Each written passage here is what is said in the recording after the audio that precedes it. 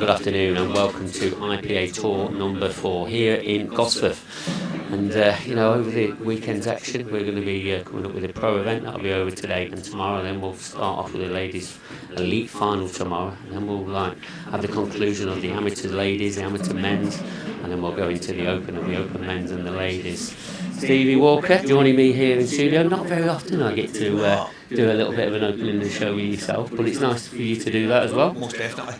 I was just speaking about it right now, this venue, this arena, the players that are here. I'm excited to be here, especially sitting right next to you, so yeah, ready to go. Yeah, and this venue, we're only just next door to the previous, where we was normally in the hotel. Yep. It's not a little bit bad walk, but obviously it might be a bit of a tricky walk coming home tonight. Yeah, it's pretty dark. It's not very lit up, but it's a 10-minute walk to a lovely venue like this, nice hotel.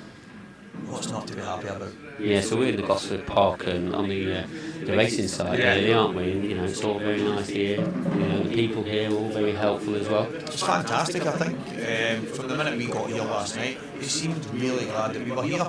Maybe a different type of buzz, a different type of sport, obviously, at this area. So, yeah, the people have been great and something new, something different for us as well. Yeah, absolutely. We started at 9 o'clock this morning and it doesn't seem to have too much of an atmosphere at the moment, but it's still very early days. But the players have really adapted very well to the conditions. Yeah, definitely. There's a lot of space. There's loads and loads of area all around the tables. I think as the day goes on, you know what it's like, the buzz will get a bit more, and yeah, I think it'll be fantastic. We've got a great day pull ahead, especially on the stream, so yeah, looking forward to this. And you was with us last tour back in July, the end of July. It seems like many moons ago. It really does, doesn't it? Do you remember some of the finals and that? Let's talk about the pro final last time. Yeah, I think at that final I spoke about Mark Farnsworth at one of the events in Scotland, where I think it was 11 out of 13 frames he had dished, and then I spoke about in that final, I think every frame he won was a dish, even though he lost it to a man who's absolutely on fire, I think this year, Gareth Hibbert. Yeah, world champion, of course, back in February and that, and just seems to don't go away. He just gets better and better as he gets older and older. I've said a few times, he's probably the inspiration to anyone out there, because people saying, the older you get, it's just a lot more tough. Gareth Hibbert's your man. He just does not go anywhere. His ability's frightening, but his longevity in the game, and he's a nice guy. And it's not always about the men's game as well. We've got the ladies' game in the elite final last year, 2 new finalists in the final. Tell us a little bit more about them, because obviously they're from your part of the country. Yeah, well, 2 people that have obviously done a lot in Scotland, and then bumping heads. Ashley obviously coming out on top. Avant, really, really good player. These 2 are always at the business end, and as I say, they've got numerous titles between them up the road, so getting one of them over the line, the elite ladies, is obviously massive. Can they do it again this weekend? Yeah, I think that's going to be interesting to see how the others respond now. You've got Deb Bircher as number 1 seed, Rachel Tucker as number 2 seed, and then there's the others always coming through as well. It's now, how do they go about it to try and push Ashley O'Neill to get that title back? Exactly, and I think that's probably the case now with the elite ladies. They're all pushing each other, they're all improving, they're all getting better. Just like the men's, everyone's obviously vying to get to that top spot. Can you be the best? And right now there's so many of these ladies that have got a chance of going all the way, so it is exciting times in the elite ladies, that's for sure. And we'll quickly talk obviously the amateur events. They've already started, and then we'll talk about the open event. That's a good thing about the IPA Tour, you mix the professionals against the amateurs, so it's a good thing for players coming into the IPA Tour, do you think? Yeah, I think it's massive. Myself personally, when I started playing, you get the guys that will say, I've got a nightmare draw, I've got Mark Boyle, I've got Mark Farnsworth, I've got Dan Davey, and I'm like, I'm here to play these guys. And I think 90% of the guys are, but if you're not coming to play against the very best, then it's the wrong place for you. For me, playing against these guys and getting the opportunity to play against these guys is what this is all about, and that's what the Open brings. So, yeah, it's fantastic for all of us. And the Open final last year, Mark Boyle against in July, Mark Boyle against Dan Davey. Dan Davey, a bit of the man of the moment do you think? Yeah, I was speaking about the guys that are on form. Dan's obviously one of them. Mark Farnsworth, Gareth Hibbert, they're always at the business end, but I think Dan right now is probably the player of the year. He's probably just edged it. he just doesn't seem to be going anywhere, and he seems to be getting better and better every single tournament he plays. So yeah, for me, Dan is the man right now. Yeah, and obviously he had that win in the Welsh Grand Prix, because we weren't all quiet throughout August as well. We had that event up there in Wales. Yeah, that was fantastic. I travelled down with Mark Boyle, Liam Dunster, the Scottish contingent that went down there, and young Gio was down there as well. But it was a fantastic event put on. Abercrave, the venue was superb, the people were brilliant, and another IPA event which was superb, and Dan was just, he was unplayable again. I just get excited every time I'm involved, every time I'm at these places, so yeah, it was superb. And I know I've seen some of the pro chat and that you probably wouldn't have seen that yourself, but they're all quite happy that Dan's not here this weekend, because he's obviously booted a few players along the way to picking up titles. Yeah, it's mad, because I think you see people, if you win your first tournament or you get a couple of big wins, you seem to ride the crest of a wave, but I think Dan's always been there or thereabouts. It's just now he's really at the business end, and he's taking every opportunity to get over the line in these finals. He's doing it in some style. It's not like he's just falling over the line, so I think right now probably Dan is the man to beat, and he's not here. Well, obviously there's two men now just waiting to come along this pro first match, and Harry Peart against Kian Monaghan. You know, the young game's in pretty good hands as well, isn't it? It definitely is. You were speaking a minute ago about Harry and how quick he plays the game. Kian's no slouch either. Two of these guys very attacking, they like to go for everything they can, and both of them are, I mean, the game's in great hands, fantastic future, but these two, they're a big part of that. Well, thanks very much there, Steve, and thanks for joining me, and I know no doubt you're going to jump into the comms and that, but we'll go straight over now to Dan Fairway, who's in the comms, and we'll get this match underway. See you shortly. Thank you, Pickers. Lovely words from both Pickers and the man who just sits now down next to me, Steve Walker. Thank you very much, mate. Good afternoon, and good afternoon to all of you at home at this ever so slightly later time of about quarter past three. We're getting going in this first round match between Harry Peart and Kian Monaghan, as our two experts in the studio alluded to. Two of the young, bright talents in the game. First to 8. Which one's going to come out on top? Any predictions, Stevie? It's a tough one. Looking at these two, Kian, probably last year for me was standing out. I mean, obviously he's ended up in the professional ranks now. He just seemed to be one of these kids that was just destined to be there. Harry is just so attacking, so quick. It's a tough one to call. Harry, in I think the last event, a lot of the things he was going for, he wasn't getting. He was making some mistakes. I think the pace of the game, his game just kind of, I mean, you see it right there. It's just ridiculous. Yeah, he just doesn't mess about, but that's obviously his strength. He's got to where he is playing that way. I think once he kind of gets used to these situations on the TV table, I don't know if there's a bit of an echo there. Yeah, if you can hear that echo at home, apologies, we'll have a look into that. It might just be us. Yeah, hopefully it is, but I think these two are, I mean, the two bright futures that both of them have got, and I must admit, this is... Oh, wow. Is he on?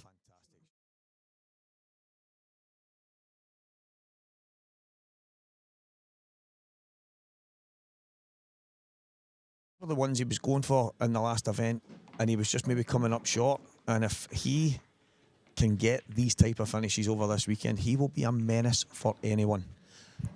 This is the second time I've watched Harry play.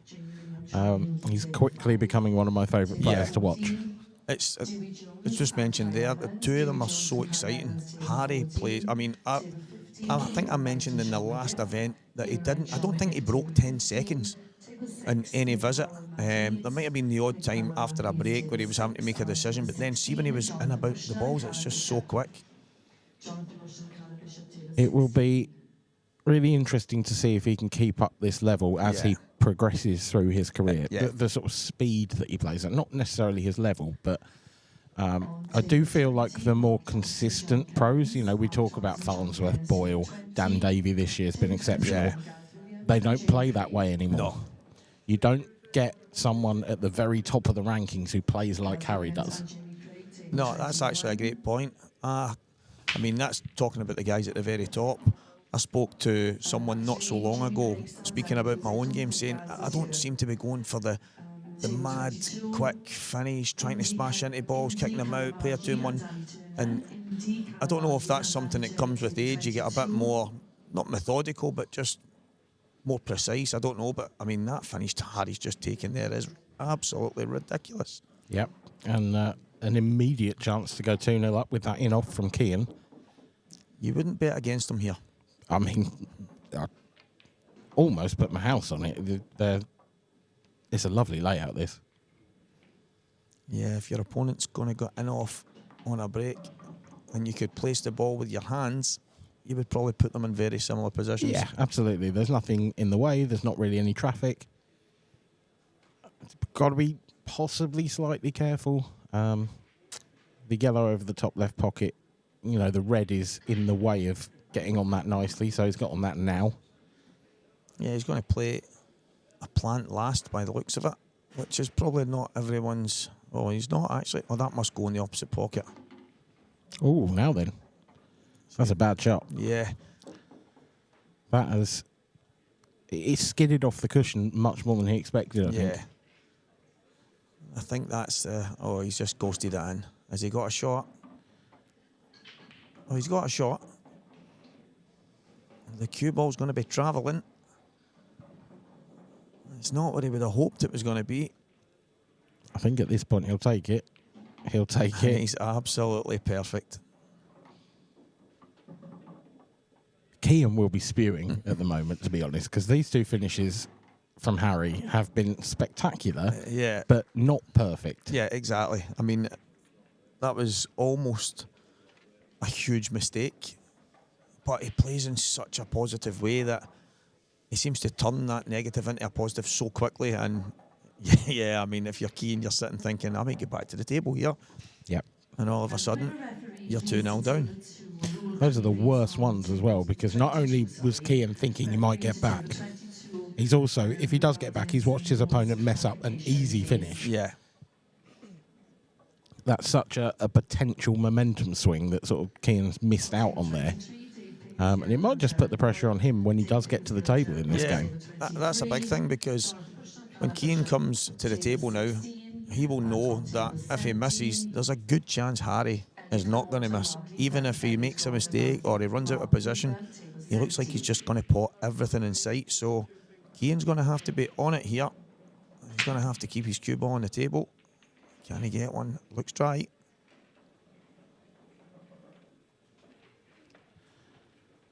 Yeah, Kian can spring out of his chair for the first time in anger in this match. And first glance, it's not bad, but it's not great. Does that yellow go into the left centre? If it does, then yellow's a reasonably routine. Yeah, he's had a look.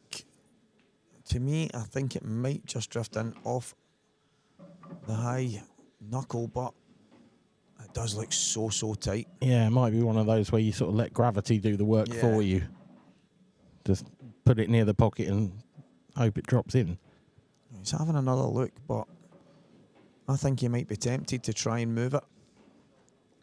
And I think he's going to go for it right now. He's going to try and cannon the red across into it. He did try that.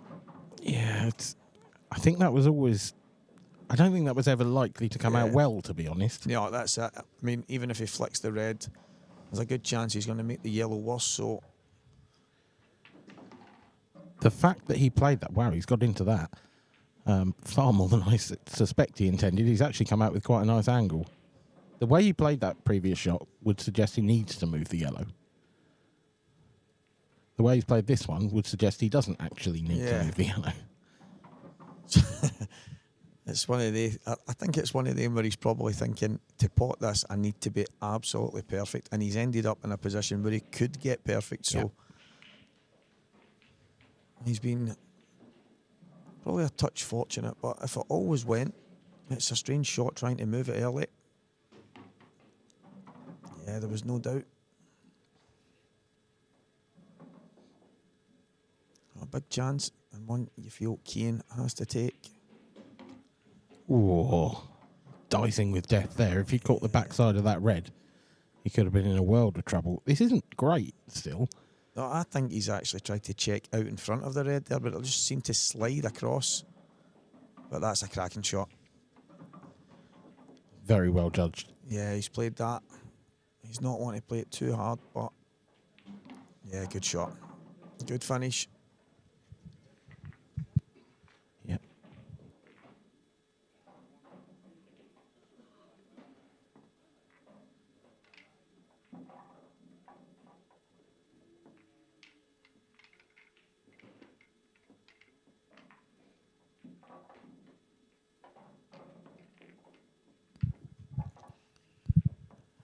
As you can see, we've got a couple of tables to pick from as well. And you can pick yourself as well if there's a different game, one of these two games that you want to watch. They are both available on our YouTube channel, obviously without commentary. So if you're bored of us, then but you still want to watch them pull, then that is the perfect opportunity to do so. Lee Shepard versus Curtis Lee there in that one. Yeah, and if I'm correct in thinking that the winner will play Liam Dunster. Be an interesting matchup. Liam, I mean, let's be honest, hasn't hit the heights this season. Yeah, it's been as much as he's done well in other events and stuff, he's not really hit the Liam Dunster heights that we're all used to. So I suppose if there's ever a time. No, I mean, he's not been bad, No. but he's never bad. But he's super steady, Liam. As you say, he's very rarely ever bad. He just hasn't seemed to get over the line, as you say. Yeah, I think maybe he's just been outplayed a bit more than usual, to be honest. You know, you look back at his results and you think, I think it was Dan Davies' first tournament win of the year was against Liam in the final. That's right. And if you're honest, with no disrespect meant at all to Dan, you're backing Liam in that No, that's 9 right. times out of 10, certainly at the time. Yeah. Now that Dan's got that win sort of out of the way, he seems to have picked up a gear. And I wonder whether, when we talk about Liam dropping back, whether it's actually just that other people That's a have good stepped point. up. Yeah, that's a good way of thinking about it, because we just spoke about it there in the studio before coming in here, that certain players, when they get that first win, sometimes then they'll go on to ride the crest of a wave. And there's a lot of people that are getting some really good runs and are improving week after week. So it might be just the case that everyone else has went up a notch, and maybe that's something Liam needs to do again then. Yep. Good shot there from Kian to get himself on this awkward red. He is not out of the woods yet, and this next shot is so difficult. Yeah, he's given himself a good angle, but he needs to cue this absolutely perfectly. Needs to take a bite. What a shot. Oh, wow. What a shot. Well, guys, if you needed any kind of idea of what Kian is here to do, he has just given you. He is not going anywhere. This is a great standard so far. 4 frames in. 4 brilliant finishes. Yeah. These two are putting on a show. This is exactly what you want for the opening match. 2 youngsters going head to head in phenomenal fashion. Some of the shots we've seen already could be highlight reel moments, and we're only in the first match on the live stream. So, yeah, don't go anywhere, guys. This is a cracker. Here is the state of play on the outer tables, and you can see we've got 24 beautiful Supreme tables here this weekend in Newcastle, and well, it's just a lovely venue. It's our first time here at the Gosford Park race course. We're normally in the hotel just down the road, but I have to say this is an exceptional venue, and if you're in the area, I would strongly recommend popping in, saying hello, and watching some great pool. Yeah, I mean, when I walked through the doors last night, I did not know what to expect. And the first thing I seen was the size of the place. And I was like, wow. Not just that, the space around the tables. There's loads of areas to sit and watch the pool. You can go and get some food. It's just a fantastic place to play pool. It's first class. Now then, Harry isn't going to mess about here, but there is an obvious problem, and it's the yellow down to the bottom left. So has he spotted a gap where he thinks he can get on that. Yeah, I wonder if he leaves it to last. And I think that's exactly what he's going to do, but... Oh, this isn't great. It's not going to be easy. Oh, he's pinched that just a touch. That was a good shot. You hear the players say every now and again, you have to just nip it. And if you get it right on the cloth, you can hold it, and he's cued it well. So he's looking to get himself the perfect angle here that he can just drop that in and play the cue ball into the red to the right of it to hold for the 8 ball. And if he's on it, that's great, but it's really tight, man. Yeah, and the fact that he's not played it, this must be tight. Loads of side on it. Yeah, I don't think he was on it. It was a big risk to try and land on that. Yeah. That was his initial thought, and he just went for that finish, knowing that he'd have to play that shot. But it was a vanishing gap that he had to get into. Yeah, I mean, it was, as you say, for the potting angle. Even if he gets the potting angle, that's not an easy pot. But I think the only place it was ever going to be perfect would have been on the left-hand cushion, and that is a risky shot in itself. So it was always going to be tough. Unfortunately for Harry, he didn't get it. And Kian, he's definitely not going away. He's got a chance to go in front. Now, in fairness to Harry, I think it was always going to be a difficult finish after that break because of that yellow. That yellow was kind of in the way for the red, so he had to move it. He had to go yellows because of that one, but he didn't really have a great chance to get into it. No, that's, I think, probably the yellow that was over the right middle. If he gets on that early enough, he can maybe use that to come off the bottom cushion and maybe go into it while he's still got yellows on the table. But leaving it to last was always going to be risky. And unfortunately for Harry, as you say, he didn't do a lot wrong. It was just one of the things where that ball was always going to cause him some problems, and it ends up being the ball that cost him the frame. It's 3-2 to Kian in double quick time. These two are putting on a show out on table. I don't know if it's table 1 or table 2, that one, to be honest. We'll have to find out. But it's Lee Shepard against Curtis Lee. And as we've said, that one is available to watch in full right now on our YouTube channel.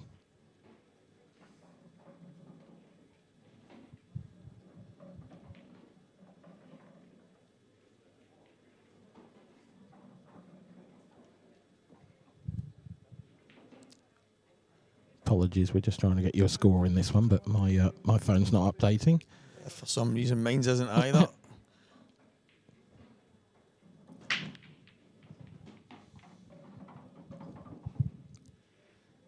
Kian's made a ball off the break. What's he got available to him?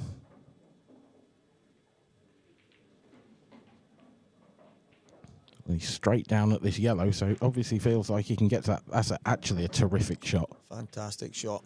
That's so much harder than it looked to do.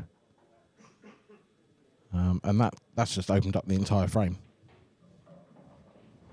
That's almost frame ball.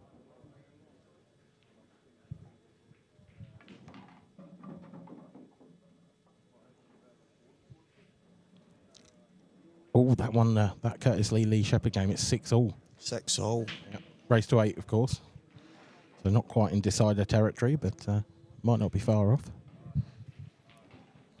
And it looked like Lee had a chance in that one, so we will keep you updated. McKie. Oh, there you go. That yellow for the black. For Lee to get on the hill.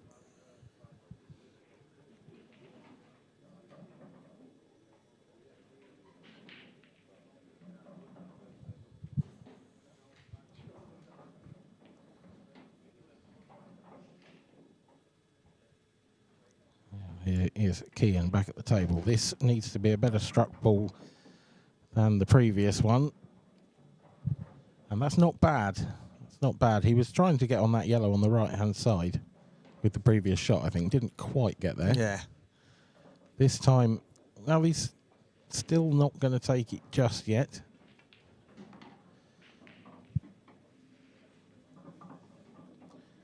So that'll be his second last ball now, that yellow. So I needs to finish nicely on it now. And that looks pretty good.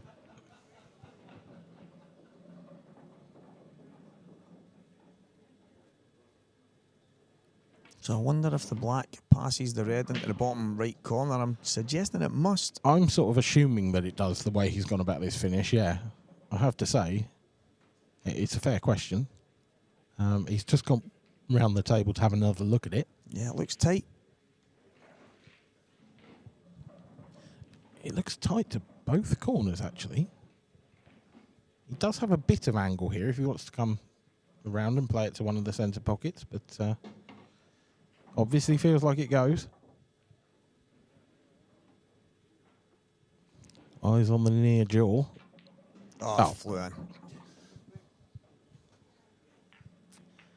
Cool as you like. And after that opening blitz from Harry Peart, Kian Monaghan has reeled off 4 frames on the spin and is looking very, very good indeed.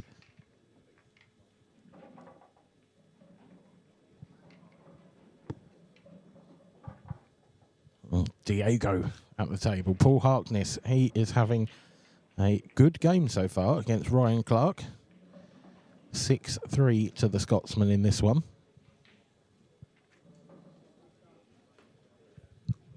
This is on table 1. And this is table 2.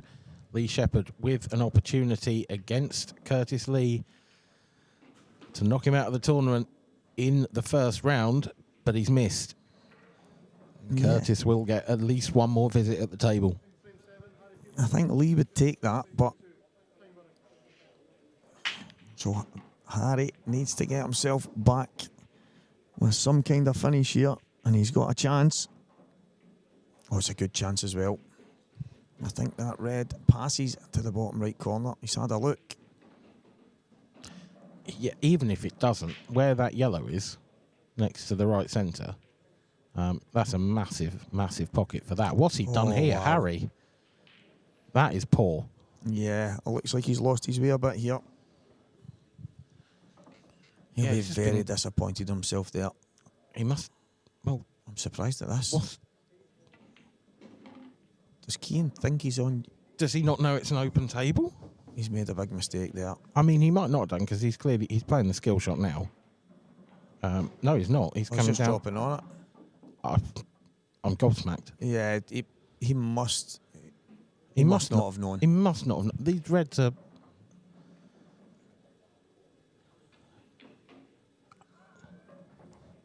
Yeah, there's no... it just... I'm lost for words. Which is very rare. Not great for 2 commentators to not be able to say anything, but that is... I can't believe that shot. I cannot believe it's going to what cost him Kian's done there. It's absolutely insane. Yeah, because that's gone from bad to worse, because that red that we weren't sure about, he's got a big pocket and 2 pockets for that now. And Harry's going to play... Oh, needs to slow down. Yeah, I think Harry needs to slow down a touch. Have you met him? He lives his life in the fast lane, that's for sure, but I think even if he just a tiny, tiny bit, it would make a lot of difference to his game. He's already fantastic, don't get me wrong, but as the way he plays, it's the way he's played has got him into the professional ranks, so who are we to argue? But we can always have our opinion on what could make Harry better, and I think if he just slowed down a little bit... 100%. It's easy to say as well, but it's almost painfully obvious watching him. But not all the time. It's obviously his natural game. You don't want to disrupt someone's rhythm. But there are moments where you just think, that 2 seconds. That's it. Take a deep breath. Just a little step back, just for a second, and it would definitely take... I think it would take his game up another few notches, because he's got so much ability. It is frightening. Like, even there, although he's fine, he only had to come back an inch or 2, but... I suppose it's... The other thing is, and we've all been through it as players, I think, when you make a change to your game. And, especially something as fundamental as the pace you play the game at. Yeah. you're almost, you have to accept that you're going to get worse before you get better. Definitely. And if you're in a good run of form, it's really hard to like switch yourself back when you know you're taking yourself backwards a little bit. Yeah, it's so true. There's a young lad, I say a young lad because he's younger than me, Elliot Sanderson. He plays American pool. He's a fantastic, he's what a guy. But he went and done the sight right coaching stuff. He went and done the exams to become one of the coaches. He came up to Scotland, he now lives in Glasgow. And I thought, you know what, I'll give that a try. And I am, honestly, my head was fried after a 3-hour session. And I went into a tournament a week later, and I did not know what I was doing. I was counting feathers. I was stepping. I was looking at I was all over the place. But within probably 5-6 weeks, one of the guys that I've played a lot of pool with for a lot of years, Scotland International, and he was saying to me, I don't think I've ever seen you play so good. This is the best I've ever seen you. And I'm like, I didn't even realise what I was doing different. But obviously, eventually, as you say, that step back, I gradually started to improve on it. And it's just, Harry's obviously got so much frightening ability. He would have to accept that maybe for a couple of months, it might not be feeling as fluent and as the way he's used to, but I do believe that he would be levels above within that time period. But it may just be that times on the TV table, he's just a wee bit over. It's entirely possible, yeah. Well, it's 4-3 to Kian, and Kian's not hit those well at all. And I wonder whether that last frame, you know, we talk about momentum shifts. I wonder whether that last frame might just be one. Because Kian absolutely, definitely should have gone reds. And inexplicably chose the wrong colour set.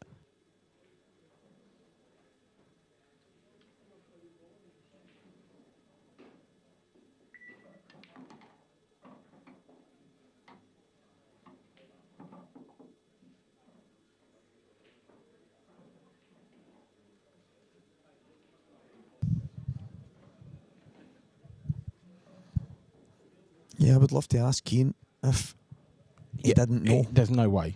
There's no way you take reds there unless you, And, you know, I mean, we talk about concentration and you know, Harry's concentration, but actually, if that is the case, that's a massive lapse in concentration from Kian.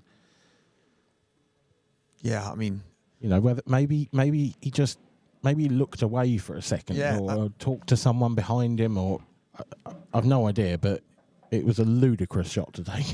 Yeah, I mean, I've actually got into the habit when I don't know of having a quick count of the balls and think in that situation, Kian just looks and says, right, well, there's 6 of one, 7 of the other. Yeah. But so if he's played a second shot, he obviously got that one off the break. Yeah. So, but, I mean, I'm pretty sure you can ask the question. Oh, absolutely you can. So, yeah, you can ask the ref. I think he's just, I mean, I don't even know what he did, but as you say, there's no doubt. I expected him to just run that through and leave it in the middle. So did I. I didn't even think it went in the opposite corner, so I just assumed that exactly as you say, that's what he was going to do. If it does, he's got a nice angle, and that's... Oh. But he just keeps potting them. He does. Can he do it one more?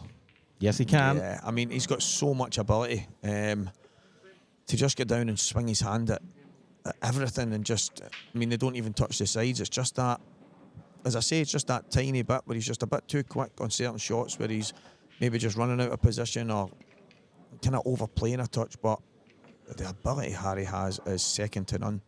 Yeah, as a natural potter, I don't think I've seen better. Yeah, it's actually frightening. He just goes down. You'd think everything was hanging over the pocket. He just goes down and bangs them in. But I'll tell you what, it's a worry to everyone else if he does kind of calm himself down and go up. If he goes up some levels, he will take some stopping in the future. Well, back out on table 2. Lee Shepard must have knocked Curtis Lee out. I think we saw the sort of tail end of that. Yeah, they've obviously not updated it, but... No, and this is Connor Davison against Darren Cook, 2 first-year professionals. Connor is a man I know a bit more about than Darren, to be honest, because Well, he's not that local to me, but I've played him in a few local comps. Right. He actually lives on the Isle of Wight. Oh, right. Does Connor. So he's on a European tour today. This is the International Open. So, one of several islands represented is the Isle of Wight, as well as Malta and the Isle of Man. And Yeah, I mean, it's becoming very international, the IPA, and it's great to see the Maltese man, Johan Attard. He's made a splash since he's got here, that's for sure. hasn't he just? Yeah, phenomenal. He had that brilliant weekend up in Coventry, didn't he? Yeah. Where he made the final in the Pro and then won the Open. Yeah, when you talk about consistent pull over a weekend, to do that in one event is I mean, I think the last one Mark Boyle took it, was it someone beat him to 0, I think. I can't remember who it was. Greg Davis. Greg Davis won it, Yeah. and then he went on and won the Open. So you can have that, one or the other, but to go as steady as Johan did in both of them was probably as consistent a weekend as I've seen. I thought that was going to be dry for a second. He's absolutely leathered them. Yeah, more balls at the top end than the bottom, but is he on that one to the middle? It's a very awkward table, this, regardless. If he's on the one to the middle, then at least he's got a starter. But, yeah, you've got the yellow now closest to the cue ball. The yellow over on the right-hand side isn't great either. He's tried to move it. That'll do. That'll do. That will still plant, I think. He was always going into that there. And as you say, it's not the worst. He can just drop the plant in. Now, do you take the 3-ball plant here and try and play it in such a way that the red in the middle of the plant pops its way out and leaves the yellow near that corner? He's not playing that. He's tried to get on it. This has gone badly. Oh, no, it hasn't.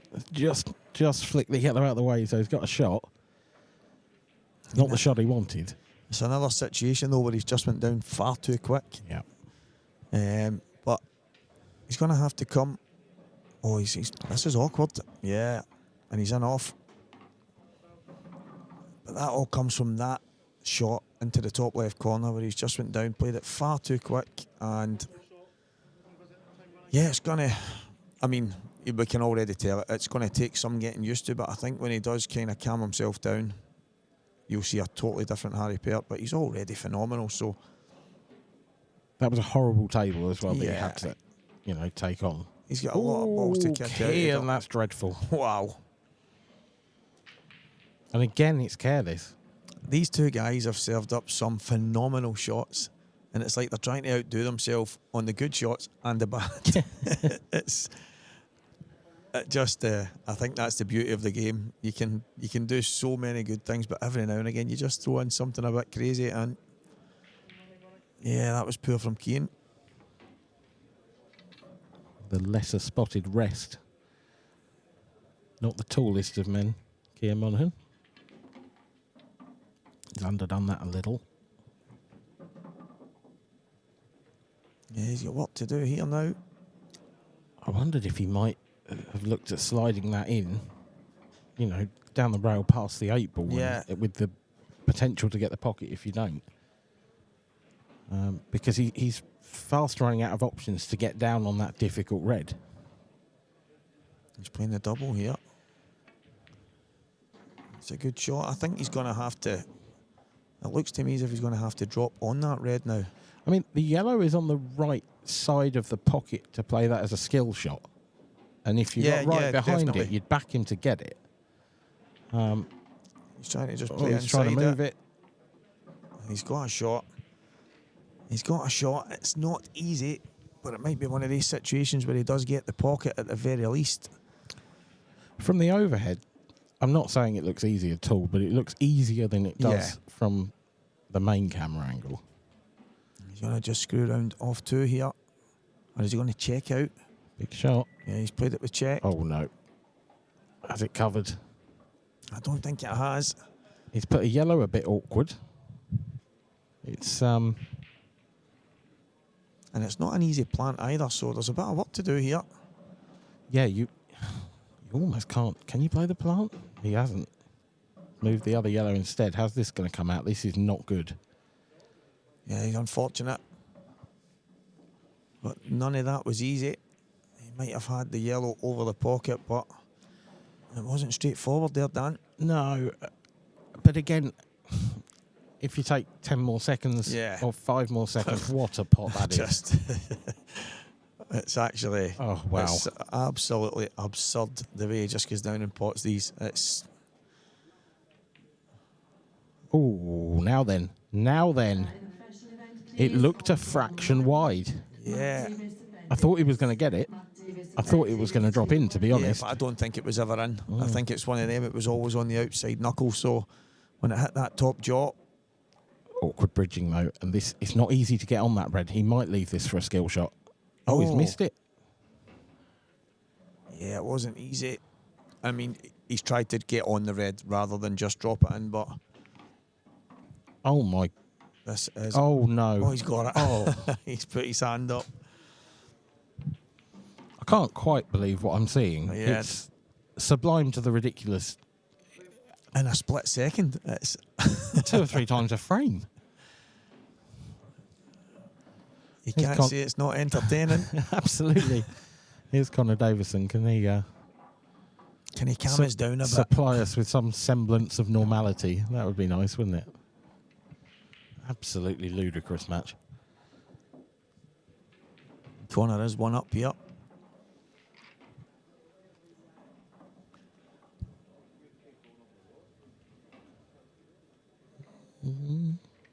Slightly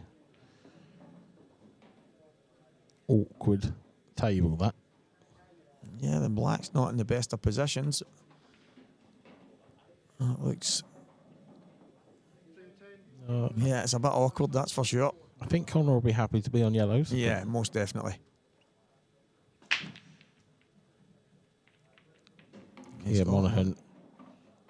Oh, if that yellow stops, which it has, it's a great chance on reds.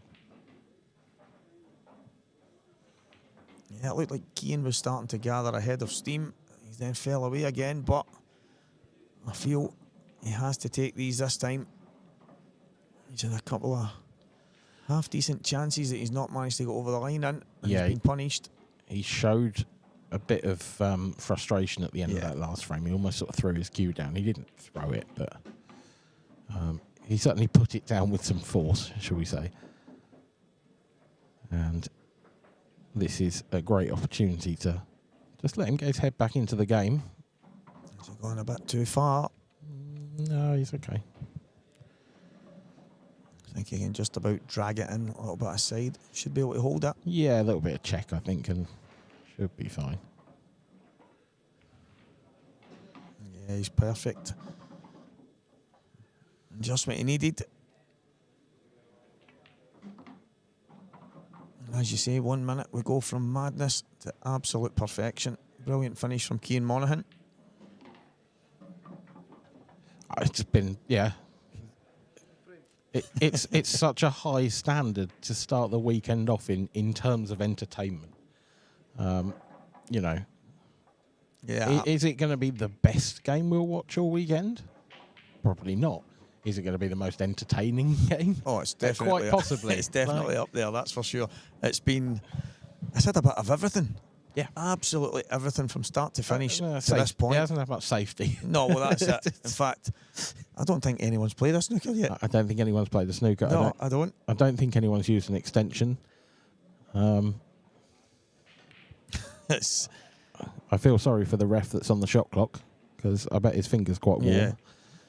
It's been 100 miles an hour. Yeah, you can't say you're not entertained when two guys are going at it like this. They've played some ridiculous shots. They've played some crazy shots.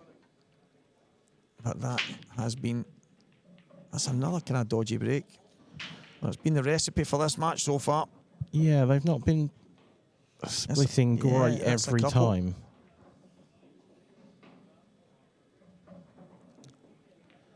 I mean, it's not the worst. If you could play yellow onto red here, but play it softly so that you don't cover the pocket with the yellow. He's gone the other one. And that's not bad, but That red behind the cue ball now that's his most difficult ball by far. And he can get it now. Could move it here, yeah.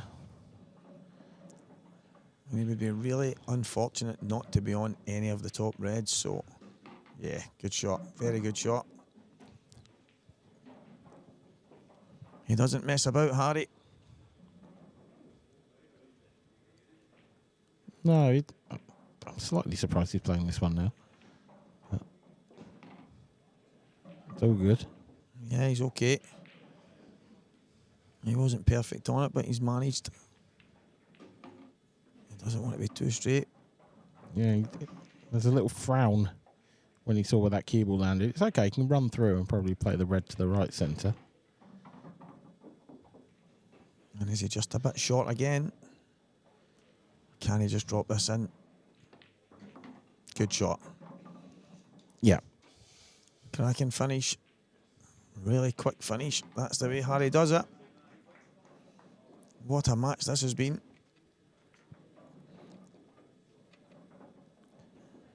Yeah, these two providing us with a great watch here on your Friday afternoon. If you're just finishing work and getting ready for the weekend, then, you know, good for you.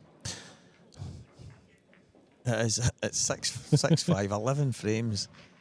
And I mean, the match is only about 35 minutes in. What time did we start? It's about quarter past, yeah. 20 past?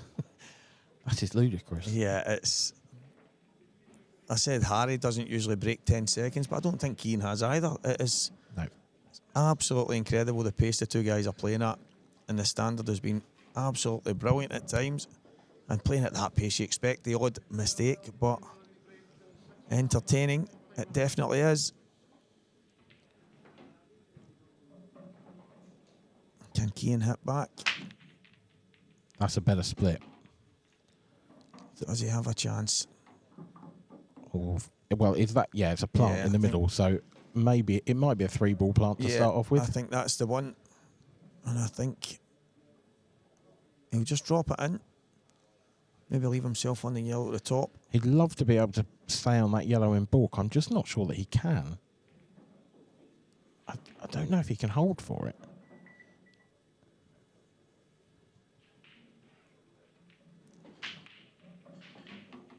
He could pass straight through, so he's okay. Yeah, I think that's why.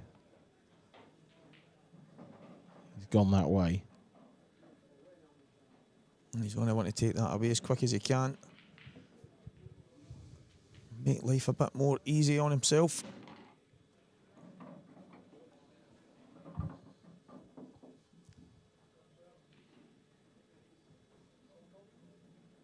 He's just not quite in perfect position yet. Yeah, he's kind of between a couple of different shots. One good shot and it's over. I do think this is the shot. I'm surprised he screwed that. Wow. Yeah, just that yellow surely doesn't pass the 8-ball. Yeah, I think if he just came round to wear that red on that right-hand cushion, he would have had options. Maybe play the yellow on the top, left-hand corner, and then it's yellow to the middle, bottom corner, black. But he's put himself in a lot of trouble, but just above the middle and out. Terrific. That's a terrific shot. Just the right angle to stun across. Needs to run. I meant hold up. Or run. He'd have taken either. This is missable now. Blind pocket.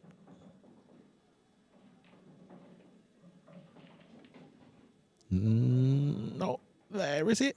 Is it? No. Unfortunately. And it's probably one of the things that I'm loving about these tables. When you miss, mostly they don't go in. And that has been a massive, massive plus since these tables have came from the last event to now.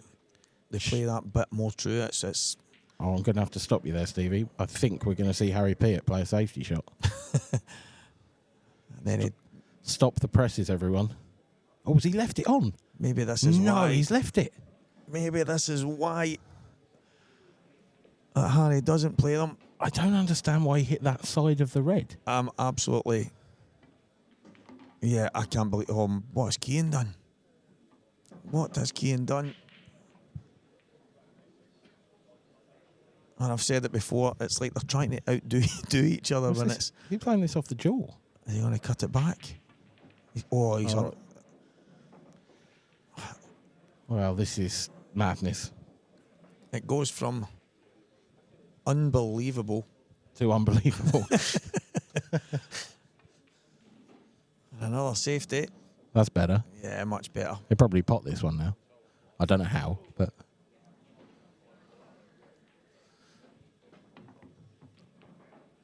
He wasn't far away. A massive chance for Harry now to get one away from victory in this first round tie. And I have to say, I fancy him to get these. But we have had a few mistakes.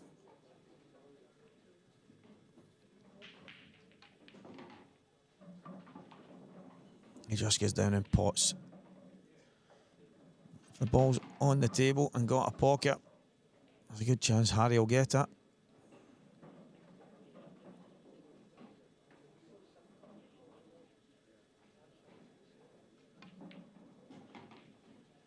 Yeah, he's absolutely perfect.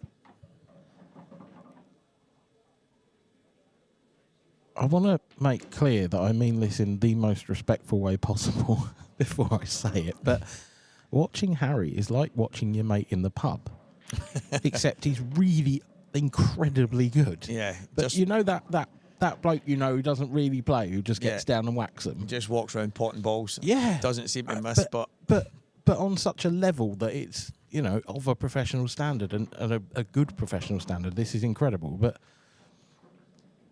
you just watch him sometimes and you just think, how do you play like this? It's awesome. Yeah, it is actually like it's nothing to Harry to just go down and pot them from anywhere. It's quite frightening. Now then, out to table one. Ben Davis and Matt Davis, who I am reliably assured are not related. Good to see Ben back. Isn't it just? Now, that is my favourite player to watch. I love watching Ben. He's just so nonchalant sometimes. Yeah, it's in a similar vein, actually. It's just not quite as quick as Harry. Yeah, he's different class. I've only played him once. It was in the Open in my first ever IPA event, and he beat me in a decider, 7-6. Oh, and good effort. The standard of the match was ridiculous. Probably one of the best matches I've played, and I broke in the decider. And honestly, this is probably the best break I've ever done in my entire life. Balls were trying to go in everywhere, and the finish, Ben was left. He never even had to hit a cushion. He just stopped the cue ball on every ball. Sorry, Stephen. That was it, done. Sickening game, isn't it? But he's a class act on and off the table. I remember I played him at the Worlds. It was my best run. I got to the last 32, I think. And got drawn out against Ben Davis, and I thought, I'm well up for this. And he absolutely destroyed me. But there was a moment in the second set where I had a bit of a renaissance, and then I had a massive kick. And I just heard his Welsh patter from behind me. He goes, oh, that's not a kick, that's a volley. What a shot. Oh, hello. Oh, my. Just incredible. He is incredible, Harry. Am I right in saying that this is 7-5? I've just watched you sort of look down and look up, and I'm now doing the same mental calculation as you, but I'm fairly sure that this, if he takes these out, he wins the match. Yeah, I think there's been a lack of an update on the scoreboard. I'm sure that last one was for 7-5. There we go. Yeah, there we are. Just a hair short on that last shot. But it is a nice angle to come back down for the 8 ball. Just like it's nothing. Honestly, it is absolutely insane. He just goes down and pots them. Like I wish I could. What a performance. Absolutely Harry Peart class. runs out an 8-5 winner over Kian Monaghan.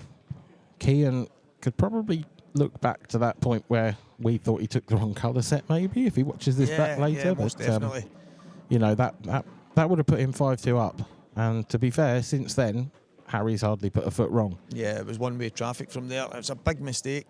And if he did know and he still decided to take those balls, it's still a massive mistake. So as turning points in matches go, that's probably as big as you're going to get. Both of them made some mistakes, but Harry in the end was absolutely frightening.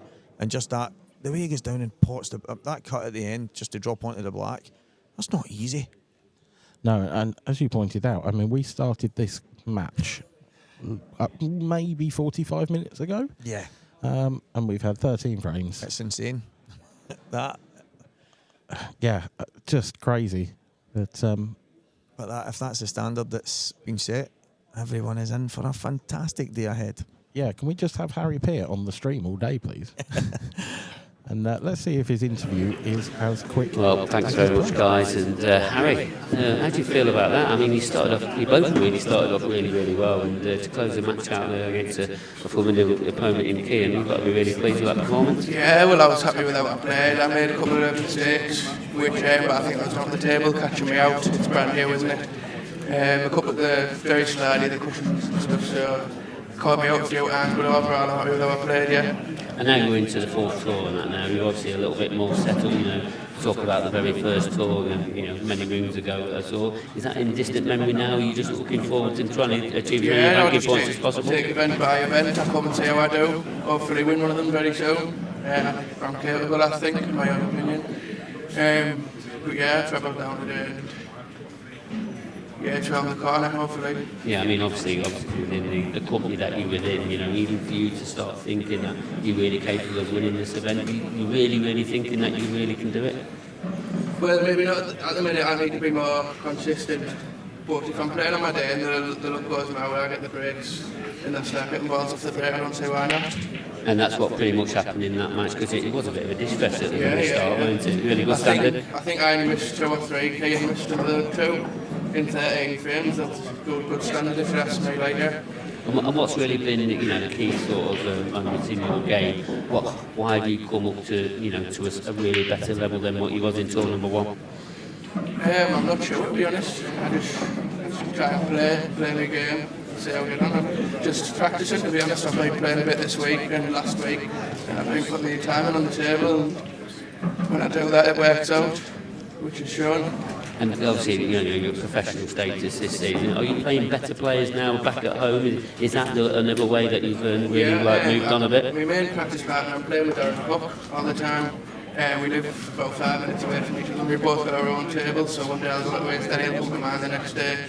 We're both on the Pro Tour now, so it's good practice for us both. Yeah, because obviously, I mean, when you're from the North East and that, you're absolutely dripping in quality players around there, so it's very hard not to play a good player. Would you say that? Yeah, you're right, yeah. I mean, it's not as easy to try and organise a game with some of them, but yeah, most of the time it's just me and Darren. So yes, we live dead close to each other, so why not? And you personally, I mean, obviously, you know, you've played the odd money match, etc. Now, are you playing a lot of competitions as well? Is that why you're getting a little bit sharper? No, I don't really play in competitions apart from the IPA. Round our way, it's most of the time you're not allowed in half of them. And the ones that you are allowed in, they get run once every 6 months, so you don't really see many competitions that you're allowed in. But these IPAs are every couple of months, so I just come here, put the practice in beforehand and see how we get on. And how you find the professional status? Obviously, you being a young lad, you're going to play every time. You know, you go out to be playing at 9 o'clock this morning. Obviously, being a pro event, you always start a little bit later. Have you adapted quite well to that, do you think? Yeah. I mean, the second event, I got to the quarterfinals, and then I got beat 9-8 for Clinton, and we were going to win it. So I think the opportunities are there. It's just about doing it on the day. And I think you mentioned, obviously, the table can catch you out. It's just about trying to find that consistency now to try and, you know, and keep beating these top players. Because, as you say, you're more than capable of doing it. Yeah. It's on the day, isn't it? Well, just how it goes. Yeah, it is. And I see you've got quite a bit of support behind you as well. Is that fair to say? Yeah, quite a lot of people come about watching me sometimes. I mean, we won a game the other week. There was probably over 100 people there to support me. So the more support, the better, isn't it? Absolutely is. And, So, yeah. well, I'm going to wish you the best of luck for your next match, and well done for your first one. I've And, held the mic a bit closer this time. you have, probably. yeah, you get even better at that as well. So, right, brilliant stuff. Right, there you go. That's Harry Peart into the next round, and we're going to be up next with Andrew McKie and Rob Wilson. So I'll hand you over to the comms now, and they've still got Dan Fairway in there. He's got somebody new in there with him as well. Over to you, Dan. What a fantastic introduction. Thanks, speakers. Yes, I am joined for this next match by the Manxman, David Addinall, the Isle of Man's number, I don't know what, 4? 5? Yeah, you were raising the numbers quite high last time, so yeah, you're right. I'll take 4 at the moment. I'm trying to be nice. So, yes, good afternoon, David, and good afternoon for anyone joining us.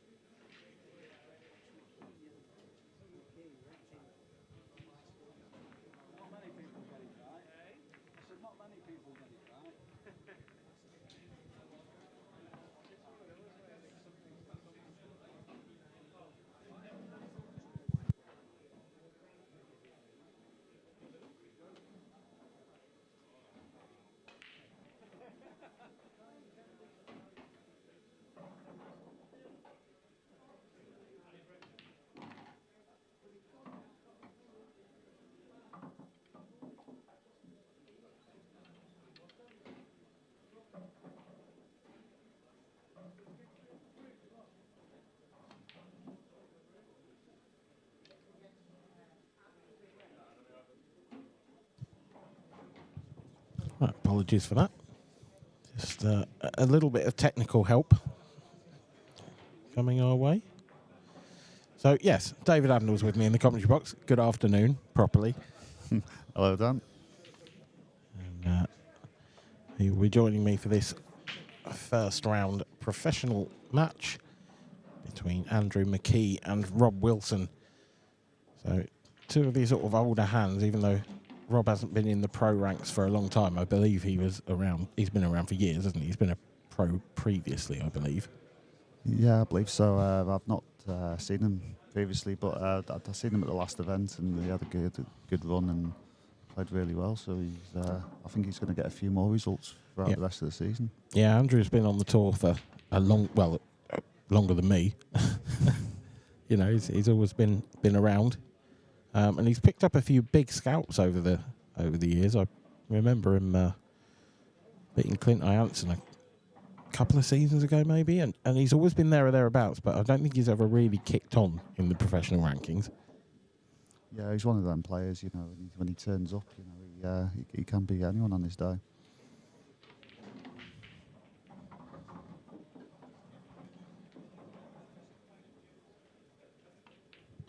I think the players are just warming their throats. So what do you think to the venue, Dan? This is the first time here at Newcastle Racecourse? It's a beauty, isn't it? It really is. Yep, there's lots of room around the tables. It's, you know, the bar is close. I like that. There's a couple of bars to choose from. There's a pub just 2 minutes walk away from here. So yeah, it's a great venue. And I've said it during the previous game, and I'll say it again. If you are in the Newcastle area and you want to pop in, say hello and watch some great pool, I firmly encourage you to do it. This is a great venue to visit. Yeah, it's definitely one of our most spacious venues. It's probably the most comfortable venue to be in with the layout, and it sets up for a really good weekend. Yeah, I love it here. I think I don't know if we'll come back. I don't know if this is a one event solution or a multiple event solution, but I would like to come back here. I think it's a great venue.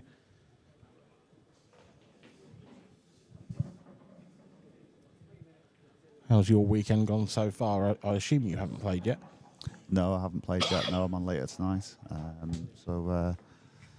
It's just been waiting around, getting ready for later. So I thought I'd come and join you for a bit. Who are you playing? Do you know? Because I know you never look at your draws, but like you must know your first round draw, right? I actually don't. You know what? I'm like, I'm dreadful. Yeah. That's unbelievable. So you know what time you're playing, Yeah. but you don't know who you're playing. No, I am dreadful. Yeah. What is that? Is that a conscious choice? Like you wouldn't want me to tell you who you're playing now. I'm not going to. Yeah, but like, yeah. It's just so I'm not thinking about it on the lead up to it. I can just turn up and play. I know it's quite unusual. Does it work? We should check McKie's score. Probably not. I would, but I wouldn't want to see who you're playing later. But yeah, no, it's just I don't think it makes probably too much difference, to be honest. It's just I'm not thinking about it on the lead up to it, and I can just prepare as normal. And, when I turn up, I kind of know what to expect. So it's just so I don't think about it on the lead up. Albeit I do admit I am in the minority when it comes to that. I mean, it's very much each to their own, isn't it? It's however you want to, do it. That's the way you do it.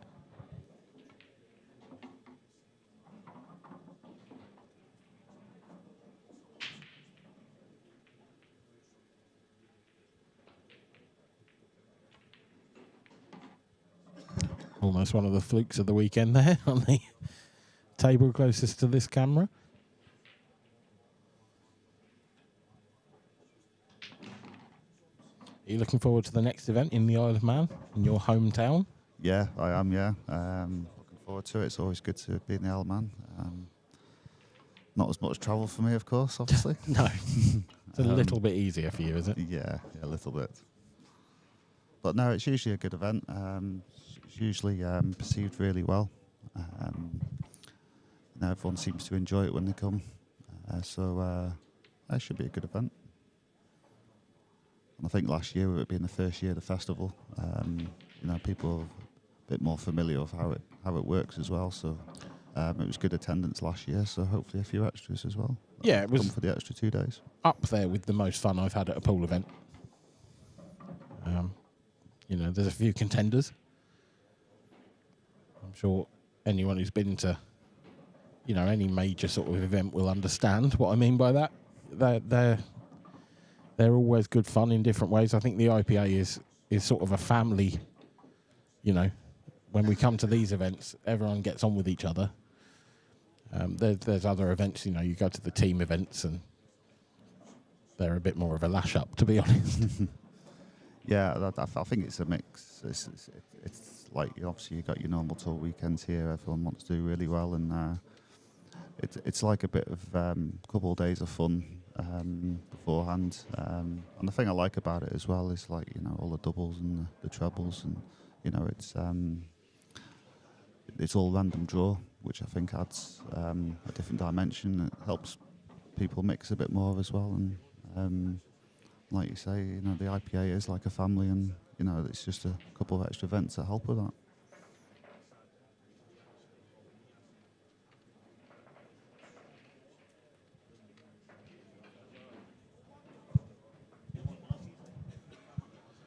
Well, I think the players are getting there, but we might just join you back in commentary when they're warmed up. So give us a couple of minutes, and I'm sure the next game will start soon. Just going to find out what's going on.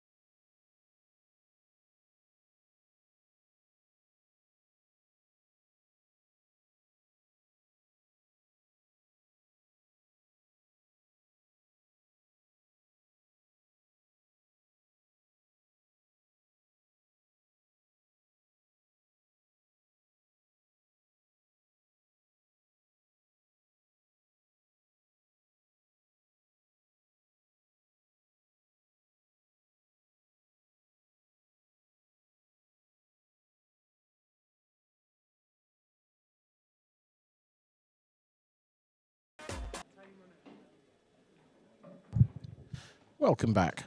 Apologies about that. So here we go. Myself and David Addinall in the commentary box for this first round match between Andrew McKie and Rob Wilson.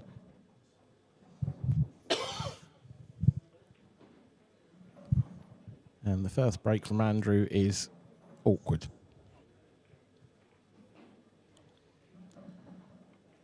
But, slightly wide with that red, but it makes it in.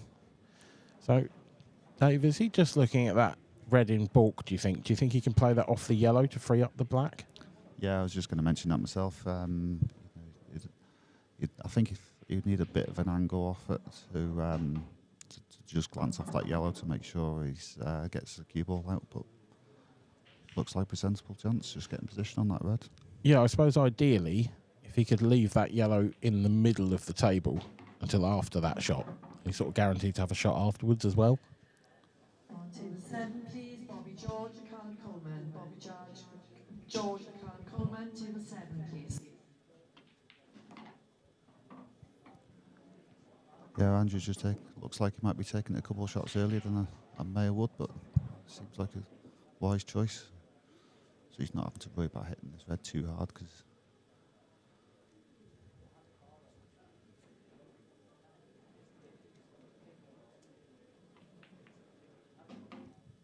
Oh, no. Oh, it's covered it. Well, it's a good thing that he's played it now because it does mean he's got an option. You know, he can take this penultimate red and leave himself an angle to go into that 8 ball. So it's not curtains yet, that frame. Good shot. That was the issue of having to hit it quite soft and thin, really, off the yellow, not hitting it too thick. But like you say, he has left himself I mean, how precise is he trying to be here as well? Because if he can just clip the yellow, then it's perfect. But if he goes into the 8 ball, then there's a chance it doesn't come out. A bit like that. Yeah, a bit like that. Thing is, I feel like if he was going into the 8 ball and the way he played it, he knew he was. I think he had to hit that much harder to try and hitting the 8 ball at that pace. It was never coming out. No, it wasn't. No, he was only playing for the yellow there. What's he doing here? Is this a safety? Is he just trying to leave it awkward or off the back of it? Oh my word! Well, I think if the cue ball wasn't there, that might have got close.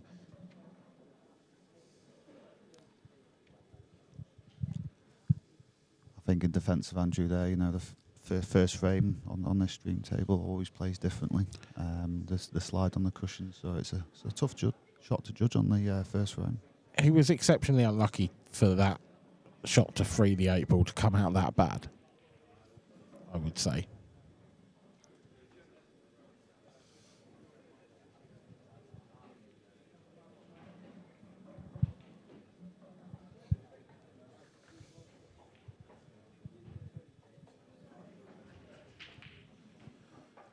So our first look this weekend at Rob Wilson. As you said earlier, he's had a couple of great results lately. That's not the best shot ever. He's tried to play safe there, and you can see why, because the yellows are all spread out around the tables. It wasn't necessarily easy to see a nice route around them. But I think he's left Andrew a sniff of this 8 ball. I think that might cut. Saying that from the overhead, I don't. I feel it might be the only shot on. I mean, it might be a bit of side, or is he playing some sort of double? Oh, wow. Well, he could definitely have potted it. He definitely could have potted it because he missed it thin. He didn't actually catch it, so the angle must have been there. Now, I don't think Rob's going to hang about.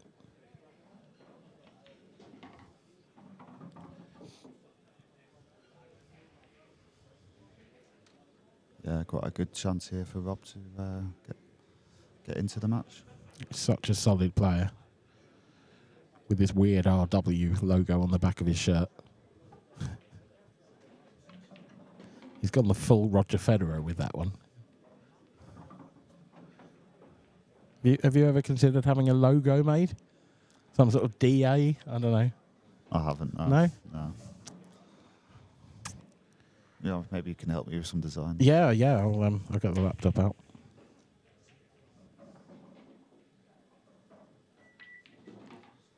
Yeah, I'll definitely want to see them before you roll them out.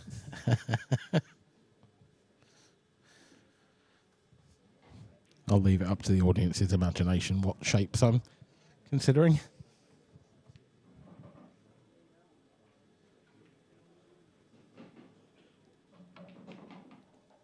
Oh, now then. He's on this, Rob, but I don't fully understand why you would play that yellow in that way. You could have just dropped that in and been on. Yeah, I think you could either dropped it in dead weight, or I think what he's trying to do is screw past the yellow. Yeah, it felt a bit risky. And it might have been, is that going to drop? It is. It actually went quite comfortably in the end, but I feel like that was slightly more generous than we've seen some of these pockets play so far in this tournament. The one match that we've seen, admittedly. I think the thing is, as well, he didn't want to really stun it because it's so easy to screw back with, these tables being so responsive. So I think it was either just trying to screw past the yellow and just caught it. Battle of the Davies out on table 2. Matt and Ben. Now, last I saw, Ben Davis was 3-0 up in that one.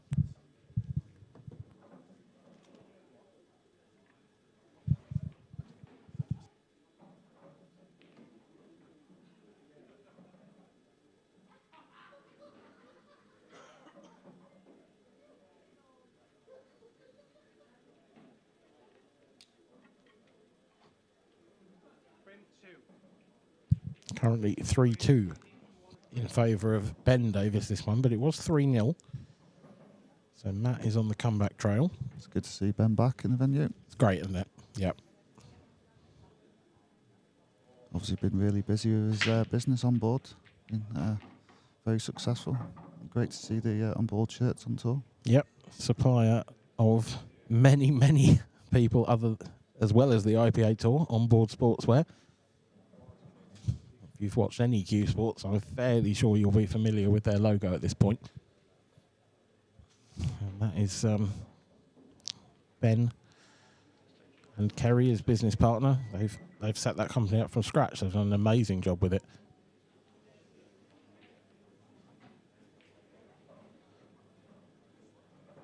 Now then, Rob Wilson for 2-0 has made a ball off the break. Choosing between reds and yellows, and it's going to be yellows.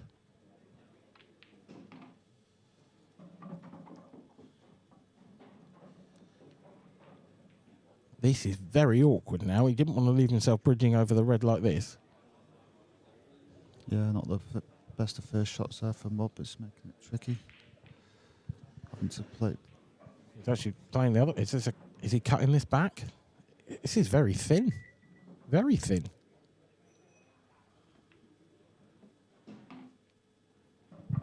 And very well judged.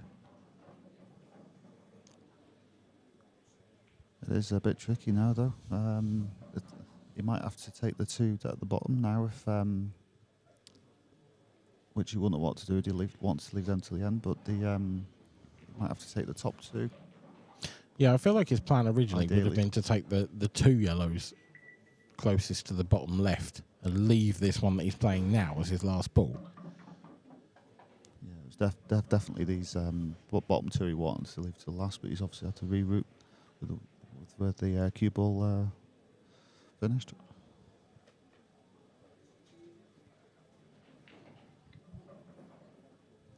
Be interesting to see how he goes about it now, because he could leave that one in this half of the table, but he's not going to. So he's sort of threading the needle here with the cue ball a bit.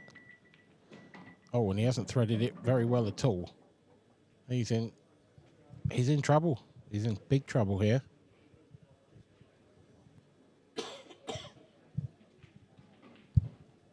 Does the yellow in the middle of the table pass the other yellow to the top left? If it does, then he can still get out, but It looks really tight. I think it might just. Sort of half a pocket.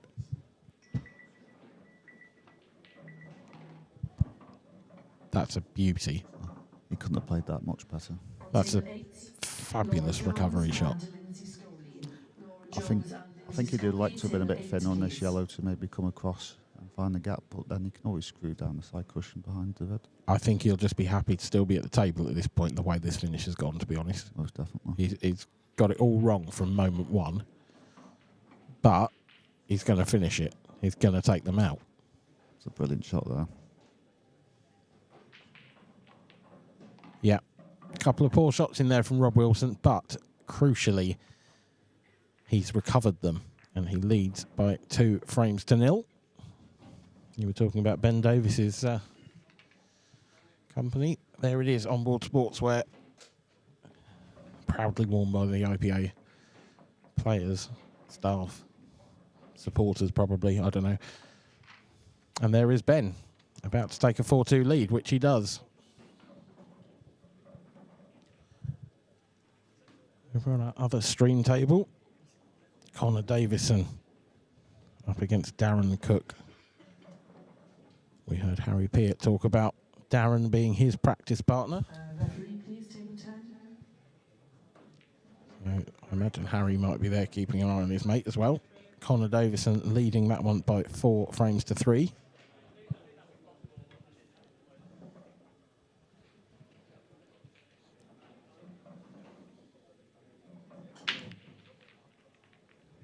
Andrew going for the cut break. He's hit them nicely, but as is generally the way with the cut break, all the balls go to one side of the table and it's a very awkward looking finish. Yeah, that can be the problem with the cut break, but didn't he hit them so well? I mean, everything was moving. Yeah, he hit them sweet. They were just all moving in the same direction. Yeah. I did notice that last time I played Andrew. His cut breaking, he was cut breaking like this most of the time. He's really got it going well. Just not too pleasant when the layouts are like this.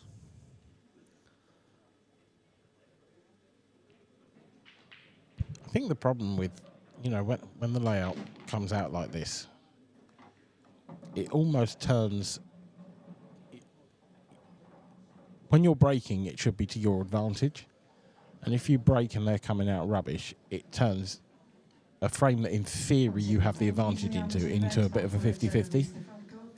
Yeah, and that's it. And then it takes a few safety shots to work things out. Albeit it did look like Andrew was attacking there. Hand up from Andrew McKie, because I don't know how he's covered that pocket. I don't know how. I mean, that's some spin off the far jaw of the middle pocket to end up nearly going in there.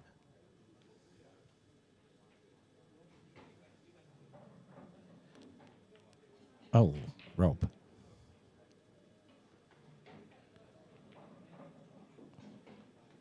I mean, surely now, the way that this has gone, Rob's got 2 reds in real trouble, especially if Andrew plays this well. Yep.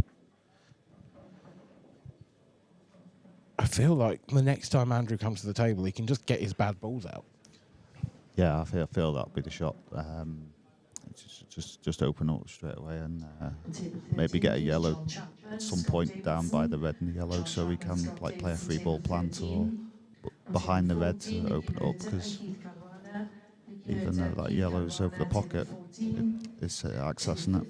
Josh Roberts, Daniel Hempel, table 15. Table 16, Stephen Walker, Stephen Bell. Stephen Walker, Stephen Bell, Now, table 16. Table 17. can Andrew see this yellow he's looking at to pop? Because if he can, then he can leave himself an angle anyway. This is the one. This is perfect, I think. I think the cue ball gets into that gap between the 2 reds and just splits those balls open nicely. Yeah, it should open up nicely, unless the reds come back on themselves and back in the same position, but they should open up nicely.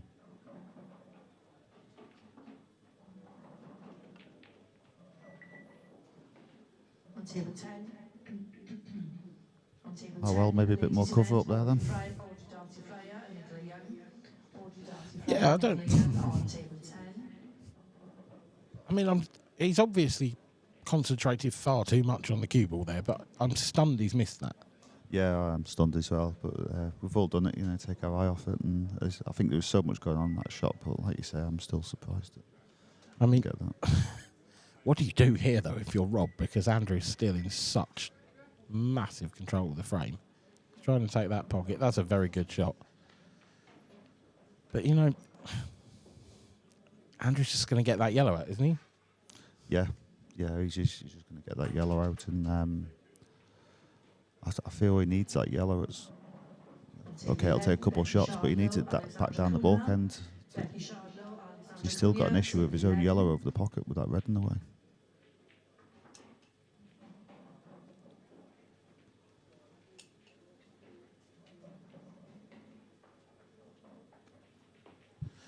If Rob's on the potential skill shot now, would you play it? If he could pot that one closest to the cue ball into the right centre and go into the red and yellow, pot the yellow. I think he would, as long as you had an angle on the ball to get out the other red. He may not have the right angle. But it's getting into that position. It's going to take a few shots to get into that position.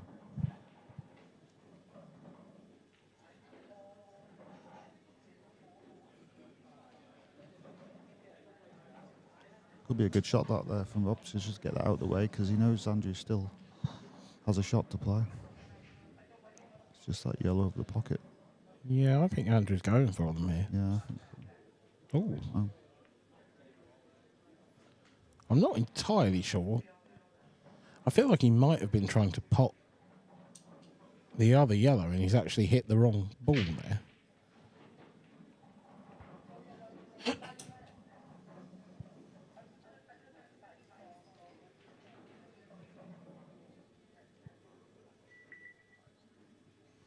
I'd be seriously tempted, and I know he won't, but I'd be seriously tempted to look at the skill shot here if I was Rob. Because to me, he could play that, you know, the skill shot, not the one where you screw it, the one where you top through into the ball again, if you like. Yeah. That one over the corner pocket, I think is ripe for that shot. I think the other option is to get the red right on the yellow so you can screw them both in. Yeah, possibly. But it's getting the cue ball in position to be able to set that up. But I feel they're both in the same position here. They both need a ball up there to disturb them too. And this is where the frame could turn to Rob's advantage. See, if you were going...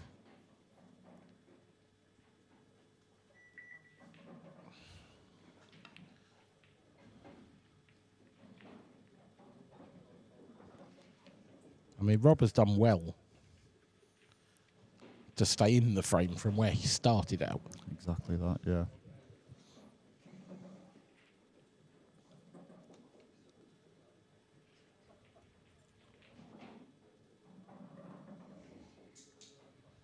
Andrew's played a decent shot there, to be fair, to get that yellow out of trouble. I just feel that Andrew's got easier breakout balls to go into that, but Rob still has chances to do that as well. Yeah, I mean, to be fair, I think that red near the right centre, you can finish just a bit low, you know, just sort of below the opposite middle pocket.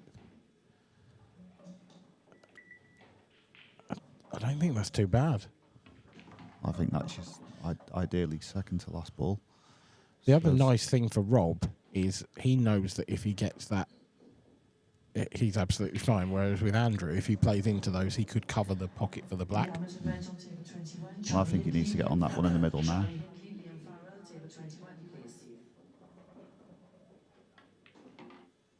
He's not going to. I think the reason how they've gone for it now is because you still have this red down the bottom.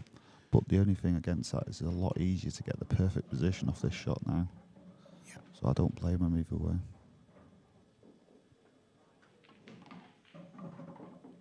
That is the perfect position as well. This this is ideal. All he has to do really is avoid the 8 ball. And also not stick on the red. Yeah, true.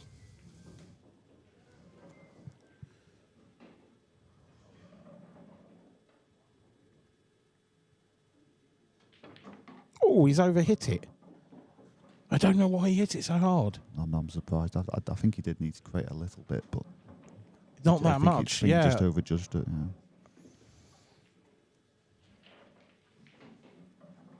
He's just misjudged the throw of the cue ball there, hasn't he? It's Yeah. And the thing is, he knew he had to get some on it. He had to play it to widen it a little because the pace he had to play it at, but just too much. big skill shot now. He's going for it. No, he's not. Yeah, I don't think the skill shot was on there. I don't think anything was on there, to be honest. I just sort of assumed that might be what he was trying. What an opportunity then for Andrew McKie to get on the board. You will not get an easier chance at this level.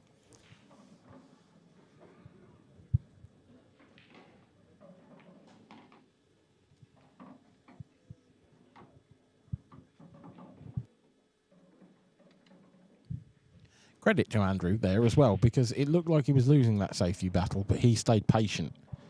Yeah, there were exactly. moments where he could have gone for something outrageous and he didn't. He thought he just let his opponent. You know, it's a risky tactic. It may not have worked, but in this instance, it's paid dividends. Especially with the clearance that these guys are taking out, you know,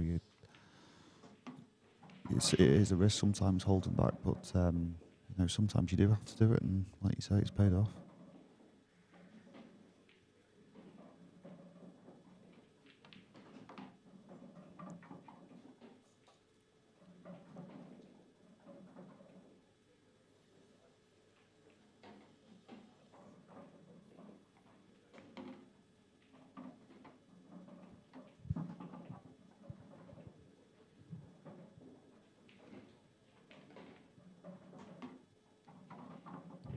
Oh, 2-1.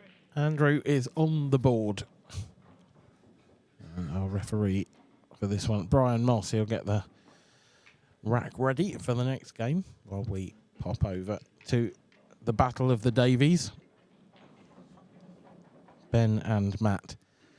And Ben Davis is running away with this one rather. Matt hauled himself back into contention, but this black is for a 7-3 lead.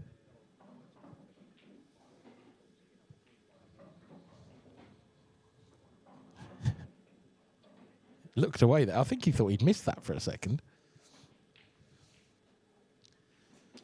Over on our other feature table, table 2, Connor Davison still 5-4, sorry, up on Darren Cook.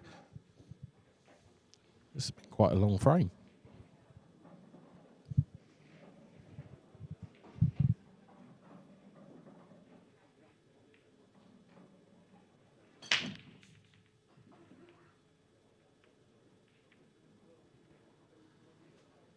He's hit them well, just no friends. Yeah, if you're going to break dry, though, it's not a bad one, is it? Because the best colour set there is reds. Exactly. And he doesn't have one. And he's got a very awkward... I mean, the more I look at it, the more awkward yellows I see, but that yellow closest to the cue ball is incredibly difficult to do anything with. And it feels like he has to attack. I'd probably go for yellows unless you like just nudge the red and put the cue ball pretty much where it is now.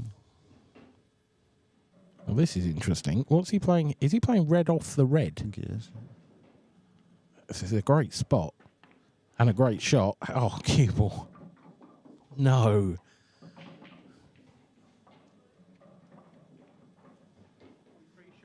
Good vision there from Andrew. Yeah, I'm going to let you decide, because you're the professional player. I'm going to let you decide whether that in-off is unlucky or poor.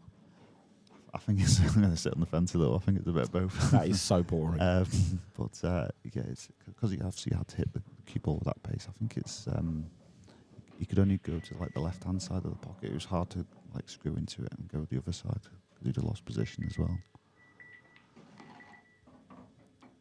one man who won't care, is strolling around the table right now. Rob Wilson with an opportunity to take a 3-1 lead, and what an opportunity it is, to be honest. Don't know whether he'll just choose to open up those two reds, or I suspect the bottom one of those goes to the centre anyway. Yep.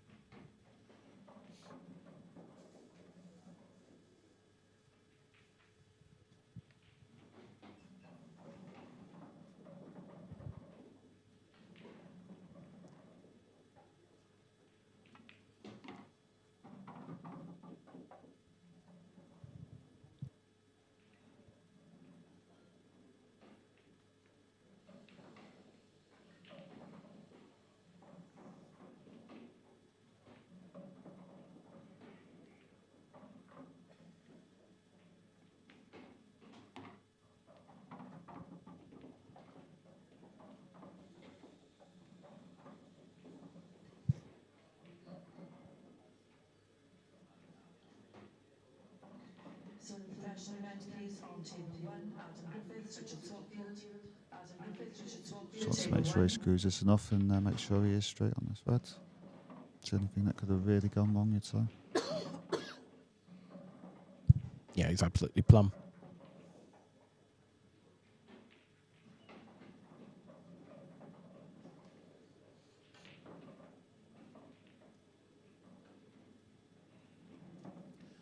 I have to say, this is a bit of a change of pace from our first match. I don't know how much of it you caught, Dave, but for the viewers at home, I mean, if you've got 45 minutes spare at any point, then go back and watch our first match of today, Harry Peart and Kian Monaghan. It was just mad.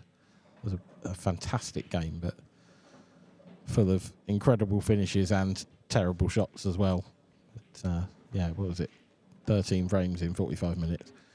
Harry doesn't like to hang about, does he? He doesn't. Neither of them do. But yeah, Harry is particularly. You don't see many players like that anymore. I think there was a period of time where most people played really, really fast. But in recent times, it's been the more methodical player coming through more often than not. Yeah, it is. Yeah, I mean, it's a balance between sometimes, you know, making sure you're being careful enough and playing fast, but I mean, you've got to play what your natural pace is. I mean, some people just do play better when they play fast and just get on with it. They haven't got time to think. I mean, Tom Barley. Yeah, absolutely. Tom Barley is the example. one that really stands out, actually. Taking a little bit of a break from the tour at the moment is Tom. But yeah, Tom Barley v Harry Peart would be awesome. Love to watch that. Yeah, you ain't got time to put the kettle on. No, you certainly don't. Connor Davison there going well on table 2. Yeah, it'd be like having a two-second shot clock in operation in that match, wouldn't it? A 2-second shot clock.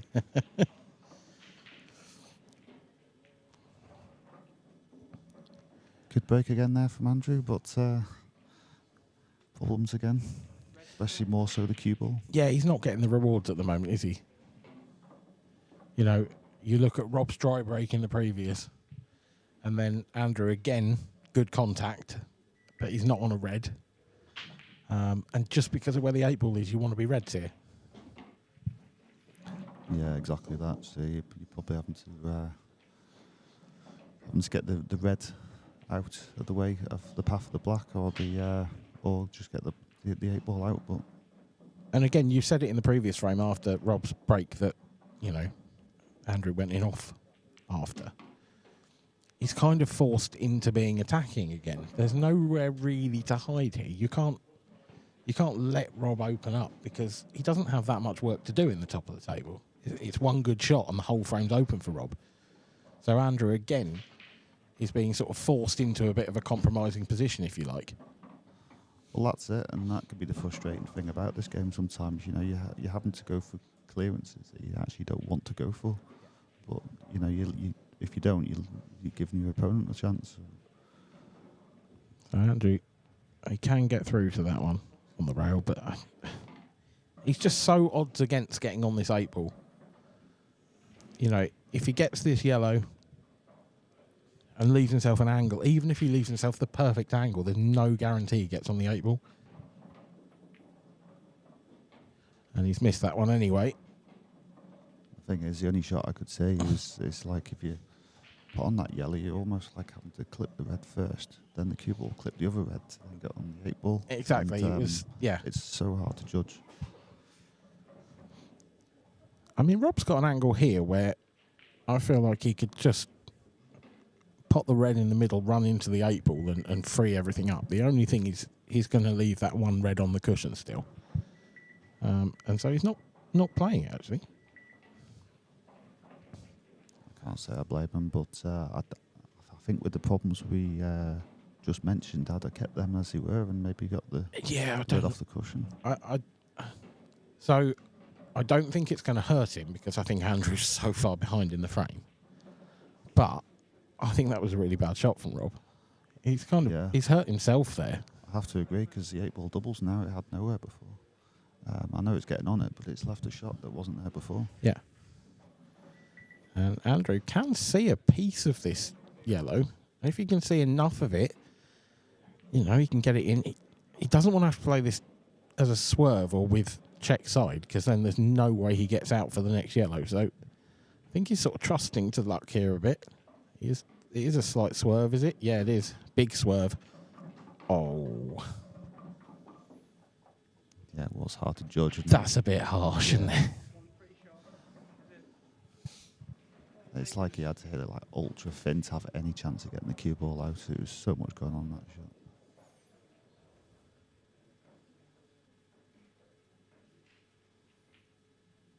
Rob's shot looked like it's paid off. She's got a very good shot here and developing everything. Yeah, I mean, as I said at the time, I didn't think it was going to hurt him, but I still, it doesn't make it a good shot. No, that safety shot, it wasn't great. It left a small chance of things potentially going against him. I don't think there needed to be that.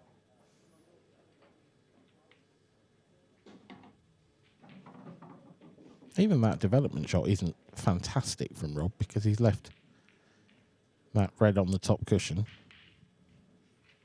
I think it's a lesser of two evils. I think the red being on the cushion there is better than where the red was before. So yeah, bit of a trade-off. It's not ideal, but there's good link-ups here. So. However, he does want the cue ball a bit close to that red on the cushion. He's just left the wrong angle here. He's going to have to make an angle a little. It's just it's a 9 out of 10 rather than 9.9, isn't it now?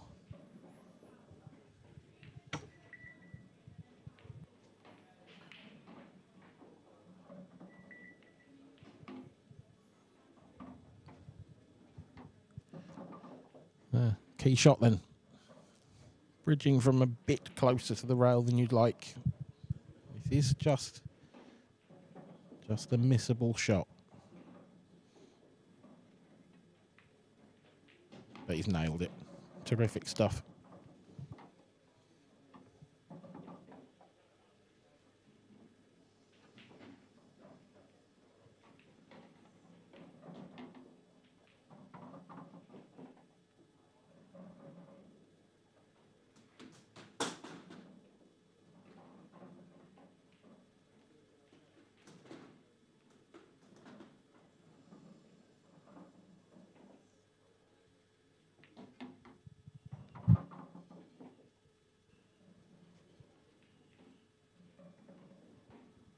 I think you have to say if Bob's done well in the first part of this match, but I feel Andrew's been a bit unlucky as well. He's just been on the wrong colour set, as we've alluded to before, and had problems going for clearances he doesn't really want to go for.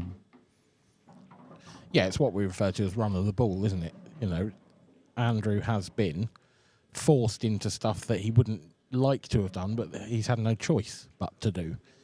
And it has presented opportunities to Rob, but conversely, Rob has taken those opportunities, so you can't argue he doesn't deserve it. Exactly. It's just, Adam Griffiths. Wow. What have you done there? Swaffy, we haven't seen much of him lately. Rich Swaffield. He will be delighted. That's a very early Christmas present there from Adam Griffiths to let Swaffy back to the table in that one.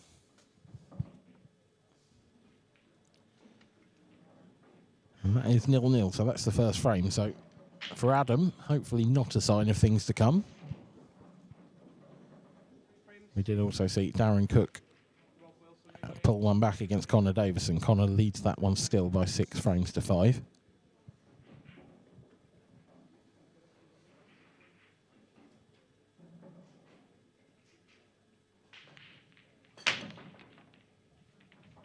Rob Wilson with a thunderous strike of the cue ball there.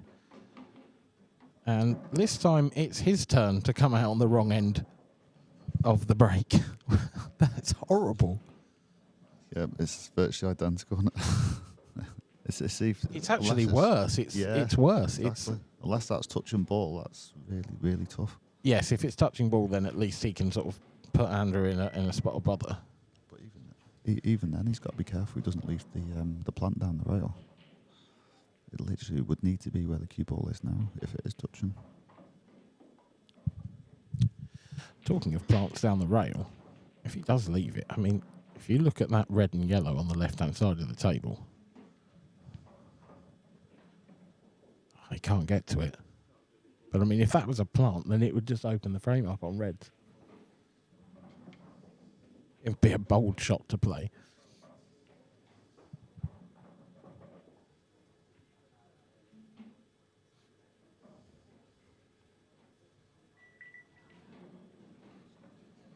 I mean, Andrew, he has got the cutback, the yellow to the left of the cue ball. He surely can't play that plant from there, can he? He's surely too close to this. I wouldn't have thought so, but He's quite possible. Yeah. Oh, tremendous shot. And they had to play that off the cushion as well to make the plant. Yeah. And now, I mean, this angle he's got here is not dissimilar to the angle he had previous. If he can just flick that yellow on the side rail out, the one that's next to that red. He has got proper cueing this time, which makes the shot a lot easier to judge. And judge it well, he has.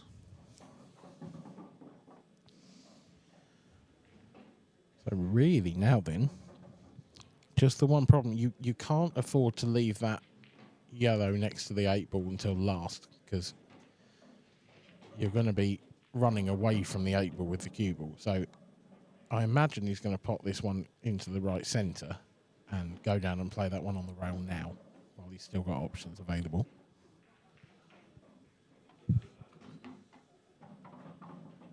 Doesn't want to be hampered. Just run far enough, I think.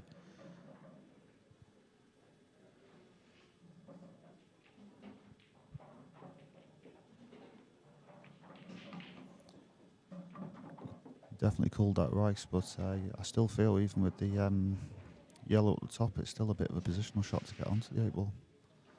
I mean, he could. Fine, but could he take that one now, the one in balk, and you know, a little bit of top and try and run back down the table? It crossed my mind, but then he then needs the perfect angle, or he doesn't want to underhit it, or be off angle. Yeah, but now, as you say, I mean, he looks very straight here. This looks horrible, actually. I mean, the thing is, you've even got to be careful to get off, because you know you're trying to get to that corner, near that corner pocket to get on the 8 ball.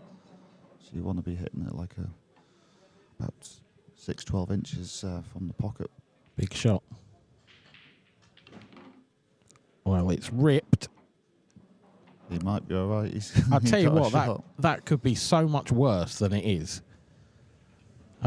He looked disgusted with it. He got up and almost walked away from the table when he saw that cue ball grip, but yeah. I wouldn't be too unhappy with that. I think it's just the fact he overhit it by about 2 feet. Yeah. That was the thing. But there's a nice slide off the last cushion, wasn't it? And he's got the 8 ball. He hasn't got the 8 ball. I thought that was in. They can be so hard to judge them screw backs. You know, you go to screw it back and then suddenly it just like grips, like you mentioned, and that happens. You know. Sometimes, I mean, that's an extreme example, but sometimes it feels like there's absolutely nothing between an inch and a foot. Exactly when you're that. screwing back on these tables. You know, it's maybe a millimetre on where you hit the cue ball. Like, there's just no margin there at all. And it doesn't even seem comparable, does it? But no. But that's exactly it. Yeah. That didn't come out as Rob would have wanted, but I think he's okay here.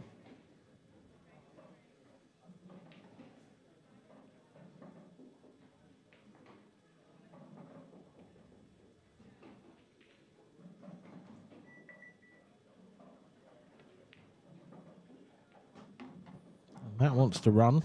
He wants to be on the far one of those reds. That is absolutely perfect, isn't it? He's tight. I think he can pot it, but I don't think he can force it. I don't think if he's got the potting angle, then he's just got to run that in, and he'll have the next red to the centre pocket. I think that's what he's going to have to do. Yeah, just roll it in, but then he's going to have to maybe get in behind the last red from the middle.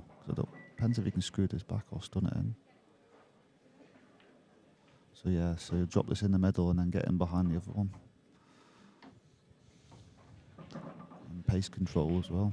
Yeah, it's tricky, but you've got two pockets to play for as well. You know, if you overrun it, you can play it to the top left as well.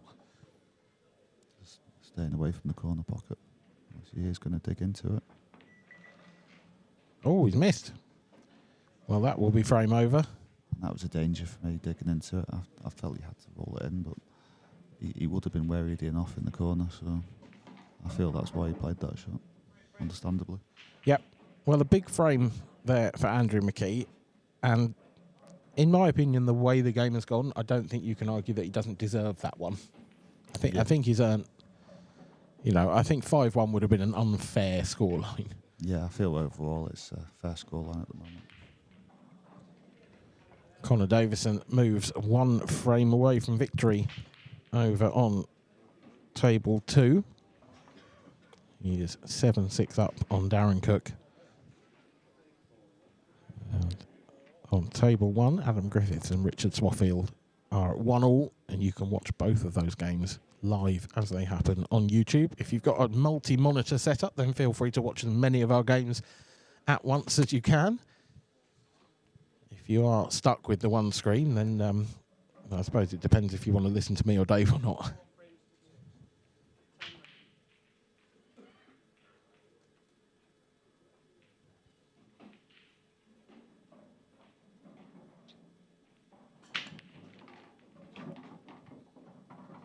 Another crunching cut break from Andrew McKie, and this time that is the result he will have been looking for. Wow. Take your pick. Talk about the cut break, how well he was hitting it before, and you know they're all going back together. I mean, this is a complete separation. I don't know if he can. I mean, he does appear to have options here. I think you could make an argument for both colour sets. I just can't see what his opener's like. If he's straight on this yellow, then yeah.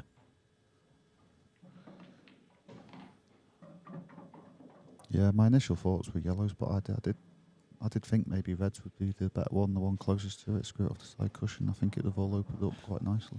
I think the nice thing about reds is if you could have saved that one next to the right centre pocket until last, then you've got no problem at all getting on the 8 ball. Yeah, I think even the one closest to the red and close to the yellow now would have been your last ball for the 8 ball potentially. Yeah. So I think you'd have needed the one in the middle sooner. I think that's a good recovery there as well from Andrew, because that initial shot didn't go the way he planned. He is going to need one more good positional shot here to get from last yellow to 8 ball. Because he's not going to be on the 8 ball straight. No. So it's pace control on this shot, making sure you get past the red. Yeah, he's quite straight on this, isn't he? I mean, so when he pots this yellow, he's going to lose quite a lot of that momentum on the cue ball. It's not absolutely guaranteed that you get past these reds. And the last thing you want to do is underhit it, so you're going to hit it a bit harder to be sure. But he's played that in a very safe way. Yeah. But he has left himself a trickier 8 ball here.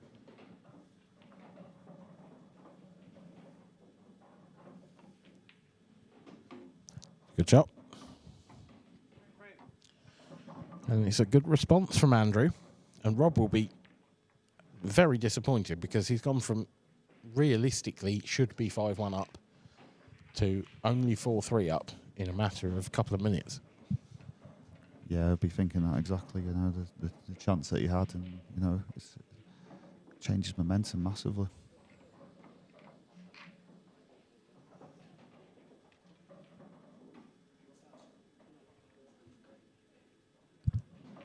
Connor Davis and Darren Cook.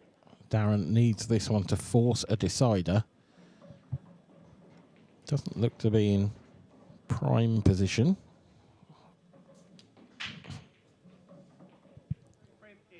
But Connor has got a very awkward yellow down there.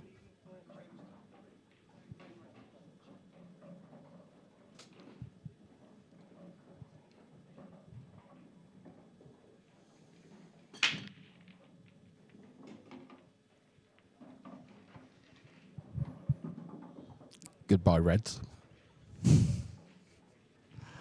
That's ludicrous. He hit them well, didn't he? I actually played Rob in the Flyer last night. He beat me 4-2. He had 3 dishes, 2 off his break and 1 off mine. And one of his breaks came out easier than this, and I just put McKie down. It was, yeah. I did tell him he needed to bottle that break, and it looks like that's what he's done. This is ridiculous. Yeah, I wish I could buy some of that with my break. Yeah, tell me about it.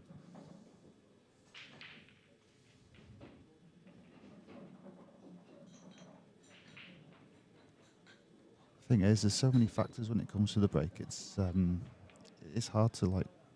Oh my word! You can't do that, Rob. Wow.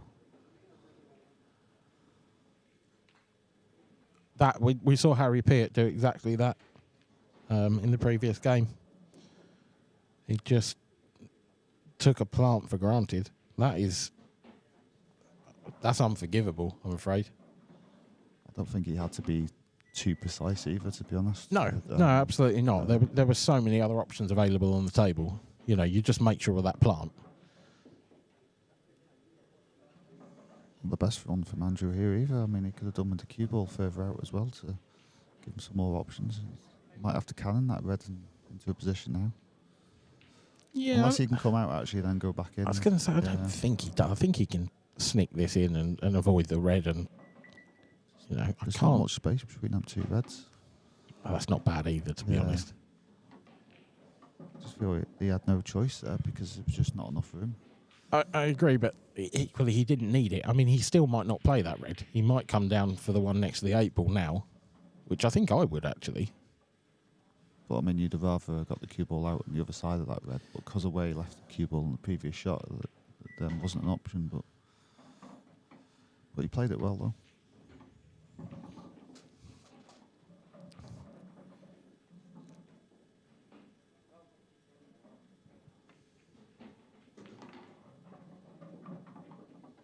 It didn't matter. It didn't matter in the. I mean, at the end of the day, this frame will be all about that miss from Rob Wilson. It's absolutely unforgivable. And to go back to what you said at the end of the last frame, you know, from 5-1 and now 4-3, 4-4. It's Rob will feel like he should be 5-1 up, and it's going to be 4-all.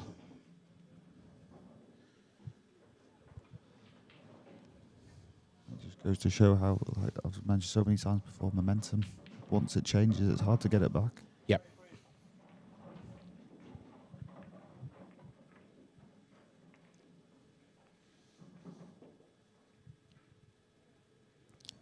And the thing is, it's not like Rob's not breaking well, so that'll frustrate him as well, because he has been breaking really well.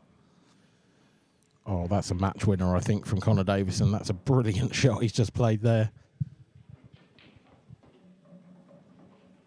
3-ball plant, everything has opened up. I think that might be curtains for Darren Cook.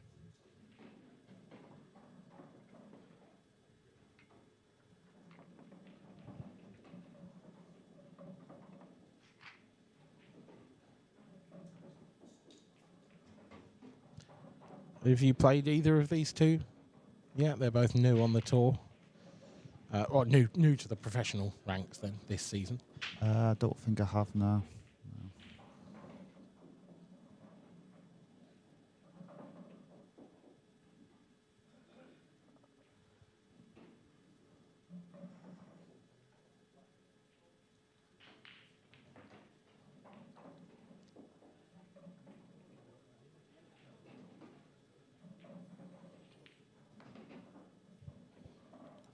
steady, Connor Davison.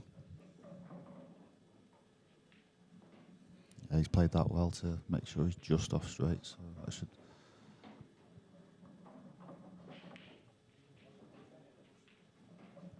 Yeah, it's been a nice finish, actually. There's a bit of pressure on this. You don't want to go home in the first round.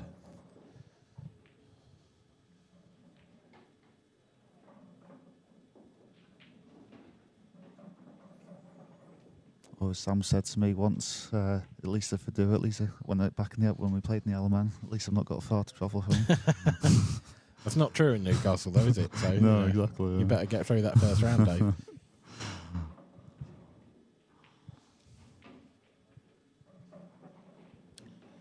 So Connor Davison safely through to the next round with an 8-6 win over Darren Cook. We'll have another look at Swaffy versus Adam Griffiths. That one's at 2 apiece at the moment. Out on table 3 as well, Matt Schofield trails Alan Robinson by 5 frames to 3.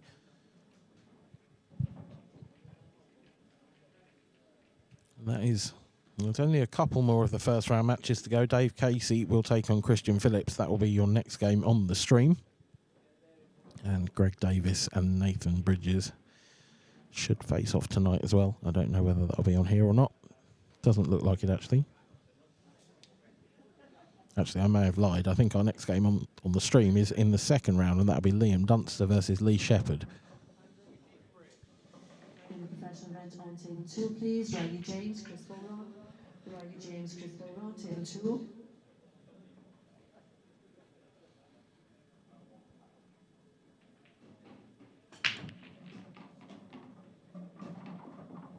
That is a thunderous break. Yeah, he's certainly really getting a hold of these now.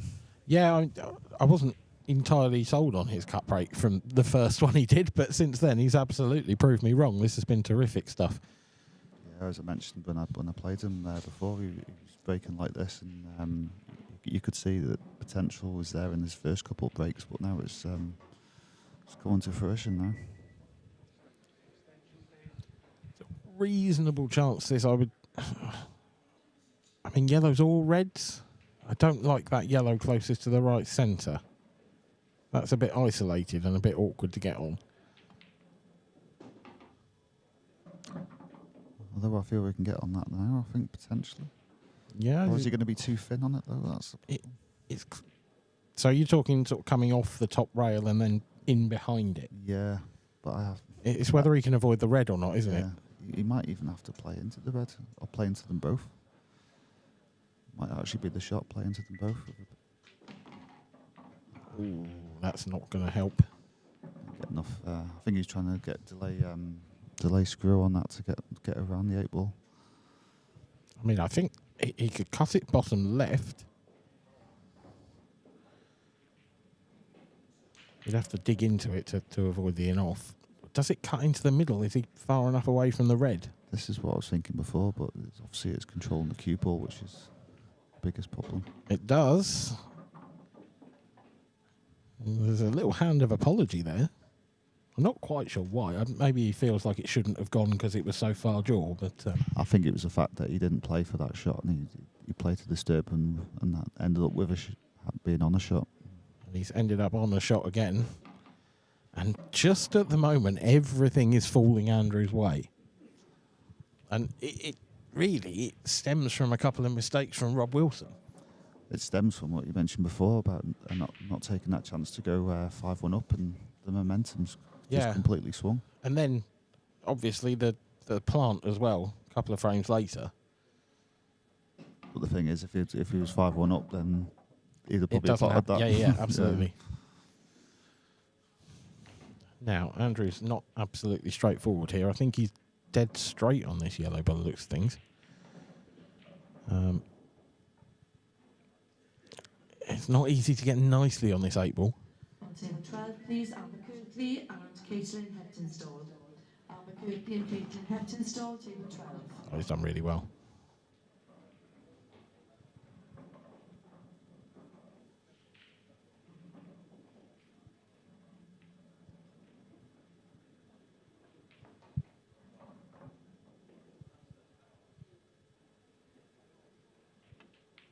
Andrew McKie was staring down the barrel in this match. It looked for all the world like Rob Wilson was going to take a 5-1 lead when Andrew missed the black. Instead, he's been given lifelines and he has taken them. He now leads by 5 frames to 4, an incredible turnaround.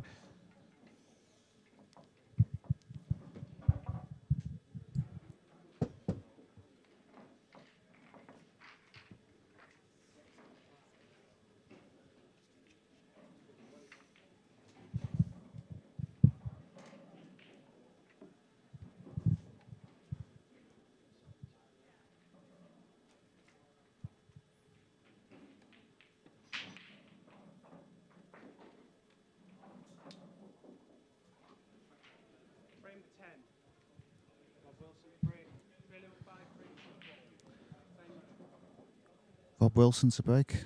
Wants to get back into his, this match. Want to keep his break going, but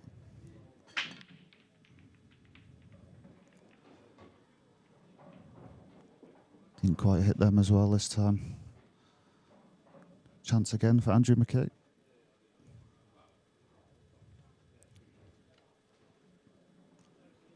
Key problems in this frame is the red and the yellow together.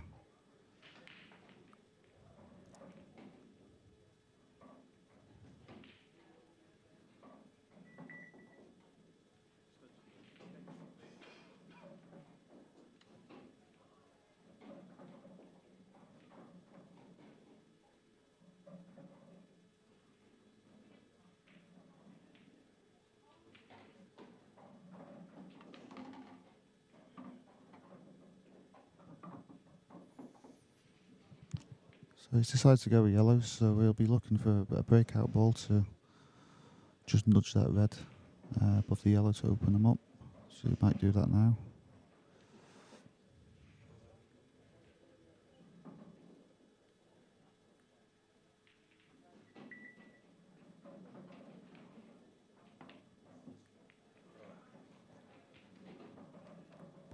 But you got the pot the yellow.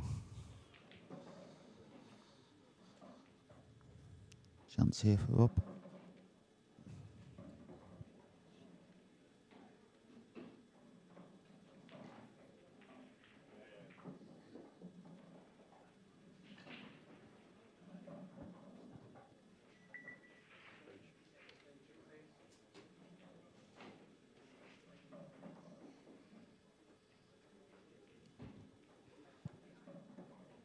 I assume that red does go past the yellow, but if it's touching it, quite possibly doesn't, so he'll be looking at that. And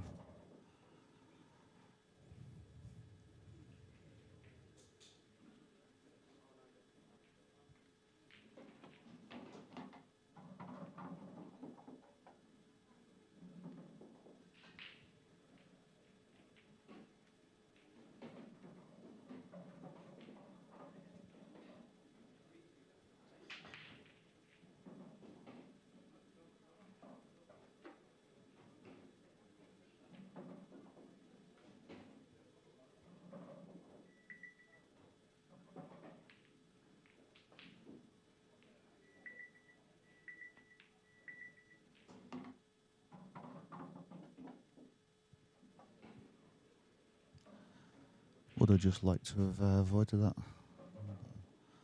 bump on the knuckle there. If it ran into the yellow, it would have been in perfect position. Now things starting just to get a little tricky.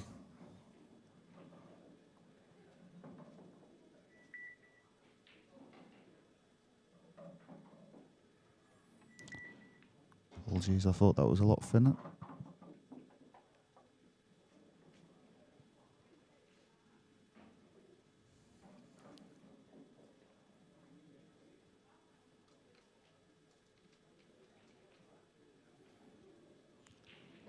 So this frame, I feel, is all about if that red goes past the yellow.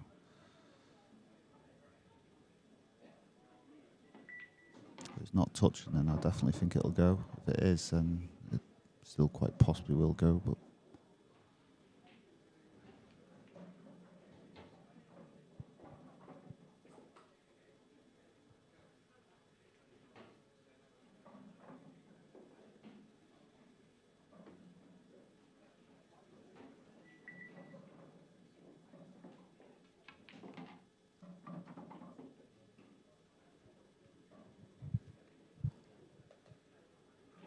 Great shot there from Rob.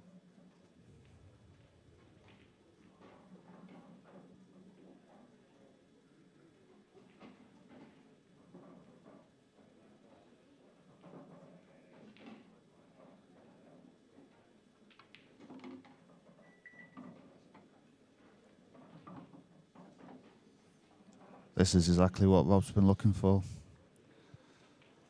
Perfect now on this red to get a frame back on the board and level this match.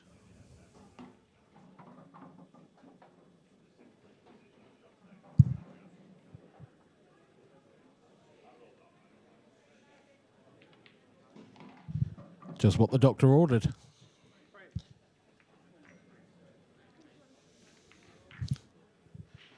Back to the outer pro tables. And Chris Boron and Riley James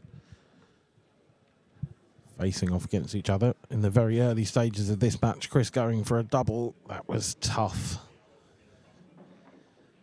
Might have had half a pocket at best there. Yeah, I was going to say it's quite tight that, and then obviously pace control as well, you know, making sure he's on the right angle. The yellow should have gone in as well, so very tough shot there.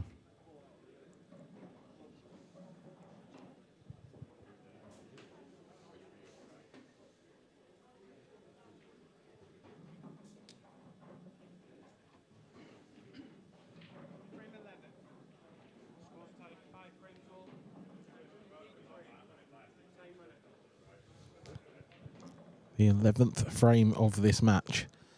And Andrew McKie, who has broadly been breaking very well, steps up to the plate.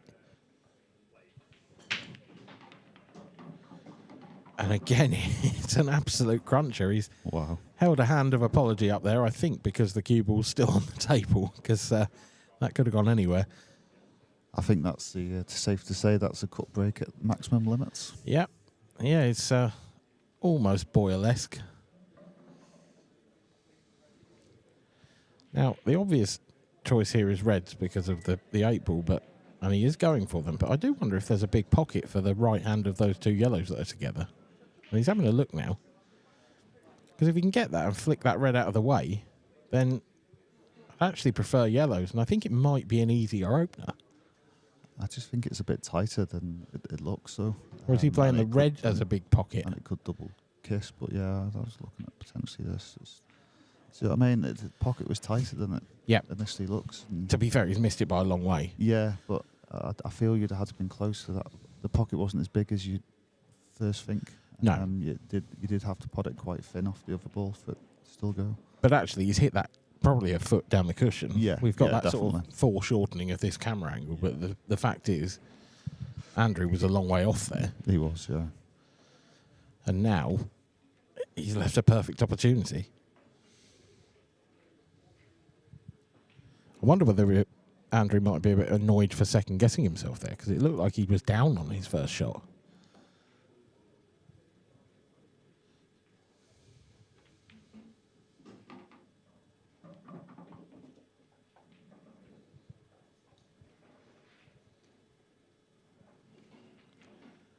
I think for Rob, he's obviously going to have to play the two reds around the 8-ball as a plant. But he'll probably want to leave the red in the middle of the table as his last ball in case something goes wrong with that.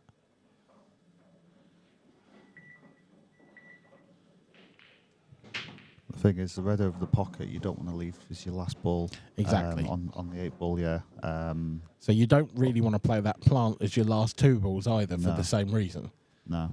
But it still might be okay, because if the red comes off the cushion a little bit more than where the red is over the pocket now, then it will be just screw past the 8-ball. But if you can just get on it, wary. yeah.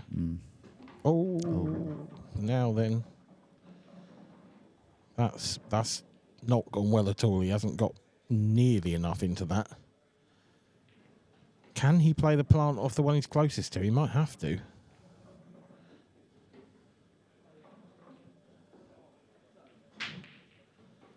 That's even if it goes.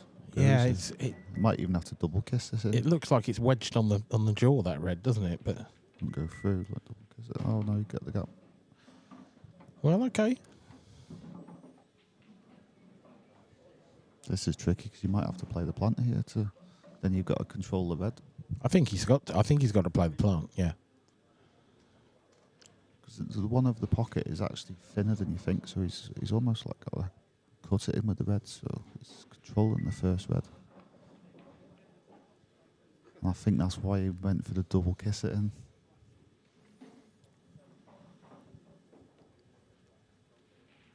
Obviously,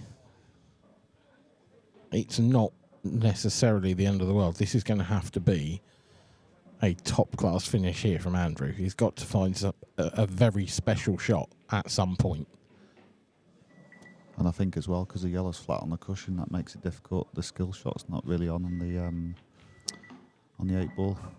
So that's not helpful either. No. Having another ball flat on the cushion does limit the options.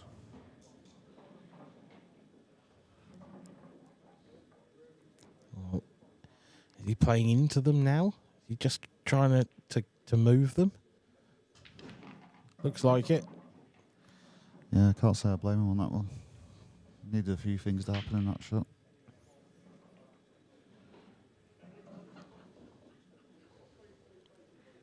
It's really hard to see a way out now.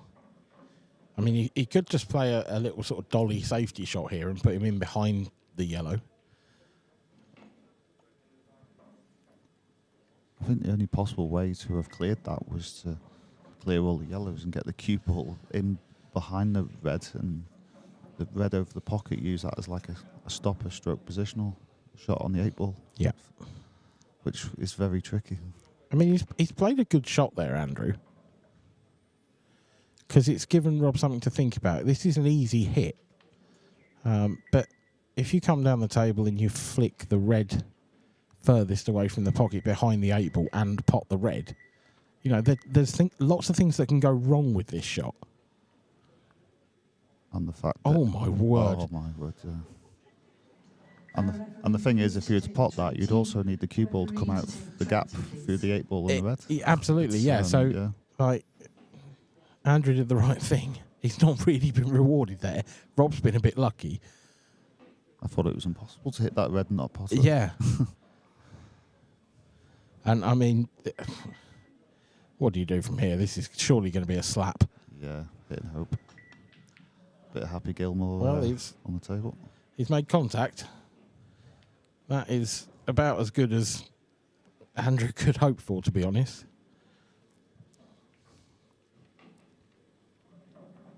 Because there's still no guarantee here that it's not easy necessarily. It's horrible. Like I say, you've got to find, if you do go for the pot, you've got to find that gap, because you can't play the plant. No, and if you hit the backside of the red, you're in trouble. It's naturally probably going to go straight into the 8 ball. Yeah, as long as he doesn't hit it full. Yeah, but he's played it well. Knew he was couldn't avoid the 8 ball, and so he played that well. Made sure he hit it hard enough to make sure the cue ball come out. I'm assuming that the 8 ball goes past that yellow as well. It looks like it will. Yeah.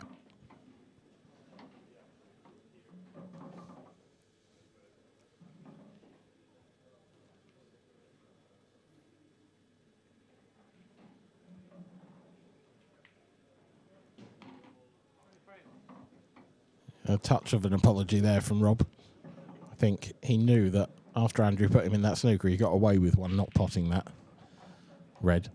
It was incredible where he left it. And the red he potted over the pocket there, it looks like quite a simple shot, but it's so much can go wrong with that shot, and you know, he played it really well, and he knew he had to hit it a bit harder because of what would happen, and it was well judged.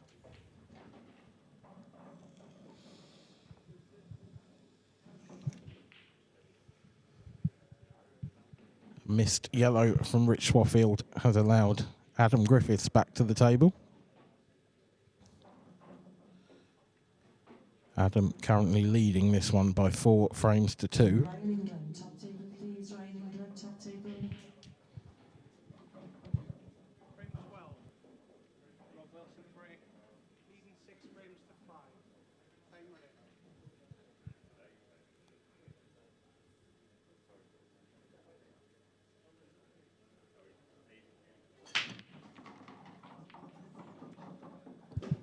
Worst break by Rob so far.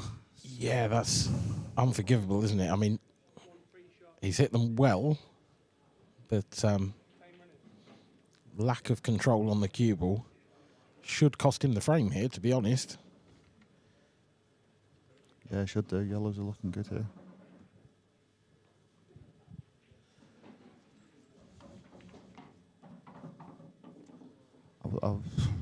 I wouldn't have played the plant there. I'd have just clipped it in and made sure the cue ball floated out. It's not going to affect anything, I don't think. But I'm with you.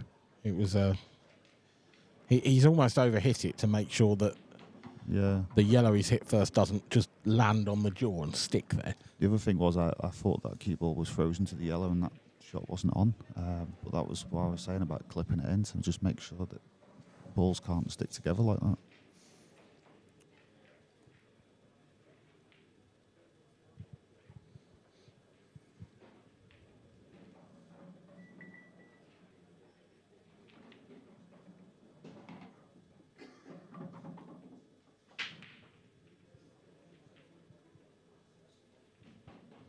Andrew's just got to be a little bit careful here, possibly, not to come down into that red and yellow. Yep, good shot.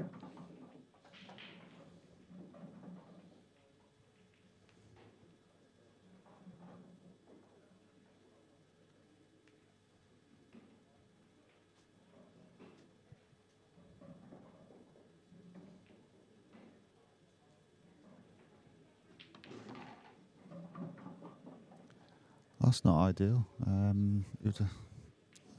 just feel that red could come into play if he's not got the right angle.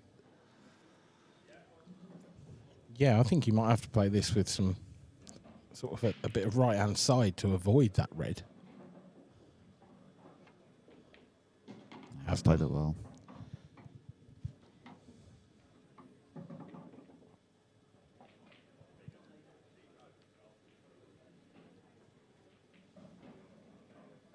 Been a good response from Andrew, this.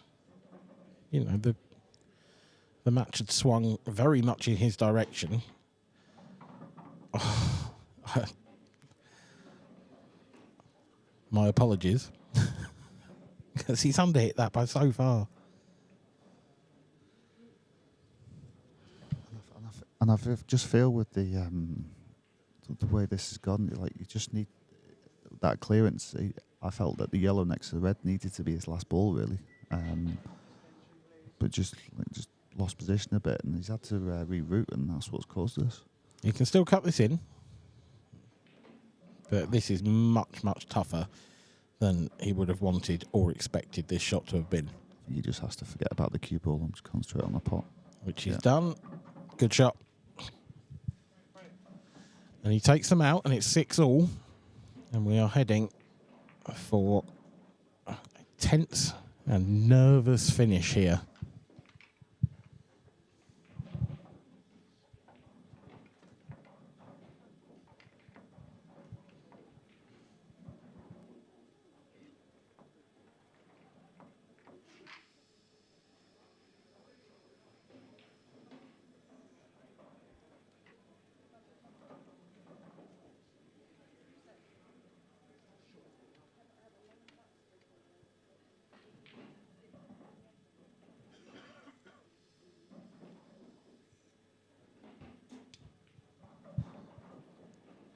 So this match has been a topsy-turvy one with Bob Wilson, Andrew McKie. How do you fancy it panning out now? It's hard to say, to be honest. Both of them have had the momentum. Both of them have lost the momentum.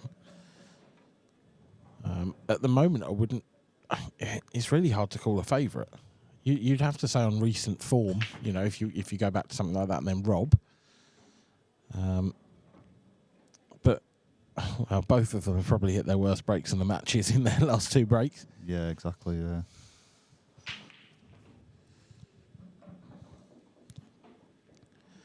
Is there an opener here on yellows for Rob Wilson? He's got the yellow that's very close to the cue ball. That's a mighty tough shot to take on. Other than that, I mean, he's got a plant. This is a very awkward table for Rob.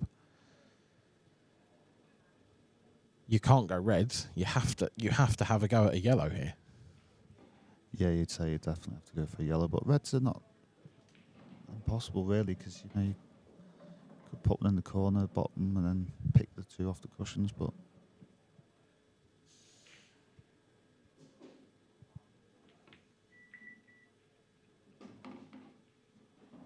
Great first shot.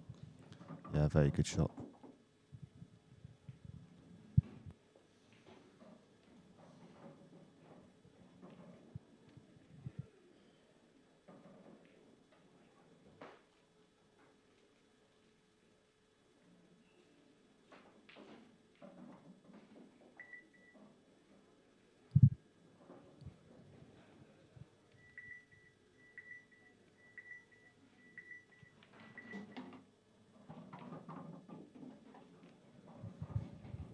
Yeah, he's in good position now, Rob.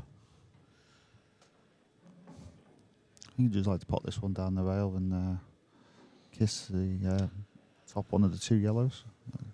Yeah, it's in a nice position, isn't it? It's like a perfect stopper position. Oh, he's underdone that. He actually tried to hold it, to be honest, instead of playing the shot I suggested. So I think he should be okay here. So he's either trying to hold it for the yellow in the middle, Yeah, or the yellow in the corner to play him behind that other yellow. I think I preferred your shot though, because now he's going to have to take the one closest to the corner pocket. He's presumably going to hold the cue ball on one of the reds on the right hand side. I actually preferred his shot, to be honest, just purely for the fact if you did miss that cannon, then you didn't really have much of a shot after. So I think he's played it well.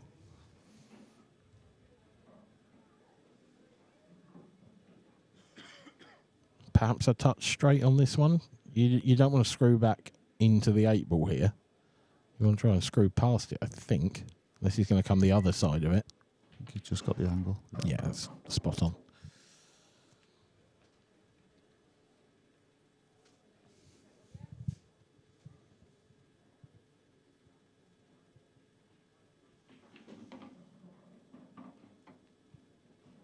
He's very good at manipulating the cue ball, Rob.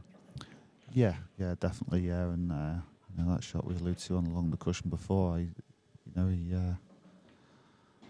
managed to kill the pace out of that a lot. It looked a lot thinner than the way he played it. Terrific reverse dish from Rob Wilson puts him 1 frame away from victory in this first round clash with Andrew McKie. Andrew being punished for a poor break, to be honest.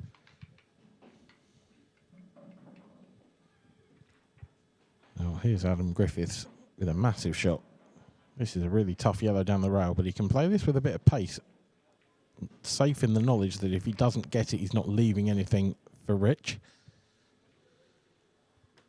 And he didn't leave anything because he got the pot.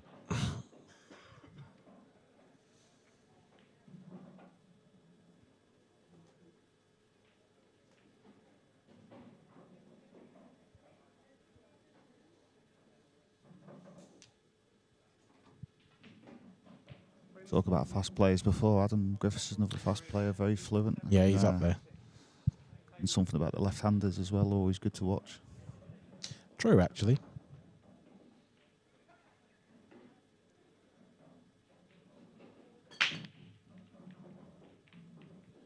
Rob's dicing with death with that cue ball heading towards the corner pocket.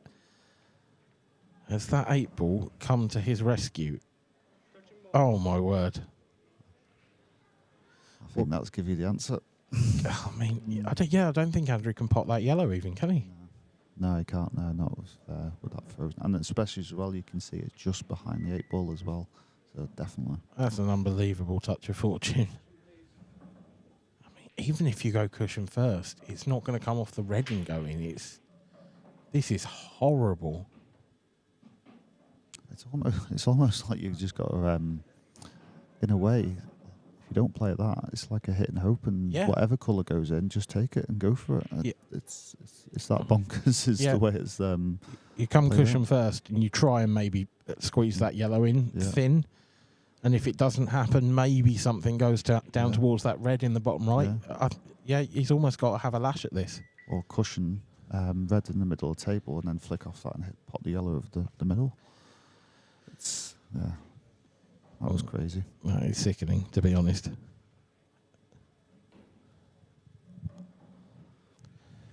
And actually, Rob now, he's got the opportunity to play the plant first if he wants to.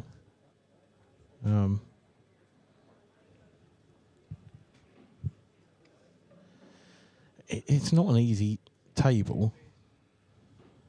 I think reds is the option here. Is cut the red down the rail, and if you do nudge the yellow, even better.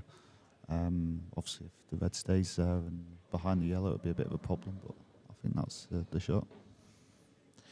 Yeah, the red to the left of the cue ball now, I don't think that goes to the bottom left. So he'd still have to solve that. Yeah, it is tight actually, isn't it? It's not gone great, has it? No, that was the only thing about the red being there. But he can pot it though if he's on the cushion near it. Yeah, he might have to take the double on. I think the double's a good shout because he's got a bit of a safety net with the yellow there. The yellows are not as good as the reds at the moment. Yeah, at least if you take the double on and you get rid of that red, then you're not necessarily going to leave anything if you miss it. Now the double got on the difficult red as well, has he? Yes. That could be the match-winning shot. I think he could just do it a tad close to the cushion, and he might be all right though. Maybe a bit of side to. I think he can throw it in. Yeah.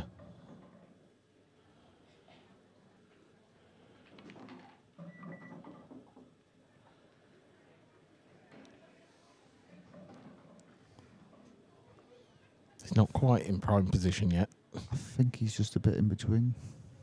I think a bit more pace you'd have liked. Yeah. Yeah, a little bit more pace and he's got options. I think he did a bit more freedom if that yellow wasn't next to the red. He's just potted. Yeah. To move the cue ball, so I think he was a little restricted there. Going to cut this red into the centre and trust to luck a little bit, and luck has not been his friend there. That red that he's just moved on the middle of the balk line, does that go past the 8 ball? I don't think it does. It doesn't, does it? I think you've got to get in behind it and play it long. Yeah. So cut this in, maybe a double kiss on the yellow. He's really chasing this finish now, is Rob. Oh, doesn't want to end up behind it. Oh, I mean, that could be worse. I think he's got a shot on the one on the rail. I think that's about the best he could do, because I don't think he could have dug into it, and I thought it was heading more towards the yellow, to be honest. Yeah, and as you said, that red will go long. It goes down to the bottom right, and it's the perfect angle to get on that, but this is such a tough pot. And having to play it at the pace needed makes it even harder. Yeah, that's too hard if he got it. So a lifeline for Andrew McKie. And what a lifeline it is. There are no problems on the table here if you're yellows.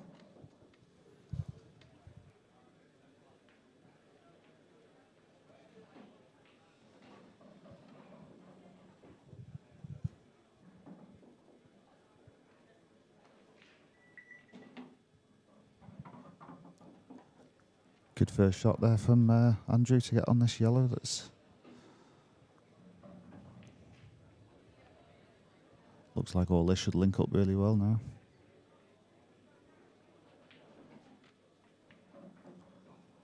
Oh no. Wow. I mean, is that some sort of a kick? Or has he... He's missed that by a long, long way. Is it a miscue? I think it's either a kick or what he's tried to do is play it with running side for it to hug the cushion, and that can make it miss like that. But I don't see any reason why he would have played it like that. Has he got away with it? He has. And especially the cue ball finding that gap. Yeah. I mean, to be fair, Rob needed the cue ball to find that gap as well. So.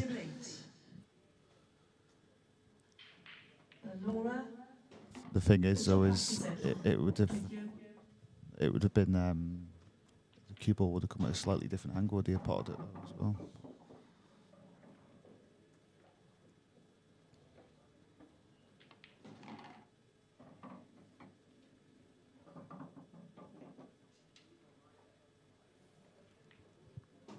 Definitely a big lass off because you'd never expected Andrew to miss that yellow before.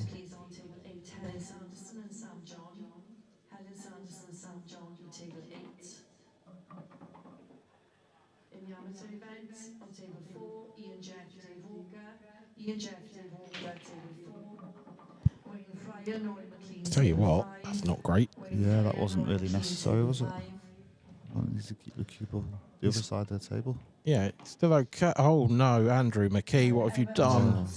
Wow.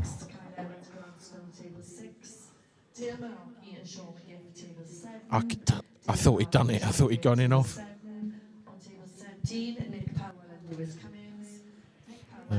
A touch of the shakes there, maybe, from Andrew McKie. I think he would have been clenched. Wow, it's just, there's no need to bring that cue ball back at all, was there? No, it was, a bizarre shot, wasn't it? Basically, it didn't matter about the distance, it was just making sure that it was that side of the table, the yellow.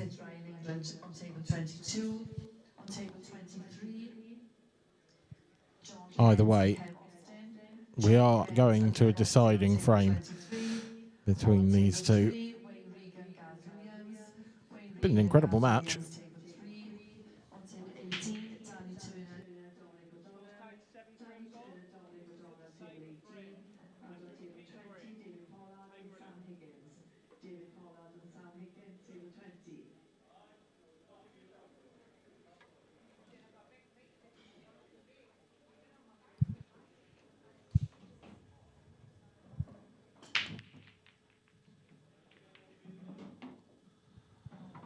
Didn't quite hit them as well as before, but he's made the ball nevertheless. It's an unbelievable split for Andrew's point of view, I think. Very much so.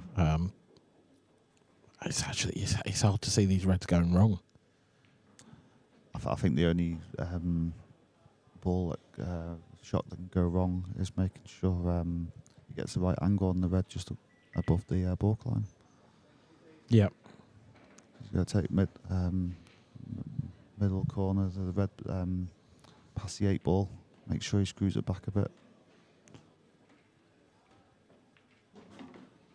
Yeah, so now he can take the red that he was previously on top of. In fact, actually, he doesn't even need to take the red past the 8 ball. Leave that there. And I mean, either way, there's Yeah, I think leave that because it got more options in case you are off angle. You're covered then. So. He's gonna. I can see why. I can see the logic. You know, this isn't a particularly difficult shot. You've only got to come back couple of inches, but you can come back a bit more if you need to. You just got to not underdo it, basically. Exactly. Yeah. I feel the other route wouldn't have mattered. No, you're not wrong. So he's underhit it, and he's still got options, but he's off angle here. Now he can't play this one to then play the one next to it in the middle. He's got to. Yeah, you're right. What do you do here? Do you run into the red? I think you could run into the red. You could just stun above it and come round the back of it. You're stunned up for a double. Yeah. I think he'd like the cue ball to be a bit lower as well, because he's going to have to play this with a fair lick of pace now to get round that yellow, whereas if he'd left it a little bit thinner for this double, it would be a bit more natural. Also the slide of the cushion you've got Nailed to it. think of, and he's played it really well. Nailed it. That's a great shot. And now it's frame over and match over, surely.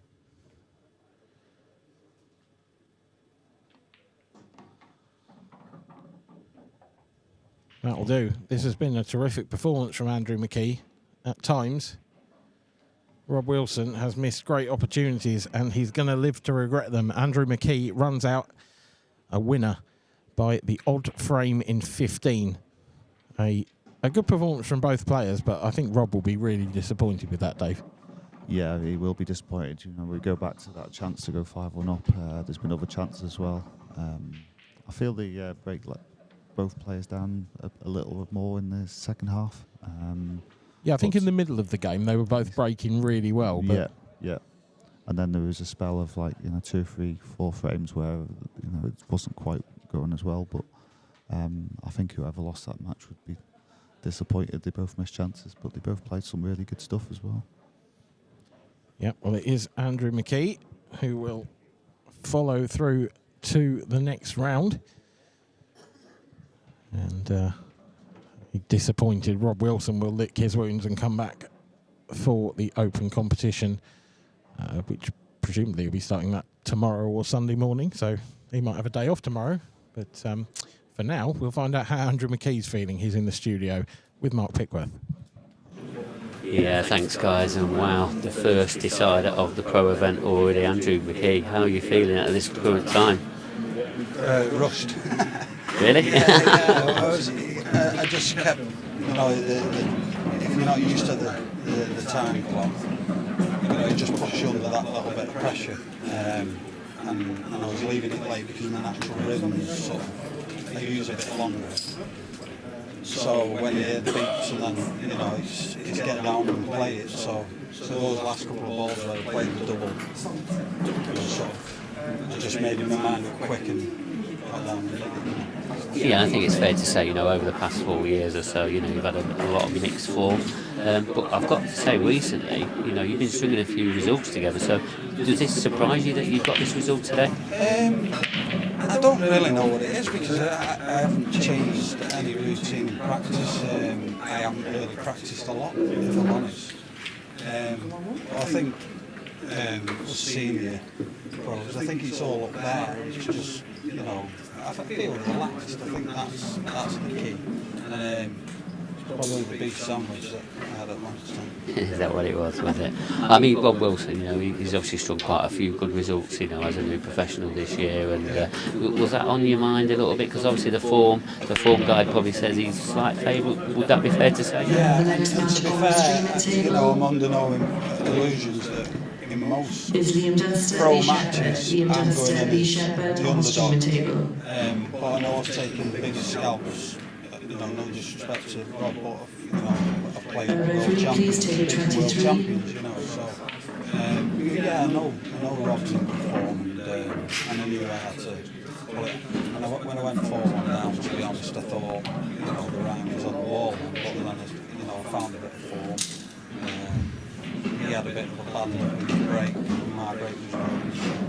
And I suppose, obviously, with you mixed form over the past years or so, I suppose that's always quite difficult to try and find momentum and maybe a little bit of belief sometimes. You believe that's a little bit of you as well? Yeah, to be honest, Mark, I'm just coming up, turning up to enjoy the weekend away, play a game I've played for 46 years and if the results go with me, then I'm happy. And if as long as I can compete, if I can compete, And I think you're always going to compete. You're a tricky character to play. You're like one of the banana skins of the IPA. You can always not cast a surprise, but you can always go out there and get a result. Yeah. Now let's just talk about the 14th frame. So you don't want to talk about it for too long. I mean, when you got down to the black, you screwed that last ball in to get onto the black, and obviously the white was tracking towards the pocket. What was going through your mind? Because it looked very nervy out there. Would that be also fair to say? Yeah, I just caught the last ball a little bit thin. The black thinner than the lines. So, I think as soon as it left the cushion, I knew it was going to track that way, but you know yourself, he's just missing. It was a little bit closer to comfort there, let's be honest. But I mean, that was a tricky game for you against Rob Wilson. We're probably always going to go close between you two because none of you let go. You're like two rottweilers at your ankles. You really are, aren't you, both of you? But you've got to say it's a pretty good result. What you was expecting this weekend? Yeah, and I think I've got plenty in the next round. Clint's always been sort of one of my Achilles heels. You know, I've come close to beating him before, but he always seems to get the better of me. So I just want to give him a good game. Well, it sounds like you're in really good spirit, so you know you have more and more chance of beating Clint, and maybe it could be your time today. Who knows? Yeah, I think you know, touching on that, you know, things are going well after today. So you know, in a good place, you know, mentally. And I think that helps. You know, people don't know what's going on in people's lives away from the team, and it's the same in any sport, you know. It's just about life. Yeah, it really is. And, you know, it's obviously a big step in what you need to achieve as well, isn't it? I mean, another good thing for you as well, you know, over the past few years, you've always had somebody to come with you. You know, Adam Stevens, you know, he's chomping at the bit to professional, and he really keeps trying. And, you know, do you think this is his year? Yeah, I do. I think, you know, Adam's improving all the time. Obviously, he's my main practice partner, mentor. Adam's just 15 years old, and it's, you know, it's heartwarming to see him getting to where he is now, and he's won titles and for Team England. You know, yeah, it makes me proud, you know. Yeah, because he's always been like the nearly man, only just missing out on points here and there. But you know, personally, I always look through his results because he's a nice guy off the table, as you are as well. And you know, for him to try and achieve his goal this year would be really, really good for you as well. Yeah. That is big, you know, that from day one, he's got to turn pro. Referee table 17, please. Referee table There's 13. not many, you know. You feel like he's about 31, don't you? Because he's been playing the game for so long, hasn't he? Yeah. And I think he'll get there. He's joint eighth coming into this weekend. We've only got one more event after this weekend, and I think top 16 amateurs get off the pro. As always, yeah, that's what we always declare. And you might find a couple of pros drop off. That always happens, there's no doubt about that. You know, the circumstance changes, etc., don't they? Yeah, I think he'll do it. I'm ready for him. I'm just going to use you a little bit now as well. Obviously, this next game, Dunster against Shepard. You've obviously had some tussles over the years between some of these players. Yeah, I think. On table 14, Louise Shepard and Sharon McIntyre. Louise Shepard and Sharon McIntyre, table 14.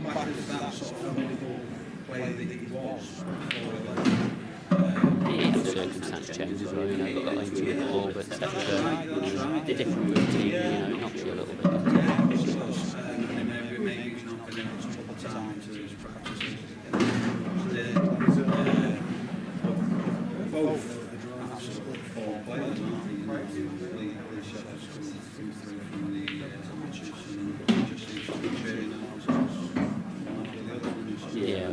It's never a surprise if you see these guys in the semi-final, the final. You know, no offence to the other guys in the field, but it never surprises you if you see these names towards the end. Yeah, I think this will be a close match.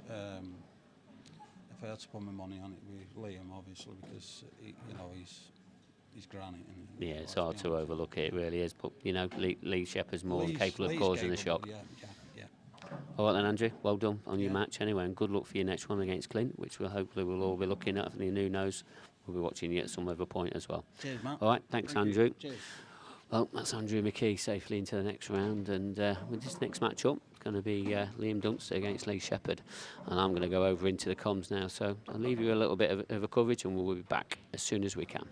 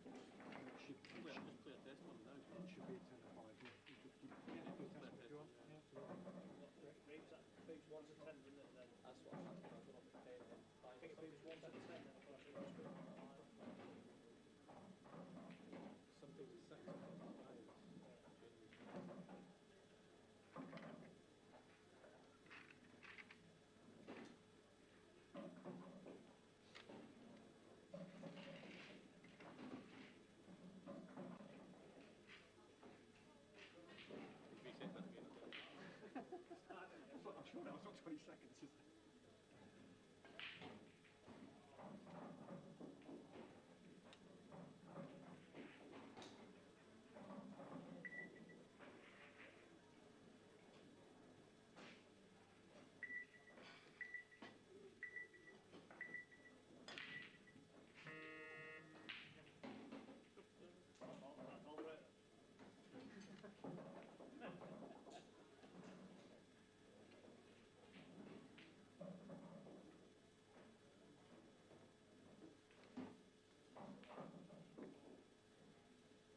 IPA International Professional match, last 32, race to 8 frames, Liam Dunster to break, time running.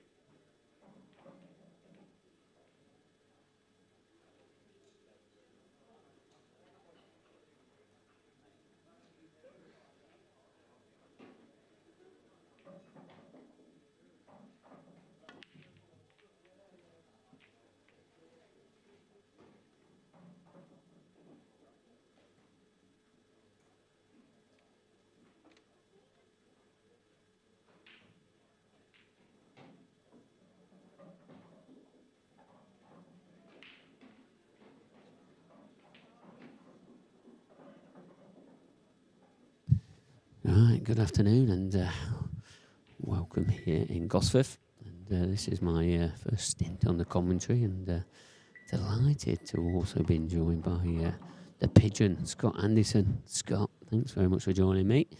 First match for you as well, commentating. Obviously, you're going to be playing later on tonight. Looking forward to that? Yeah, just just looking forward to get going. It's like that's what it's all about, isn't it? Yeah, and obviously these two, I mean, Lee's already played a match already, but Liam Dunster, you know, this is his first match. He's only just walked in as well, so he's had that tricky trip all the way from Scotland. But how do you see this one going? I mean, it's a can be a bit of a tricky one to try and predict, but on pen and paper, Liam Dunster favourite? Yeah, Liam's favourite here, but everyone knows how good Lee Shepard is. He's had an extraordinary 2 years really now. Like last year, amateur was unbelievable.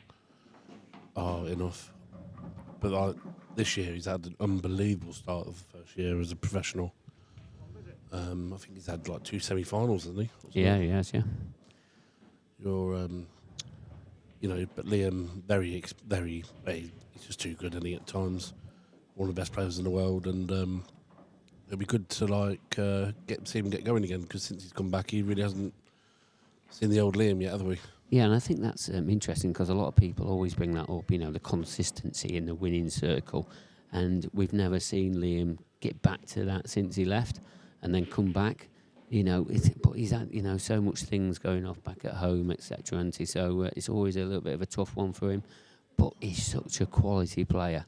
You know, I know he gets stick off the table, doesn't he, about the way that he goes about the game and in the way he plays, but he is phenomenal. His pattern play is one of the best in the world, isn't it? Yeah, he's a hot topic round my way, like down Leicester way, and everyone says, he's boring to watch, but why is he boring to watch? Well, because that's the way he knows how to win. Yeah. I think it's good to watch him because he's methodical. He's like what's the word? He's just methodical with the way he does it. He has time. You can see it's counting. Like it's all. If you watch the 30 seconds go down, there's always a routine, and he does the same all the time. I think it's good to watch, to be honest. Yeah, and his cue ball is just so good. I mean, yeah, he plays simple shots every time, but he can play simple shots all the time because his cue ball's so good, and that is the key. Yeah, he just does the basics very, very well. It's like a 10 and 10 all the time. You know, and I think that people don't realise that's the difference between being a good player to an elite player. Yeah. And when he has to do them big shots, he still does them and make it look dead easy. Yeah, sometimes he has to really push out the boat a little bit, but he never seems to get in. When he's in trouble, he always gets himself back out of trouble, and I think that is like you say, separates the good from the best. I played him, I think it was a Grand Prix this year, and he's putting every time I put the white off the break, which you shouldn't do anyway, but he punished, and it's like here, he's made a mistake. And look, he's made one simple shot, and now it's going to be game over, 1-0 to Liam Dunster. Yeah, he's just got to, just navigate these next 3 yellows in, there's one of them gone, and it's just simple ABC, isn't it? Yeah. I don't know why people think it's boring to watch. It's just it's just pure class, really. And to me, he's a nice lad off the table anyway. Yeah, he really is. I mean, he probably doesn't show what type of lad he is on the table, to be honest. But, you know, like you say, off the table, he's brilliant. You know, he's got some right stories for you as well, hasn't he? Probably. He really has. He has. Yeah, he holds a good conversation, doesn't he? He's got that dry sense of humour as well. He's one of your guys, isn't he?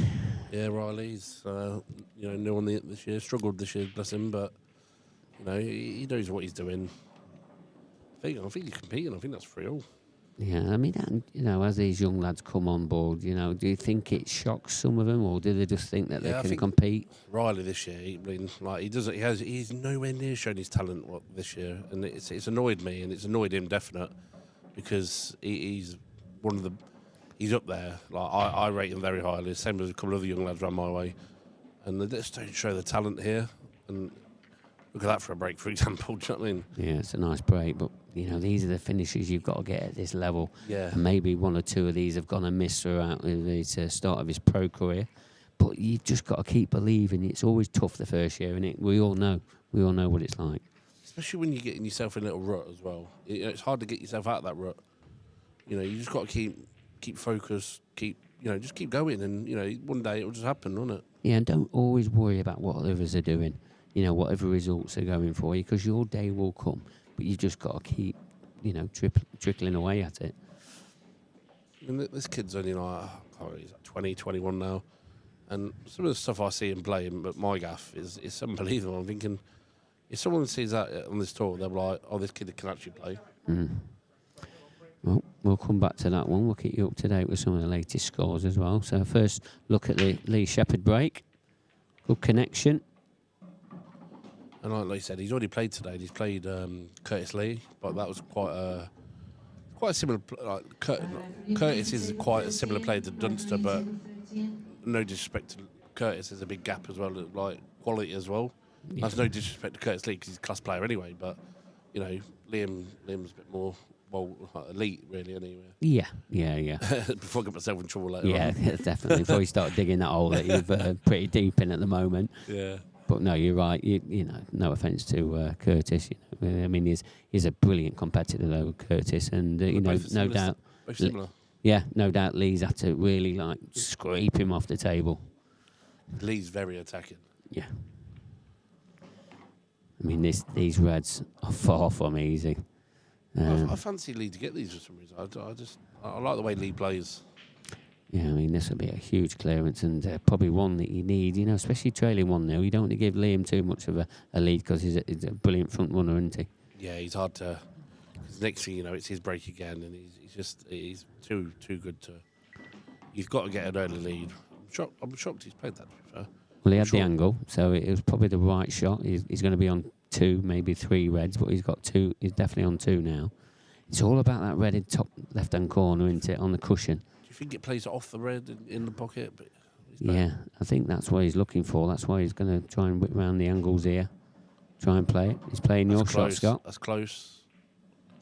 He's fine. Yeah, he's fine now. Now this is actually perfect.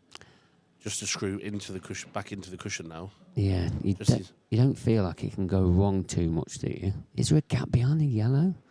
Surely not. It doesn't look like there is, but maybe there is. I mean, Lee'll know because he's gone directly behind it. Must be then. Wow. It's all right having a gap behind it, but what angle can you leave yourself to get out? Is that red off the cushion enough to pinch an angle into the pocket? I know you don't want to be bashing into balls, but I thought he'd have played it off the red, and then, especially where he was, it's perfect. Just screw into the yellow.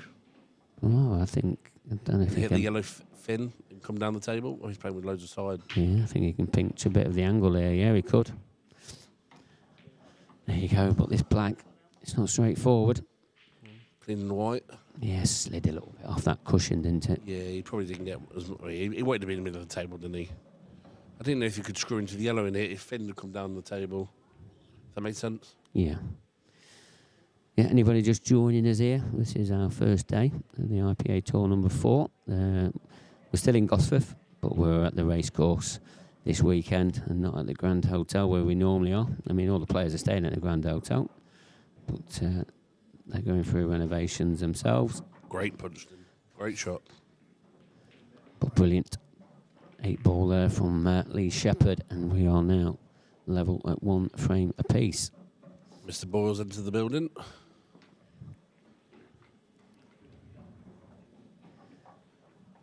He's been a busy man, Antio, these past few months. Done a very successful tournament of his own. I mean, that must be difficult, you know, as a player, to try and organise all of that and then try and keep up the standards of the Mark Boyle. And still be number 1. Yes, yeah, exactly. And still keep his number 1 status. But brilliant character, you know. Brilliant guy off the table as well, and he really is. Top notch.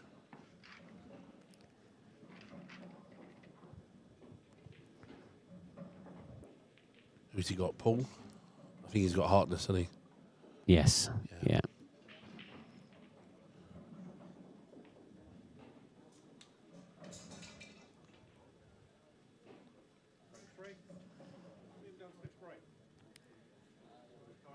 Yeah, so 3 stream tables this weekend, this main table, and then we've got stream number 1 and 2.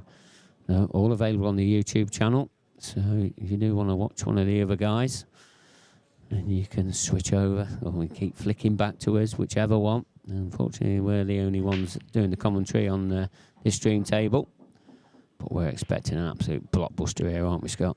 Yeah, this is the game to watch at the moment, I think. And that's not the best break for Liam, to be fair. No, they've all tracked to one side, haven't they? They really have. Makes it very difficult. First glance, though, Scott, what are you thinking? I don't know, actually. I'm tempted to go yellows. Yeah, I mean, he hasn't really got a red unless he can cut that back into the centre, but you know, going to be tracking towards the pocket, awkward queuing. It's horrible. So he might not have any choice but yellow here.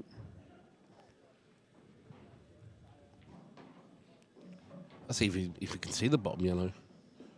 Maybe he's not on anything. It looks like he is, though, from that camera angle, doesn't he? But this is what I'm saying about Liam's little routine. He always calls that extension after his break. yeah, this is a thing that I mentioned about Reds. Obviously, this cutback was not easy with the awkward queuing. He's tried to hold so he can play this red over where the yellows are. Difficult, though, wouldn't it? Yeah, 100%. He still might have to cut this and. Well, in or over, I think, Liam. I think over the bags, the shot. Yeah, and I think the cluster of reds, he can start developing them out one by one. Still a tricky clearance over this. Yeah, he's just played a bit of a containing shot there. Yeah, he won't go for that. And he treats every frame the same, doesn't he? He really does. Whether he's 7-0 up or he's 1-0 up, every frame's the same. Yeah, he wants to win every frame, doesn't he? He battles for every frame, doesn't he? Even that he can't even, say, if he can't even be close to that frame and winning, he'll try his hardest to win it, isn't it? Yeah, he certainly will. But this is interesting. It's a good shot, but I'd have been tighter behind the other yellows. Because I don't want him hitting, I don't know. I think it was important to get the yellow on top of the red. I think that's what he's concentrated on. 'Cause, it's a big target anyway. It don't matter where he left him. It'd be difficult for him not to hit that. I don't know. I think you could have got him in a bit more trouble there and got the yellow on top. I might be wrong, but he could have got the white behind the other two yellows in between. And yeah, but what I was saying is because it's a big cluster of reds, it's near enough impossible to miss. So it probably wouldn't have mattered where he got it. Hitting these out, screwing the white back to the top or not? He's rolling up to it if he's asking the ref. Yeah, nicely developed. But top left-hand corner is key for Lee.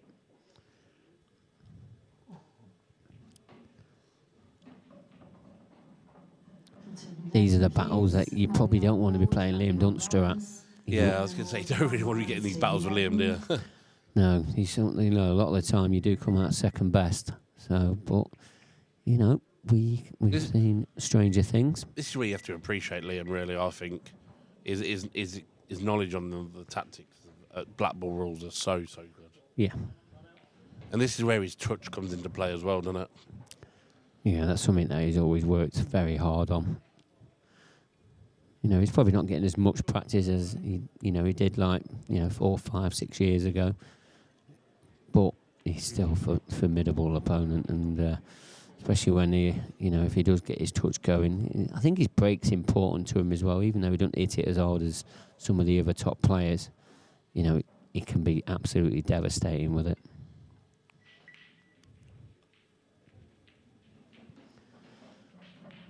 It's not a bad little shot there from Lee. I think he'd be happy with that. Yeah, I think he'd be happy. Yeah, the black's up there as well, isn't it? I know the black's key here as well now, isn't it? We'll see what I mean in about five minutes, probably.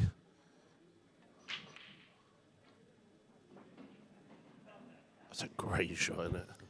Yeah, it's just well controlled, isn't it? Yes, it's a simple shot, just clipping off the red and coming off the side cushion, but it's the pace that he's played it at. And he needs to hit the right angle as well. Well, he knows he ain't getting snookered behind them over 2 yellows at the top, does he now? No. Unless Lee plays a great shot, but... At the moment, Lee Shepard second best in this frame. Played that well again, though. He has played that well because he's going to try and play the... I don't know, he might play the yellow onto the black to tie the black on the cushion soon. Yeah, that'll definitely give Liam something to think about. Because Lee is in big trouble here at the moment. Even though this is only the third frame, it could, prove very pivotal in the way that this match is going to go. Because if Lee Shepard does win a tactical battle against Liam Dunster, he's got one over him already. Still got a bit of work to do yet, though. See, I'm shocked he's not clipping the yellow into the black now and playing. I suppose he's just trying to even the game up here, isn't he? Just trying to get a corner pocket each. He's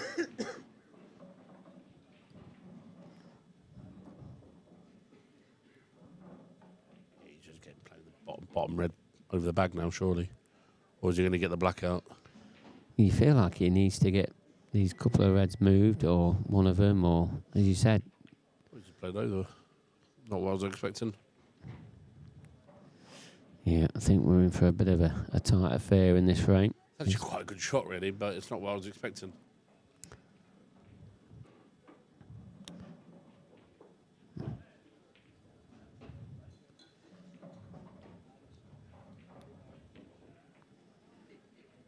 He's got to put the black on the cushion there now. No? Or am I wrong here?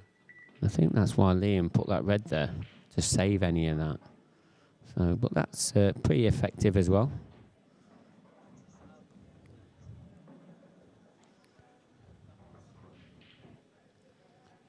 Liam won't play any silly shots here, will he? It'd just be... So this is like playing team ball now, isn't it? Team shots, isn't it? Yeah. Yeah, it is.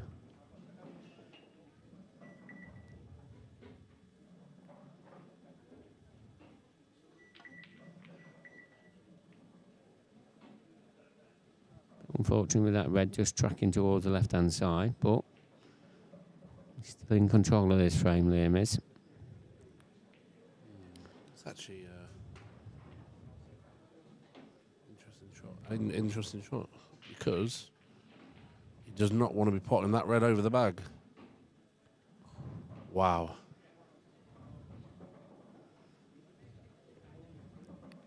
Yeah, I don't know if he's did he try and cannon that into the black, do you think, or? I don't know what the shot... Honestly, I'm a bit like...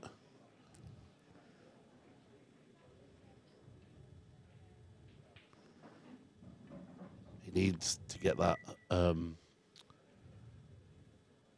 he Really, he's got to get the black out now, doesn't he? Yeah, he does. I'm shocked he doesn't. He's done this yellow on the side cushion now into the red, so the black comes out a little bit, and then he's got a bit of a. He might have a chance for a skill shot in a bit. He doesn't want to pot a yellow now. I think he's trying to set himself up for it, isn't he? Yeah, he's trying to leave himself an angle so he can get up there, track towards, and just, either the one in the top left-hand corner is causing him big issues. So he might have to track into that first. Rolling up to the red and the black. I don't think he'll probably touch that. Oh, because he gets the black out, yeah, maybe.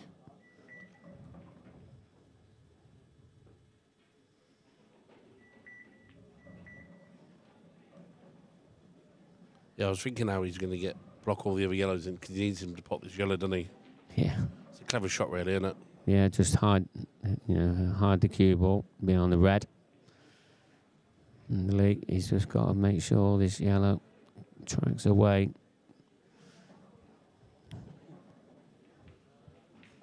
mean, you might find Lee Shepard. I mean, Liam, he probably pot a red here, maybe. Red at the top bag? This bottom one and the bottom right, maybe. I don't know. Oh, he is decking this. But the only problem is that cue ball's tracking towards them two reds.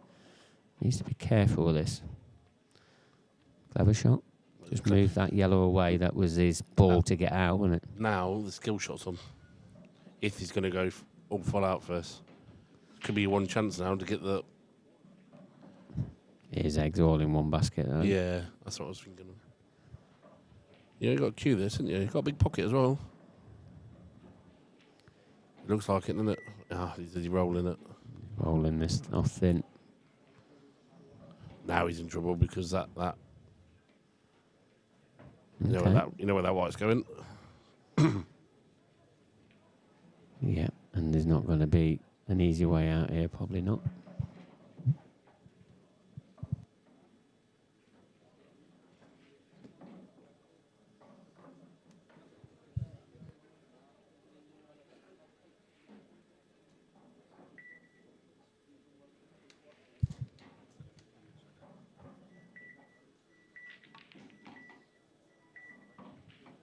Well, Liam's gone for it. The black's not come out. Yeah, and I think this is where Liam doesn't get enough praise sometimes, because he is ultra attacking it when he really wants to be. I was shocked because I thought you might have played one more safety there. But he'll be looking at that black now. He'll just leave himself a simple double. I don't think he'll be cannoning into it. He won't be getting it out.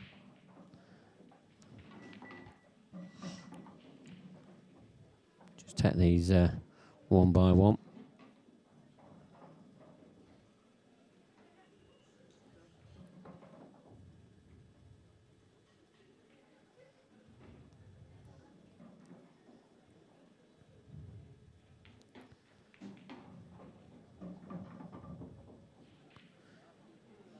Yeah, Lee was always second favourite in this tactical battle. That red in the top left-hand corner, that was causing him big issues. And now he's looking like losing this frame. Yeah, he's in a bit of trouble now, isn't he?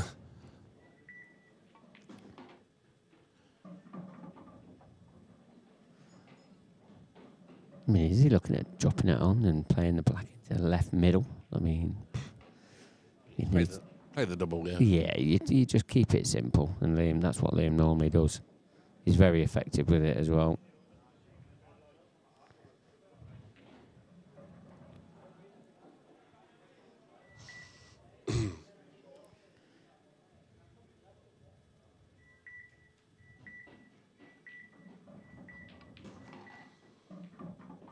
Played that well. Or has he gone into it? I think he's just got a bit of an angle, hasn't he? Yeah, he might have to top it throw on a bit of cushion, top throw a bit more, but...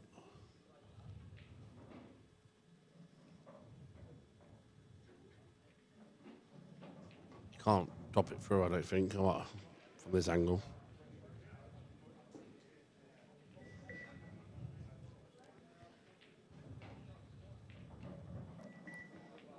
We could do. Yeah, reverse double.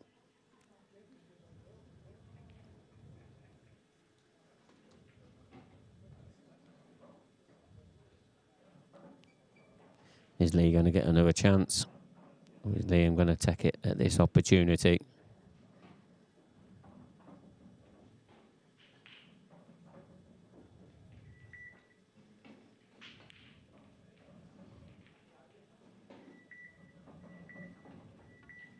Where's the white? Yeah, and he's hit that incredibly thick, hasn't he? Yeah, I'm a bit amazed by that, to be honest. Yeah, didn't really threaten a pocket. I mean, the cue ball was a bit wild and, yeah, a bit uncharacteristic there from Liam Dunster. But chance now for Lee Shepard. One, I don't think he expected to be getting. And these are the chances you need to take and punish.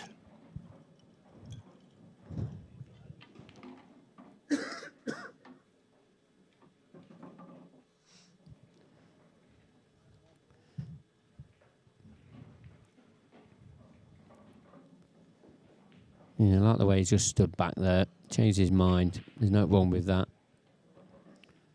Keep it as simple as you can, Lee, and then this frame will be yours. This is the right way of going.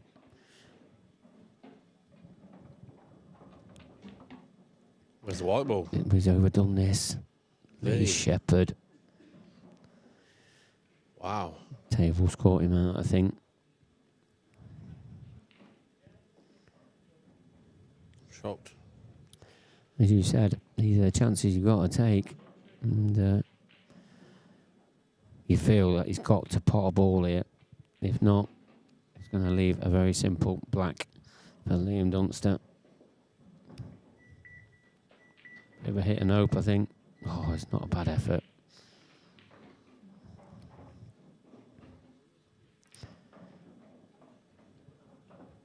Lee will be kicking himself. Yeah, that's going to be annoying for a minute. It really is.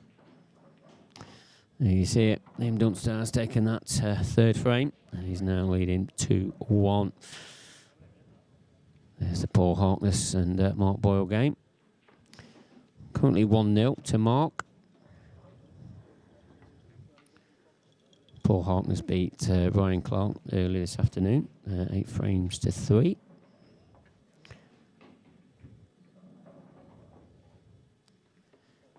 Your man Riley James, he's 5-4 down against Chris Bowen. He's still in that match, isn't he?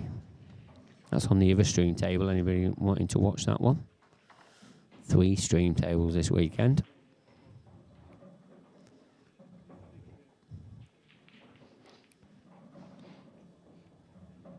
It's a good shot from Paul, isn't it? Yep, it is.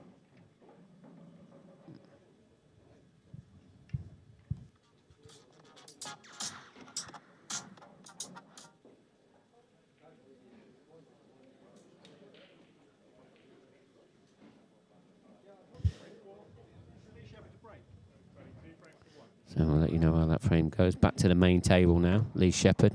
He's going to be disappointed with that. He's put a lot of extra power into that break, and what a break that is. Still a little bit of work to do. Little cluster at the top there. What are we looking at here?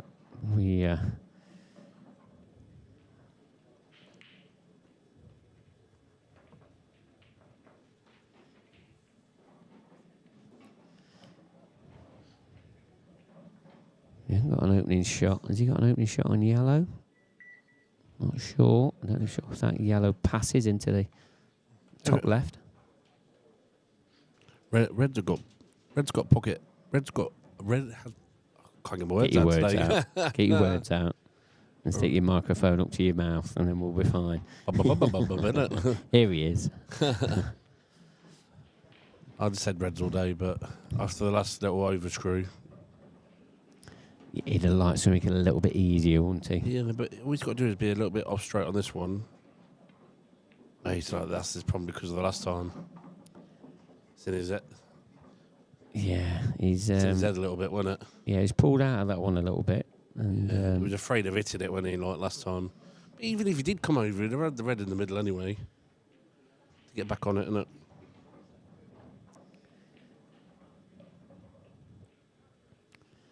Yeah, this is a very tricky clearance now. Probably one that's not even there at the moment. Double. Is that what he's looking at? Well, has he come too far up the table to even get position? No, I on mean, about the top one. Yeah, red. but what I mean is that with the positional shot, can he get a positional shot after? Has he come too far up the table? He's looking like top in throw, isn't he? Yeah, it's not Oh, no, easy. screwing back. Yeah, that's what good pot, but didn't have the angle, did he? No, it's not going right for him yet now, is it? No, he's chasing this finish, and that is all down to that positional shot.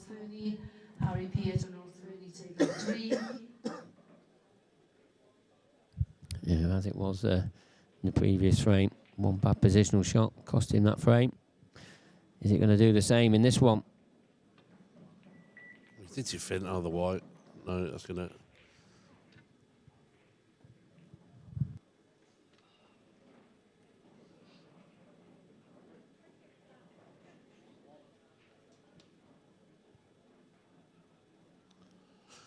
And this is where the Liam game...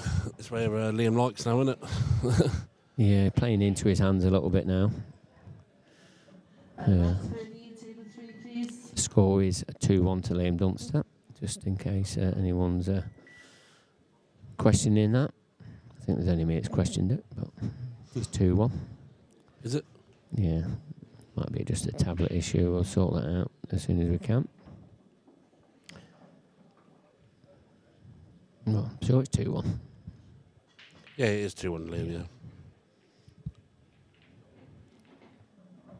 So, Lee Shepard, can he level this match up? Can he play this off? Or is it fin? I didn't know if you could play it off the yellow, and it might have gone across the other side, off the yellow and in the middle. Bit of the crazy trick shot. It's touching ball as well. That's the worst outcome that can happen for Lee Shepard. Wow. Because if that's not touching ball, he's had a touch. But it is. Makes things very easy for Liam here. I'll make this as difficult as possible. I don't think he has. I think it's just a one cushion escape through the gap of the yellows. Yeah, but you don't want to hit it too hard because yellow just got over the bag, wasn't it? Yeah. But I think that's the scenario he's in, innit? So.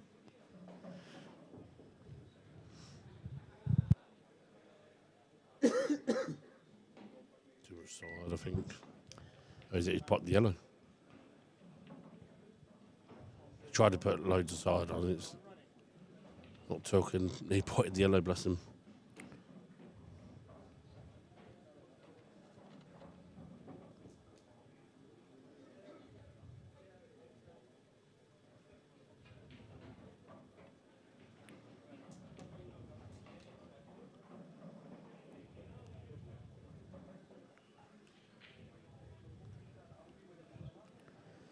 And these are, I would say, droppings for Dunster now. Yeah, just developed that yellow very nicely. Not budged the red out, so not put any pressure on himself either.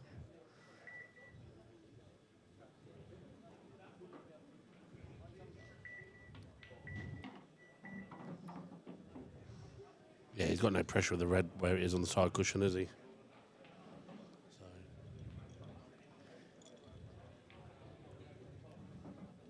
Wonder if he's struggling with the pace of the table a little bit, both of them. Yeah, they always say it's a little bit different, don't they? The stream table compared to the others, all down to due to the lighting, etc. And definitely there is some of that. It does take a little bit of a while to get used to it. It definitely plays a little bit different, but all these tables and cushions have all had the same time span, etc. Same matches on them. If anything, probably more on this stream table than most of them. yeah, it's 100% because I'd say the TV light now.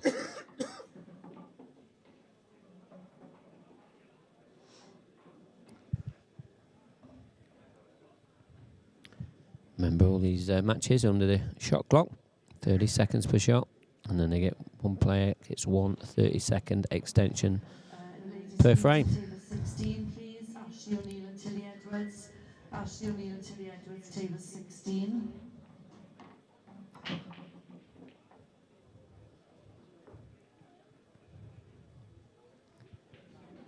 See your man, Riley James, 6-5 up now against Chris Boron. Was 5-4 down in that match, wasn't he? Yeah, that'd be a big win for him there, and hopefully it gets him going again. You know, that'd be his biggest win, I'd say, as a pro. So hopefully that gets him going. Yeah, and you know yourself. You know, a little bit of momentum can just change things, just like that.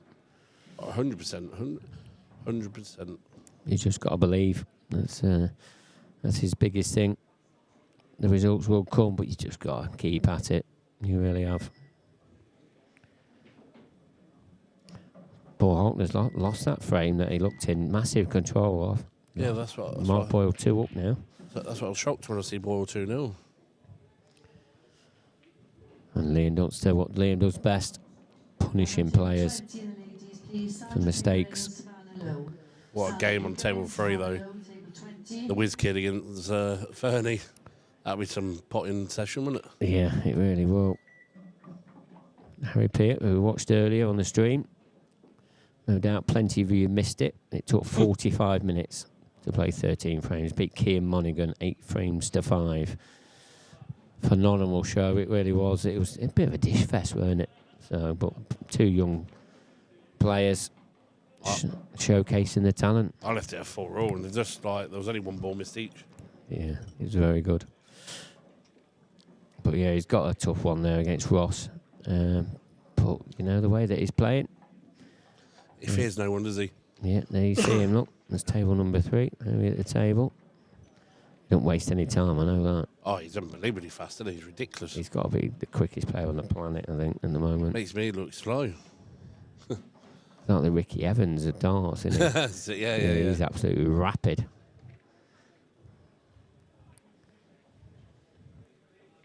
Jelly Klassen as well. He was a rapid player as well, weren't he? At darts. Yeah. But Harry Peart, he's making his own stories up. And he's going about his business there. No problem looking at that. Still at the table. Great view of that old new venue for the weekend. Not been here before, have we? No, Newcastle Racecourse, Gosforth. So a beautiful venue, being looked after here as well from everybody. Bit of a late change this one was, but you know, we still make things happen. Everyone's still enjoying themselves, and it's all good. But yeah, brilliant venue. Always makes a difference, doesn't it, when everything's ticking along very nicely. Nice bit of scran, nice drink. It's all fine. Scran, where are you from? The Lincolnshire lad, aren't I? So call it scran, don't we? Not all of you. I don't know what you call it around your Midlands area. Bit of Tucker, is it? I don't know. I'm just making stuff up now. There is somebody out there that understands my lingo, surely. Anyway, frame number 5, Liam Dunster to break. 3-1 ahead. He's really punished Lee here. Opportunity, but he's going to have a dry break. Lee Shepard is going to have a chance of getting back into this match. But they look awkward. Definitely not falling nicely for Lee Shepard at the moment. Yeah, he's got 2 tricky balls, hasn't he? Really, he's got that yellow and the red on the bottom, near the bottom right, and then the black is not 100%. But your first shot could go straight into it thin, red into the middle, clip the black. Depends how far that red is down towards that middle pocket. So I'm not sure. It's tough to tell from our camera angles. Maybe you're right, Scott. Just thin clip that. And like you say, track into the black. Yeah, I think he's a bit further away from the far knuckle, isn't he, for it? Yeah. Still going to need a couple of things, you know, going his way. I like this shot. Very controlled. Do you think he tried to play both colours there? You know, if he did get a red and a yellow, then it'd still be open table. I think he's tried to play into the yellow and red. Yeah. At the bottom right, I think he's tried that. Split nice, but I think obviously the red that he's directly above now, is that all of a sudden come a little bit tricky because it's in the lower half of the table and doesn't have a middle pocket? Yeah, he's took the middle bag out as an option now, hasn't he? So he's got to recalculate a little bit now. Yeah, and he's obviously with the black. I mean, with that yellow over the middle pocket, there's no straightforward double anymore. Well, he's got a chance here now. Top bag and stun into the yellow now, and you're going to be on one of the 3 balls, aren't you? Yeah, want to be a tough shot into the corner. He's not looking at it. No, I think he's played. Has he played to make out? So is he? He's going to try and play so it can tops through on the red, so he puts the yellow on the side cushion. Yeah, I quite like this way better. The reason I'm a bit worried about that is because now, how's he getting into the black at the moment? Yeah, he's playing a treble on the black. He's running out of balls, isn't he? Right, played that well. Don't want that to come back. It's okay. He's still on it. He's just putting himself in a bit of trouble here now because where is the black going really? Like I personally think he's played that last shot a bit hard. Can you get into it now? No, he's going to hit. He'll go into that yellow surely. Yep, like this. It's okay, but as you said, Scott, there's a little bit of work to do. There's not many. Skill shot. Skilly? Wow. Big shot. Played it well. Oh, just millimetres from dropping. Wow. That's a brave shot to play the skill there, really. It was, but it was his only chance, wasn't it? Yeah, so he could play the double. Yeah. Well, the treble could have been an option, but yeah. You just feel now this rain is just going to be like the previous 2. Liam Dunster will be punishing Lee Shepard's mistake. Yeah, too many errors from Lee so far.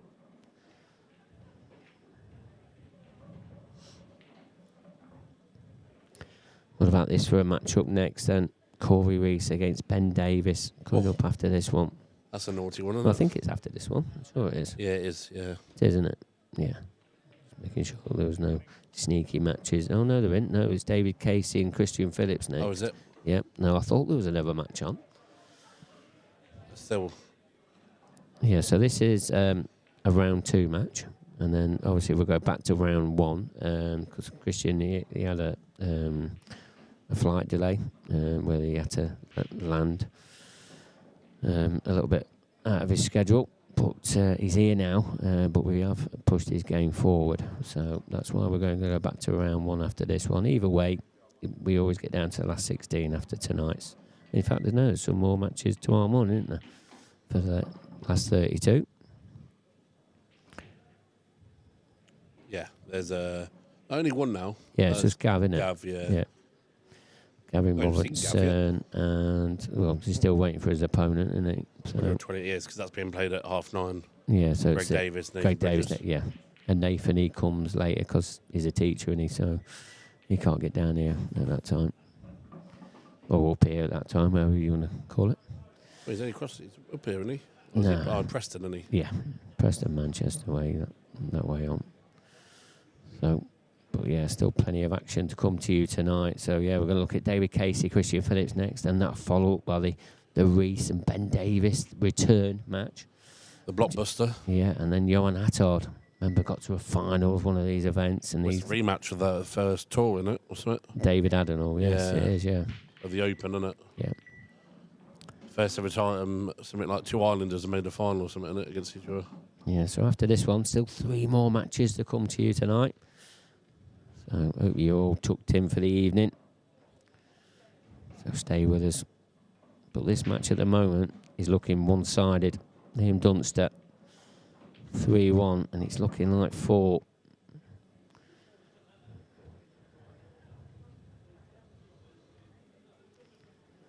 Gonna have a little tricky little yellow across the cushion, but you just know he's just so, I don't know, so good at this situation.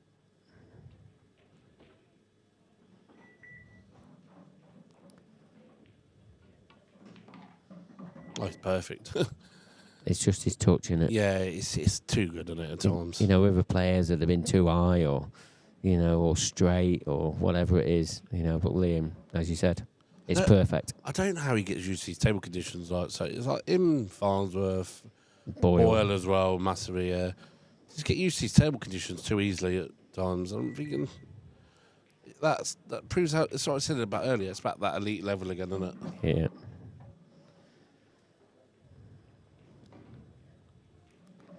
So this black into the left middle, open up a 4-1 lead, and he does exactly that. 4-1. Here's some of our partners. Supreme Pool, they've come on board this year. A huge sort of legacy for us now, this, and one we've taken with both hands. You know, they deliver all the tables now, make sure that tables are all in tip-top condition, and brilliant to have them on board. Smart Rack, Alan Yates, I'm thinking the referee, Brian. Alan Yates, obviously, his new innovation, the Smart Rack, got loads of products. Definitely worth a look on his website. Onboard Sportswear does all the top spend, and his team does a fantastic job. Strachan 861, we've been with these guys the last 6 years, I think it is. And then obviously Aramith, who supply all the balls. But yeah, great to have partners on board. If we didn't have partners on board, there wouldn't be a tour. So we always make sure we give them full coverage of what we try and deliver as a pure minimum. But back to the Mr. Magic, Mark Boyle, 3-1 ahead he is at the moment against Paul Harkness. And a little bit out of position there. He'll get back in. Yeah, and I think we've mentioned this all the time, haven't we, about the elite boys. When they do go out of position, they always come up with the next shot, but this one's obviously proving a little bit tricky for Mark. 6-all in the Riley James, Chris Bowen match. They're into a best of 3 now. Better break from Lee Shepard. But again, it's awkward. Have a look at the Mark Boyle. Can he get back into position? He's fine. That's a big bounce. Oh. Thought that was tracking behind that yellow then. That's totally. Tell you what, Sheppy's had chances as well, hasn't he? He's had chances, but they fell awkward, aren't they? Yeah. There's been some horrible ones. I mean, the first one, you know, he should have took that one. Gifted the table back Especially to Liam. Dunster winning off as well. And Yeah, that was a big miss for him. But after that, it's been tricky. And again, this is tricky table for him.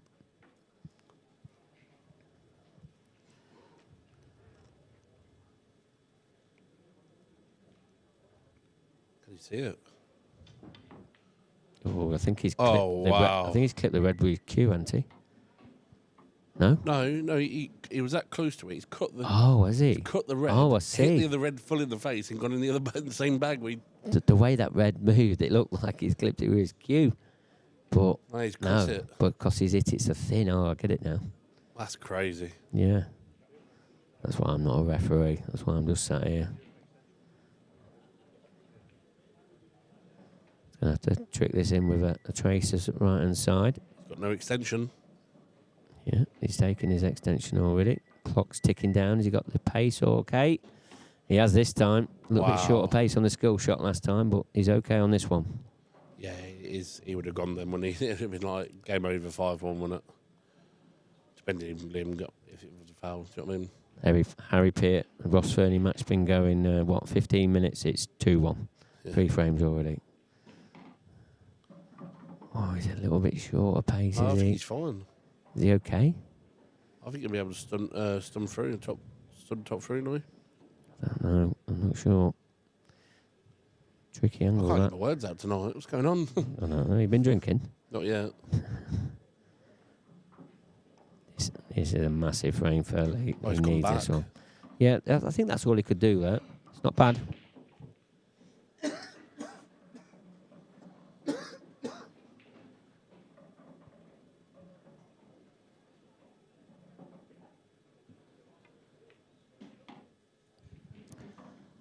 That's more like Lee Shepard. A very nicely controlled shot around the angles. This is going to settle him down better.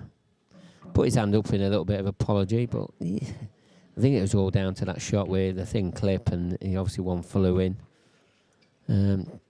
But you've got to say he's been a bit unfortunate as well in the previous frame, so you know you've got to take it while it's there. And he's certainly done that. Your man, though, Wiley James at the table against Chris Bow on here. 6 frames each, this is at the moment. This is on the other stream table if you wanted to watch this one. 3 stream tables this weekend. Plenty of coverage for you. You're spoiling us pickers. Yeah, it seems that way, doesn't it? The more you give, the more they take, innit? That's how it is. It's not a problem, though. So, Riley. You feel like this is not a bad chance. Just getting on that bottom red, and he needs to get on it early, don't you? I think. I think he's going to go last ball. Do you? I don't know why, but I just think I won't go down now. So you really want to go back up and down, up and down. Yeah, like you say, you don't want to go down just yet. He's missed it, says it. I think he's missed it. Just hit it on the edge. Yeah, he's just cushion first. Yeah, near knuckle. But work to do for Chris. Frame number 7, Liam Dunster breaking off. Hitting the head ball up. It's not something we see Liam do, but do you know what? I think he's not a bad head ball breaker. I've always said this about Liam. I think he hits the ball better head ball than he does on the cut break. Wow. The way these have come out. Either, isn't it? This is the difference at the moment, the way that the layouts are coming. They're always a little bit tricky for Lee. But Liam, these aren't bad. Yellow? Well, they're both open, aren't they? They really have. I just think yellow are a bit... Yeah, 100% it's yellow, especially with the yellows in the bottom half of the table where the black is. That makes a difference. But he'll use his extension on this first shot. He'll be working out his routine here, or his pattern.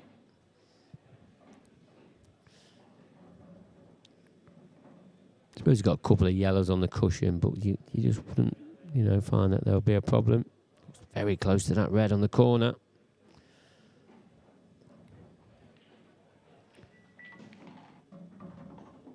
He's overdone this, has he? No, he's taking the top yellow out of the way. I'm shocked. I thought he'd have took the one down the rail first, but hell. Yeah, I don't know if I agree with you, to be honest. I don't know if he's paid for this top one already. I mean, he's short of pace if he has. But he was overreaching a little bit, so... Yeah, it weren't easy the way he was cured. That's why I thought he was just going to roll it and play the one down the rail next. But... Can still stun this on and off the cushion, so I don't expect it to be any problem for him back into position. Yes. As simple as that. Maybe a little bit off angle, maybe. Maybe I'm just making dramas out of nothing that's actually there. You love making drama, don't you? It seemed that way, yeah.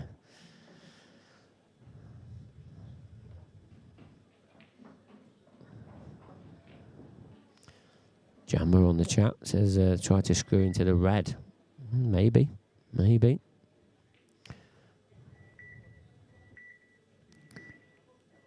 Listen to that clock ticking down. I mean, that touch there is just perfect, isn't he? Yes.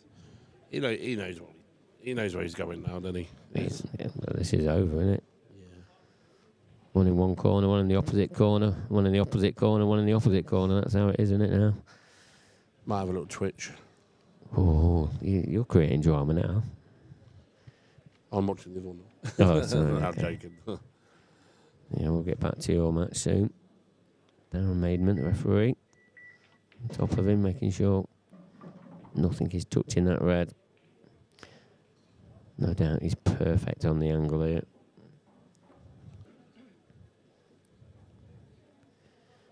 Yes, Phil, I've got a little bit of a sniffly nose.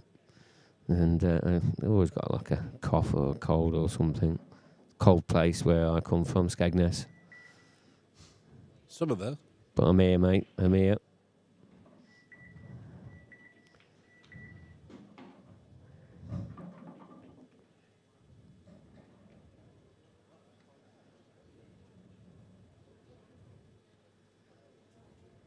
Before anybody chirps off, Skegness isn't part of Scotland, even though it's got Ness in it.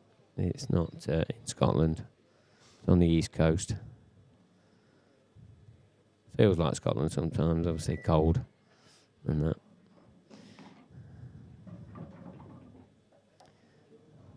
Yeah, might be a new role there for me then, do you think, Phil? Playing Wade Winston. Jeez. Never been compared to him before, but thank you.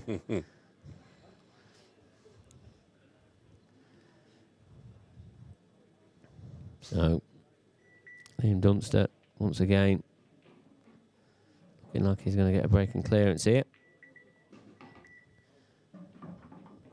Not pushing out the boat, just making sure them balls are dropping.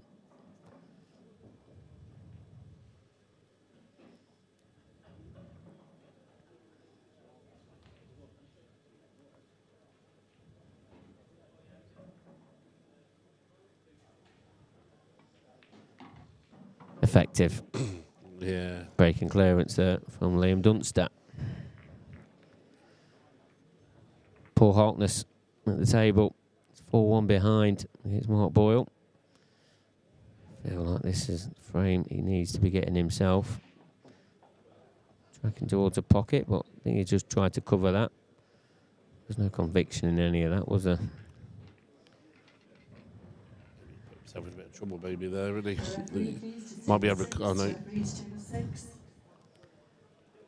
Yeah, Mark's still got work to do, so he's containing shot of his own.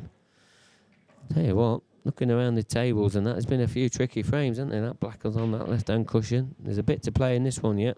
I've never seen so many tactical frames. Yeah, I know. It's gone all negative here at the IPA, eh? Don't start rumours off, eh?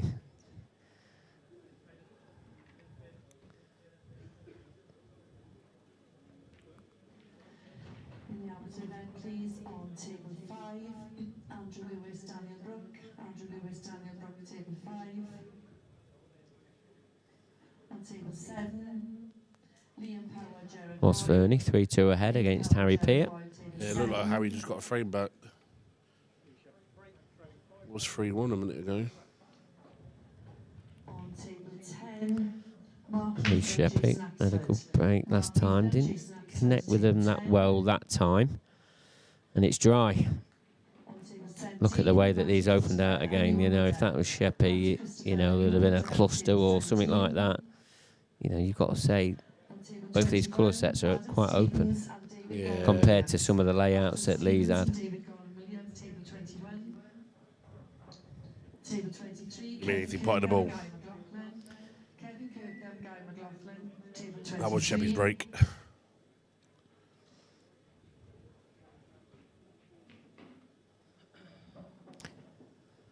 Ladies Elite, they've all kicked off already. Well, I say kicked off, queued off. Jenny Lawson, Kelly Egan, 6 frames each. They're into a decider. Yvonne Ewan, who made the final last time, losing to Ashley O'Neill, beating Hayley Weston 3 frames to 1. And then Ashley O'Neill defending her previous tour title. He's playing Tilly Edwards. It's 1 frame apiece. Keep you up to date with all them scores. I'll see plenty going off here this weekend. On our first day, all the latest scores, you can get hold of them yourself. Either go through the website or our social media pages. Got all the links on there. And if not, Cuesports Live. And you'll be able to find out the latest scores and results on there. In Dunster, that cue ball's got away from him. What a shot that is, because I think he's actually played for that. Yeah, you know, it looked like you never see Liam over at a cue ball anyway, do you? So that's why it looked a little bit out of character for him. But as you said, he's played it and he's played it well. And you'd say now, he's favourite for 6-2, wouldn't you?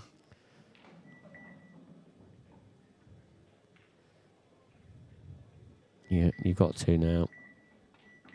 He just seems to be in the zone a little bit. He don't look like he's going to be giving Lee Shepard any sort of chance at the moment. Well, you never know. Just got to sit there and wait sometimes. But we know how good Liam is in these situations. Harry's back to 3-all with Fernie. Well, that game's been going, what, half an hour? Less than that.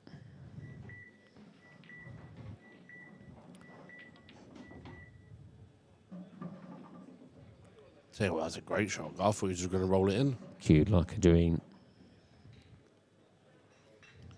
Riley 7-6 down to Chris Barrow now. 1 frame away for Chris. Race to 8, remember. These last 32s.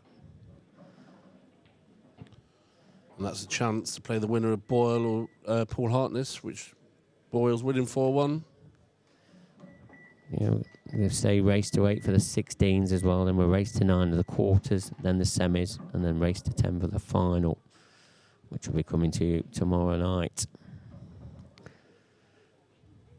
Liam Dunster. He's been pretty much, devastating, hasn't he, at the moment?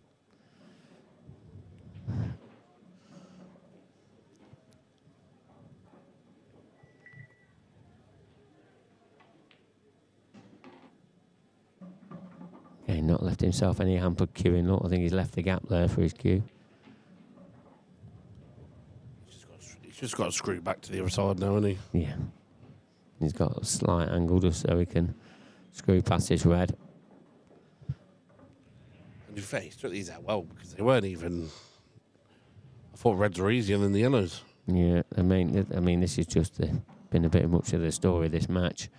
These Shepard dry breaks, and every time he's broke, they've been tricky when he's potted the ball, and this time he's not potted the ball. They've come out pretty well. 6-2 it is now to Liam Dunster. Paul Hartness, he's pulled a frame back. He's now trailing Mark Boyle 4 frames to 2. Chris Bowen at the table. This is his chance. Yeah, my mate, Mr. Sitter, to go 7-6 up really himself. Got the black out, Mr. 9 out of 10 red. And with 2 reds over want the same pocket. Yeah, you got to say this is not a bad chance for Chris here. Oh, this is game over for Chris, I'd say. Yeah, just kissed into that yellow. He probably didn't want to, but it's okay.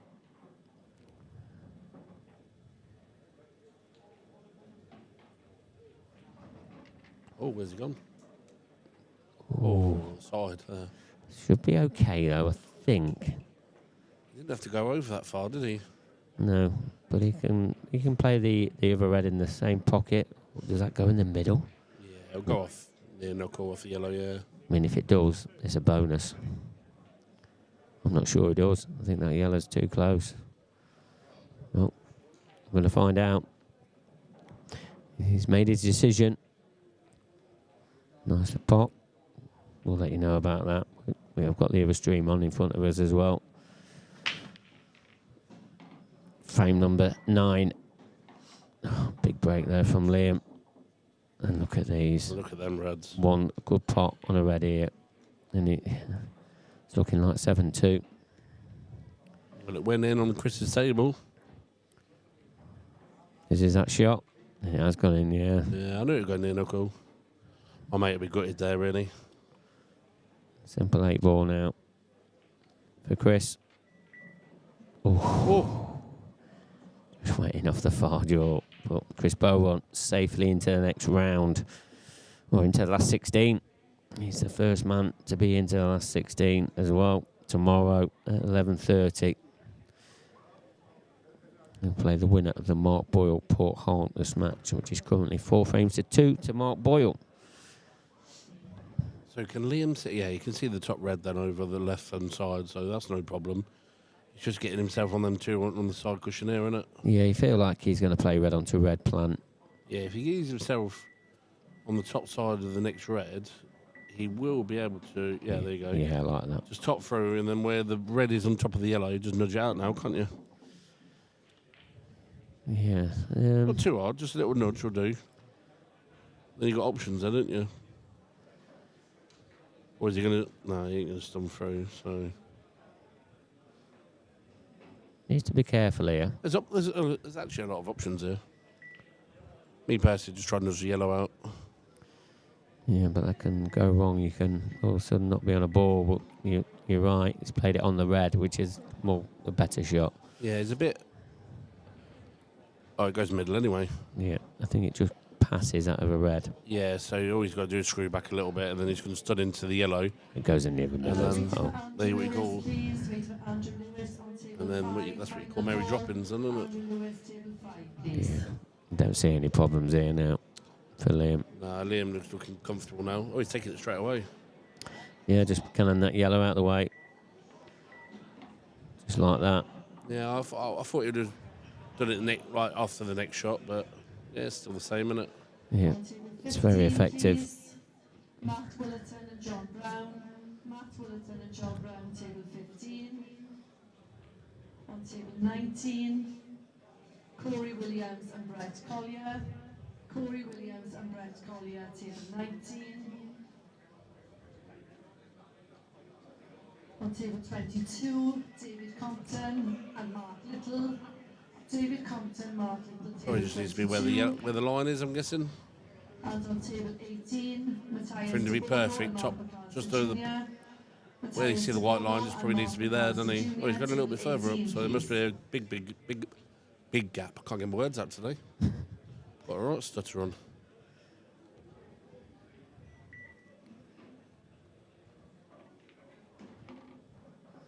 Yeah, nothing extravagant, just nicely done. Just drop this one in the centre. Yeah, and 7-2, it'll be hard to come back from that, won't it? Yeah, especially against Liam Dunster. Yeah, that's what I mean. It'll be, yeah.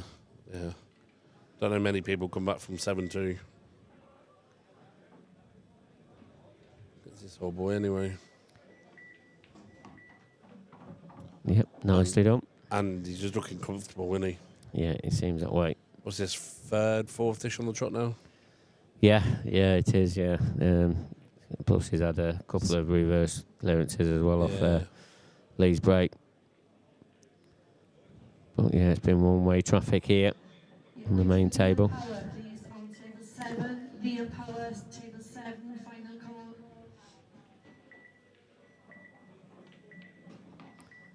Nicely dropped in. 7 frames to 2 in our leads. 1 frame away. Will be Lee Shepard to break in frame 10. And Paul for to get this back to 4-3.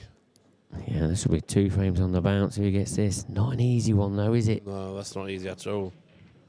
Can't you just cheat that in? Can't you just top it through? And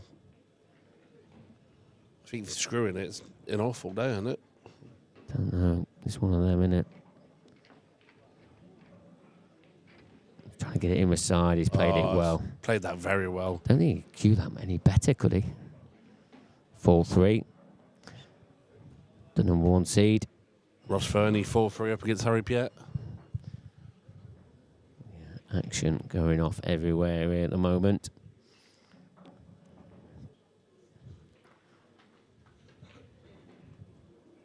Yeah, it's probably not a bad matchup for Harry, you know, because obviously they play very similar pace. I mean, no one plays the same pace as Harry, but you know, it's not a bad pace that Ross plays at. He's quite rapid and very ultra attacking, isn't he? He's gone in off there though. Yeah, Harry's gone in off. Top right hand corner of your screen. See all the other matches going off. Ladies amateurs, men's amateur. Well, that was so when that break off, it was 4-all now. Harry and Ross. Oh wow! So in off and so you got to say probably Ross Fernie's going to go 5-4 up now. Can he get into the red straight away? And then is your first frame back? You would hope, wouldn't you? Yeah, anyone joining us just now? This is our 3rd match of the afternoon, and there's going to be another 3 matches. David Casey against Christian Phillips is coming up after this one, followed by Ben Davis and Corey Rees, and then to finish us off, Johan Attard against David Addinall. Forgetting there's the return of Ben Davis as well. Yeah, we haven't seen Ben on the tour for, oh God, it might be a year. He won it. He won the grand final, didn't he, last time? He was there. Yes, he did, yeah, back in the Isle of Man. So, yeah, not quite a year. Yeah, because he's been missing for so long. But, yeah. You're normally the statue man. All right, leave me alone. You normally know who wins everything. Yeah, I know, but because I haven't seen Ben for ages. Forgot what he looked like, to be honest. So, never miss there for Lee Shepard. Good evening, Mr. Craig Martin. Hope you're well, mate. Are you enjoying the coverage back at home as well?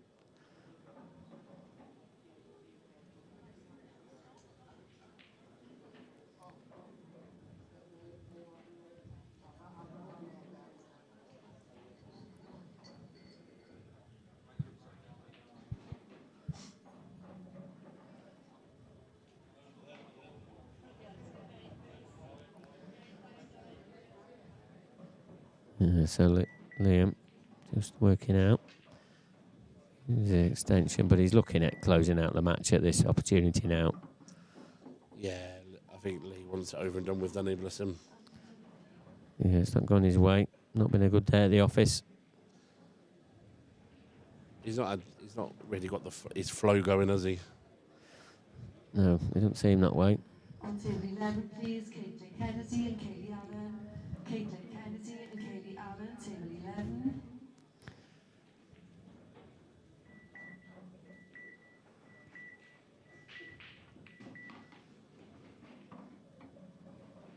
Yeah, nicely cued again there from Liam.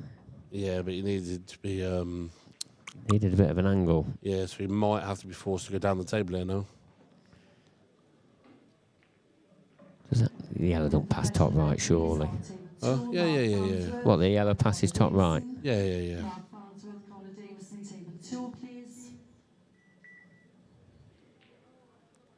Oh, wow. That's what I meant. That you're not... Oh, I wasn't even paying attention to that. Yeah, that's what I meant, that. That's ridiculous. Wow. Great shot. That's what you call gap in hell. Yeah, definitely a lot more than what we thought there was there. I thought you got your right and left wrong way around.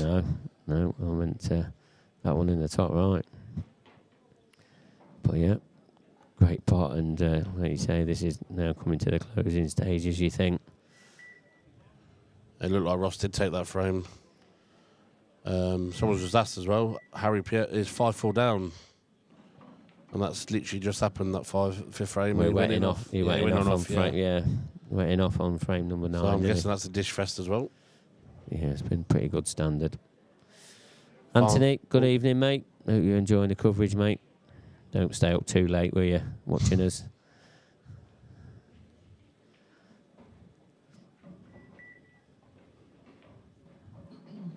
In the first event, please, on table 4, Matt Steeper, Andy Crosdale. Matt Steeper, Andy Crosdale, table 4.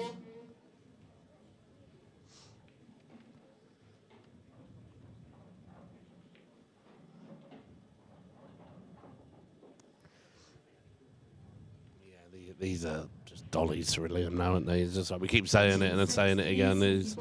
These are drop-ins to the kid. Yeah, and I think Lee, he just wants to get out of that arena now, doesn't he? Yeah, he's had enough. Yeah, he wants to go back to his room and have a word. You know, he's had a couple of key chances, and then after that it just went worse and worse for him, didn't it? Yeah. But Liam, that's what Liam does. He punishes you. Even though early on there was chances, weren't there? Yeah, definitely. That third frame, Lee should have had that, and you just never know how that could have turned out if he took that chance, because he did lose his edge a little bit. But this black then to see out this match by 8 frames to 2, it is. So I'm going to get over into the studio. Scott, I'll leave you just to hand over to me, and we'll have a few words with Liam Dunster. So we'll be back very soon. But Scott, hand over to you. Yeah, cheers, Pickers, and what a match that was to be in the end. Just a few silly mistakes on Lee's part, that's unusual for him. So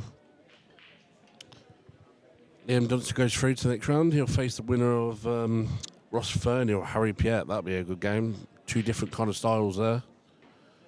So we'll see you for the next game, which will be Christian Phillips against David Cassie. Oh, and Pickers is having an interview with Dunster right now. Yeah, that's what it is. I'll get you one next time. Thanks, Scott. And here I am with Liam. Liam, you know, obviously the scoreline there, 8 frames to 2, didn't really reflect it in the early stages of that match, would you say? Yeah, definitely not. I think he's made a couple of mistakes. I overheard him saying the table caught him out twice. I think he's right. Well, definitely one of them anyway. Obviously the pace caught him out. I mean, it obviously catches us both out. Don't get me wrong, but it's majorly cost him. One of the frames, he's on an easy finish and he's got 3 balls left and he's overscrewed it and snookered himself with 2 balls left. So that was obviously his frame kind of thing. But the second one, I think he was referring to the 2-1. I just don't think he's hit hard enough for the 2-1. I'm assuming he was trying to hit dead weight to hold for position and stuff like that. But yeah, other than that, I think my breaks were very poor at the start, and then I started smashing them for the front and was hitting them pretty good. And I mentioned that in comms, you know, because I always think you're a brilliant head ball breaker. I know you'd like to play the cup break sometimes, but I think that this match table or this stream table, whichever one you call it, always breaks better on the head ball.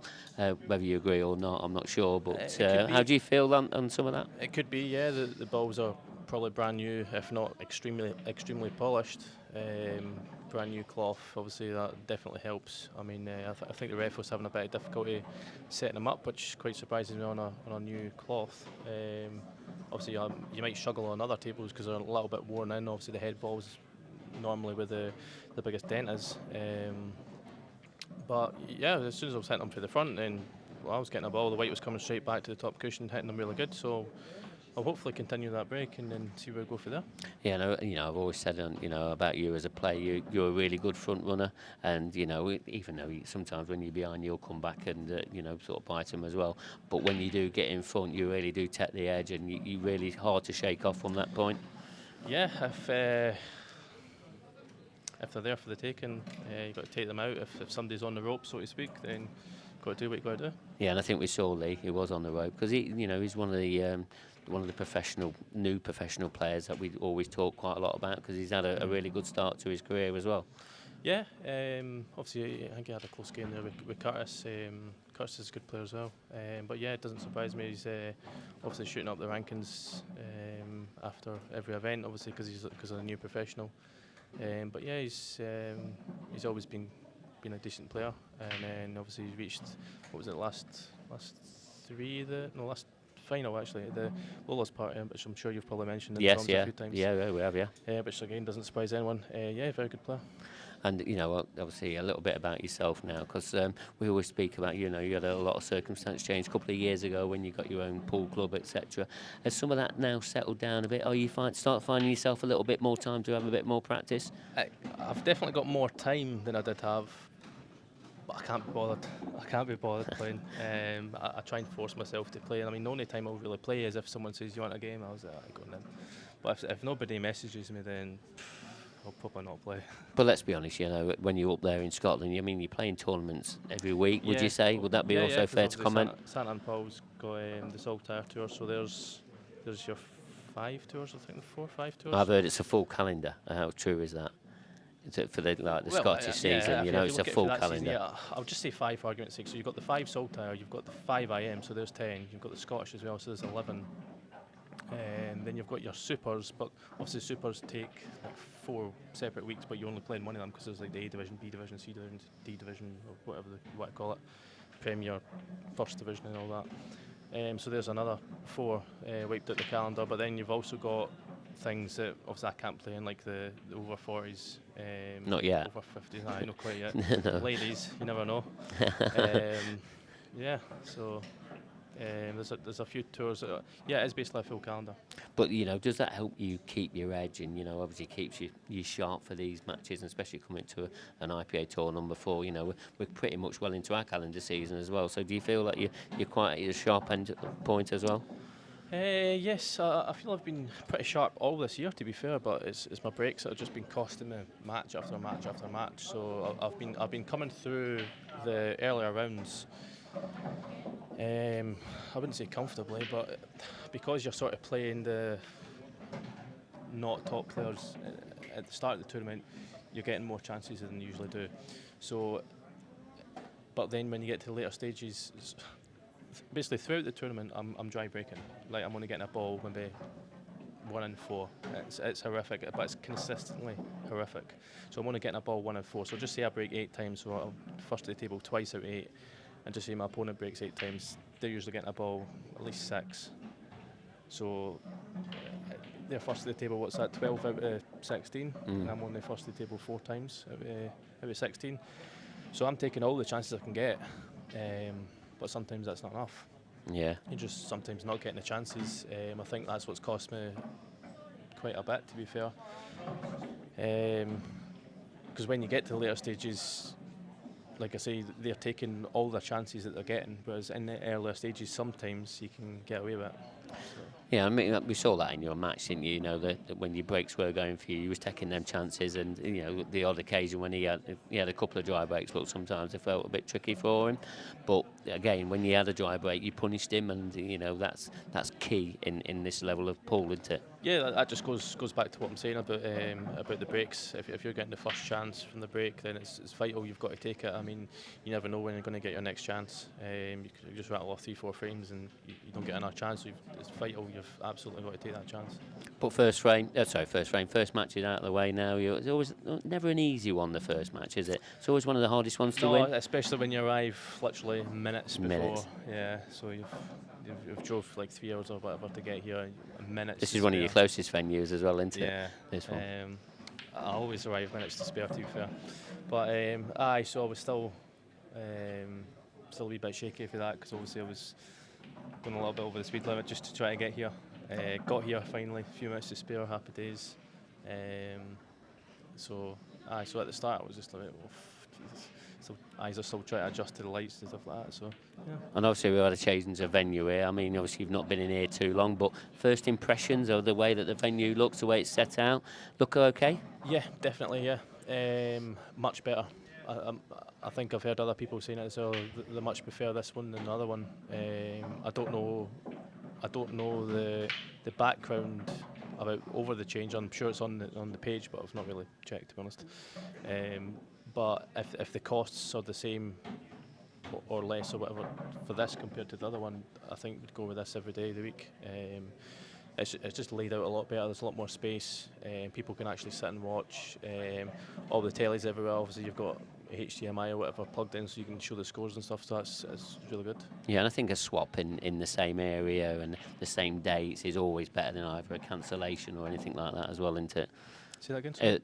A swap in the same area, or you know, instead of a cancellation, is always better to have as well. Yeah, well.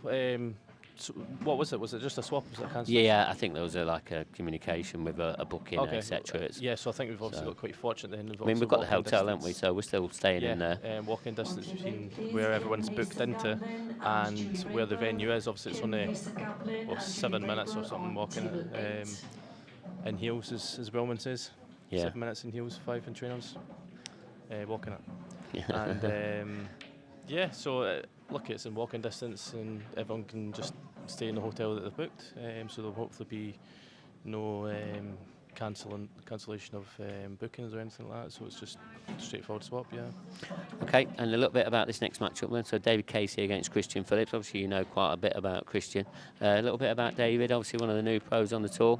From the Nottingham area. I don't know too much about David, to be honest. I know a lot about Christian. Obviously, I think he fell off the tour. Yeah. A couple of years. He was professional, wasn't he? Yeah. So yeah, he's back now. Always been a handy player.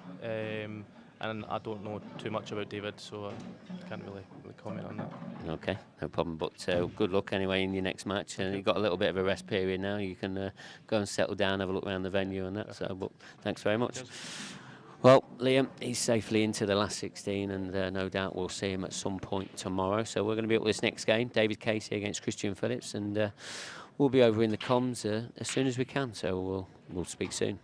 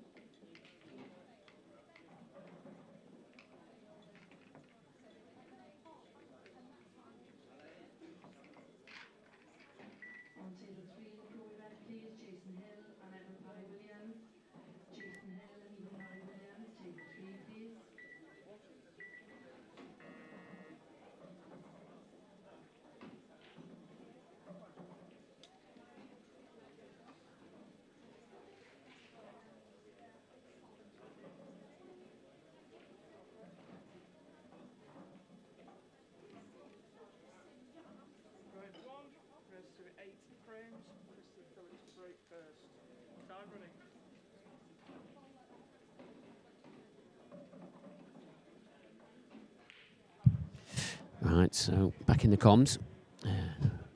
Match number 4, David Casey against Christian Felix. Christian just breaking off, and he's in off. First chance then, David Casey. Exactly the start he needed.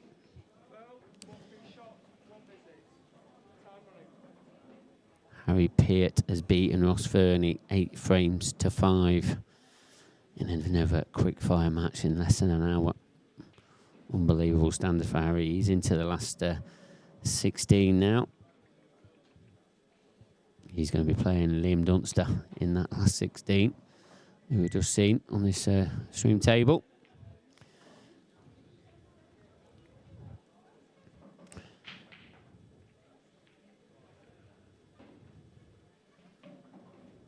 So when you're in off, 1 free shot, 1 visit.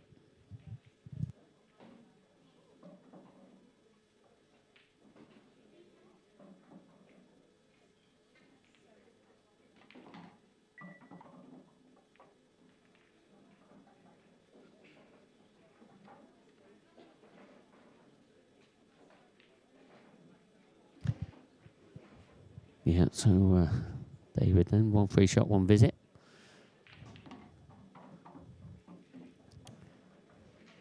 Looking okay here, just the black ball. But you feel like he's going to be okay. Got into that a little bit. Not got hold of this cue ball just yet, but first frame, first match on here as well for him.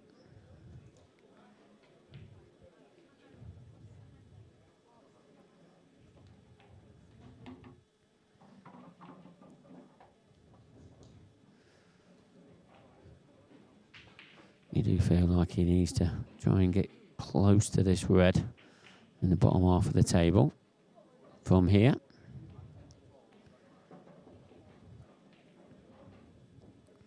Just drawing this back nicely.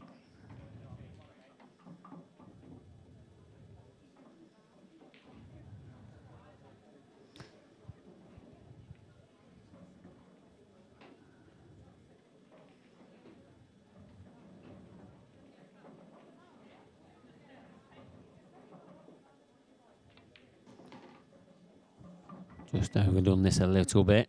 Should be okay, or underdone it, whichever one you wanted to look for. Probably underdone because probably don't pass into the left centre. So this black's a little bit more tricky than he wanted.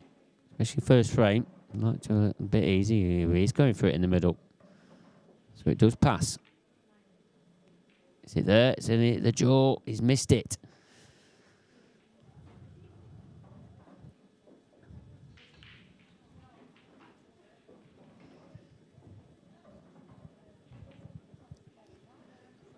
So, opportunity missed there from David. Always tricky, especially in the first frame. And made it even more trickier by not getting on the black.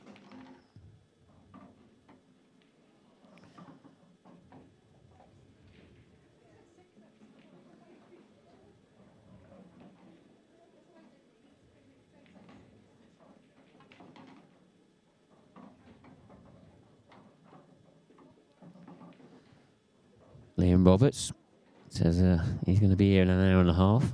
He's listening to this on his drive down, drive up, whichever one it is, Liam.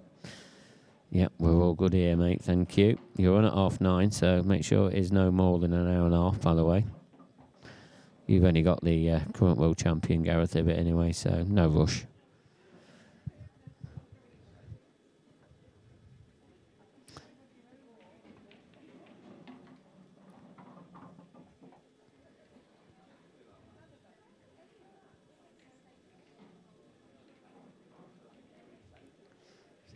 Yellow just tracked a bit further down than he wanted, Christian.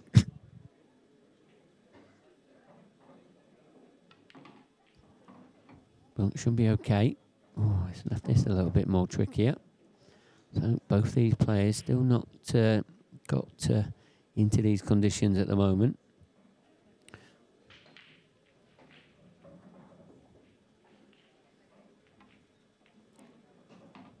Drop that in nicely though. Drafted it in with a Trace of one inside. Remember, this is a round one match, like a prelim stage, if you want to call it that. And this black into the left centre takes the opening frame. 2 matches left in the prelim stage. Greg Davis is playing Nathan Bridges. That's going to be on at 9:30. And that will get everybody into the last 32. Mark Farnsworth. His match is started against Connor Davidson. And he's 4-0 ahead. And this black to go 5-0 ahead. And there you see it, centre of the pocket. 5-0, Mark Farnsworth leads. I was talking to him earlier, just as I was watching the Harry Peart game, and he wants to get back to the winning circle, picking up trophies and that. Gareth Ibbott, Dan Davey, they've all been stopping him over the past months, etc. But I'm sure sooner or later he'll get back to that winner's circle. But there's plenty of players that can win as well, so it's not going to be the easiest one for him. Frame 2, first look at the David Casey break. He's got a ball. And have these laid out for him.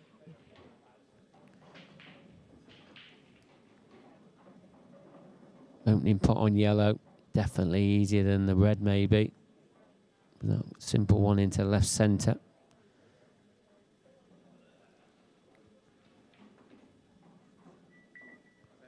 Red seemed better as a colour set.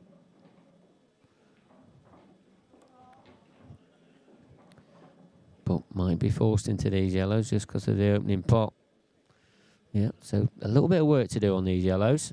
Especially like, yeah, oh, he's missed the yellow, has he? Has he fluked it? He has fluked it. Bit of good fortune, but that yellow in the top half of the table, just below the baulk line, that's going to be one he's going to have to navigate around. He's not in prime position here either, so he's chasing here. Just needs to try and settle down here, David. Just try and keep it as simple as possible. Nice pot, but again, still chasing position.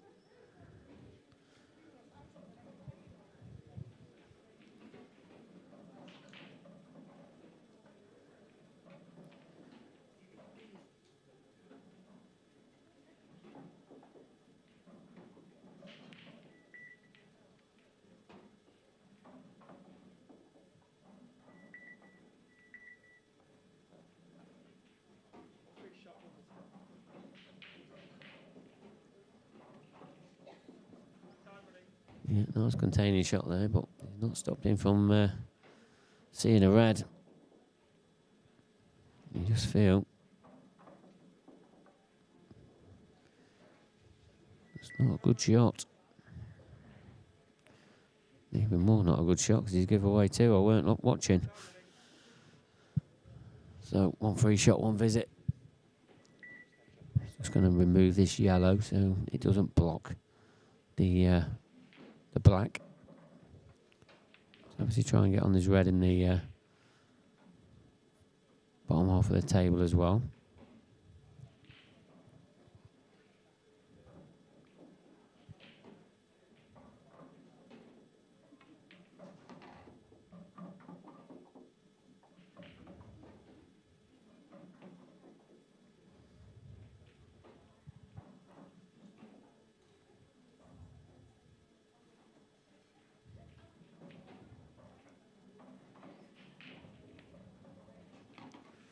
Just wobbled in.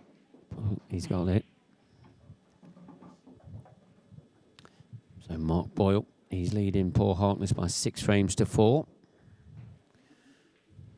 Matt Steeper, he's beating Andy Crowsdale 2 frames to 1.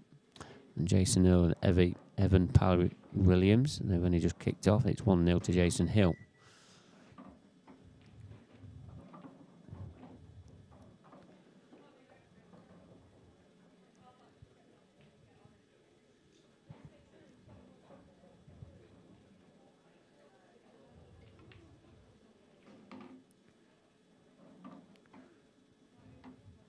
A bit short of pace.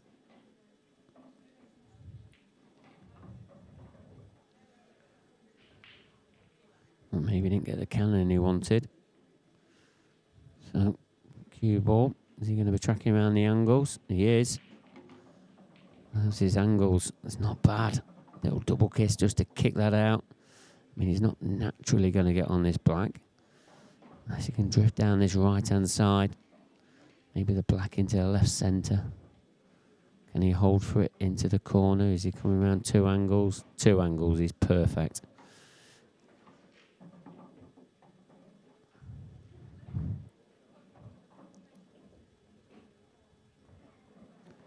It's black then to go 2-0 ahead. There you see it, 2-0, he does lead. Davy's got to feel a little bit disappointed. He's had chances to win both of these. Should be 1-1 at least. Mark Boyle at the table. As I said, leading 6 frames to 4 against Paul Harkness.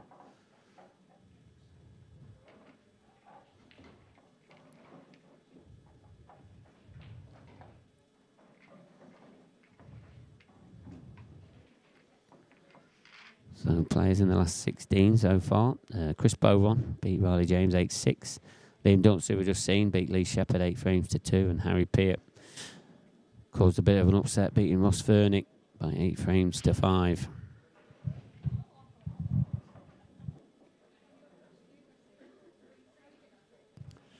Not sure Mark's gone too far.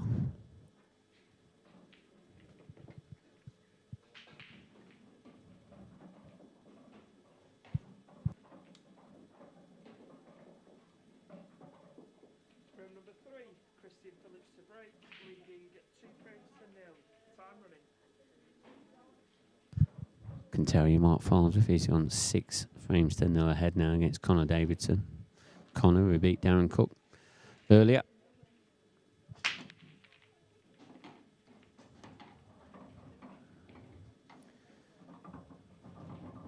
Break there from Christian.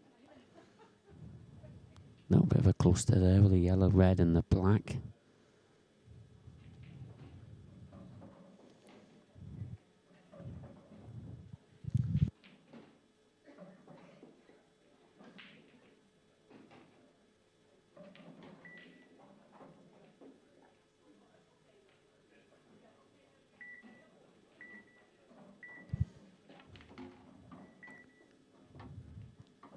I think he was under a little bit of shot clock pressure then. Remember, both these players will get 1 30-second extension per frame, but they are 30 seconds each shot as well. So he's having to develop that yellow. Yeah, red's okay, just tracked away from the black.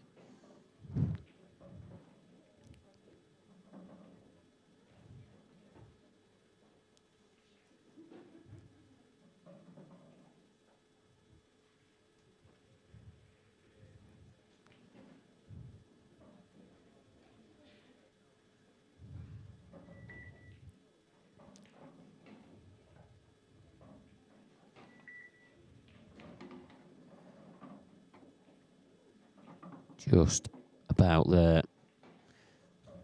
Is there then a gap in between the 2 reds to play that yellow into the bottom left? Or does he need to play it through to take the yellow into the left middle? Or is there a gap? That clock though, ticking down. Yep, just stunned it across. So they'll probably want an easy roll in with a gap. So does that black go into that right centre? The way he's looking at it, it looks tight. Mark Farnsworth 7-0 ahead now against Connor Davidson. They only went on at 7:10. 30 minutes into that match.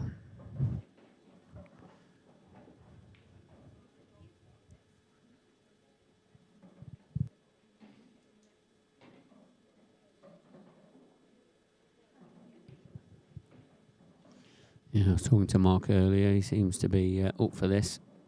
He really is. been putting in a bit of time in competitions and that. So don't be surprised if he's in the final come tomorrow night. But that top half, it is stacked with top class players.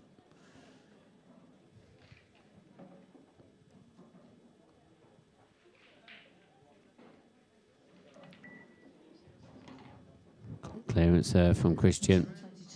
3-0 he now leads. And Bethany on the chat, she's supporting Harry Peart. I mean, Harry Peart, he's going to have to come through an absolute monster. He's got Liam Dunster next, and you've got Mark Ball in that half, Mark Farnsworth in that half. It is going to be a tough one to come out of, but yeah, the way Harry's playing, don't be surprised if he's in there till the end. Playing some good stuff himself. Here's Connor at the table against Mark. Is he going to get a frame on the board? He's going to have a chance.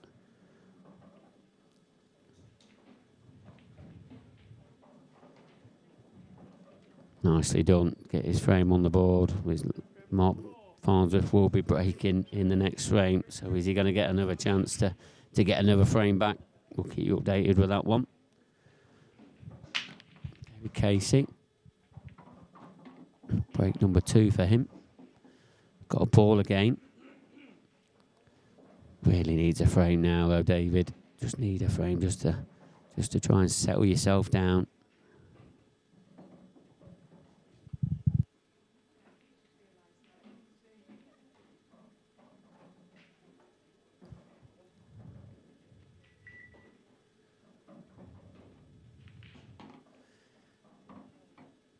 Not a good cannon. That yellow just been tied up now next to that red in the middle of the table. His clearance now is looking a little bit awkward. If it wasn't awkward already, it's probably even more awkward now.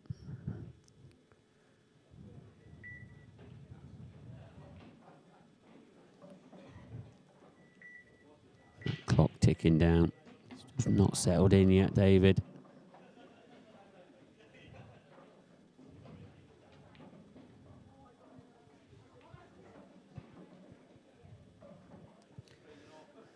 Next match on here will be Corey Reese against Ben Davis. One that I'm sure everybody's looking forward to be watching. Good to see the return of Ben Davis back to the pro ranks. He's going to have a tough match so against his fellow countryman, Corey Reese.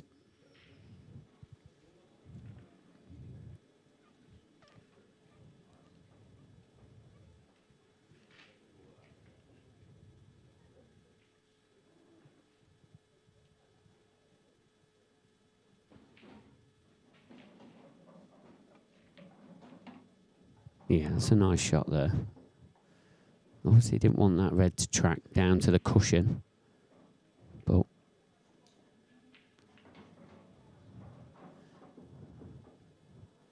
and this yellow on the left-hand cushion, that's going to be tricky for him as well. But he can play it as a double. So you feel like this is the key shot now. Takes this one into the right centre. It's all about getting the right position. Whether it's on the double or the one on the cushion. Again, he's took his eye off the pot. Really trying to get like positional ball, shot. And he's not gone wrong.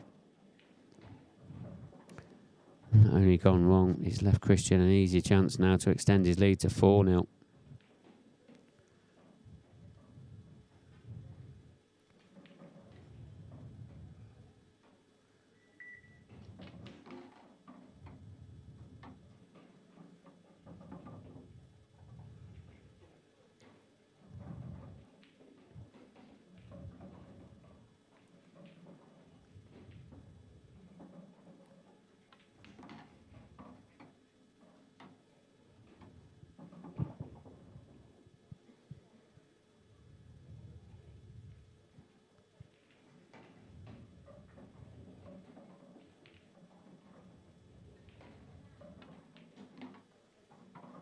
Going to that a little bit. Has he been okay? Been fortunate?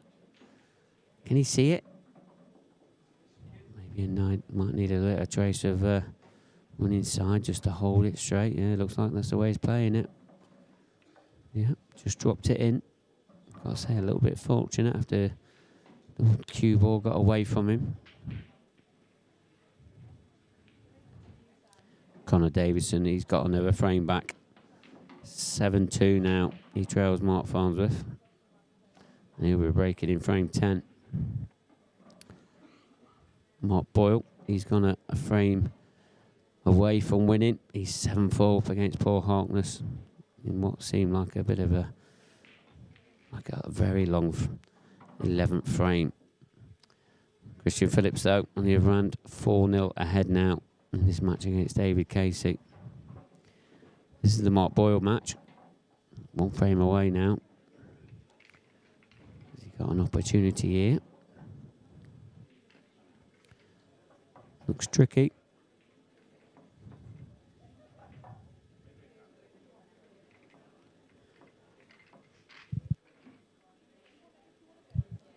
Andy Crosdale was trailing Matt Steefer by 2 frames to 1. He's now 4-2 up in that match.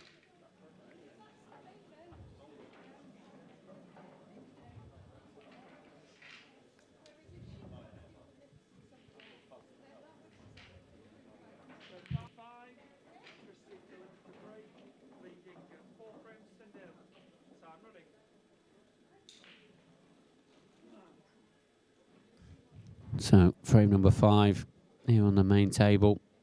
Christian Phillips is breaking off.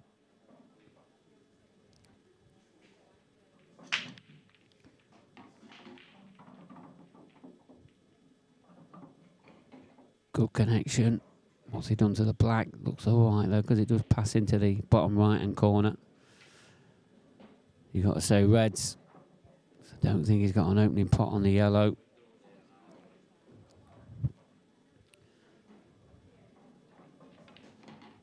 Trying to get that one off the cushion. Not gone to plan, but it's not bad. He's still on a red, that's the important thing. So we probably should drift down to the right-hand side of the table again. He doesn't have to.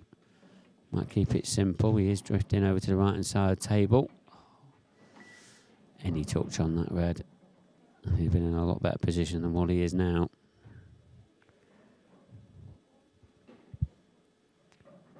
Maybe this is an opportunity now for David. Try and get a frame on the board. Or is Christian just going to keep pulling out some big shots?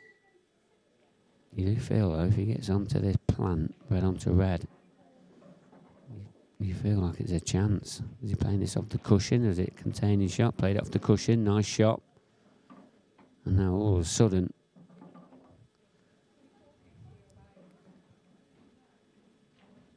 not a bad chance.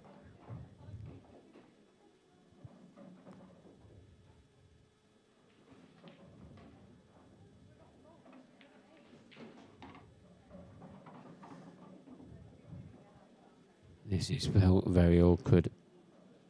It's going to be really tough queuing over this yellow. It's quite a tall chap though, Christian. I mean, he's not the tallest, but not taller than me. So, be a bit easy for him. Is it going to drop? It's not.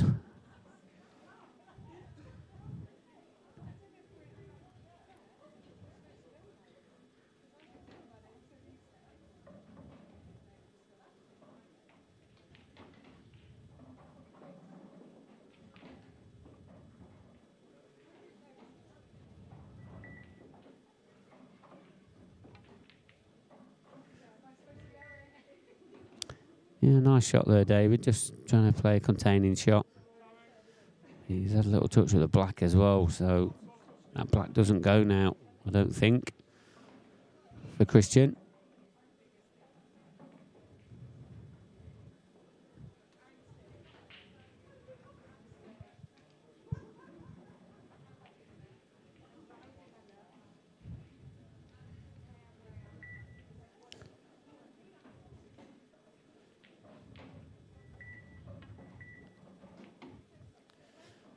Yeah, nice shot there from Christian. Only one cushion escape, so David didn't really leave him in a tricky situation. So, but he needs to get this black out.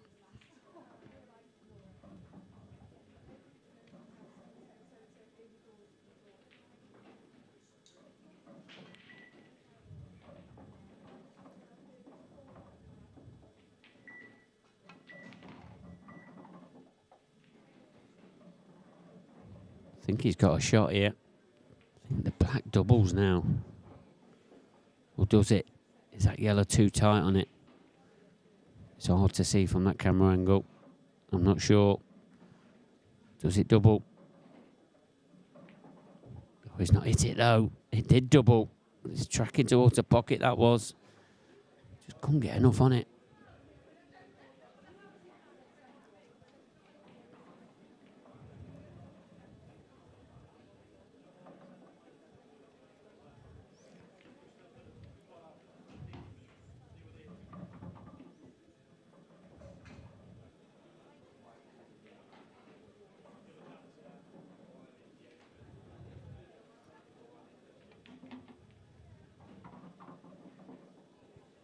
So surely now.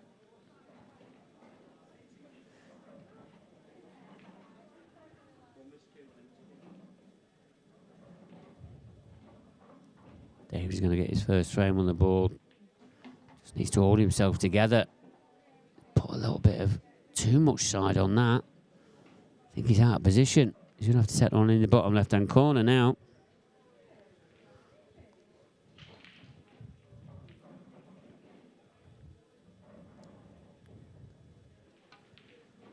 And he's really not settled down at all.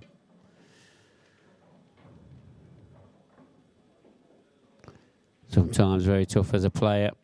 And things aren't really going for you and you're just not settled. Everything just looks, you know, twice as hard.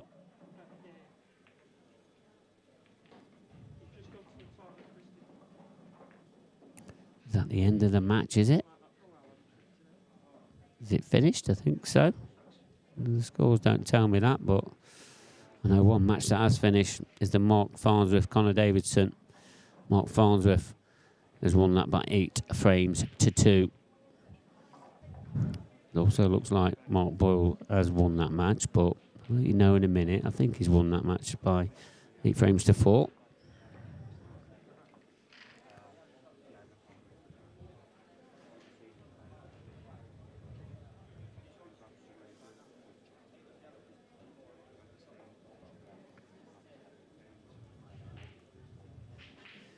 Yeah, as a player, it is a bit of a struggle, as what we're seeing with David Casey. It's tough out there. It really is. Hopefully he can, you know, get himself back into this match or get some frames on the board, and you just never know. But that first frame, it's tough for him.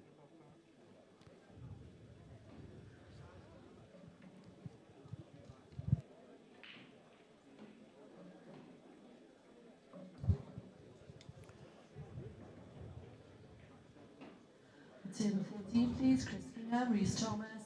Chris Kingham, Turning Andy Crosdale, he's 5-2 up against Matt Steeper. Third table up on the right. Matt Steeper, he's just got down on his shot now.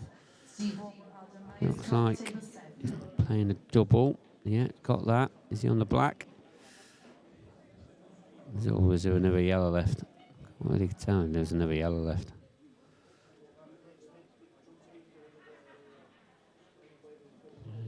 Just missed that one.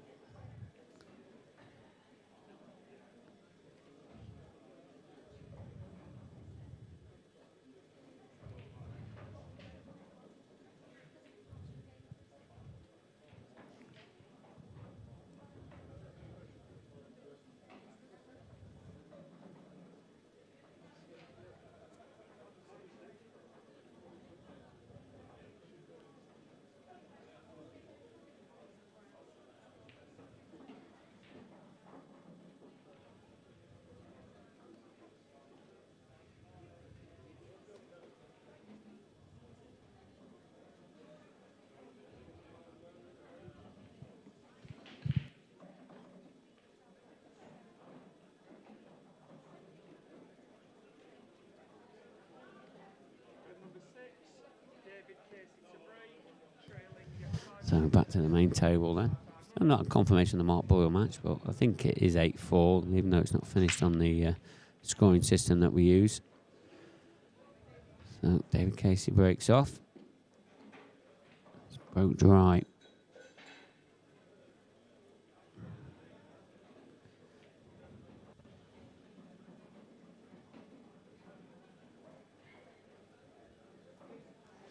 Got to say that these are finished very scrappy. Layout here. But one shot can just open it all up. Maybe is this the shot that he has opened it up? Is he going to play the red onto red and then track the red down to get the other red out? He is. Does it come out? It's not bad. Oh, just too much there, but he's still got a pot on into the top left. Tell you, Mark Boyle did win that match 8-4. So he's into the last 16 now. He's going to be playing Chris Bowen. Another match is going to be Liam Dunster against Harry Peart. Remember, Harry Peart beat Ross Fernie. Mark Farnsworth, he'll play the winner of Matt Steeper and Andy Crosdale. And then there's so many more last 32 matches that will be being played tonight. Remember, 2 more matches to come up on this TV table. It's going to be Corey Reese, Ben Davis next, and that'll be followed by Johan Attard and David Addinall. The conclusion of our first day here at the moment. Christian Phillips 5-0 ahead against David. David just really hasn't settled in this match yet. And he just keeps gifting chances to Christian. One like this one. Feel like one good pot here, one good positional shot. It's not going to drop that. But again, this is not an easy clearance, and you know, when you're not up on your game, you want better clearances than what's on offer here.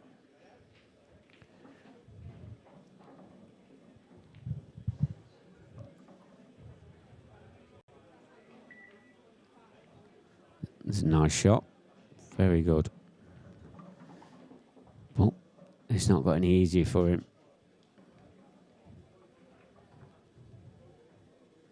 Some of the matches then coming up, not on the stream table, but ones that are left to be played in this last 32. Andrew McKie is playing Clint Ianson. Spoke to you about Corey Reese, Ben Davis, Johan Attard and David Addinall. And then we've got Craig Brown, Alan Robinson. Dean Shields, he's going to be playing the winner of this match, which will be played tonight. Craig Marsh is playing Adam Griffiths. Then Gary Robinson, who's playing tomorrow, will play the winner of the Greg Davis, Nathan Bridges match. Scott Anderson against Matty Rowland. And then Liam Roberts against Gareth Hibbett will round off tonight's play in the pro event.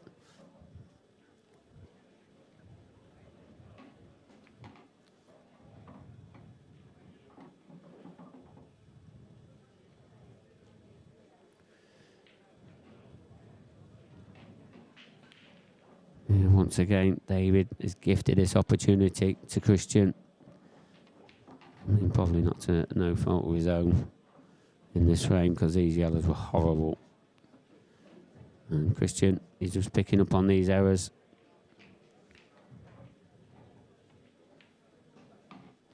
Now a simple black into the right middle.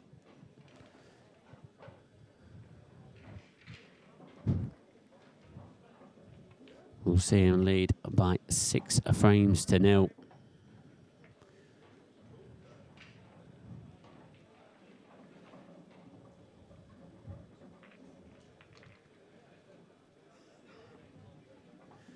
Talk to you about Ladies Elite. So Jenny Lawson, she beat Kelly Egan 7 frames to 6. Ewing continuing a little bit of form, reaching the final of the Elite final last tour in July. 6-4 up against Hayley Weston. So 1 frame away from getting into the quarter-final. And then Ashley O'Neill, the winner of that last Elite final in July, is beating Tilly Edwards 4 frames to 3. So after tonight, on the elite ladies will be into the semi-finals. They'll start tomorrow morning. So yeah, still a lot of action going off in the elite as well. One quarter-finals underway. Rihanna Graham, she's 5-1 up against Mira Bara.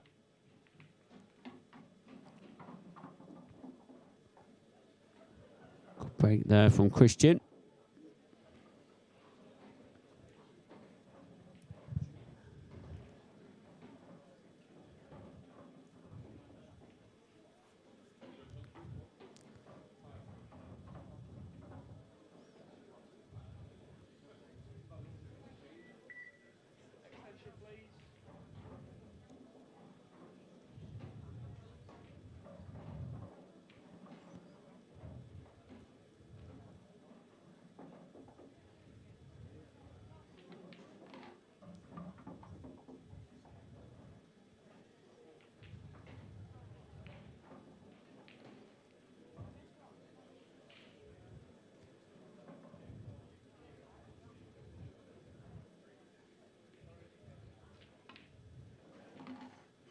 And Christian, he just seems to be going from strength to strength here. Everything is going in. Obviously not being put under any pressure from David.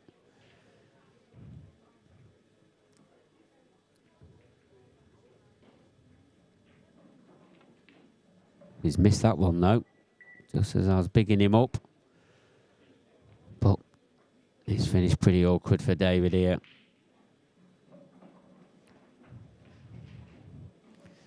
We do feel like he just needs an easier table layout than what he's getting here, or what is being left.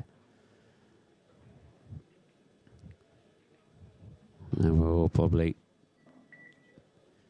we want him just to get a frame, get in this, get back in this match, just settle down.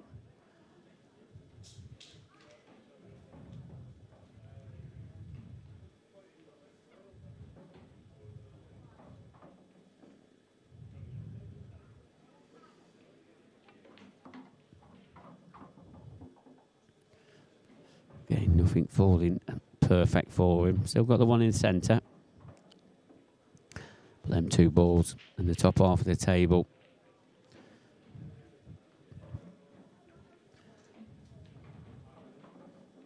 Still not natural angles for each other at the moment. Good pot. What's he landed on? Is he on that one in the top left? I think he is.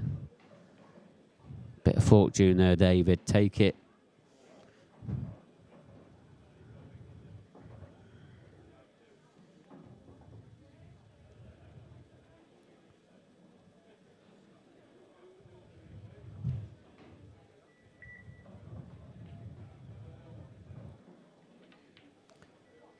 Just missed out on the near knuckle.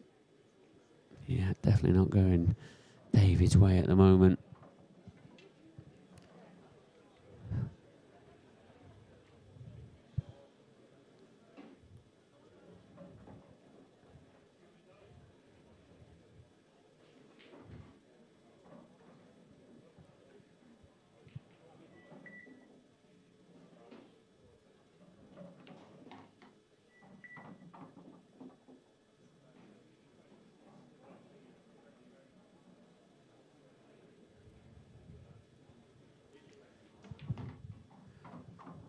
Christian's missed a, gotta say, a pretty simple cannon.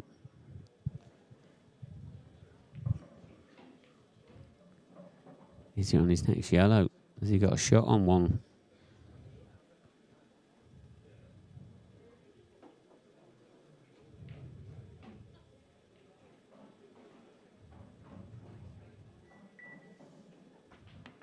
He's had to play a double.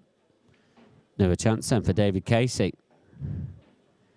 But look how they've landed. Don't think he's got a pot on here. Might be able to just drop that into the right centre, the one he's closest to now. Well, it's far from easy.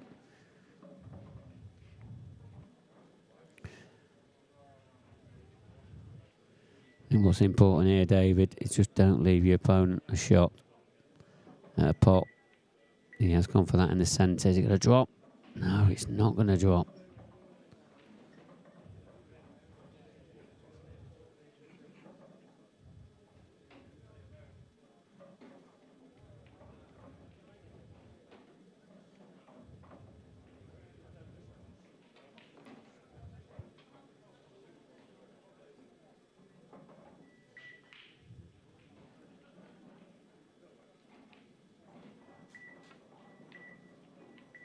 Cue ball. Stayed up. Perhaps he left David now. Has he left the one over into the opposite corner? Or is he jawed? We've got a feeling he's jawed. He might have to play red onto red here. The one he's closest to now. Track that down towards that one and over the middle. Is this red just a hold? I think he's missed a plant, has he? He's kissed the yellow, but it's not dropped. It's over the kiss the red.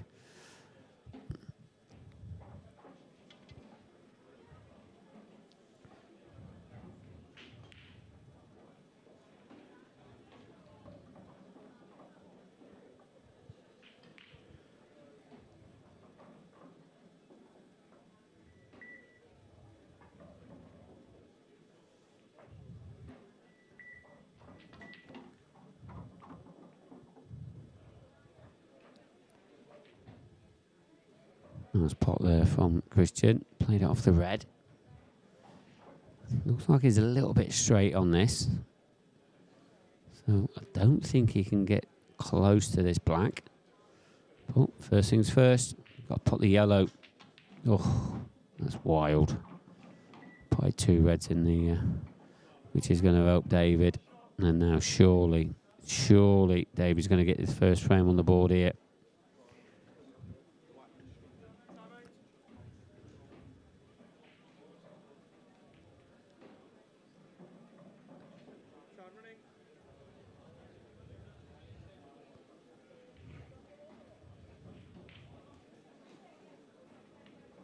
Yep, just, I mean, to be honest, I don't know why he didn't take it, why it was there in that position, but, you know, just gives him a little bit more insurance.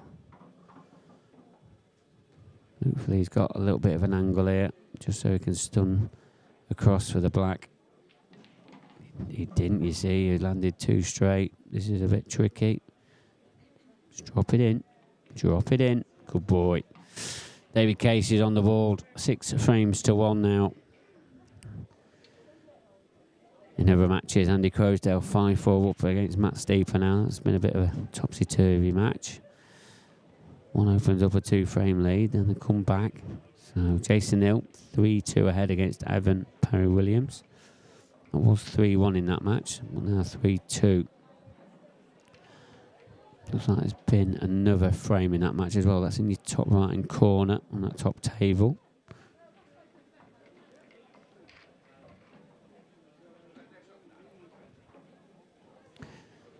Matt Steeper's at the table as well against Andy. So you're going to try and level that out now.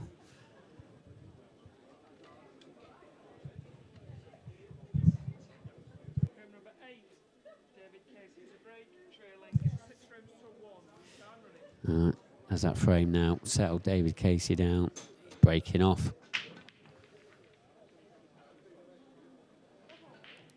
The momentum has stopped straight away. Dry break stops him in his tracks.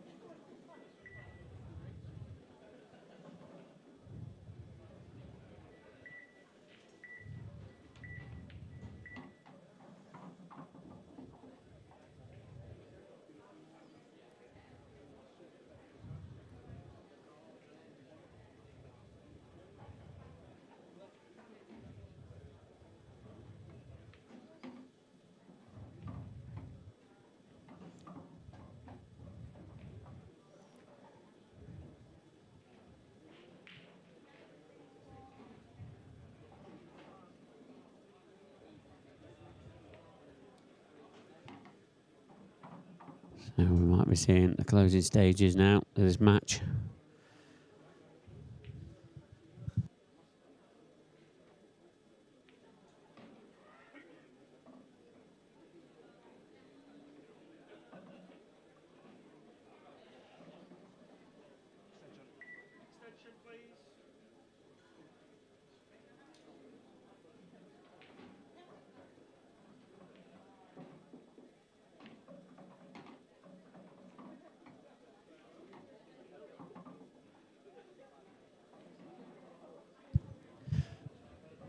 Sorry about that, just got disturbed by Mark Farnsworth, who's coming in for a chat. I think he's going to do a bit of comms to us later. I think he wants to get involved in the Corey Reese-Ben Davis match, so that's going to be something to look forward to for you all back at home. I'll keep you up to date with that, but I'm sure he said he's going to do that. Christian, no, still not quite over the line, but definitely looks very settled. I actually thought he was on the hill, but he's not. He's only at 6. Race to 8. These matches.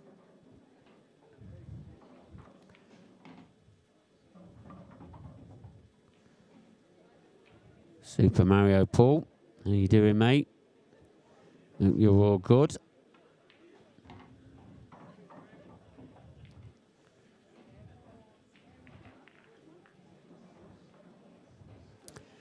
There's all our partners. We've mentioned it, and we no doubt we'll mention it a lot more times. Without these, we don't have a tour. And, you know, Supreme Pool supply all the tables for us. The Smart Rack, Alan and his team, you know, all the innovations that he keeps creating. Plus, he's set up these tables this weekend for us as well. Fantastic job. Onboard Sportswear supplies all the shirts and that we wear. Strachan 861, obviously the cloth, and then the Aramis billiard balls. The Pro Cups, one of the biggest things ever to come into 8-ball pool, they are. But without these partners, we don't have any events, and we thank them all for joining us in our journey. So, Mario, just finished work. Yes, I know how you feel, mate. It's normally me, but I've been here early this week. I was here last night, just after midnight. But yeah, pleased that I've made the first day myself. And just hope you're enjoying your coverage back at home. It's not been a bad day for us here on the opening day. Been some good stuff shown. See, feeling a little bit here for David Casey. He has sat most of it in his chair. But we're all willing him at home just to get a couple of frames together. But while he's sat in that chair, he can't do anything. And Christian, you know, does what Christian does. Just keeps racking off these frames. And you've got to say, this looks like another one that he's going to be taking. Just trying to push this off. Not sure that was the best option for him. Seems to be struggling around the table a little bit, Christian. I don't know if that's fair to say. I don't know if he's limping or a back problem. I don't know. He's not his flush shelf round there. Only something I've noticed over the past few frames. Oh, he's doing a job at the moment. He's playing the double on this yellow. He is. He's tracking, but it's not there. David Casey's back to the table. 5-all in the Max Steeper Andy Crosdale match, and 3-all in the Jason Hill and Evan Poe-Williams match. Clint Ianson is just kicking off now against Andrew McKie. Remember, we saw Andrew McKie beat Bob Wilson in the deciding frame on this match table.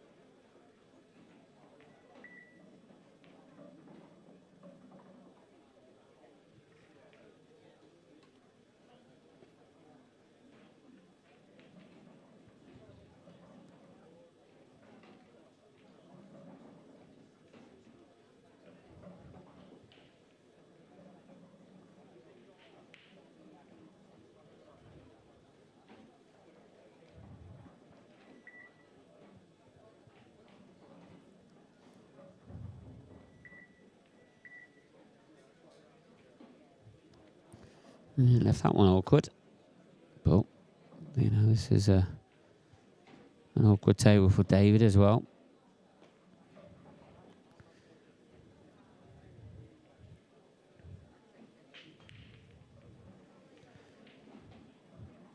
Yeah, like this option, just trying to get his red out.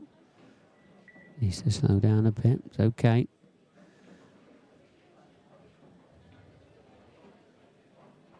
Is Christian going to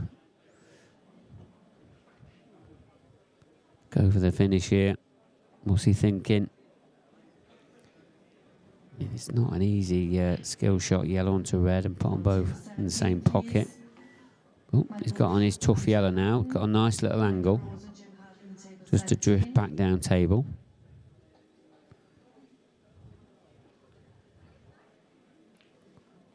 Table 19, Mason Mifsud and Greg McMillan. Matt Steeper, 6-5 up now against Andy Crowsdale. As I said, been a topsy-turvy match that.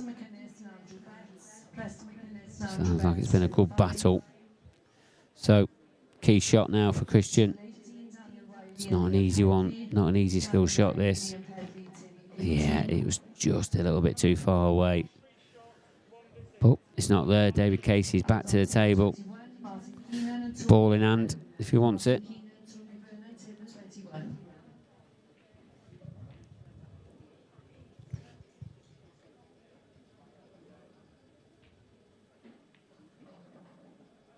That's it. Keep it simple. Elite, please, on table 20, Beck Sweeney and Yvonne Ewan. Beck Sweeney and Yvonne Ewan. Yeah, nicely done. And we're now looking. Surely we're looking at a second frame for David Casey.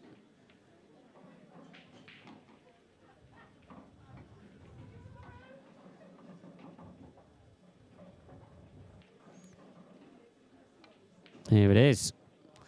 Frame number 2 for David Casey.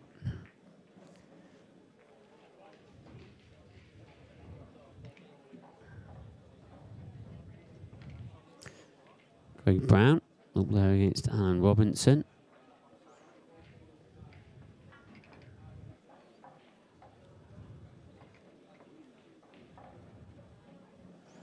They've only just kicked off, so this is the first frame. And Craig Brown, he's had a little bit of good form. No, obviously he'd like to get a bit further in the competition, but you know, not had too many bad results.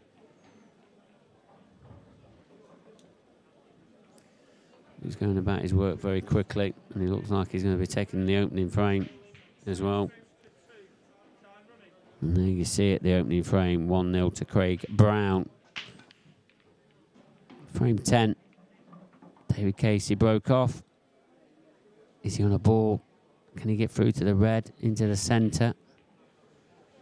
I think that's his only shot if he is on it. Look, the reds are they're horrible. Especially with that red next to that yellow on the baulk line. Yeah. Can't say I disagree with that one. Just a containing shot. Just hand the table back over.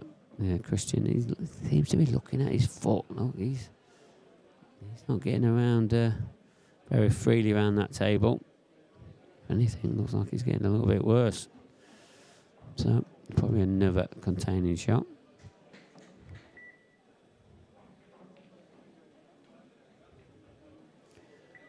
Yeah. I mean, the first player that gets onto a yellow here is going to have a good chance here at winning this one.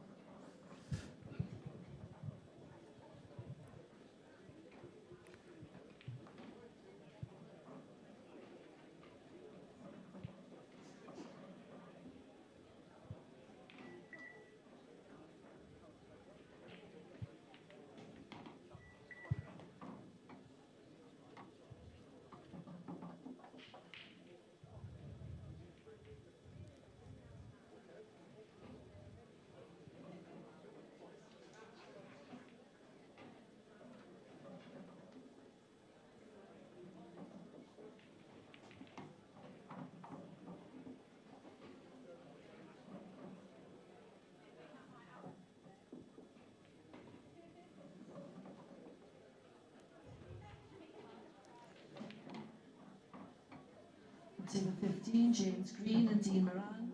James Green, Dean Moran, table 15.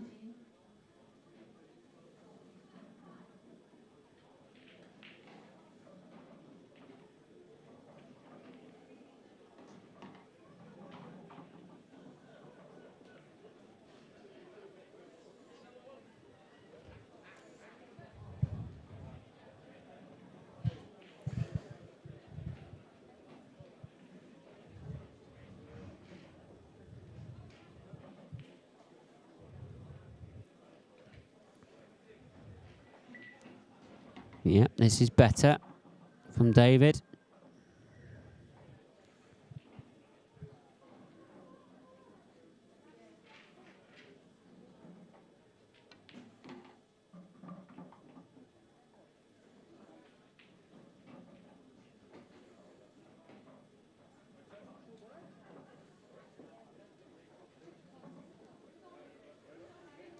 That one's got away from me a little bit though. Got to get down and cue it.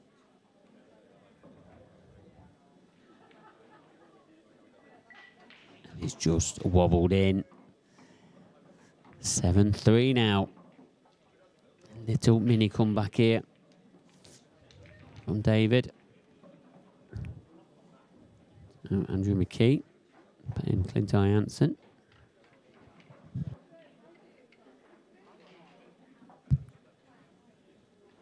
Gonna say that's unlucky. Probably a little bit pacey for it to drop. But good effort.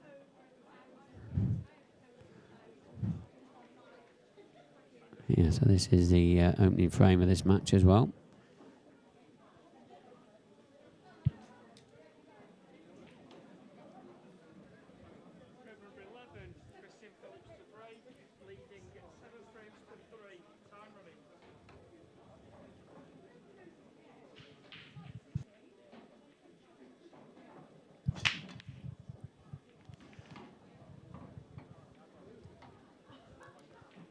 Yep, good break, Christian.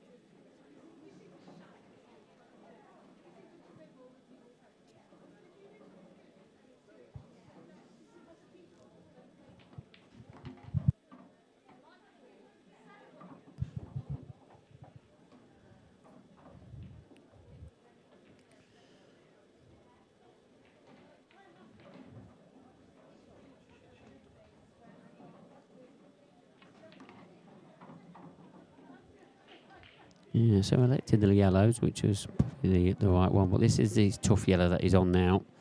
This is the one that he had the issue with. A little bit short.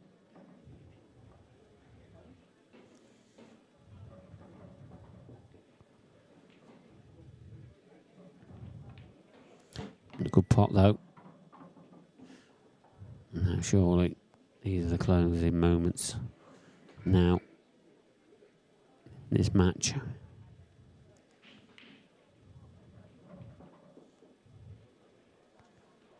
Andy Crowsdale levelled that match up at 6 frames each now.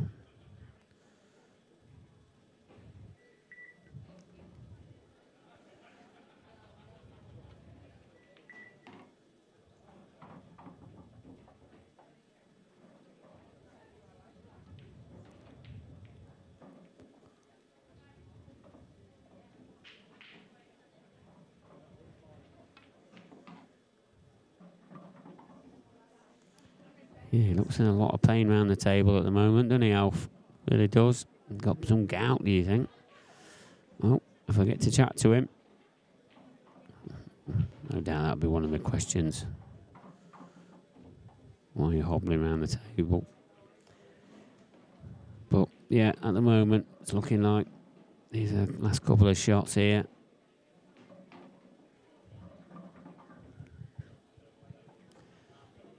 So, this black into the right centre.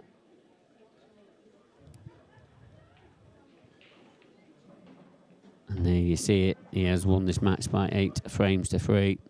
Not seeing the best of David Casey there, and you know, he's had his own struggles there. But Christian into the next round. He's got to play again tonight as well, so he plays Dean Shields next, and that's at 9:30. So he's gonna have to go through a bit more pain yet. Anyway, I'm gonna have a few words with him, and I'll meet you over in the studio as soon as we can.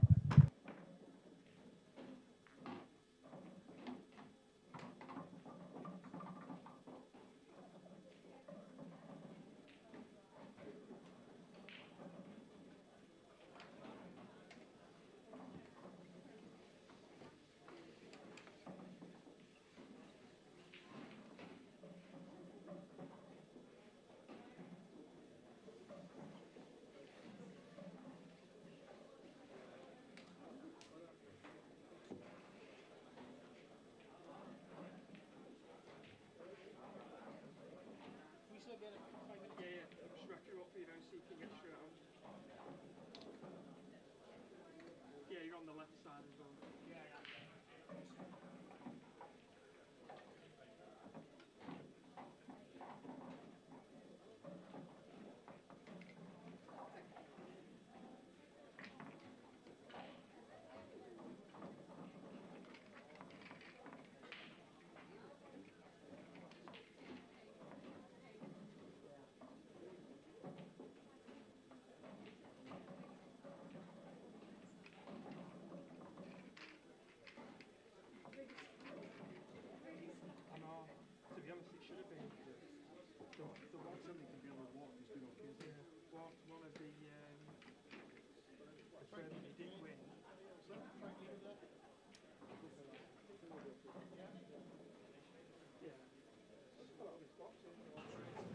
Well, here I am in the studio talking to Christian now, and I suppose first things first, Christian. Obviously, you're looking at a lot of pain at the moment. Can you just elaborate a little bit more on that? I don't really know myself, to be honest, Mark. Just I've been in Tenerife the last 2 weeks, sleeping on a sofa bed. Right. I've been in an airport for the last 12 hours for various reasons. I had a little sleep this afternoon, woke up, and my back's in absolute agony.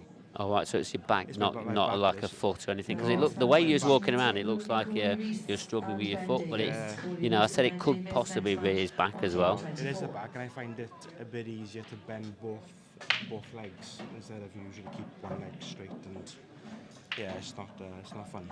No, and I felt towards the end of that match, you looked like you was getting worse and worse as coming towards that match. Do you feel that? I think because. What was my opponent's name again? David. Because Casey, David yeah. won a few frames and I was in my seat a little bit longer.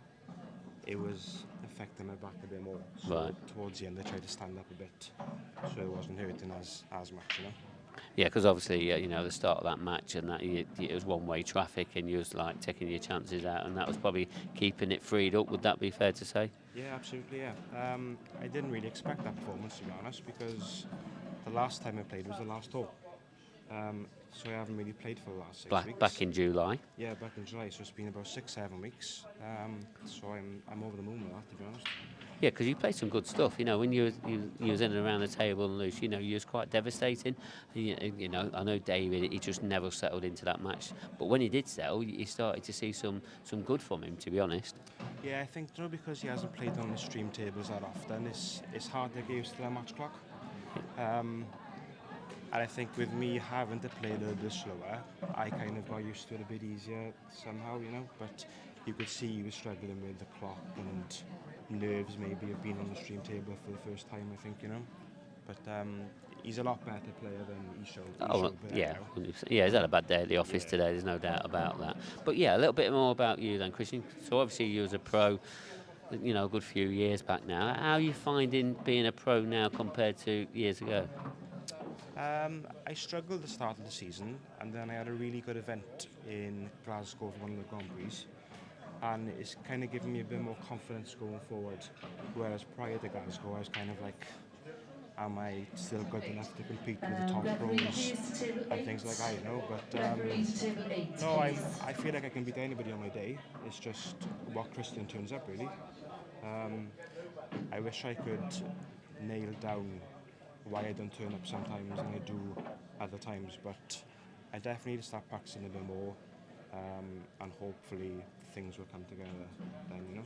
Yeah. I mean, I know everybody's life changes. You know, Yeah. you've got like the kids, you go on holiday, you got missus and all of that, and obviously got a club as well. You know, over the years. But you know, back in the day when you used to play pro, you got to a very, very good level, and you know, do you feel like that? You know, you still got that in you. I've got the hunger to do that, but like you said, life, work, family, it's hard. But I definitely want to get back, and I got the 2 pro finals. I was top 8 for a long time, so I definitely want to try and get back there. It's just if time allows, but fingers crossed I can, you know. Well, it is good to see you back. There's no doubt about that. So, but I'm going to use you for a little bit now because I just want you to talk about this next game on. So, Corey Rees against Ben Davis. Good to see Ben Davis back in the fold. You know, he's been away from the pro ranks for a little bit as well, but he's going to have a tough match against Corey. Yeah, the thing is with Ben, he turns up and he looks like he doesn't care. He walks on the table slow, he just gets down and knocks them in. I call it nonchalant. Yeah, I think on paper you would say Corey's a biggish favourite because Ben hasn't been playing. But you never know with Ben, and I think he had a pretty good win earlier against Matt Davis, and he played pretty well from what I've seen. So I am expecting a close game, but I fancy Corey to edge it maybe like an 8-6, 8-5. Yeah, I mean, you know, let's go back to Ben, you know, because he makes the game look effortless, doesn't he? He really does. He you know, he's so natural on his cue action, his break as well. He's humongous in it, and I'm not sure how he generates that much power. He don't even get down for the shot, but he does, though, doesn't he? Yeah, I don't know. I don't know how he does it, but he's been one of the best players in the world for 15, 20 years, you know. And it's great to see him back here, and hopefully he can continue coming through all the tours.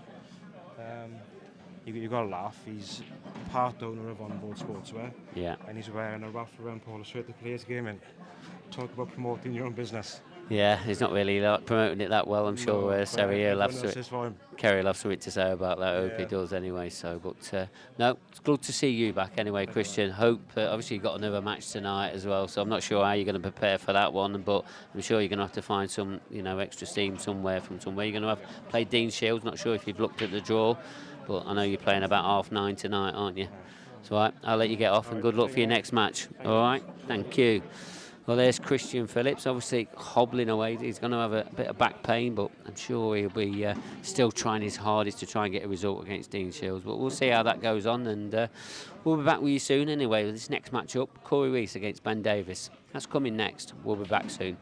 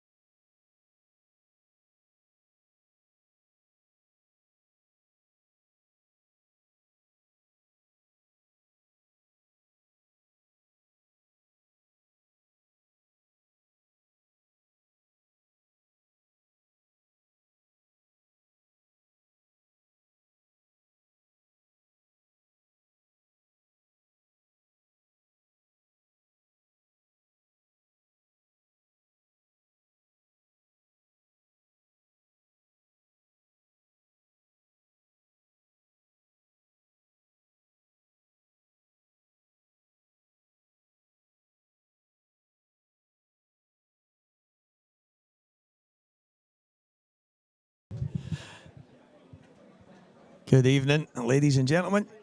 Stevie Walker here for Corey Reese Ben Davies, and I am delighted that I've got Mr. Mark Farnsworth next to us. How you doing, Mark? Good, how about yourself? Yeah, I'm brand new, absolutely brilliant. And I have to ask, you know these two guys probably better than I do. How do you see this one going? I've got a lot of respect for both players. A lot of respect for both players. Obviously, Ben, he's busy doing a lot of other things off the table at the moment, but he's still a absolutely massive talent. Yeah, you'd probably have to put Corey possibly favoured just because of the match sharpness, but I think if you write Ben off, he's just such a naturally huge natural talent. He's dangerous just whenever he puts his hand on the table, you know. So, what about yourself? Yeah, I actually watched a bit of Ben in one of his earlier matches, and he looked like he's never been away. He's just got that kind of cue action. He's so smooth, and it just everything looks easy when he's at the table. Kind of the way he's playing right now, but as you say, it would be very remiss of me to count Ben Davies out. I think the thing with Corey as well, he's such a huge talent, but obviously it's at times with Corey, sometimes he's got to like spill a pint of blood every shot, doesn't he? I think sometimes it just means a little bit too much for him at times. Whereas Ben, he obviously cares about it, even though he doesn't play a lot these days, but he's just so talented. Yeah. It'll be a good match to watch. I think that's one of the things over the last while. Obviously, right now, Corey's on a 30-second shot clock, but everybody that knows him better than I do said he's really slowed up. Things have changed in his game, and it's maybe held him back a bit. But he's carried a little bit of luck there, but it just shows his natural his awareness.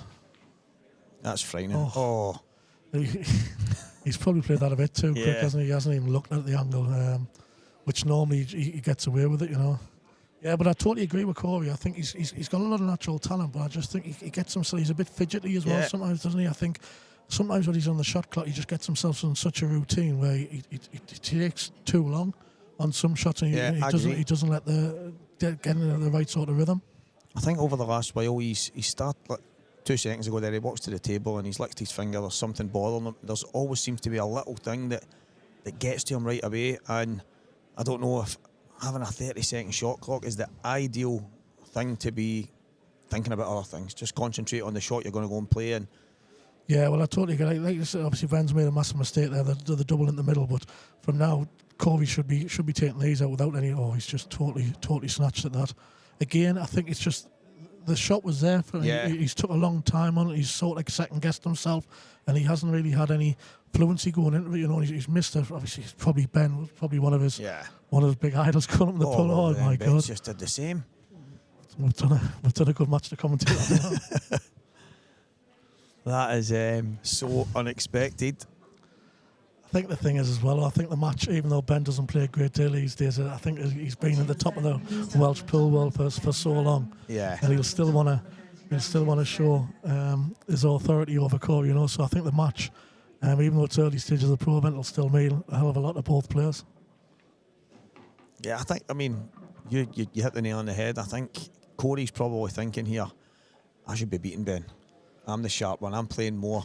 But I think he'll still have a massive amount of respect for Ben. Exactly. He'll know how dangerous he is, exactly. And probably he's going into the match probably one of the first times for probably that he's going into the match probably as favourite, you know. So as grown up, he'll have been underdog against Ben a lot of the times, you know. And that comes with a pressure. That comes with and having that. It's not an expectancy, but in his own head. I've played Corey a lot of times the last couple of years. I've definitely noticed a change in, like, if you're on the outside tables as well, he's got this routine what he does, and he's so talented. But sometimes you want to give him a kick up the backside and say, just get on with it. You've got the talent. Go down, put the balls and win the frame. But it's in his head of how he wants to take them out and stuff. And sometimes it works, but other times sometimes he looks for problems that probably aren't there. Yeah, and that's for me. That's going to hold him back when it comes to playing on the TV, on the shot clock. It can't be good to have two totally different routines when it comes to playing this game, and especially when you're playing the pro events, you're constantly, you're always going to have a chance you're going to be on a TV table. So having such a big difference. I don't know, I'm not sure what, because he's got all the talent in the world. Yeah, sometimes maybe he's a little bit of self-doubt at the odd times, you know, where he's sometimes second-guessing himself, you know, which at the end of the day, he shouldn't be like that because he's got such a talent and he's capable of competing with anybody in the game, you know. Yeah, I mean, he's been about since he was so young. I remember him, he must have been in the early teenage years when he was at Bridlington, and he was in the men's B2 team. He might have been 13, 14, I'm not sure, but he was really young, so he's been about a long time. And he's so massively into his stats, and like every game means so much to him. You know, he's one of the players that, not just the pool, but I think it's everything he's interested in. He knows everything about everything. You know.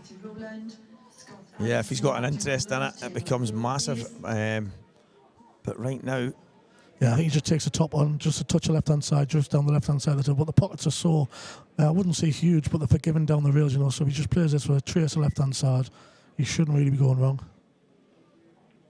Just nice and easy. Yeah, he's played it more or less perfect. He just didn't want to be straight on it, you know. He's played it absolutely perfect. Quite surprising, but for a couple of mistakes in the first frame. Like I say, first frame. There's a few people watching as well, so there's a little bit of... There's not needle between the two of them, but there's a little bit of pride involved, so I think we'll give them a couple of misses. Yeah. It's the student and the master here. Nicely cured there. And do you find, Mark, on every single player, pro-wise, will say to me that table is so different to the rest? Do you find that, or is it just one of these things just because it's the shot clock and the cameras? Yeah, 100% the play's different. I think a lot of it possibly to do with the light. The light's so bright, obviously. I know it's the LED and all the rest of it, but it definitely plays a lot quicker. More responsive. The cushions seem to play quick. Even off the break, they seem to break a lot more. Plus, you've got the added shot clock and stuff like that, which when the shot clock first came in, which was 60 seconds back in the day, I was dead against it. But I think 30 seconds is a little bit tight. But it just helps the game along a lot, because I think you can get two top players, two decent players, or whatever standard they are. I think you can have good scrappy frames as well, going back to... I think some viewers don't want to watch pot all the time, and you get some really, really good attack and safety games, tactical games, but I think the 30-second shot clock can make people force a lot of things. Sometimes but on the other side of the talk, you do get people who could take 30 seconds every shot when an average shot could be 10, 12, 15 seconds on a clearance sort of thing, you know. So we actually had the first match of the day was Kian Monaghan and Harry Peart. Yeah, I've seen a little bit of two massively talented players. Mate, I honestly don't think any of the two of them, maybe once or twice they went past 10, 15 seconds. It was lightning fast, and you probably find most players are within the 20-second mark, but as you say, there's going to be some frames when you do need to take a bit longer, and maybe 45 seconds is better. I think the thing is with the seasoned players who's playing on the shot clock, they're sort of getting the routine, waiting for that 10 seconds as well, even though they know what they're going to do, because you get that little 10-second one, so it's in their head. They'll have a bit of study. They sort of know the pattern, but they're just going to wait that 10 seconds. It's like you sort of think a comfort thing in your own head, you know. Yeah, you see Liam doing that quite a lot. Kind of addresses the table on 10 seconds, and then he starts to feather the cue ball on 5, 4, 3, 2, and then... I think this finish here, if he takes the yellow in the left centre, he's going to leave a nice angle with the yellow on the right centre. If he trickles in with top, just a little bit of right hand side the side rail, can nudge that yellow into an open position, the one that's tied behind the red at the moment. And doing that, he thinks he should be on the one on the bottom rail. So he plays this with a top on, touch of right hand side. Moves the yellow. He's been fortunate. He's opened it up. He's ended up lucky. But he'll take that. Yeah, I think he's just got to pull this back a little bit, couple of inches, leave the one up the rail in the top corner. I think the two breaks of these two lads is a massive. Just shows the way they play the game. Corey's obviously he puts a lot of time into his break, and you see him go down here. He's got the same sort of routines, but whereas Ben, he's one of the players that just goes down, whacks him as hard as he can. He times him so well, though, Ben. I've only played him once. It was a couple of years ago in the IPA in Coventry, and it was a good match. He's beat me in a decider, but his break was an absolute weapon. Yeah, especially if he's playing a lot, I still don't think he puts a lot of practice in the break. He just basically, he's confident enough, he's going to hit the ball clean enough, and just gets down and hits him as hard as he can. And that's one of the things I mind saying to Robert Stephen at the time. I mean, he's breaking the balls as if he doesn't care. I don't even know if he's playing here for real. It was just the way he put the weight on the table and just smashed them. I think half the time Benny's too lazy to bend down, so he just stands upright and just leathers him as hard as he can. I think he's the laziest man I've ever met in my life.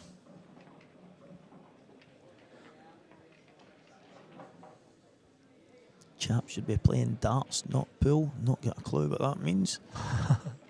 Are these pool tables much different from a good pool hall? I think the investment from Supreme and IPA in general, I think these tables are just I think they've always been a decent standard over the years, but the new sponsorship deal with Supreme, I think every table in the venue is brand new from the last event. They're all brand new cloths, etc.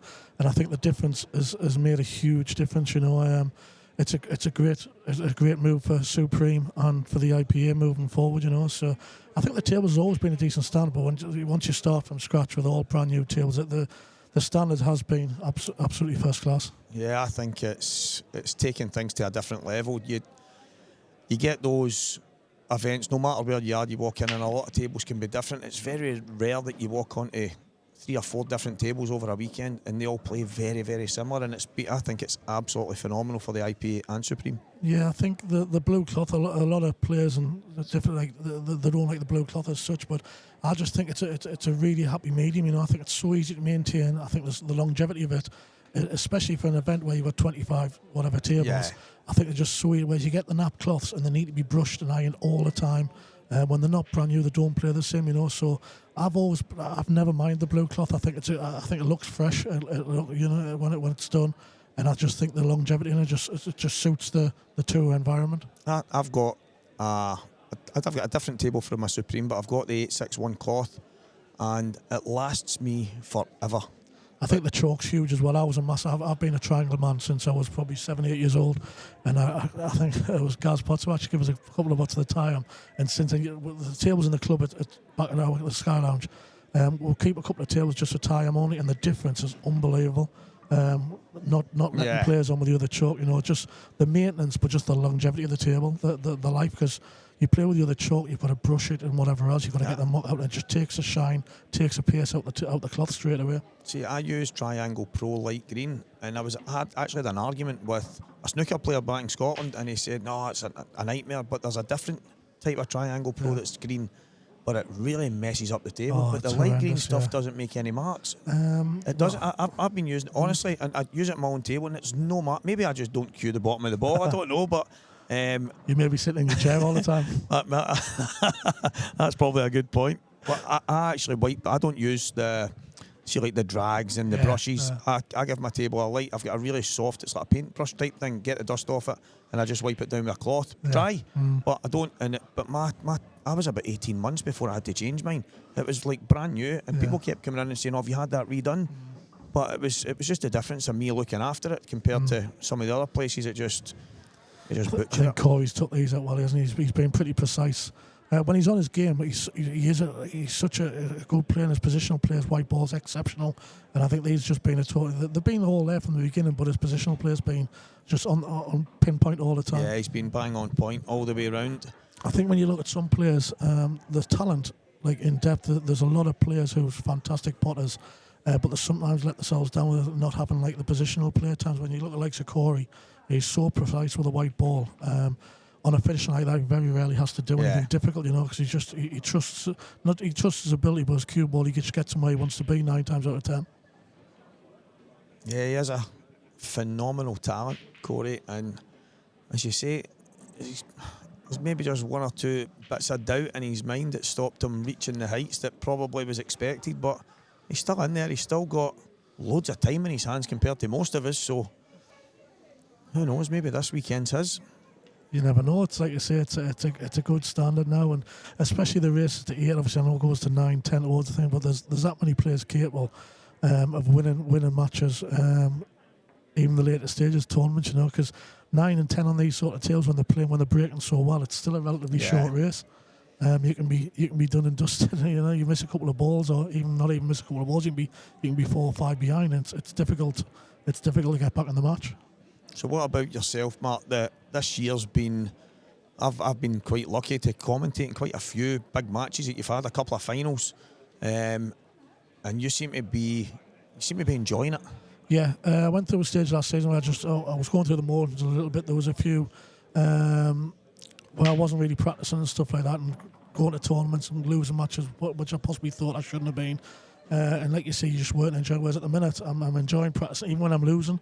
even when I'm getting booted, I sort of like dust myself down and I want to go again. I think I've been beat off Dan Davey the last couple of times. He's been absolutely exceptional, but it's been a pleasure to watch. I've made a couple of sloppy mistakes, but he's deserved to win the matches, you know, and I haven't give up. You sort of, you knuckle down, you want to improve, you know, so at the moment I'm really enjoying playing, you know, and obviously with everything that the IPA is happening at the moment, it's exciting. I think with Paul and Santa being involved, it's definitely going to go places. Maybe it's taken 12 to 18 months to put their own proper stamp on it, but I think in the next couple of years, I think the difference in the IPA will be absolutely, it'll be black and white to what it is at the moment. Yeah, I totally agree. I think the story so far is full of positivity, and these two guys, you know them personally. Everything they touch, they don't get involved unless they plan on making it a super success. They don't. Yeah, don't get us wrong. I think the people who's run the IPA for a number of years have been absolutely fantastic for the game, you know. So I've won majority of my tournaments with the people who's been in charge, you know. So I would never criticise anything whatsoever, you know. Obviously, I've won a lot of tournaments and I've been involved with it. I've been very, very loyal, and they've been very loyal to me, you know. But I just think I think it's been ready for a change. I think, like you say, with those two guys involved in the team, they're going to put around them. I just think it's a great time for the IPA, and I think. Even next year, I think you're gonna. I think the players that's going to be involved next year, I think the standard's going to go up another couple of notches. That's a great shot by Ben. He's slightly hampered there, and he just got down, stroked it in, cued it like a dream. Made sure we got the white off the rail, so it should be a relatively straightforward black. He's just so pure the way he cues the ball. That ball in the top pocket there, it looked easy probably. It was a slight angle, but he's had to punch it in, because the last thing you want to do is like play a pot away, leave the white on the rail. But he's trusted his cue to like get through the white to make sure he punches the ball and gets a white off the rail to make the black relatively easy. Yeah, he's good to watch, Benny. He's really, really good to watch. Yeah, like you say, sometimes it's as if he doesn't care, you know, but he definitely does care. That's it. It's just the way he goes down in cues. It's like he's just can't be bothered leaning down on the table. So as soon as his hand hits the table, he just swings his arm, and it's. I think even though Ben has been playing, I think the fact that they're on the stream table does actually suit Ben. With there being 30-second shot clock, because it's his natural game. Whereas Corey will possibly want a little bit more time in important situations. So. If anything, even though Ben's been away from the game, I think being the fact it's on the main table, that probably suits Ben slightly. Yeah, it's looking like a good match. There's a couple of scores right now. Jason Hill 4, Evan Parry Williams 4. Jason's a madman, good guy. He was in here in the last event, and we ended up with a mental Q&A with every viewer. He was like, fire me questions, and it was...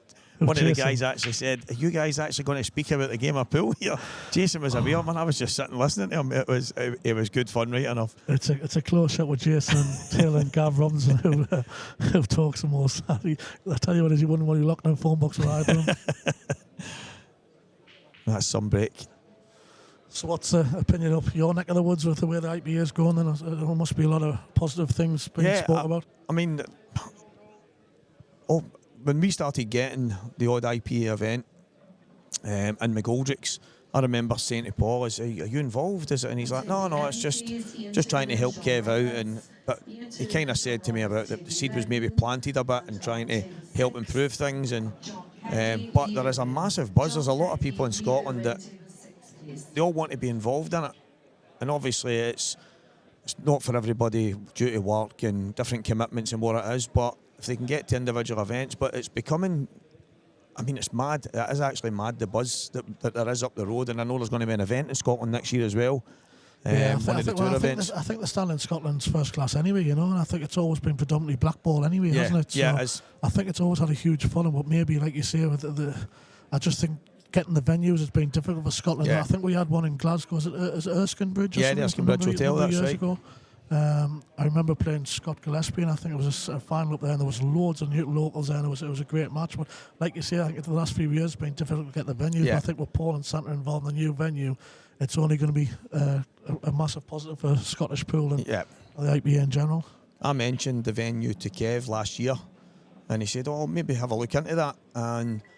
But a couple of people back in Scotland have been trying to get it for like the Scottish Championships and stuff like that, and they haven't been able to get it. Paul and Santa went in, had a chat to them, and all of a sudden they've got the vet. And the Normandy Hotel is a cracking hotel. It's a good hotel. It's not as big room-wise as some of the hotels we've got down here, but with the contingency of Scottish guys can stay obviously at home and stuff. So Yeah. it is a really, really good hotel. It'll be a good event. Yeah, we'll be looking for again another finish here. I think the first frame they've been a bit edgy. They made a couple of daft mistakes, but since then it's been good to watch. It's been pretty solid. He's took them perfect. Two great. They haven't really had to do anything difficult because the cue ball's been so good from both players. They've both settled into the match. It's still early days, so it's going to be a good match. It's going to be fascinating to see who comes out on top. That was a cracking break from Corey there. The ball's opened up well, and I don't think he even lost the cue ball for an inch during that finish. Yeah, I think he's like I say, they've both settled in. They're both hungry to get the bragging rights, I think. Yeah. There's a lot of matches going on just now in this venue, guys. It is absolutely buzzing tonight. Yeah, I think even with the change of venue, just there's so much space around the tables. There's a lot of locals, which I think all the Newcastle events always do. I always stick the boot in Newcastle. I'm a Sunderland supporter and all the rest of it, but there's nowhere in Sunderland we could hold a venue, So yeah, you've got to take your hat off. And there's a lot of locals come to support, like especially on the Friday and the Saturday nights. There's always locals who enter, and then there's a lot of players who just come. Who's used to playing the local leagues, but they'll come just to spectate or support the mates and stuff like that, So the Newcastle events always get a lot of locals watching. There was actually a guy last night. He came in and he was just asking some questions. He was obviously a local, and he said, "I was driving past and I seen people walking up the lane with queues, and I thought, right, well, I play in the local leagues. What's happening here?" And he came up and he ended up sitting all night watching the flyer. But it just shows he just thought, well, something happening in the pool. I want to be involved. And he came in and he watched, and he didn't actually know. I mean, he said he plays in the local leagues, but he didn't seem to know that there was an IPA event in Newcastle. So he was asking for information. He ended up speaking to Braun, and who knows, he might end up playing in one in the future. But yeah, he's actually controlled that break really well, which he normally doesn't do.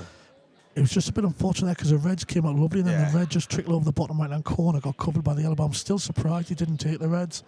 He's obviously trusted himself to pot that opening yellow, and he's probably had a little bit of a jab at it, and he's left absolute props for Corey to take a 4-2 lead. Yeah, Corey will be taking Reds, that's for sure. Yeah, I think that he's pretty much opened the whole frame up. He's just got it again, just to make sure he's precise, no silly mistakes positionally, which is easy to do because the tables are so reactive, and you think to yourself, oh, you've only got, it's A, B, C, an easy finish, but because the balls are so reactive, sometimes you can just drift an inch or two the wrong side. But like I say, Corey's very experienced in this sort of situation, so you'd expect him to take him out relatively easy. Would you be coming up for the one near the black spot? I'd want to let the black spot out the way. I'd prefer to be low on that, the one on the black spot. But like I say, there's so many different options. I would want to be low on the one on the black spot and then get rid of that and come up the table. He's going to have to play the one in the centre and then probably play on the one below the black spot now.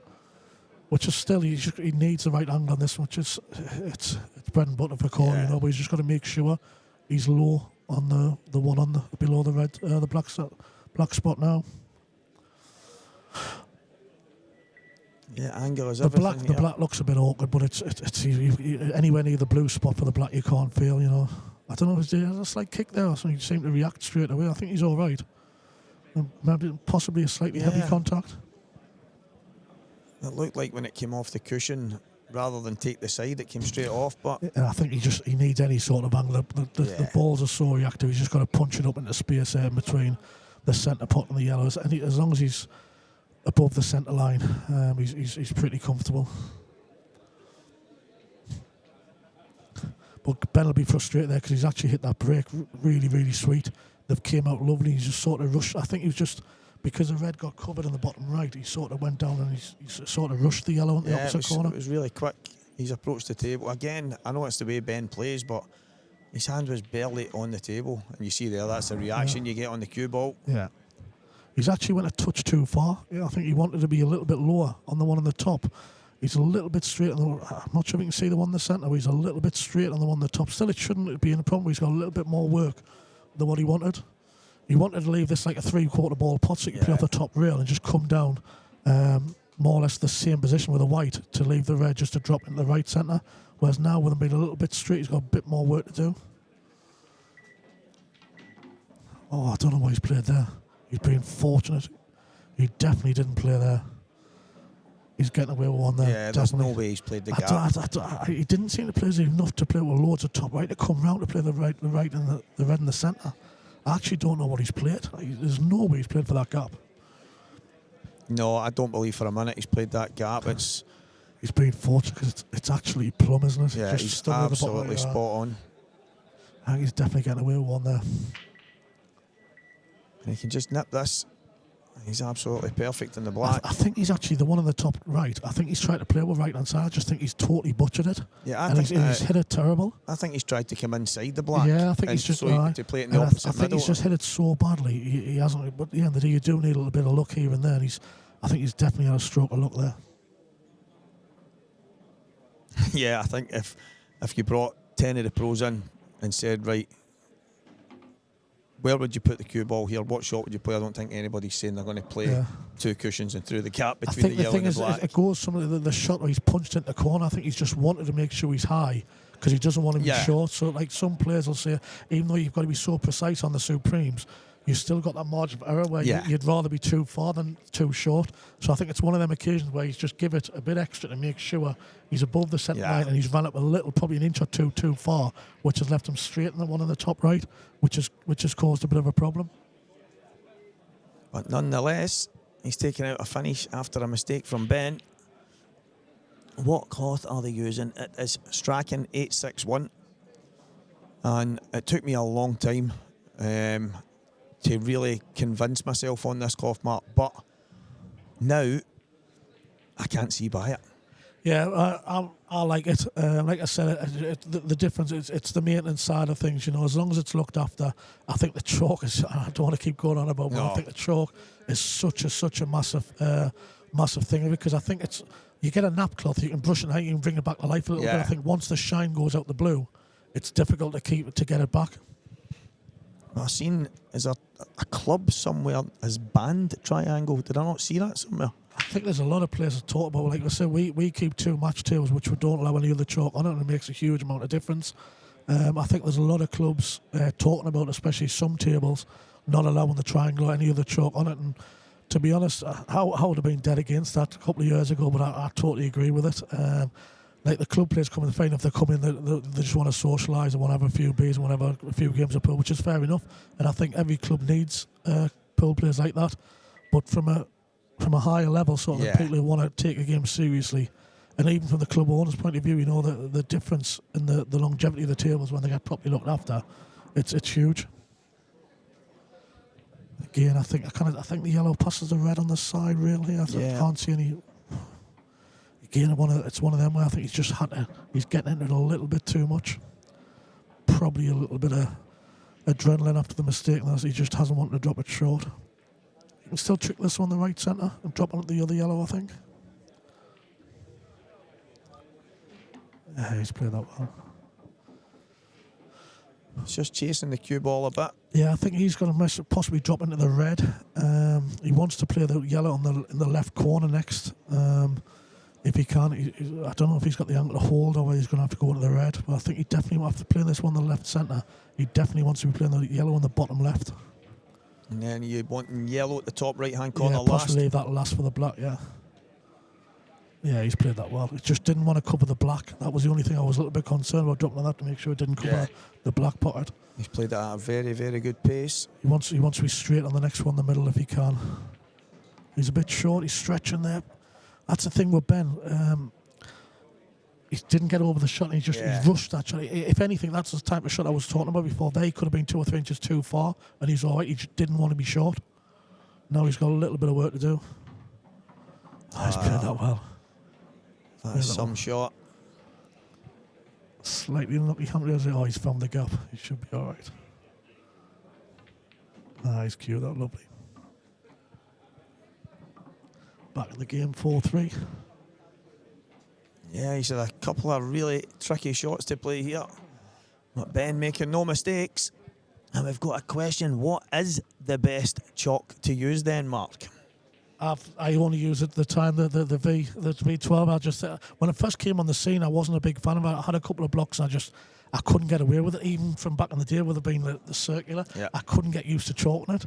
But now I just think the V10. I think it's the best chalk by a mile. And I'm still in the habit of chalking every shot, which with that you don't have to. But it's just the way, especially in a match, I tend to find it's just you go through the same It's routine, just that habit. the habit of chalking. But with that chalk, I know people get on about the expense and stuff like that, but it's like everything, you know. It's a different.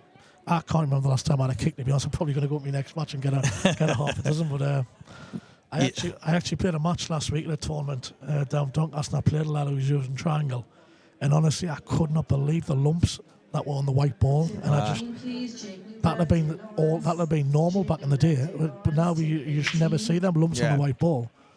So it felt as if I want the white clean nearly every single shot. See, that's the Triangle Pro that I use, Mark, is really, really light, and I believe the other colour of Triangle Pro isn't. I think that's just the normal chalk with a sticker on it, because it marks the table, it marks the ball, but the one. It's just so different. It doesn't mark the table, doesn't mark the ball, and it can't be the same chalk. It's just impossible. So, I don't know. I was one of the guys. If it's okay for Ronnie, it's okay for me, kind of thing. But I think the thing with Ronnie, he's just holding out for big bucks, and he can just do what he wants. Yeah, use exactly. anything. But I don't think there's any doubt about if Time offered him a big contract, he'd be using it. But of course he would. At the end of the day, he can do what he wants, can't he? I think that's the same thing with Ben there. He's been a great challenge. He just rushed that shot. It wasn't easy. I was surprised he played the one off the cannon rather than just playing the plain ball at the centre. But I think he's just rushed a little bit, especially after nicking that last frame to get back to 4-3. Just take a little bit more time, make sure he has to get back to 4-1. I just think he's rushed that first shot, and looking at it, it's possibly going to cost him the frame. I think he's probably going to look back at a lot of frames here. Like he's had probably the first shot after the break. It's the first ball as well after the break. You've got to get your suit, and I think it was a little bit tricky, but he's got the extension as well. You know, just take your time and make sure you get on the suit that you want. You know, and he's just sort of rushed it, which I'm guilty of. Don't get us wrong. At times, I'll use my extension more as the first shot off the break. A lot of the times, and sometimes it comes back to bite us. If the frame does go a bit scrappy, you've got no extension left. You know, but I just think the first frame after the break is so important. To make sure you pick the right suit. That's when you're picking your patterns to know which route you're going to go around the table. So if anything, it's that first shot after the break to take that little bit extra, that little bit of care. I think Ben is actually giving an advert for that right now. Yeah, he's done it twice. He's done it twice in very, very important situations. And like I say, it looks like he just doesn't have a care in the world, but make no two ways about it. He'd be sitting in his chair absolutely furious. He'd be fuming. He's basically handed Corey 2 frames, which he shouldn't have done. And the thing is, Corey, in the last few frames when he's had these chances, is taking them out perfectly. So that's what I'm saying. His pace around the table's a lot better now. You know, the first frame or two, he was fidgeting. He was, like you say, he was pulling his trousers up. He was this and that and all the rest. Whereas now he just seems he's getting a bit more of a flow. He's trusting his ability, just getting down, potting the balls. Yeah, I don't think we'll see any mistakes here from Corey, and Ben is going to have to slow down, I think, after the break shot, try and make sure.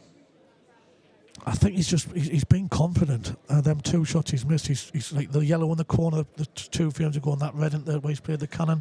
I think it's one of those where he knows he's more than capable of potting them 2 balls, you know. He's probably been too confident going into the shots, you know, but they're important shots in the match, you know, and he's missed them both, which, to be fair, if he's took a bit more composure on them shots, he could be in front of this match now, and instead he's going to be 5-3 behind. Yeah, if he takes his time on these shots, he probably takes them from a 5-6 out of 10 to a 10 out of 10. Yeah. And instead... But I've seen Ben so many times over the years. It's the way he plays, and he's so carefree and all that. He just gets down. Sometimes you don't even think he's looked at the angle of a shot. He just gets down, drills it in, you know, and you think yourself, how's he getting these? But he's just such a natural talent. That's how he's comfortable playing. And Corey does get another one and another frame stolen. Yeah, I think the thing as well, it's like it's a race to 8, so these early frames are so important, because don't get us wrong, you're playing a race to 15, 20 or less, you're going to get mistakes and all that. But in a race to 8, especially top 2 massively talented players, sometimes you can not even make a mistake and lose a match, you know. So when you're gifting 2 frames like that, it's very difficult to get back from. Yeah, I mean, go back to the final you had in the last event. It was a Gareth 10-9. Well, there was mistakes, a great pull in it. Sometimes it is only a frame that's the difference in these matches, and if you're making mistakes and gifting some frames, that can be, I mean, that is probably the worst thing that you can do at this level. Yeah, I think the last few tournaments, like I said, I think I've been to semi-final in most, like the last 5 or 6 tournaments I've played, but I've run into Gareth and Dan Davey, both are fantastic players anyway, but they've both been playing absolutely superb. And you're sort of sitting in your chair thinking, am I going to get a chance, you know? So I think when I played Gareth in the last final, I think it was 9-6, 9-5 down or whatever it was. I got back to 9-all, he's broken cleared. But at the end of the day, it's one of those. He outplayed us throughout the match, and I've sort of clutched at straws to get back to the decider. So you're just hoping for a shot. It is what it is, you know. He's over the match, he was a better player and deserved to win. You know, we just got to try and just keep in there. That's for me. That was the 3. I get asked the question on form players throughout this year, and yourself, Gareth, and Dan, who has just, I mean, he's been immense over the last while. It's just a consistency, as you just said there, semi-finals, finals. Just I've commentated quite a lot of them, and look at that break as well. After unreal. what's happened with Ben as well, the last couple of ways he's gifted 2 frames, and Corey's hit them like a dream, and the Reds just came out absolute plops. If he takes this one down the bottom next to the black and just brings a white in the centre of the table anyway, he literally can't feel. Yeah, it looks like Ben's going to be punished twice for the one mistake. He just go a little bit carefully, make sure he doesn't go into the black, but at the end of the day, he just stuns it with a little bit of right hand side, brings a white anywhere at the middle of the table. Oh, is he? It's okay. Oh, he's made a bit of work of it. I don't think he had to be anywhere near there, because I think the red away from the pot is a big pocket anyway, so I think as long as he just played that and left the white anywhere in the middle of the table, he's just given himself a little bit of a problem. He'd still fancy him to get out, but he's given himself a problem which he didn't have to do. Yeah, that's maybe a rush of blood, maybe a bit of adrenaline, knowing that he can. He's wanting to keep away from the black. Yeah. He's wanting to make sure he hasn't canned the black, so he's just give it a little bit more. I think he's looking to see the red on the right. If a pot's clean in the right top corner, then he can play with a little bit of run inside to try and go to the yellow. But he's a little bit scared of catching the red over the pocket and bringing that down the rail.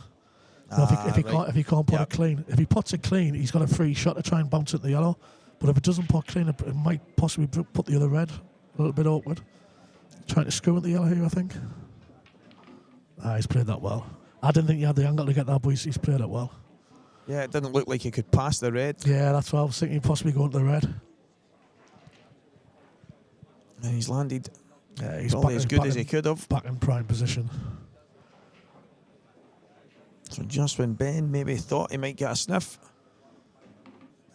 Corey pulls it out the hat. Yeah, it was a good break. Like you say, he's just let the right run away a little bit on his first shot there, but he's just probably trying to keep away from the black, you know, just to make sure he didn't make that silly mistake, and he's put just a little bit more into the cube than what he wanted, but he's played a really good shot to get himself out of the spot of bother. Yeah, and all of a sudden, that mistake from Ben. Yeah, you can see Corey's pace around the table. Yeah, there's no fidgeting. He's confident. He fancies it. And I know these are relatively easy shots, but he's going. You can see he's marching around the table. Yeah. He's got a little bit more composure. The fidgeting's disappeared a little bit, you know, and he fancies the job. Yeah, it looks like he's in his zone now, and with the ability that he's got, and if Ben keeps making those mistakes, this might go one way. I think this next is, as long as Corey puts this black, I think 6-3. Ben's under the cushion a little bit. He's more than capable to come back from 6-3, but he's possibly going to need a little bit of run to get back in the match. And he does. Good shot.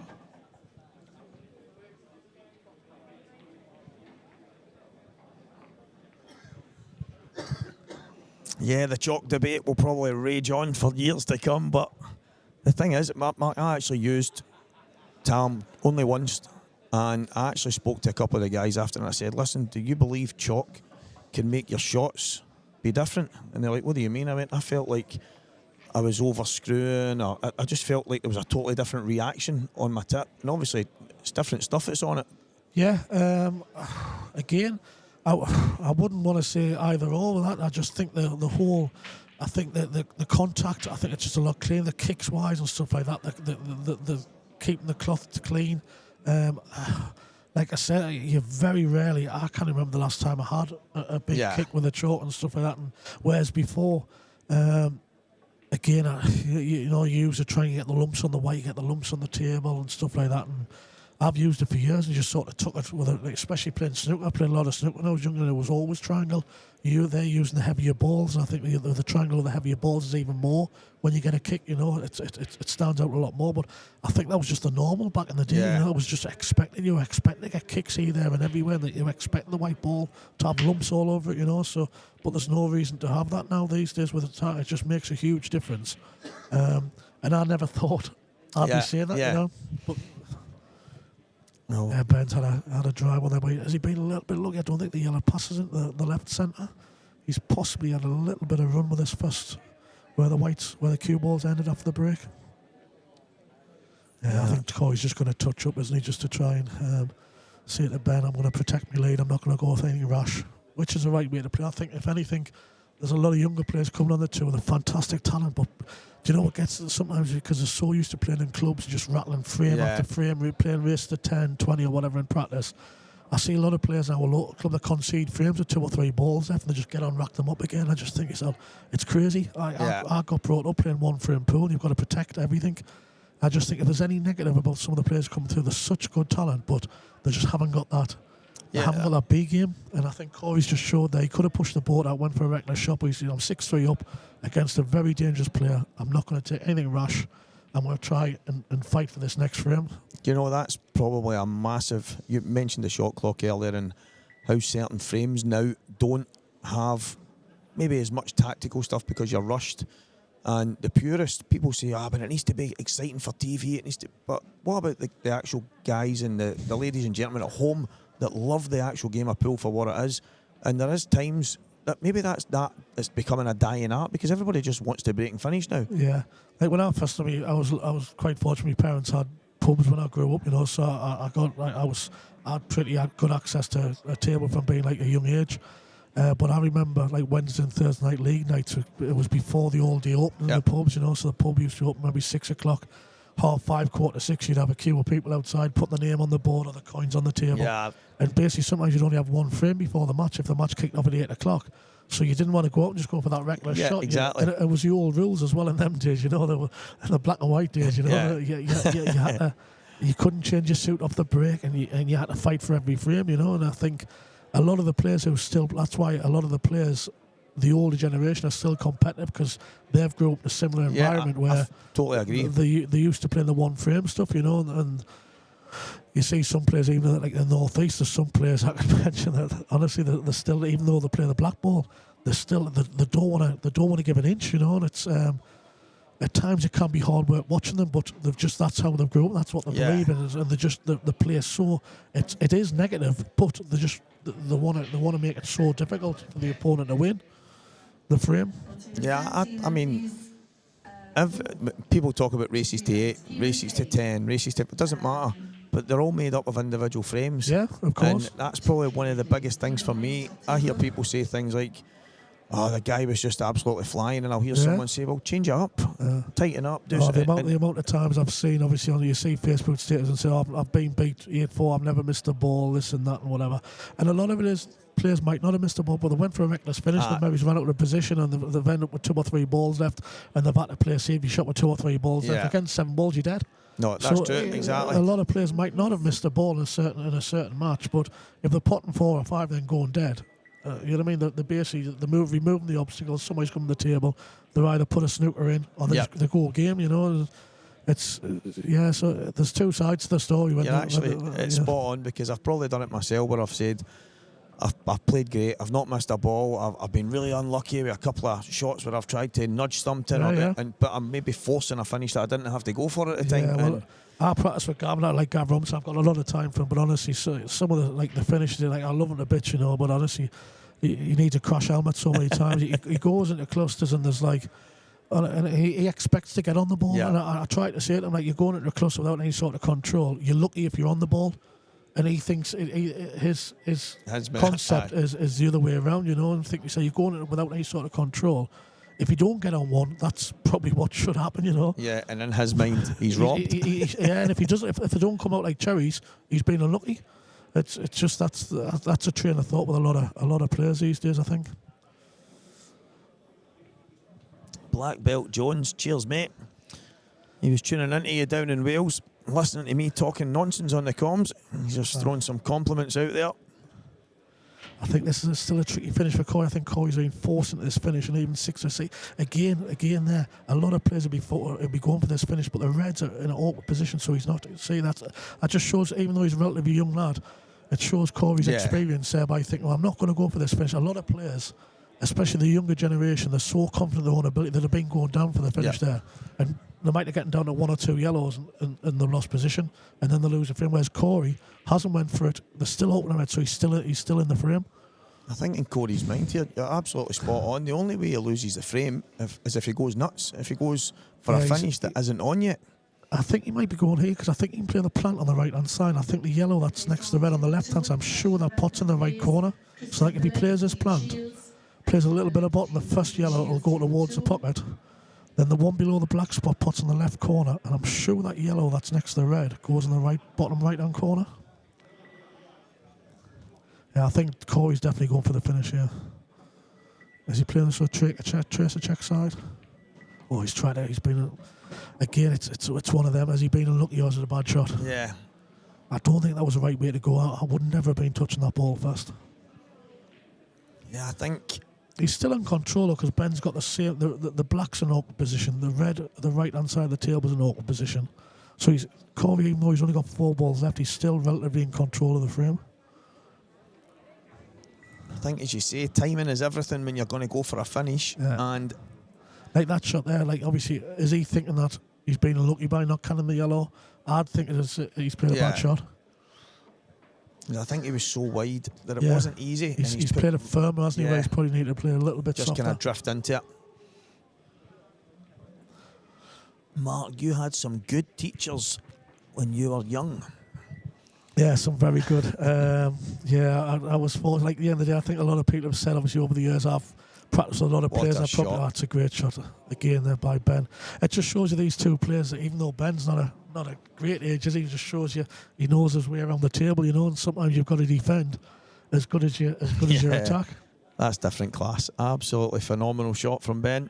Yeah, but going back that when I was younger, it's that's what really gets on my nerves sometimes in the pool world. You get all these tournaments which is just restricted entry and handicaps and all the rest of it. And I just think it's a complete load of rubbish. Yeah. When you're younger, you're growing up and people say, oh well, this and that, the better players will always come out.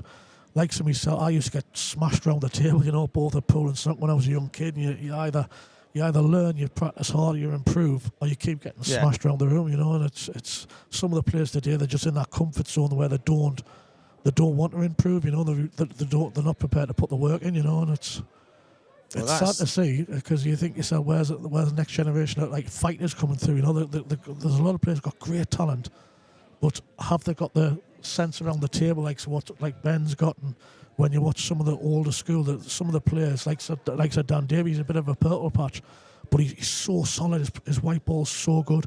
Very rarely makes a mistake. Doesn't take anything rash, and that's so hard to beat them type of players. For me, I remember a long time ago in Scotland when these handicap events started coming in, and I couldn't. Oh, is it great? Has he touched that? I don't think he's got there. Oh, I think it's just just missed it. Wow. That gives Ben an absolute lifeline. Sorry to wow. No. I had the attitude that there was one event, it was just like a Friday night flyer, and I've ended up playing Mark Boyle, and I was supposed to get like a couple of frames of start, and I said, Mark, I don't want to start, I would rather just play. I think this is nonsense. It's up to me to try and get better. Well, I'll use Mark for a perfect example. I think Mark won't think I'm being disrespectful. I think Mark at the moment, obviously he's had a lot going on with obviously the charity stuff he's done the last couple of years, which has been absolutely fantastic, the money he's raised, and obviously it's a fantastic cause. I think before obviously that start last year, I think he got to the position where he was without a doubt the best player in the world sort of thing. He's obviously given me one massive boot for money, the other one was relatively close, but he's turned it an absolutely fantastic player. But I don't think he'll mind us saying this, when he first came to the pool, he wasn't a complete by any means, He had all the talent, but he didn't have. But he's went away and worked on it. Even Mark, obviously, exceptional talent, fantastic snooker player, but he wasn't a great pool player when he first came up the game. He was a fantastic putter, but his patterns weren't great, and he's worked on that. He's improved. He got himself the position he's in through hard work, not just through natural talent. And I just think a lot of players haven't done that. Yeah, I totally agree. I think it's only a hindrance to the game, because where's the drive to get better? Yeah, well, I don't need to get better because I can just go and play against guys that's apparently my level. It doesn't make sense. And you get some players, the sort as if they're dipping forms, trying to as if it was a horse race in a handy, they want to be in a lower handicap. So at the end of the day, where's the mentality? It's mad. I see people putting their names in for tournaments, and they'll say no elite this or no pros or no top amateur. I mean, it's crazy. And then someone will put their name in and they go, you can't play. And they'll say, what do you mean? What a shot. That's a great shot. I seen him thinking, I was saying, what's he doing here? And I seen the players. His table management still, obviously, even though he's not playing the game, it's still fantastic. He's actually played 3 phenomenal shots, like a billiard type shot in this frame. Yeah, because when Corey's fouled, Ben's went massive favourite with Ben having the 2 shots, but then he hasn't really capitalised on the 2 shots. But is he going to dig a finish out from nowhere? The white needs to slope. Back double on the black. It's going to be a bit of an angle, isn't it? I think he's just got to trick this in with left hand side, just leave a huge back double. I don't think he can really do much, get the white round the table very much. Yeah, I don't see. I think he's got to just take his medicine, hasn't he, and play the back double. It's a big shot, this. It's one of his best shots. He just needs to take his time, which Ben doesn't do very often. I think the thing is, this sort of shot, you're going to be close. You obviously do need a little bit of luck the way the cushions are going to bounce, but you'd be disappointed if he doesn't at least get the knuckles. Oh, he's nowhere near. Has he got the pace? That's in. Oh. No, it's not going to reach. It's a poor effort that by Ben's standards. I think just the match sharpness has came to, obviously at the moment, hasn't it? There's been a couple of sloppy mistakes by Ben. But like we said before the game, 2 great players, but Ben's he's been, his business is going so. I mean, he's been on and off planes for months, so it's understandable he's not really match sharp.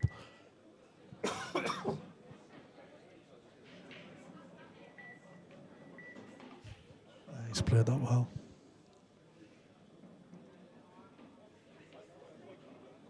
In the old drills, Mark covered the 2 corner pockets straight away. So you were a fudger.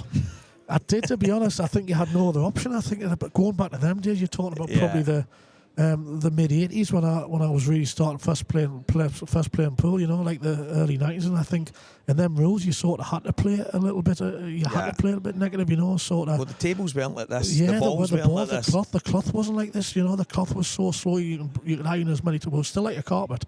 And plus the big thing, the break, you couldn't change suit, and it was just that many people. You was just breaking 2 balls, come up the pack and stuff like that. And you had to play. You could play like open fudge, and you could pot a ball and try to take a pocket. But there was just so many so many obstacles. You just couldn't go for potting. He's going to be snookered here. That's so careless. That just shows you. I think he's just seeing the finishing line a little bit there.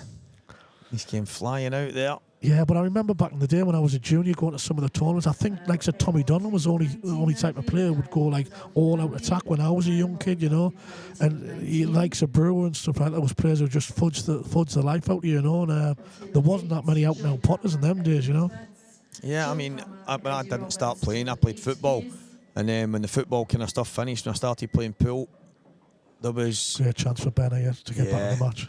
It's not easy, but you fancy Ben for me. Oh, I can't see him missing this. He's made a few mistakes, but I can't see him missing this. What were you saying about football back in the day? It was like pot snooker, pot snooker. Well, even then it wasn't even pot. It was snooker. There was actually one guy that used to get the snookers, pot the opponent's ball. Yeah. Another snooker pot. He would clear the table for himself. Yeah, I think in them rules there was a case you wanted as many balls on the table as possible. Really, you wanted your opponent. If you got 2 shots, you pot your opponent's ball. Yeah. And it was 2 carry-on as well. That's right. So you could pot your opponent's ball, put one of yours over the pocket, or get a little nest together of snookers and stuff like that, and you basically put them back in the same position, and gradually you'd put their balls down so they got down to 1 or 2, and then you'd start developing yours. And it was a bit of like a chess match at times. Oh, it's terrible. He's given a free shot at this. He should never have been able to see the black. I'm not a massive fan of one cushion escapes there, but Corey's got to cover the black there. He's got to cover it. Hey, does he chip it in? Does he go for the double? I'd probably go for the double and try to keep the white relatively safe. Knowing Benny's going to get down, he'll just drill it in this. He'll drill a double and he'll chip it along the rail. It's a huge shot. This is massive. Oh. he's just trying to kill the white on the top rail, but he's give Corey his hand on the table. He's, well, not so much hand on the table, but he'd fancy Corey, but it's another big pressure shot. 7-3 or 6-4 is massive, isn't it? Where did the word fudging come from? That's a good question. I would love to know that. To be honest, it wasn't like I sort of had a bit of a break from the game, from the old rules to when the world rules came in. Sort of, then it was never really a term when I was growing up. I never really heard that at all, you know. And then when I started to play pool again, it was all fudging this and fudging that, and it was part of the pool speech. But yeah, Corey's took that well. He's I probably, on balance, he probably deserves a frame. 6-3, 6-4, 7-3 was huge. I think Ben's had some moments here, some flashes, but I think the sharpness has just been the difference. Yeah, back in the day, like going back to fudging, when I was younger, it was always clear. Like even finishes wasn't a word, you know. Until I came back and started playing a little bit of the world rules, and that was just common. It was what people used to say. Yeah, I would love to know where that came from, where that term. It's a massive part of the world of pool now. If you play a snooker, you're fudging, and that's a very, very good question. I would love to know the era that started in, but from when I started playing pool, that was just part of it. So I know you get different areas of the country, like the UK, Scotland, well, whatever. They've got different terms for different things and stuff like that. But like I say, even in the North East, I'd never even heard of that sort of it being described like that, you know.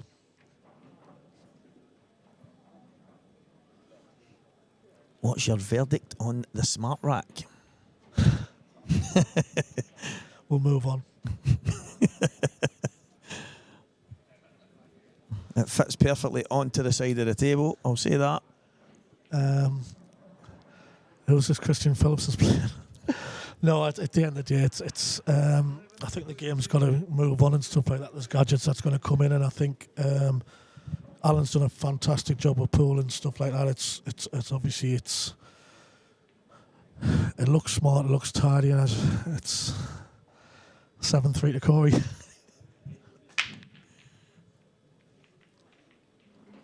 Someone said fudging started in Sunderland in the 80s with packing. I think I know what that means, but we'll leave that one there. Big chance here for Ben, and there is no more mistakes left in this match for him. Yeah, he's got to get these, hasn't he? I'm sure there's still a bit of fight in Ben. You know, even though he's 7-3 down, it's really, he's got one on the right rail. It should really be stunned across for it now. Oh, I can't believe he went to take it out. I just think it's frustration that he should never be taking that out. Just stunned across and playing up the rail. This is tight. Good shot. Yeah. The talent, he's so carefree, isn't it? I can't believe he's trying to chip that out, but he's getting away with it. Oh, is he short? Oh, Ben. I think he's just... Has he given the ghost up a little bit? I think he has. Oh, he's nowhere near. I think he's sicking himself for them mistakes early on in the match, and he's sort of... Which Ben, if he'd been playing, he would never have done that. You know, he was a huge fighter, and I just think with everything he's got going on professionally and stuff like that, business-wise, just at the end of the day, he's made mistakes he would never normally do. Yeah, he's one of the... For me, he's probably one of the most natural talents in the pool world. And to see some kind of routine mistakes that I'm not used to seeing from Ben Davies, I must admit.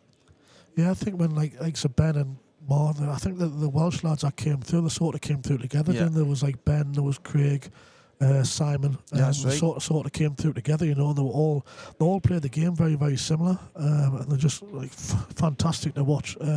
All three of them fantastic ability, you know. But they're all like used to. I think even Marshy's done fantastic with that rollers event, but I just don't think they're as sharp as what they were in the past, you know. But Corey's like the new generation of Welsh. I think he's probably the most consistent of the Welsh lads at the moment. Yeah, definitely. And there's a lot of good Welsh talent right now. Young Liam Roberts has obviously come onto the scene, and but as you say, probably out of the bunch of the younger lads, Corey's probably light years ahead right now. But there's a lot of talented players in Wales right now, but it's a hard act to follow. Yeah. like I said, Ben, like the three of them came through at more or less the same time, and they just had no fear. As I think Simon probably in particular, I think his shot selection just used to frighten people even just with his shot selection. But some of the stuff he could do with a white ball and stuff like that. But I think all three of them were so like fantastically talented. Like the Welsh lads, you know, like say Corey's like probably the next generation, who's probably the strongest at the moment out of the Welsh lads. It looks like Corey. Yeah, he's got at the end of the day, he's got like the looks of the top one of those top rails, saving the black's a bit awkward, but a player Corey's he's got to wear the white, little bit of check side possibly to get the one in the right corner, and it's relatively easy for somebody of Corey's standard. The way they play down the rails, you know, if you're on it, you fancy them all day, you know. Are you giving yourself a choice here, or are you playing for the one? I just want the white. I want the white in the middle and the blue spot. Yeah, you know, that's exactly how I would have played it. Now you sort of want to get an angle on the one on the top rail. You just don't want to be dead straight. You can't really see how far the yellow's off the rail. You either play for the white dead on the cushion, or you want the white about 2 or 3 inches off the cushion.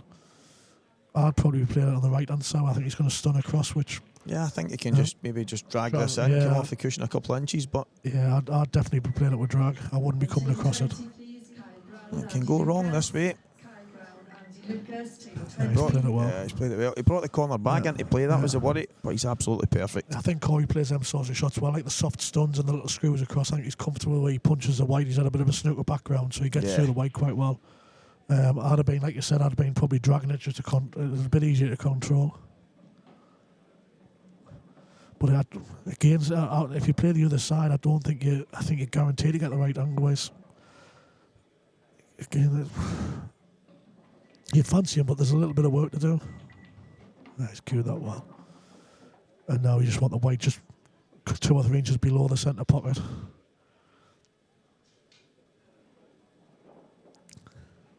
Yeah, just checking to see where he's good. And I think anywhere at that side, he's absolutely spot on. It's one of these shots you don't want to leave it dead straight. Obviously, you just want to wing the white. You want the white that maybe come off 2 or 3 inches off the side. But I'd be playing so that I hit the cushion. But so just go 2 cushions and just come off a bit. Just you want to be just off the side rail. He's all right, but you can't expect him to miss it. You know, he's queuing miles for the match. A big win for Corey, even though Ben's been below standard. I think it's big for Corey, as you say. Ben's a Welsh legend. Corey beating the master if you want. There would have been some nerves, wouldn't there? But he's a class act. Oh no! Did you notice how much fidgeting he done there? He's never fidgeted since the first frame. He just in the last 5 or 6 sometimes frames. It's just mentally. He's absolutely butchered that. He was nowhere near it, and I just think a lot of that's just through the just self-doubt. He's got back. He's went down the shot. He's got back up. He's fidgeted this and that, and obviously it's a big black to beat Ben, isn't it? It's a big black. But he's cued it terribly. He'd be furious with himself how he's cued that. He's actually walked back to the chair and he's feeling his arms and it's been about 5 or 6 frames. He's been in good flow and he looks confident. And then he's you're never right. done that since the first frame. The first frame, obviously he was tense. He was uptight and he was fidgeting and this and that and pulling his trousers up. He hasn't done any of that until that black. You know, he's given Ben a little bit of light at the end of the tunnel. Yeah, because I think Ben had sort of give up. You know, he was ready for he was ready for his bed sort of thing, or his supper, or he was wanting to be out the door, and he would maybe that'll spark him into life and give him a bit more belief. Tippy tappy, all north of the border. Yeah, there's a lot of fudgers in Scotland, I'll tell you that. I mean, there's actually, I don't know if you know Renzi well. Yes, I know, but not. I wouldn't say well, to be honest. But obviously, I know. Obviously, I've heard a lot about him. Yeah, was he one of the big fudgers back in the day? He's been an absolute class act at both sides of the game. Really good player. But when it comes to that right shot at the right time, no matter what stage in the frame it's at, there's nobody that teaches it better. He's one of the best coaches. He's obviously coached Liam Dunster, now Morgan McInnes, and all these other guys in Scotland, and obviously Ross McInnes. Ross had a bit of both, didn't he? Yeah. Obviously, everybody remembers Ross as a fantastic potter, but he could fudge with them all, couldn't he? But there's a few guys in Scotland. Tiger, John Kerr, who he plays for Northern Ireland now. There's quite a few guys that they just, it's the way that it's described up there is they just know the game inside out, and you won't see them play slack shot. They won't go for a crazy finish. That doesn't exist. Yeah, I think you mentioned Liam there. I think he's such a young lad. He's achieved a hell of a lot in pro already. But I think now you've mentioned the upbringing he's had, because he's another one like with an old head on his shoulders. Yeah. You know, he's achieved a lot.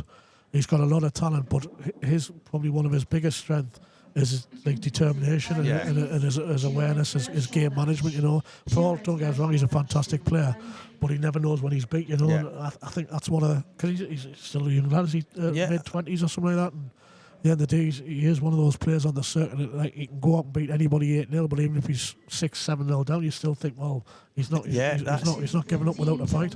That was actually a topic of conversation. One of the boys, Sean Michael McGiff, who's in this event this weekend, went up to play Liam, just having a practice match, and he was talking about how Liam doesn't play a race to 8. He just plays one frame at a time till it gets to what the final score is, and he doesn't concentrate on what the score is or how many in front or how many behind he is, just that one frame. And I mean, that's mentally. He hasn't just woke up one day and done that. No, he's had the right people around him, you know, to educate him, and he's had his own mentality, which is added to it, you know. I think Corey's is this black corner in the right corner. Oh, it looks a bit tight for me. I'm sure you can get him behind it to play in the top corner. I wonder if he can run into it right now. Yeah. I thought it was a little bit tight to go in the bottom corner, but there's loads of space there from the overhead camera. Again, he's got another great chance, hasn't he? He could nudge it right now. I think he's all right where he is. I think he's all right. I just think if he plays the one in the corner, he's got loads of options. I'm surprised he went to it, but I suppose he had a nice angle. I wouldn't have been touching it, but... To be honest, it wasn't me calling it. I seen him coming round and looking at it, and I thought... There's not much could go wrong, is there, to be fair?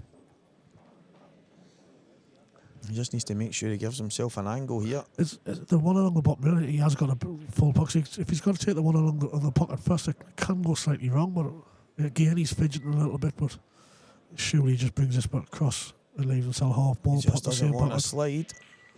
He's perfect. Good shot, controlled it well. Perfect. I think he definitely deserves a win. I think Ben will be kicking himself the mistakes he's made, but I think Corey has been pretty. A couple of slack mistakes here and there, but I think he's been the better player and probably deserves a victory. Yeah, I think this is one of the classic cases of the best man did win. Yeah. Ben is already on his feet. I think a well-deserved victory. Yeah, congratulations, Corey Rees. Best man on the night has won. Ben made a few mistakes though, Mark, and unfortunately he was punished. Yeah, I think the end of the day, I was speaking to Ben earlier on, he's just done that much travelling. I think he's just pleased to get the cue out, just have a bit swing of his arm, you know, but fair play to him for turning up without any practice, and just the days he's probably enjoyed it, even though he's getting a bit of a defeat there, but that's one of those things. I've always said pool's not like riding a bike, and unfortunately for Ben, he's fallen off the bike today, but Corey Rees was fantastic. The best man did win. Mark, thank you very much, mate. This has been absolutely brilliant. Educational, mate. It's been a pleasure. A few translators in the audience trying to listen to Jody, you know. Hopefully we get you back in again, and there was loads and loads of people on there. Cheers for the questions, but we'll get back to some of them in the future. Cheers, Mark.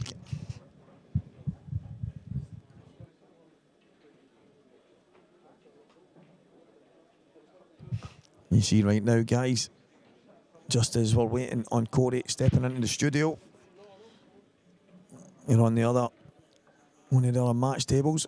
I'll keep you excited for the moment. But once Corey steps to the studio, I will let Mark step in. So here's Mark Pickworth with Corey Rees.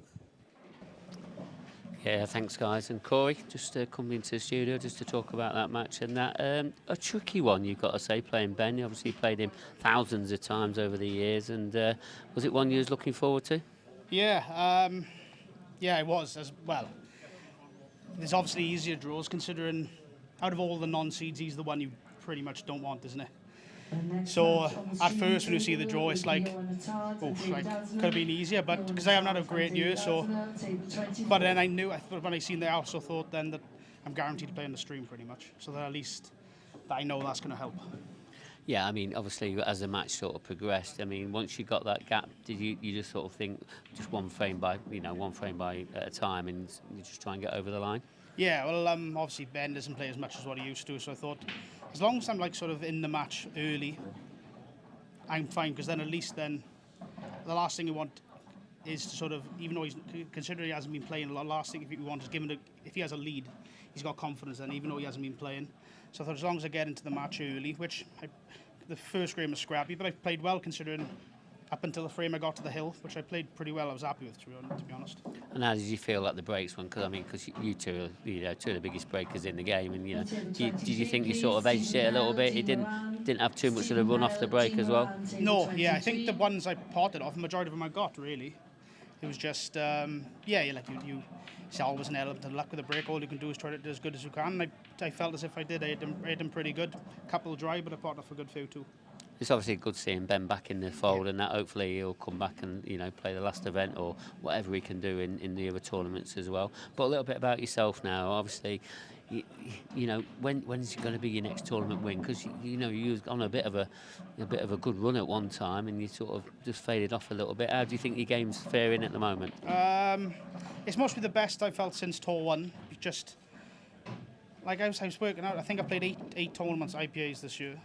And I think I've got, obviously you want to win, but considering I haven't played great at all year, I think I've had one final, couple of semis and a few quarters. So I was like, as long as, even when you're not playing well, as long as I think I'm running deep. The thing is, if you get to the quarters and you don't feel like you're playing well, all it takes then is sometimes one or two frames sort of kick you into gear a bit, and then because you're in the quarters, you're not far from winning the event. I know I haven't won anything this year, but considering I don't think I've played great, it's not. You could have there's a lot of people out there who will not play great and not get deep at all. So, I mean, obviously Beck's the one that's putting the trophies into your house at the moment, but you obviously don't think that you're too far away, because you're still going deep in these tournaments. So just a little bit of the odd extra frame here and there, and you'll be picking up a trophy sooner or later. Yeah, and obviously people playing and people watching back home, they know it's such fine margins in that game. Like I was 7-3 up there, and I've missed a pretty simple black down the rail. 100 out of 100, I think, for you. Yeah, it is. And the thing is, I'm thinking if I lost that frame, in my head I'm thinking he's going to break clear, and then 7-5, I know I got 2 breaks, but 7-5, you're not guaranteed to win then. And the way the year's been, that's the type of result, maybe not from there would lose, but seems like every 50-50 match I'm having, I'm losing. And then when you're having winning events, you still have those 50-50 matches, but you somehow end up winning them, and that's what makes it. Instead of losing in the quarters, you end up winning the event. That's the difference. Really. Yeah, so you're in the last 16 now. I mean, your first match is always tough, especially you only get one match. Where Ben's played 2 as well. He's already had a bit of a settler, hasn't he? He had a tough game against Matt, didn't he? But it was never easy for him. But do you feel that probably helped him as well coming into this match? Yeah, maybe. The thing is, I think he's just so experienced, isn't he? Like he doesn't really play. As I've said, he doesn't play often. He's so used to playing under the cameras and whatnot. So I don't think he's one of the ones that wouldn't have made much of a difference. But your new pros or whatever, it might have made much of a difference. So. Yeah, so. Because I know you guys, you travel down on the day knowing that you're playing today, etc. And depending on how far you're away, etc. But do you feel that you've been a little bit rushed today, or how do you feel at the moment? Because tomorrow's a different day as well.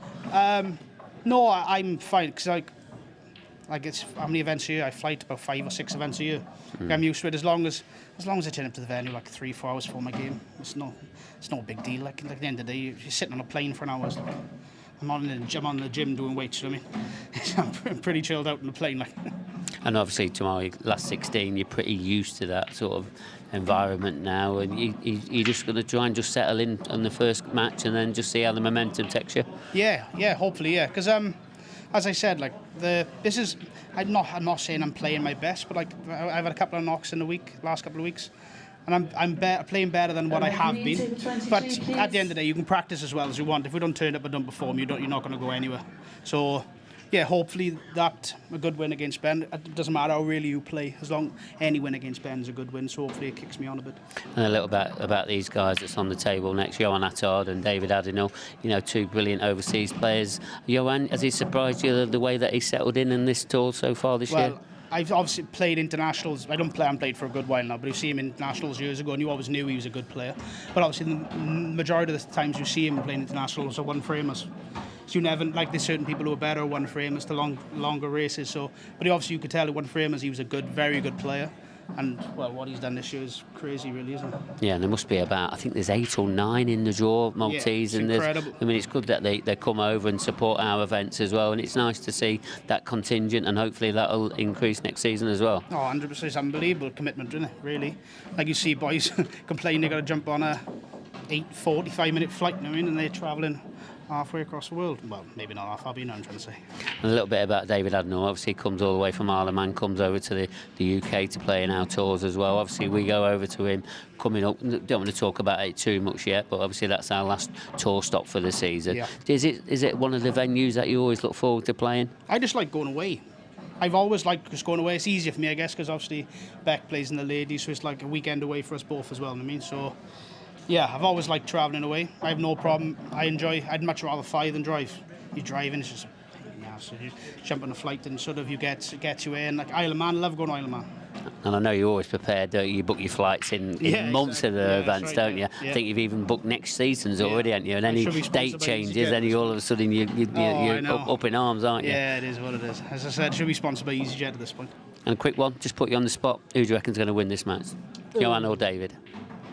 And what score? Really put you on the spot. 8-6, Johan. Wow. There you heard it. And you're sitting on the fence, he'll break. Well done, Corey. You are until last 16 anyway, and no doubt we'll see you at some point tomorrow. Thanks, mate. Well, that's Corey Reese. He's into the last 16, and there's no doubt we're going to see him in tomorrow. But we've still got one match left for tonight. It's going to be Johan Attard against David Addinall, and that's coming up next.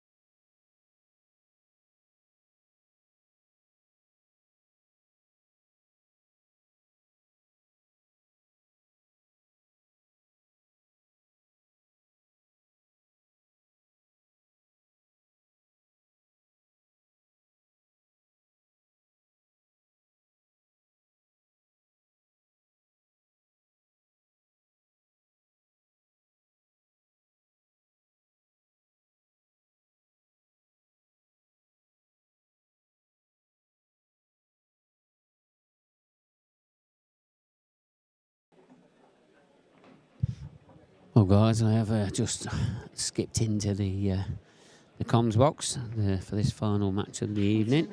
This match here, though, Andrew McKie, Clint Jansen. Clint is leading this match 7 frames to 3. We're looking at trying to get this one finished off as soon as possible. Don't really want Andrew to get back into this match. Martin Keenan, Nicky Haynes, Martin Keenan, table 10. Andrew had a good win in his first match against Rob Wilson. Well, I've got to say, this is a good chance now for Clint, and maybe he could take it out at this opportunity. Just waiting for the players on this main table, Johan Attard and David Addinall. They're just having their bits of practice, and we're only a few moments away from getting that match started. Still loads of action going off around the arena, even though Clint's just missed that one, but it's a bit more of a containing shot than anything. Some latest scores then, so got Dean Shields, he's 3-0 up against an injured Christian Phillips. Obviously he got a bit of back pain going off. Craig Marsh is 1-1 with Adam Griffiths, and then Scott Anderson He's 7-6 up against Matty Rowland. Still one match to get underway in round 1 of the pro event. Is Greg Davis and Nathan Bridges, and that'll be going on soon. And then Liam Roberts against Gareth Hibbert as well. That's going to be going on table number 1. So frame number 1 then in this match. Johan Attard has broken off. He's got a ball. He's got a couple, one red, one yellow. So there's that little cluster at the top of the balk area there. The red, the yellow and the black. That's going to be tricky. This cue ball looks like it's been surrounded.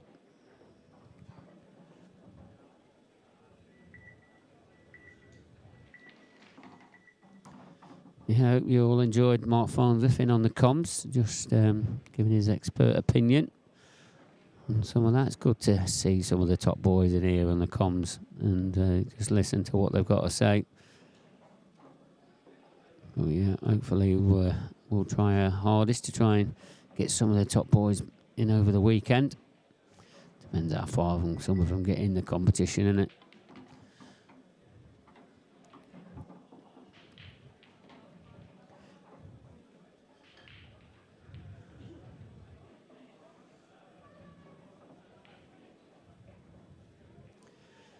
So Johan is trying to go for this finish here. Didn't really split that well. That little cluster.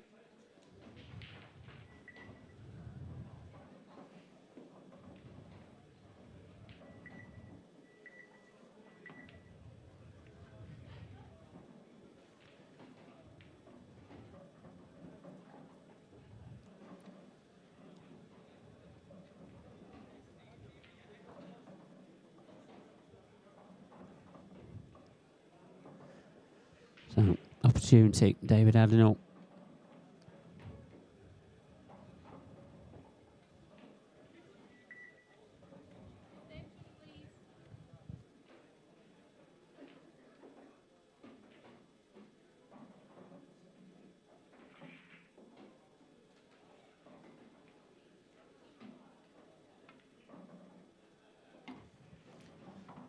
Yeah, so David, he's still got the same problem as what Johan's got in that top half of that table.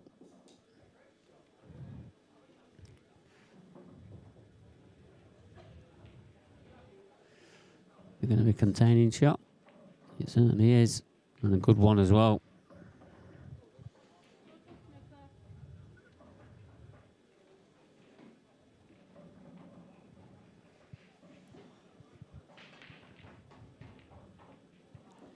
Yeah, good visit there from David. Just put the on in a little bit of trouble. But good return from Johan.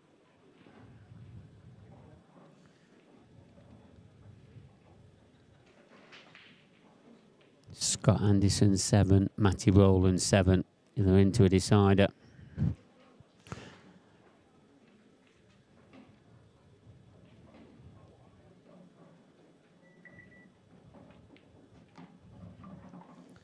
So looks like David, he's going to have a go at these now.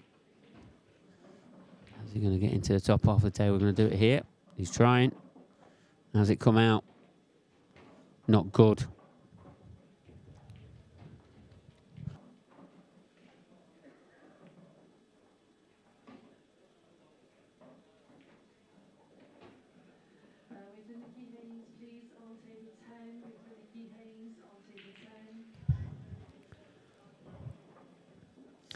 So it looks like he's going to have to play another containing shot. He didn't want to try and tie that red up. So that's why he's played it, to push it out. Forcing Johan into a difficult pot if he wants to go out for it.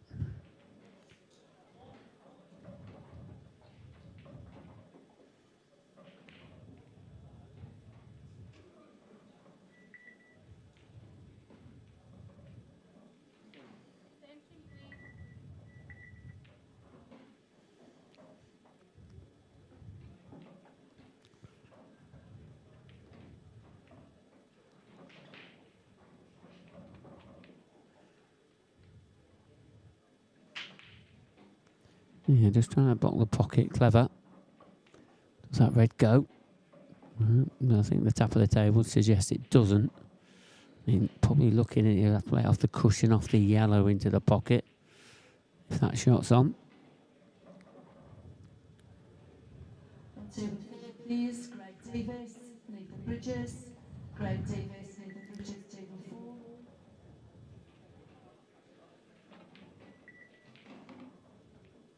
4. Nice shot. Left that one into the middle.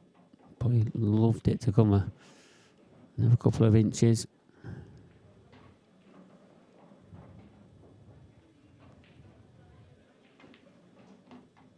He's played this well. What a brilliant shot that is from David Addinall. He's straight on this one into the centre. If he is, it makes his finish pretty simple.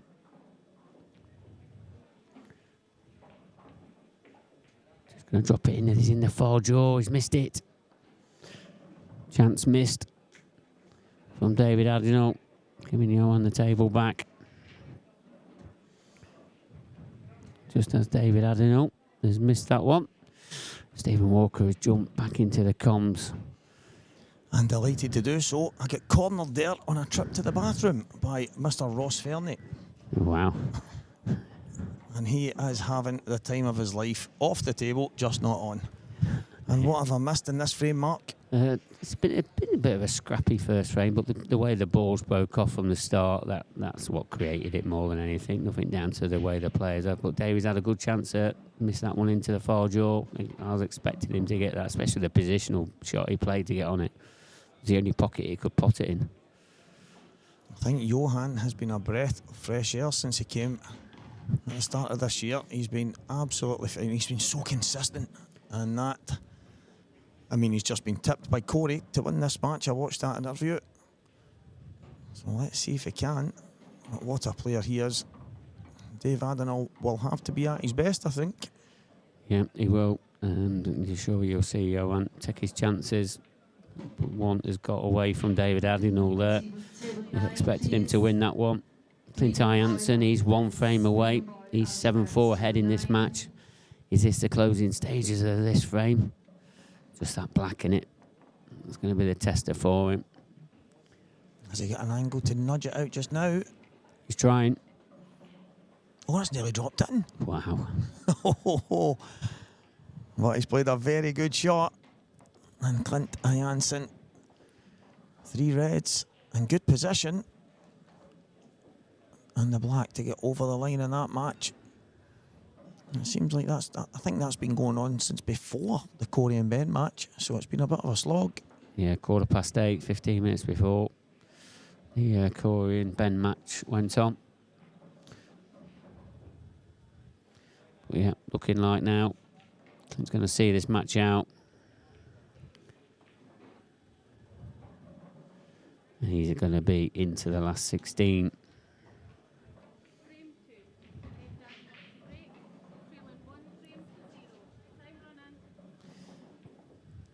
Back on the main table, David Addinall. He's got a ball right away. Struck them well. He's unlucky here. I've seen most of these frames turn out today. You know, they've always fell awkward, or the cue balls got kicked up and covered and all of that. So yeah, it's not been playing the kindest of tables today. Yeah, he's got a bit of work to do. As you're looking at maybe, yeah, I think he's going to try and play some kind of plant here. And he's played it well. What a shot that is. Open that frame up right up, that has. One shot, just like that. All of a sudden, all the reds have a pocket. Black has its pocket. Actually has a few.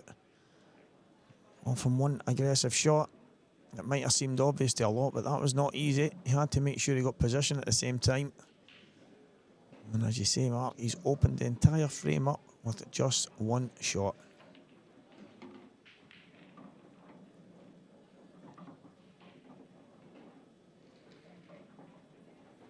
He's looking good here to get back in level terms.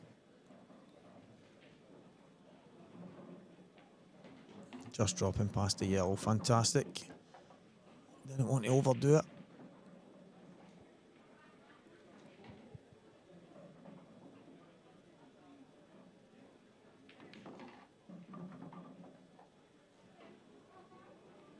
Yeah, I think he's all right here.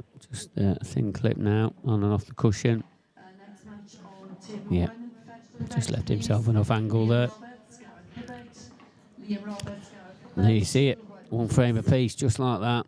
Great opening shot there from David. Yeah, that's how you hit back in quick fashion. The injured Christian Phillips, he's got a poorly back. He has. He's already had one match already. But this one is probably one match too much. He's 5-0 down against Dean Shields. But now he's made that into 5-1.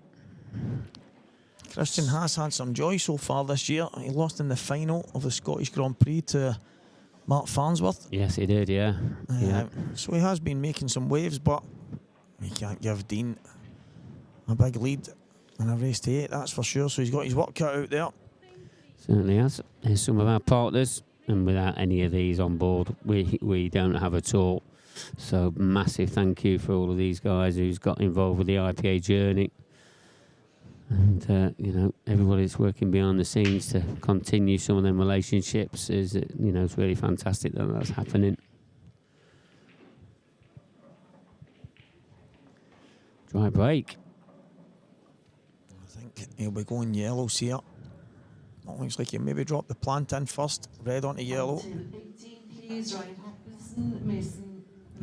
not easy, but you have to think that he's got a chance. He might decide to move the yellow on the side at the same time. He has done.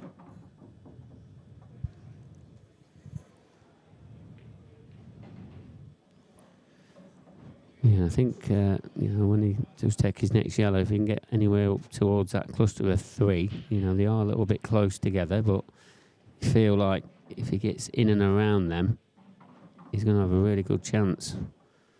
Yeah, if he's got the gap there, that's even better. He can maybe play the one closest to the pocket and then maybe the one into the left middle if he decided to do so. He's giving himself options if he's on that gap, but if he has to play, he can maybe play the plant and then run it out.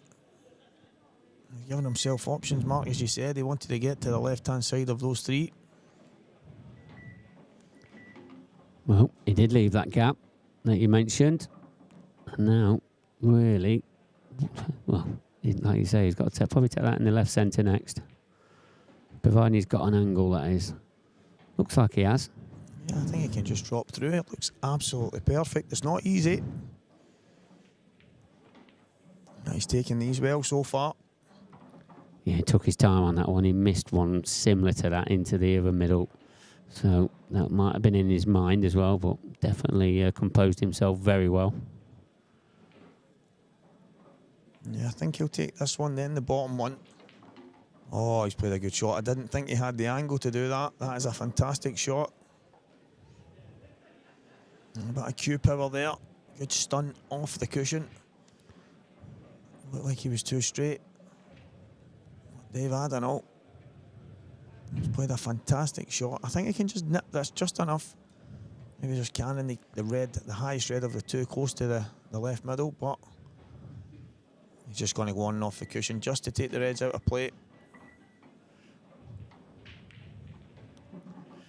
Yeah, I suppose it's about this black now. I don't think it goes bottom left. Definitely goes left middle.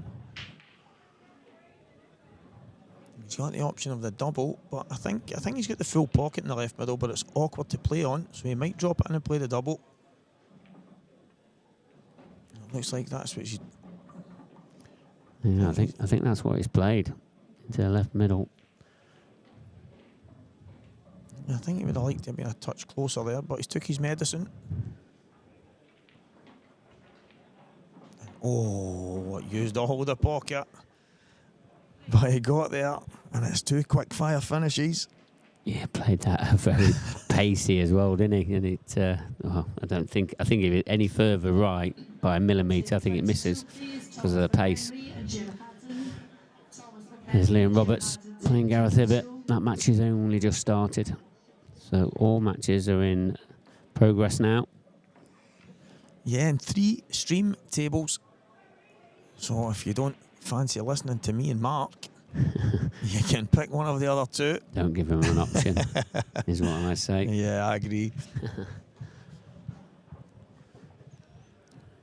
There is, I mean, the two tables on the outside that are streamed, loads of seating round about. They've been busy with viewers all day.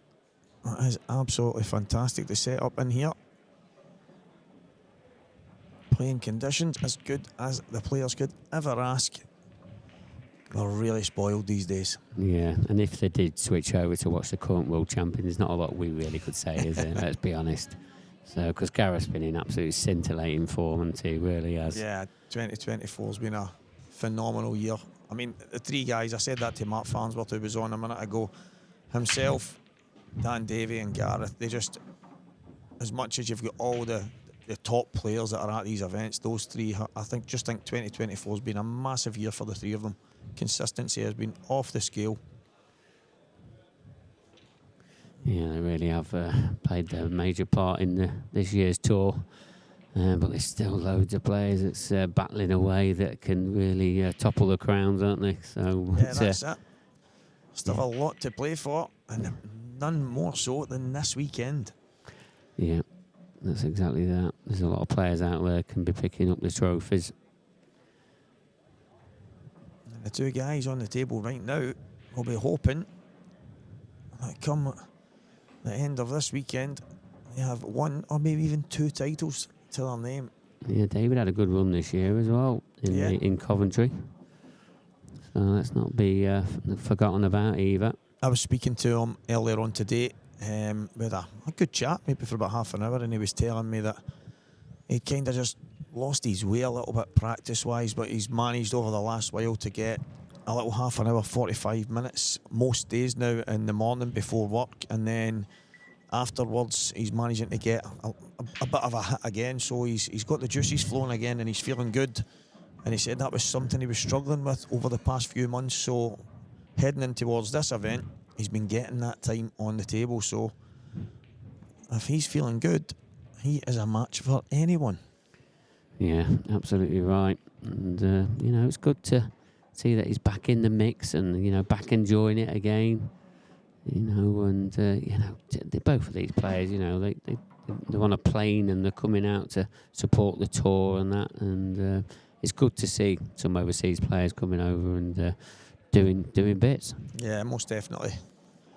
The game of pool is truly international, and none more so at the IPA international event. Yeah, that's exactly right. Yeah, so don't be surprised if there is an international winner come tomorrow night. But David, he seems to have picked up the gears here. Yeah, it looks like he's starting to float. Just needs to give himself a touch of an angle. Even though that didn't sound like a lot of practice, that 45 minutes, it can just give a player an edge. It's just a head thing more than anything, confidence.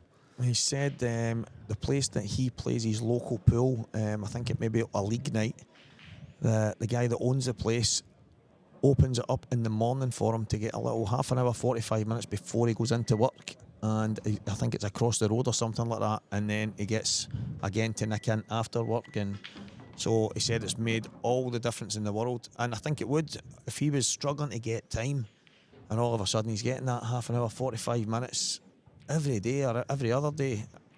There's no doubt that it's making a difference to him. And he looks really confident here. He does. He's a bit out of position here. He's got a couple of options here. He can either try the thin edge or we can play a double, depending on what he's feeling confident with. He's played the double. He's hit it near, far short. Yeah, really hard to judge. The double, he's maybe expecting it to slide a little bit higher than it did. But Johan gets a chance to step in and stop Dave in his tracks here. Nathan Prescott watching back at home. An evening pickers and Ali. Whatever he means you, Ali. Yeah, evening to you as well. You're enjoying the action, as we are.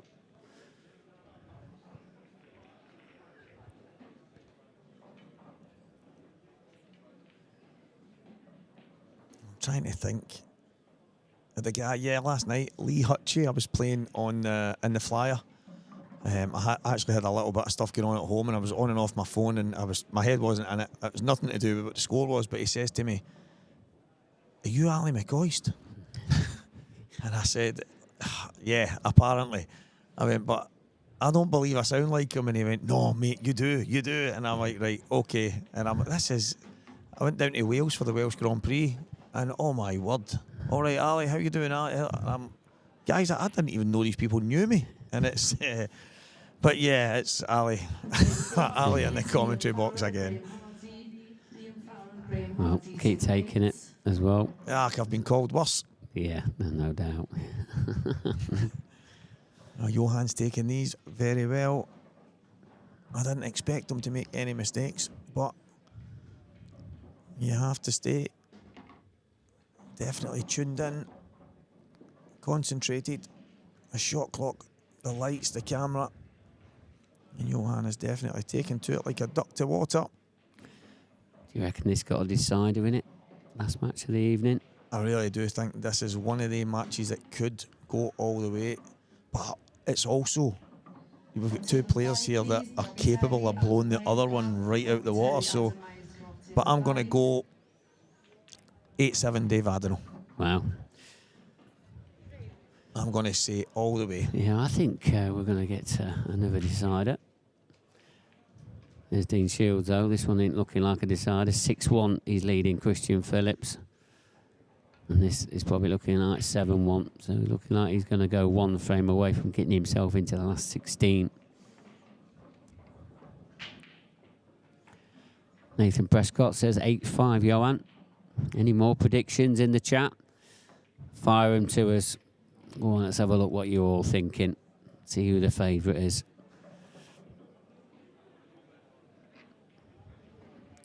It is 7-1 to Dean Shields.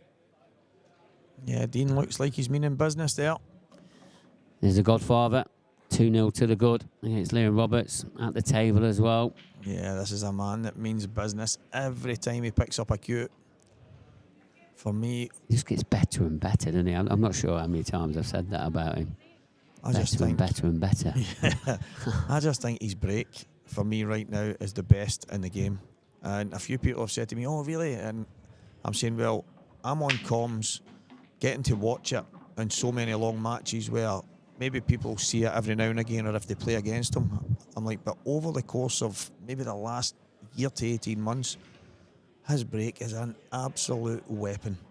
And I just think right now for me, he's probably got the most effective break in the game, and it's no doubt that he's always at the business end. And the break shot is so important these days. And if you've got a good one like he does, well, it's no surprise to me. Yeah, and he's never in the conversation about the game's biggest breakers either, but it's the way he actually breaks. It's the balls just split beautifully. It's just the way he times it. It's a timing, yeah. And you've took the words right out of my mouth there.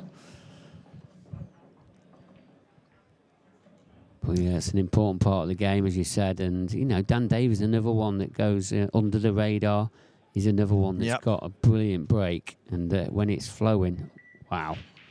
It's very, very effective. And it's when you talk about these guys and how good they are at breaking off, and then you look at the current records that both of them have over the course of this year so far, how important the break is. But then you have to be of a certain calibre, a certain mentality to go and win these frames and win these events. And these two guys in 2024, for me, are in the top three, along with Mark Farnsworth. Yeah, rankings don't lie, do they? They always tell a bit of a story. They really do. Maintaining shot there from Johan.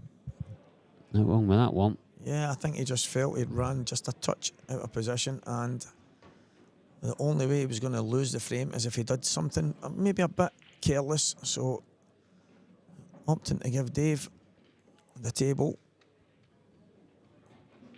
I wonder if Dave can drop somehow on that top red and play it down into the bottom left corner, opening up the pocket, and it would open up both reds for him at the same time.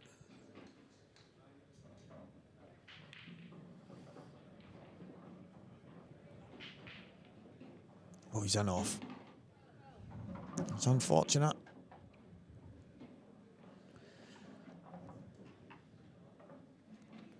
Yeah, you could also put that down to a bit careless as well, you know, because it was always going to be tracking. I just think he could have maybe tried to get up the top end of the table. I don't even think he looked at it, Mark, to be honest. Yeah. And it just goes to show that's a careless shot from Johan. Just a comment here on the chat. CCFC 147 says the IPA needs to move those amateurs up who shouldn't be there. Just elaborate a little bit more on that if you could for us. I don't know answer that in case I've got the wrong end of the stick. But yeah, just if you can just elaborate a little bit more on that, and I'll try and answer that as good as I can. Craig Martin saying that big Johan to win the event. There you go. Oh, there you go. Man that knows. That's putting your head on the chopping block, Mr. Martin. I mean, probably at the moment, do you think Johan's probably 20-1 to win the event with the players that's left even? Although if we get to the last 16, he's obviously going to be less. But obviously he's in this round now. So would that be a fair reflection, do you think? Yeah, I think so. I mean, and it's by no means is it based on ability or anything like that. It's maybe just a case of the guys that have been there done it. But Johan in Coventry, a couple of events ago, as we remember, he got beaten one final and won the other one. Is that right? Am I right in saying that? Yeah. I think, did he win the Open and get beaten in the final of the Pro? Or I'm not mixed up, am I? No. He did that, that's right. Yeah, made 2 finals. That's right. Yeah. So he's definitely got the game. He's definitely got the mental strength. And for me, there's no doubt in that he's capable. It's just when you look down the list of names that's in this event and you think... And the players that have won them. Yeah. How tough it is to pick a winner.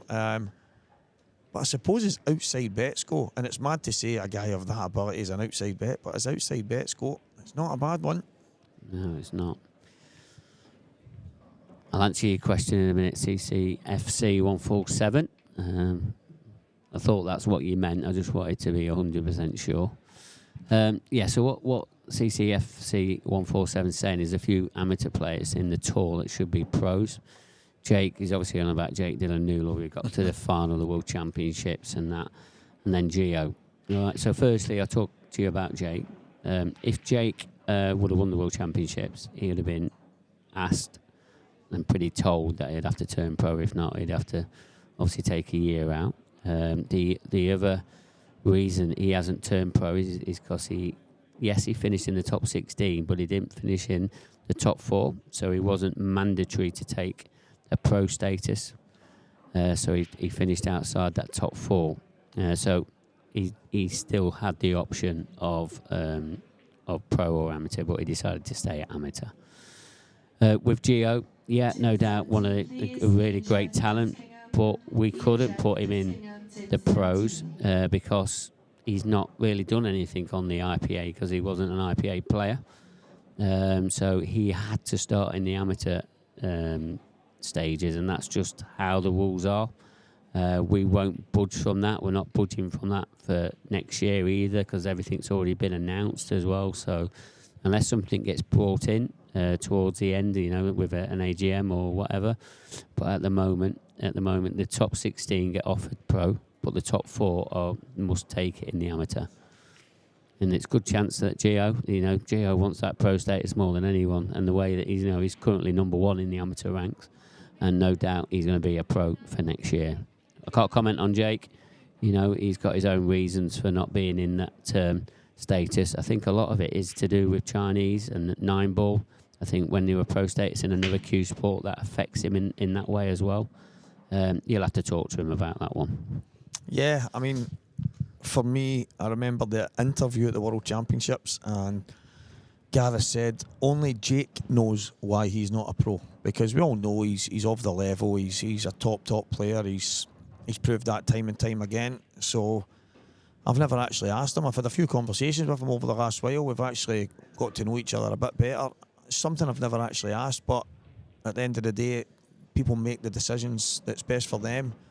Gio, as you said, is desperate to become a pro. I don't know anyone on the planet right now that plays as much pool as that kid.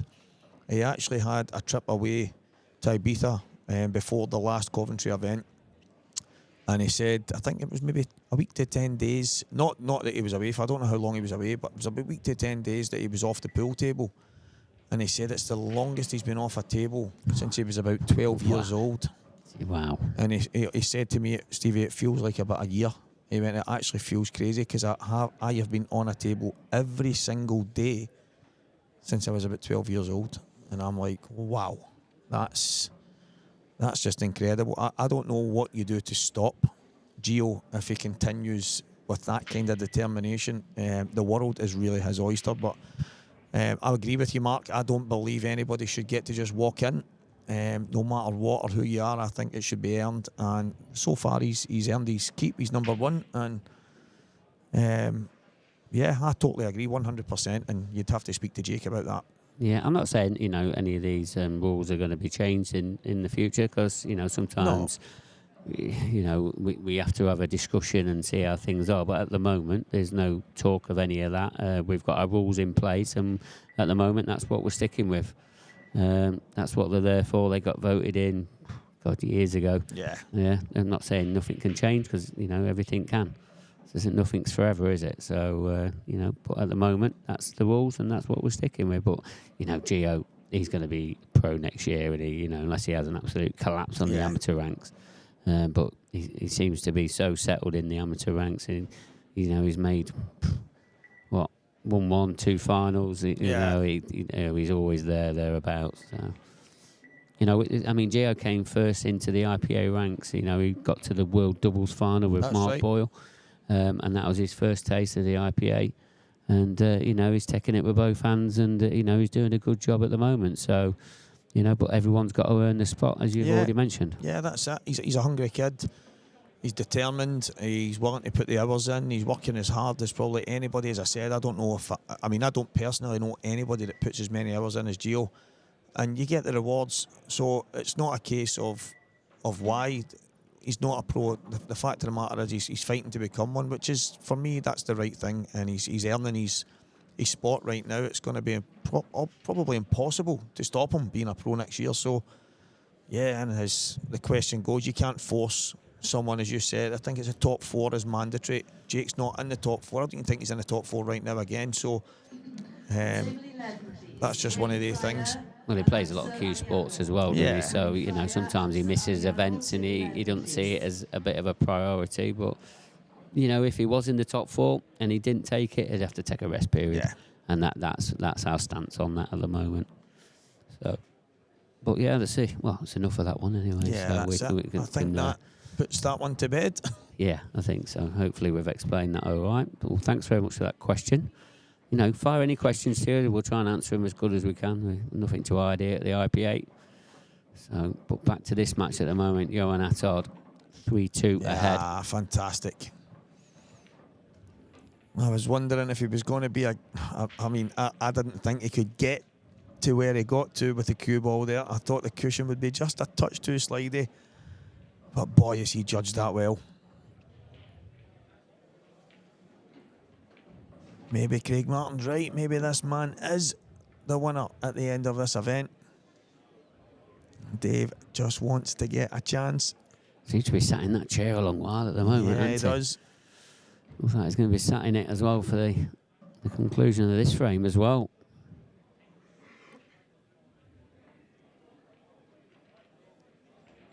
I think Dave looks really good. He looks in good. He looks confident. He looks in flow.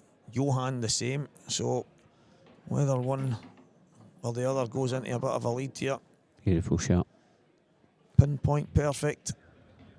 I still believe this match will go all the way. But like I said, either of these players is more than capable of blowing the other one right out of the water. And right now, Johan is looking the most likely. Yeah, a bit of daylight. 2 frames ahead now.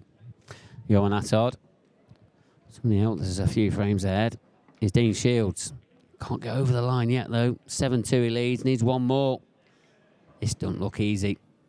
Yes, another man who is playing a lot of different Cuesports. He's been playing the 9-ball quite a lot lately, and he's pretty good at it. Well, that weren't his finest shot. It really wasn't. But yeah, he is good at pretty much a lot of them.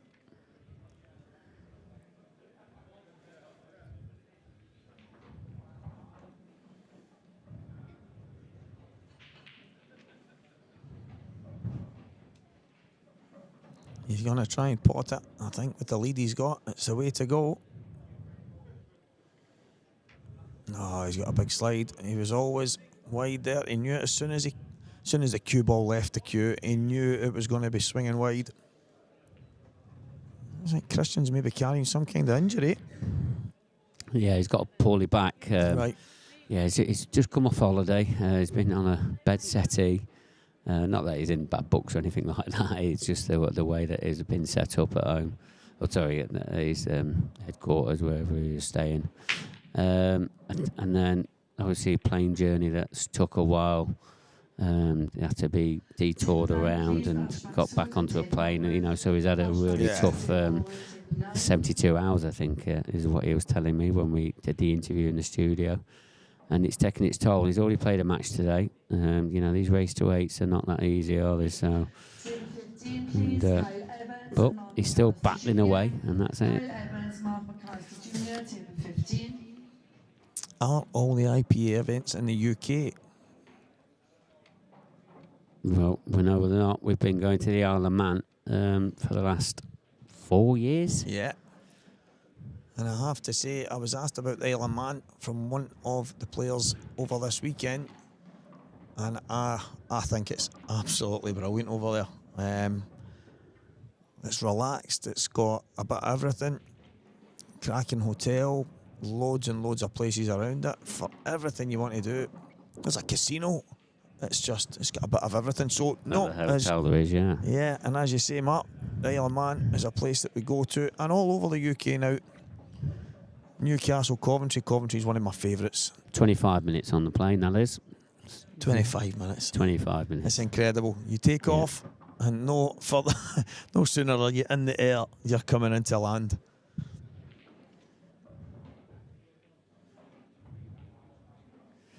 So CCFC is asking me about, so he's entered Coventry event for the past 3 years, but the price increase is putting me off for next year. Plus the removal of the double elimination makes it a bit less value for the average player. I mean, nothing stays at that price forever, you know, at all. Things have to go up, you know, costs go up, hotels demand more. Room prices, they go up, nothing stops still. It really doesn't. We try and keep it as cheap as we can and best value to whatever we can. We do always listen, we really do. But next year, you know, these are the changes we've had to make to try and make sure that the tour runs as smoothly as possible for everybody that comes on it. There has been some extra frames put on some of the events, so you know, don't think it's just got rid of it's a double elimination and that. But we are just trying new things, trying to improve the tour, and this is one of the changes that we do believe is the right thing to do at this stage. Yeah, I mean, I think I've spoken to a lot of the guys that play in the tour. Ever since I became Ali McCoist in the commentary box, a lot of people come and talk to me about different things now, and that was one of the big topics of conversation. Oh, what happened to the double elim and stuff like that. But I think the road that we're going on, I mean, I was convinced quite early, because not many, I mean, this, I suppose it sounds as if I'm mumbling a bit here, but so everyone that I know that comes to play in the amateur is coming to try and get to the pro ranks. Everyone that I know personally, maybe out with Jake, but everybody's trying to get to that top end to turn pro. And a lot of the guys are now being convinced by, well, you're playing double elimination, you're getting to lose matches, you're getting to try and fight your way back into a tournament you've already been put out of. To make these events the elite events and the elite kind of tour that it's supposed to be, I can understand the way it's going, and as you say, they've added some frames on, and I understand where some people are coming from. But this is the professional association for blackball, and I can see the reasoning behind it. I understand some people's questioning of it, but to make these events the elite events, then basically what's going to have to happen, guys, is we're all going to have to improve. If we want to play more pool, we're going to have to win matches, and that goes for me because I'm playing on that amateur tour. At first, bloodbath, innit? Yeah, that's it. It really is. And for me, the only answer I've got now is, well, do you know what? I would still enter. I would enter any event. That's just the way I am. But you really should be going out there to try and win it. I'm not coming here to get beat. I'm coming here to try and win it.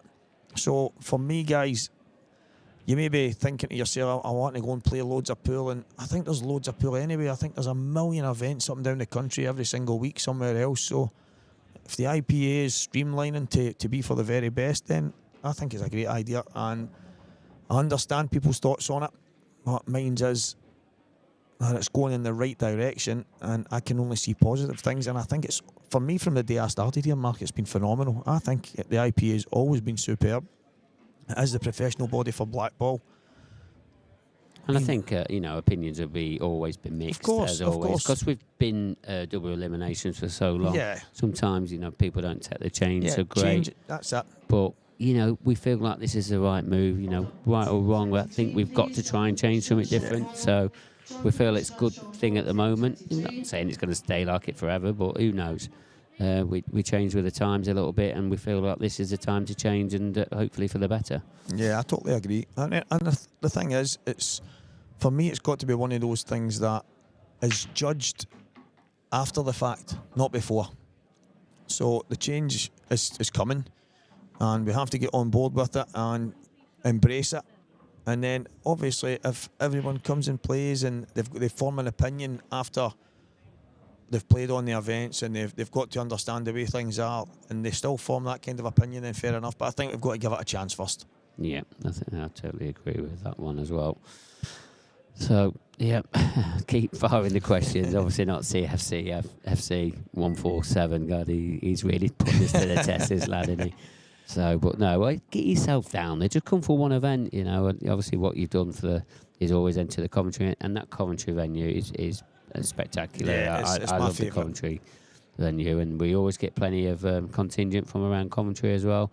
The way that they support that. I think a lot of the Coventry guys have already booked this single event entry for next year already, because they like it so much. So hopefully you'll keep supporting, and hopefully you'll see, hopefully we'll see some improvements for next year as well. And, that's what we're all in it for, to try and give you the best product. Yeah, most definitely. That's the thing, guys. And I think if you look on your screen right now, we're getting that. Dave, he was on his way back, and he breaks and goes in off, and all of a sudden there could be more daylight again between these two players.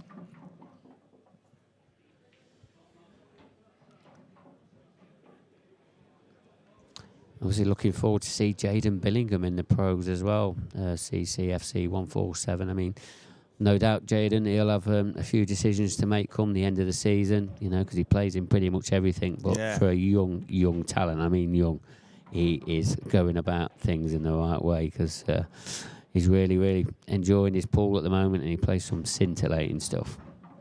Yeah, we spoke earlier about Kian Monaghan and Harry Peart, and obviously just speaking about Gio, and then you've got young Jaden.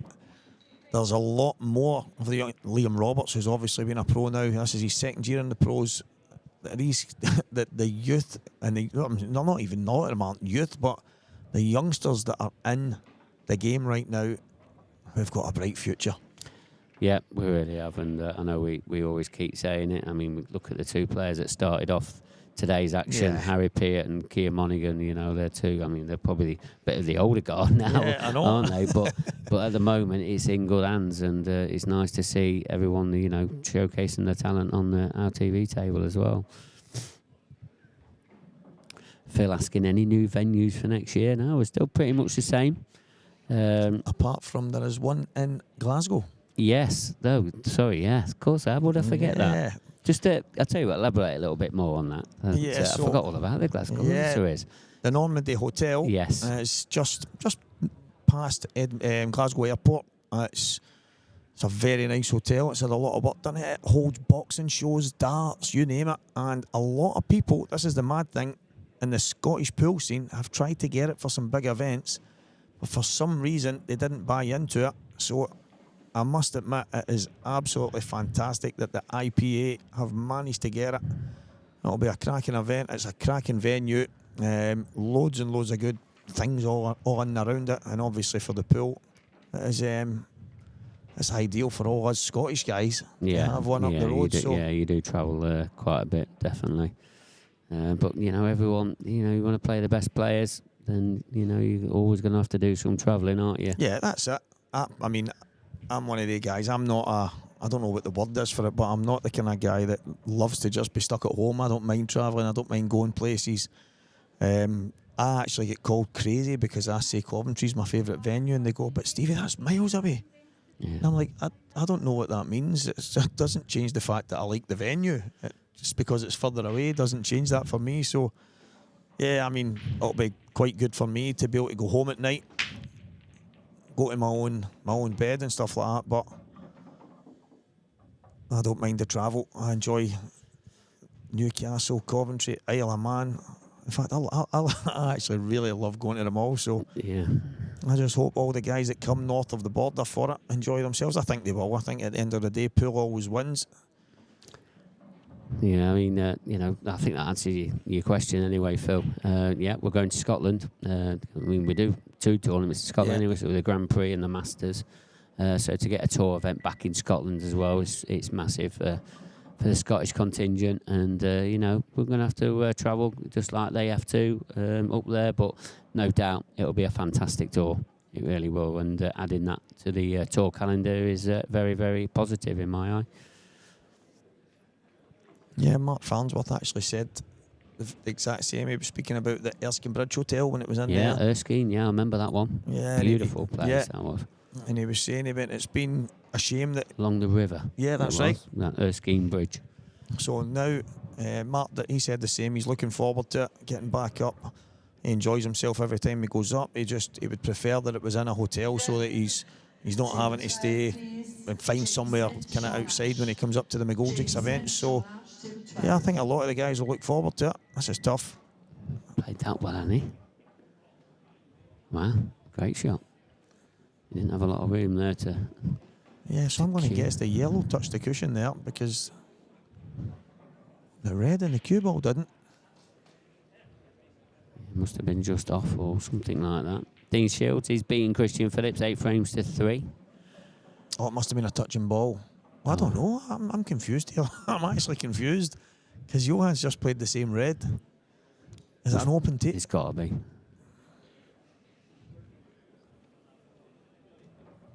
Thanks for the questions, guys. We've just lost our chain of thought in this frame. Yeah, we've taken our eye off the ball. Craig Marsh, though, Adam Griffiths, 7 frames apiece. Oh, what a match that must be. I mean, Marsh, he had it in his hands. So, but Adam, he's pegging him back. Yeah, it must have been touching. Yeah, Adam's one of the ones when he took to the pro ranks. He was struggling at the start, but he's found his feet a bit now. He's starting to get comfortable, and he's playing some good stuff. And one of the matches, he was under a bit of pressure, but he's not allowed Craig to get over the line, so Marshy has it all to do.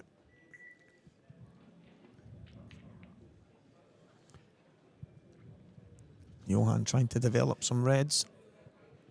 Yeah, anybody wanting to know any dates for next year, it's all on the website.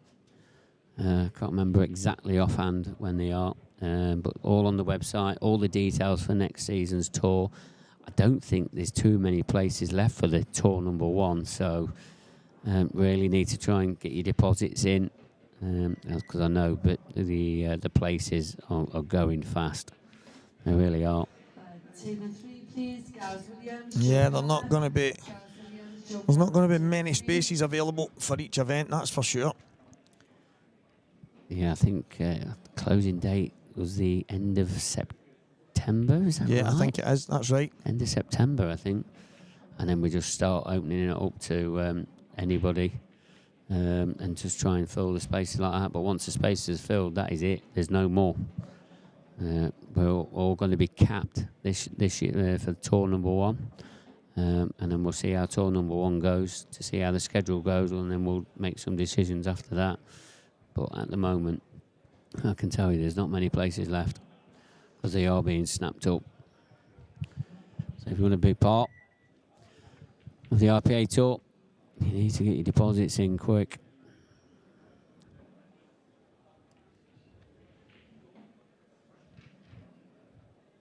This frame's ended a little bit scrappy. Adam Griffiths has beaten Craig Marsh 8 frames to 7.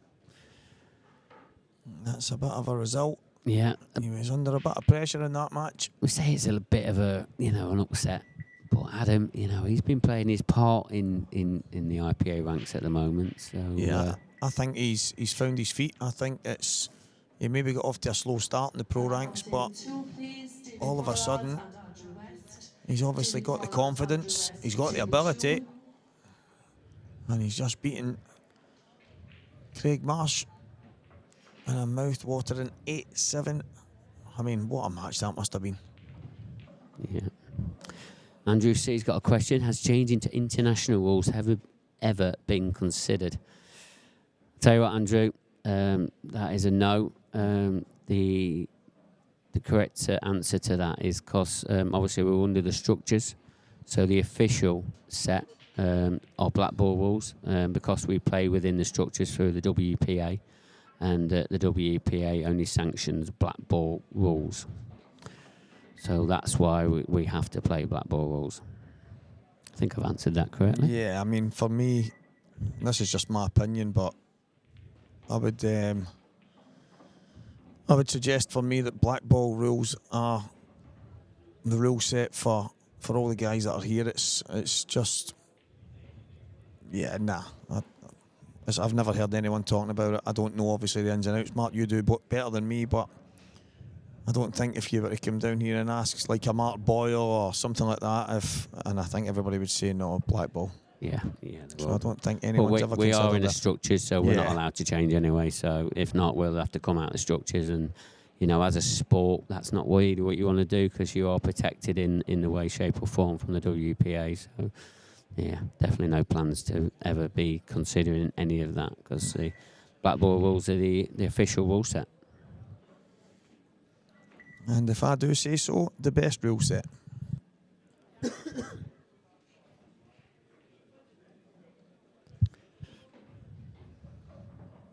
Yeah, but this frame would be over in international rules. So let's put it this way: Mark Farnsworth sat next to me in the last match, and we spoke about a bit of a dying art. People willing to fight for frames, hang in there, play the tactical shot, and just whether it takes half an hour, 10 hours, it's became a bit of a dying art because everybody's out there just smashing the balls, trying to finish. And for the purist, for me, this is a good frame of pool because these two guys won't want to give an inch. The scoreline's quite tight. One guy kind of steaming ahead, the other guy doesn't want to let him get any further. So for me, that's a cracking shot. So yeah, I mean, it's all right saying this frame might want to be over, but there's a lot of guys that'll be sitting at home right now enjoying this frame. And I'm one of them sitting in front of the screen right now. So for the purist, these are the kind of frames of pool that are maybe becoming a bit of a dying art. So it's refreshing to see every now and again. And why would we take that away from the game? Yeah, and both these players, they'll be looking for the combo shot Most or definitely. something like here, I mean, Phil's just put on the chat there, this frame's heading for a stalemate here. Well, I've got to disagree, Phil. If the black was up there, then yes, there's a real good possibility of that. But at the moment, I don't think there is. Yeah, I mean, the opinions will always be split with both of the rule sets, and so no doubt that'll continue for the coming years.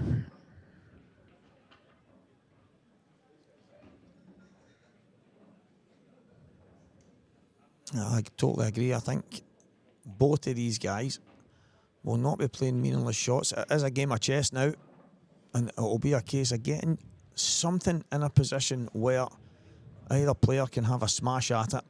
Yeah. Believe me, that is on both players' minds right now. Yeah, they'll just be trying to just conjure something up just to give themselves a shot or a chance.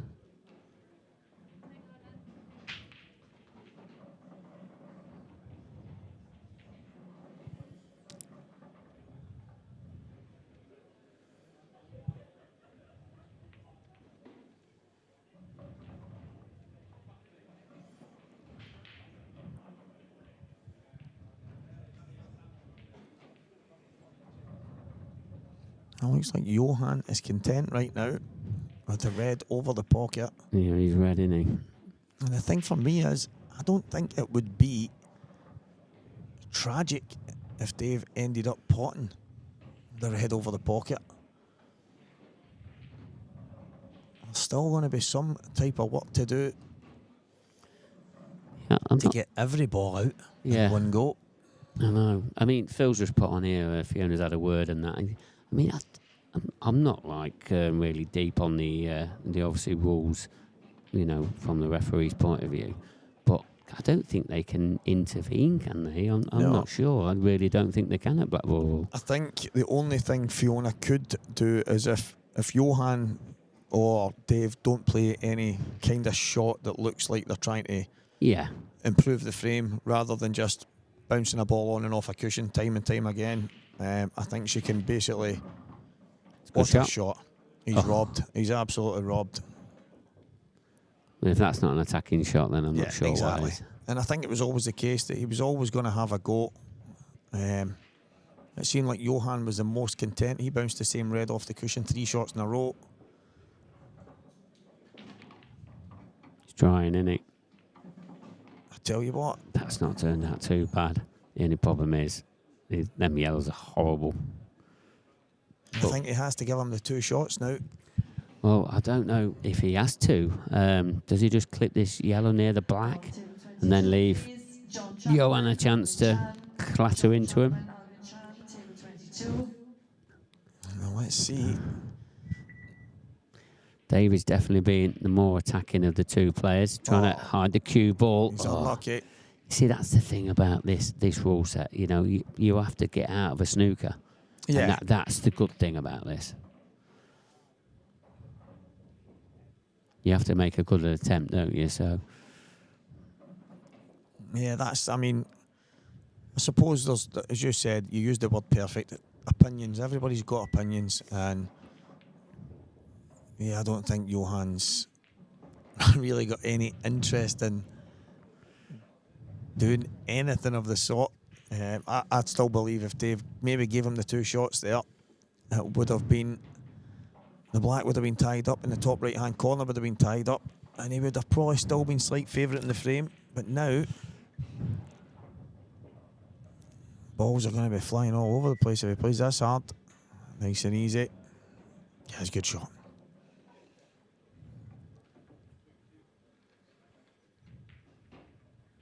But if the previous shots are anything to go by, I think Johan will play another kind of nothing shot. I don't think he'll do anything too aggressive.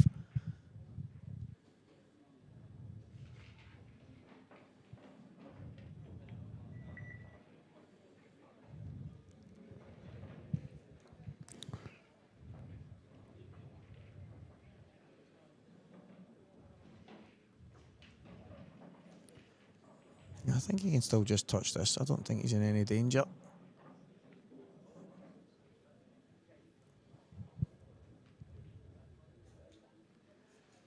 The classic game of chess on a pool table.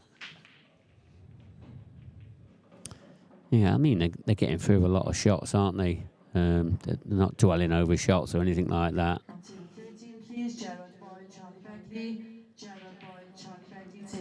Davy's got to be careful here now, because there is enough room for that yellow just to track towards that red, and any touch on it, it'll drop. This is delicate. He's going to have to top cushion this time. That's okay. Yeah, I think for me, probably the kind of pretend combination shot to give the 2 shots away would have been the shot choice for me whilst the black was tied up. I think Johan is a massive favourite in this frame now. Yeah, he is. Coco Demone, do players use different cues when doing the break-off shot, the rest of the frame? Why do Americans call frames racks? I mean, I don't know why Americans call frames racks. It's just their terminology in it. You know, they've got a lot of different words in their vocabulary. But yeah, a lot of our players, they do use different cues for breaking off. I think it's more just to protect their playing cue more than anything. But I think it came in, 4, 5, 6 years ago, where people just decided to have 2 cues, and you know, you see more and more of it throughout. Yeah, it started off, it was quite gimmicky, and obviously there ended up a bit of method in the madness. A lot of players now, it started off, the tips were huge, and there was kind of, you couldn't really feel the weight in the cues, but they're all different now, they're different specs. A lot of the players, like I'll use Mark Boyle as an example, his break cue, the tip is the exact same size as his playing cue because he likes to strike the same part of the ball, but I think he uses, I'm maybe right in saying he uses a similar tip but maybe a harder version of it, so he's using the same kind of materials but just in a different way for his break shot. But yeah, break cues they became quite a big part of the game now. Yeah, they really have. You do see more and more players using them, and I'm sure that'll continue for the coming years, definitely. Yeah, and why the Americans? I mean, they say things like, "This is a great shot. This is a shot." He's been trying it. He's been trying it, and he's eventually got it, and that looks absolutely nailed. Glued. What a shot! Yeah, all he can do is come off the angles of the pocket here, can he? Or can he do a bit of into the bottom cushion? But he's got no control. This is going to slide. Tell you what, if he misses this, all of a sudden he's going to play it off the rail. The rail, is that the American terminology? We call it the cushion. Great shot there from Johan. Not giving anything away. He's judged that to perfection. I mean, he didn't have a lot of distance between the cue ball and the cushion, and he still managed to get all the action off it. Yeah, and I'm playing on these tables, and that is not easy to judge. It is so reactive and slidey that he's played it so well. Does he go for it now? Does he play red onto red plant and then obviously knock the red over the pocket? Maybe this is his time, or is it an awkward block? Them yellows awkward. Yeah, he's not going for it, is he? There has to come a time where Johan has to show some kind of aggression. This frame can not be won any other way if he's going to wait on Dave making a mistake for the entire frame. Dave's just going to keep trying to get him behind this black. That's his. Oh, it's a bit thin. Like you say, Stephen, he's going to have to pull the trigger sooner or later. I don't think he's got a better chance now. Red into the middle, he can push straight into that cluster. Yeah, because he's not going to get one free shot here. Yeah, and he can take the one at the top, left-hand corner, and screw into it, but I think the one in the middle is the shot.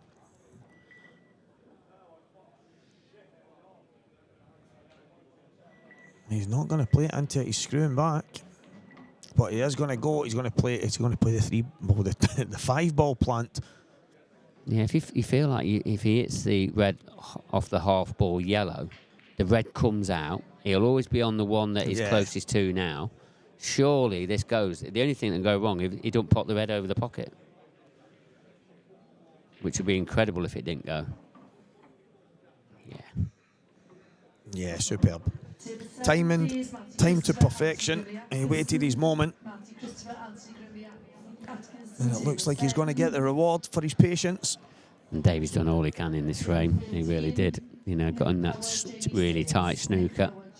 And that, for me, that's something you don't see enough of. He fought like hell in this frame. He didn't want to give an inch. And he made sure Johan has had to work for it. Yeah, it's maybe not been the flashiest of frames. But for me, Dave was not giving up easily. He's played a fantastic snooker. But the hit from Johan has become the frame winner. Just sneaked by, didn't it? Yeah, that could have went wrong. This to open up a 3-frame lead. Nicely done. 3 frames. He does lead by 6 frames to 3. Yeah, Johan looking good now. Dave has a mountain to climb. Well, he's not done a whole lot wrong, so he just has to stay patient. You see, Amateur Tour Event 1 winner, Adam Myerscough. Got beat first round, didn't he? He got beat. Steve Wall beat him 6-1. But he'll get another shot, won't he? Yeah. So this is the thing, you know. Who knows? He could pick up the trophy at the end of it, even though by losing one. Yeah, Greg Davis behind him, still playing. A lot of big matches going on in the outer tables. Look at this venue. Look at this, absolutely buzzing at this time on a Friday night. Yeah, Greg Davis, he's 5-2 behind against Nathan Bridges.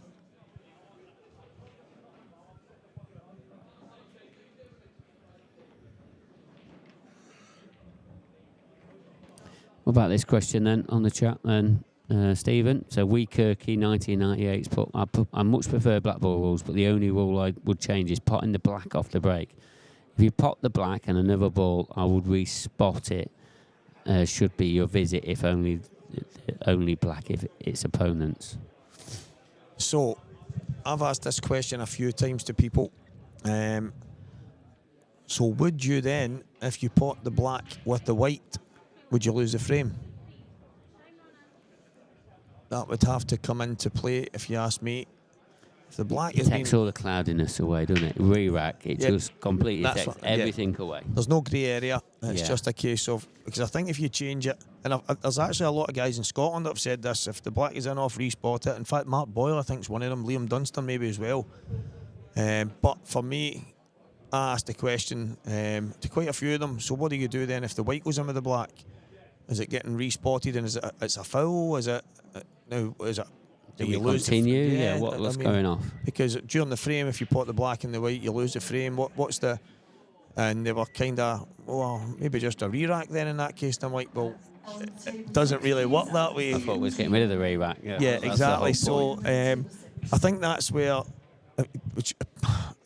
with the re-rack, whether the black, the white, 5 colours or whatever it is going, there's no grey area. It's just a re-rack. But, I mean, if that was the rule, then obviously fair enough, you play it. But, yeah, I was a bit confused. I think it just adds a few grey areas because then you have to change more than just, if you pot the black with another ball, you re-spot it. It keeps it simple. Yeah. It's a re-rack. So if you pot it with a red, you re-spot it. If you pot it on its own, it's a re-rack. If you pot it with the white, I mean, it's just, I think you open up a can of worms. Yeah, as soon as the black goes in the pocket, off the break, it's a re-rack. Irrelevant what's happened to any other ball, it's a re-rack. Yeah, and it for just me, clears it all up. It just keeps it simple.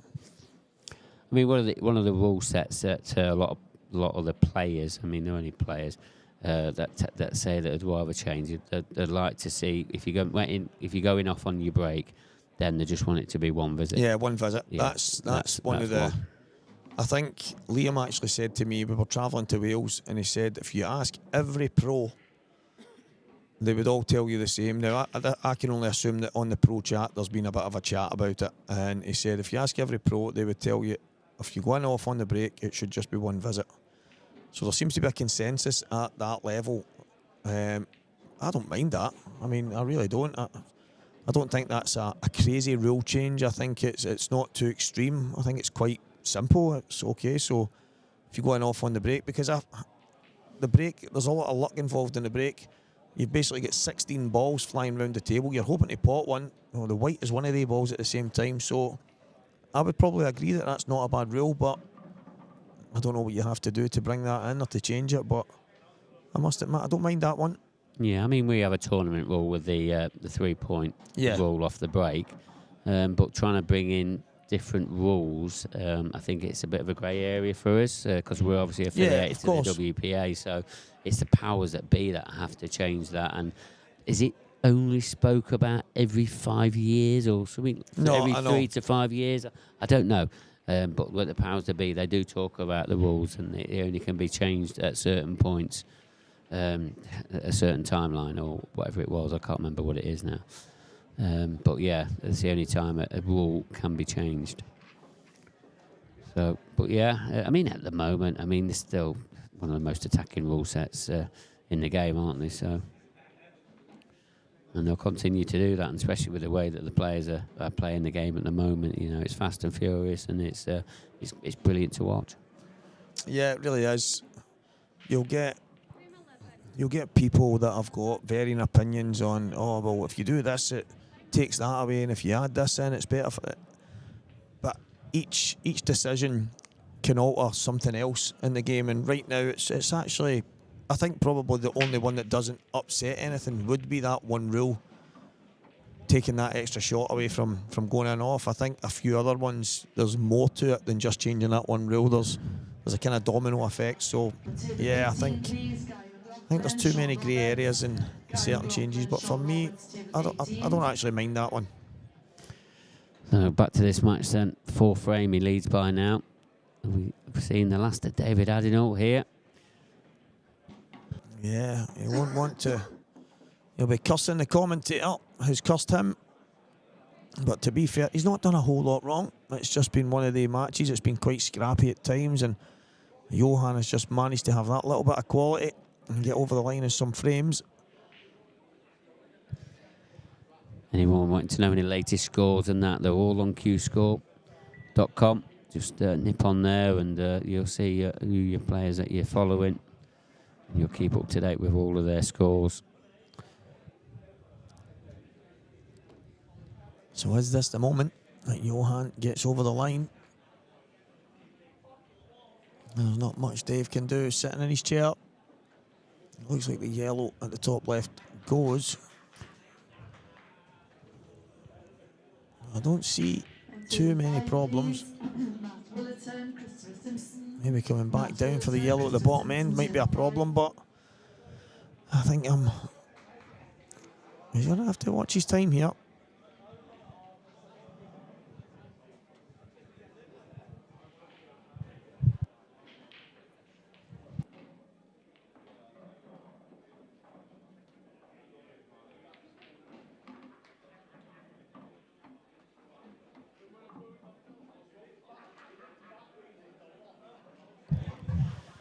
Yeah, the chat's been very up on the debate, hasn't they, tonight?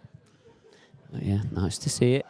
Yeah, it's one of the things I like about this is that the viewers at home can be deeply involved. They can give their opinions, they can give their support, they can voice within certain reason, and we can interact with them. And it does make, I think, for better viewing for everyone at home. As Johan is about to get himself over the line here. Kirky, he said, question for both of his guys. What's the best IPA game you've ever seen live? I mean, that last final, Mark Farnsworth and Gareth Hibbert, that's up there, isn't it? Yeah, it is. I mean, the standard in that match was frightening. I think Mark ended up 9-5, 9-6 down, something like that. There's been so many though, haven't there? Back to 9-all. I think Mark had maybe 8 or 9 dishes in the match. He ends up losing 10-9. It was one of the best matches that I've seen. Obviously, since I've sat in the commentary box, I've been quite lucky to see some fantastic matches. One was Mark Farnsworth against Christian Phillips. I think it was, if I'm right, a race to 13 or a race to 11, whatever it was. But everything bar two finishes was all a dish by Mark as well. So the Mark Boyle money match, I know that's not an IPA match, but him and Mark Farnsworth, Mark was speaking about it earlier, the standard that Mark Boyle played at. But here at the IPA, there is just so many. But I'm going to go, that's a tough one. But since it's fresh in the mind, I will say that the last match there, that final between Gareth Hibbert and Mark Farnsworth, probably just about pips it in my memory right now.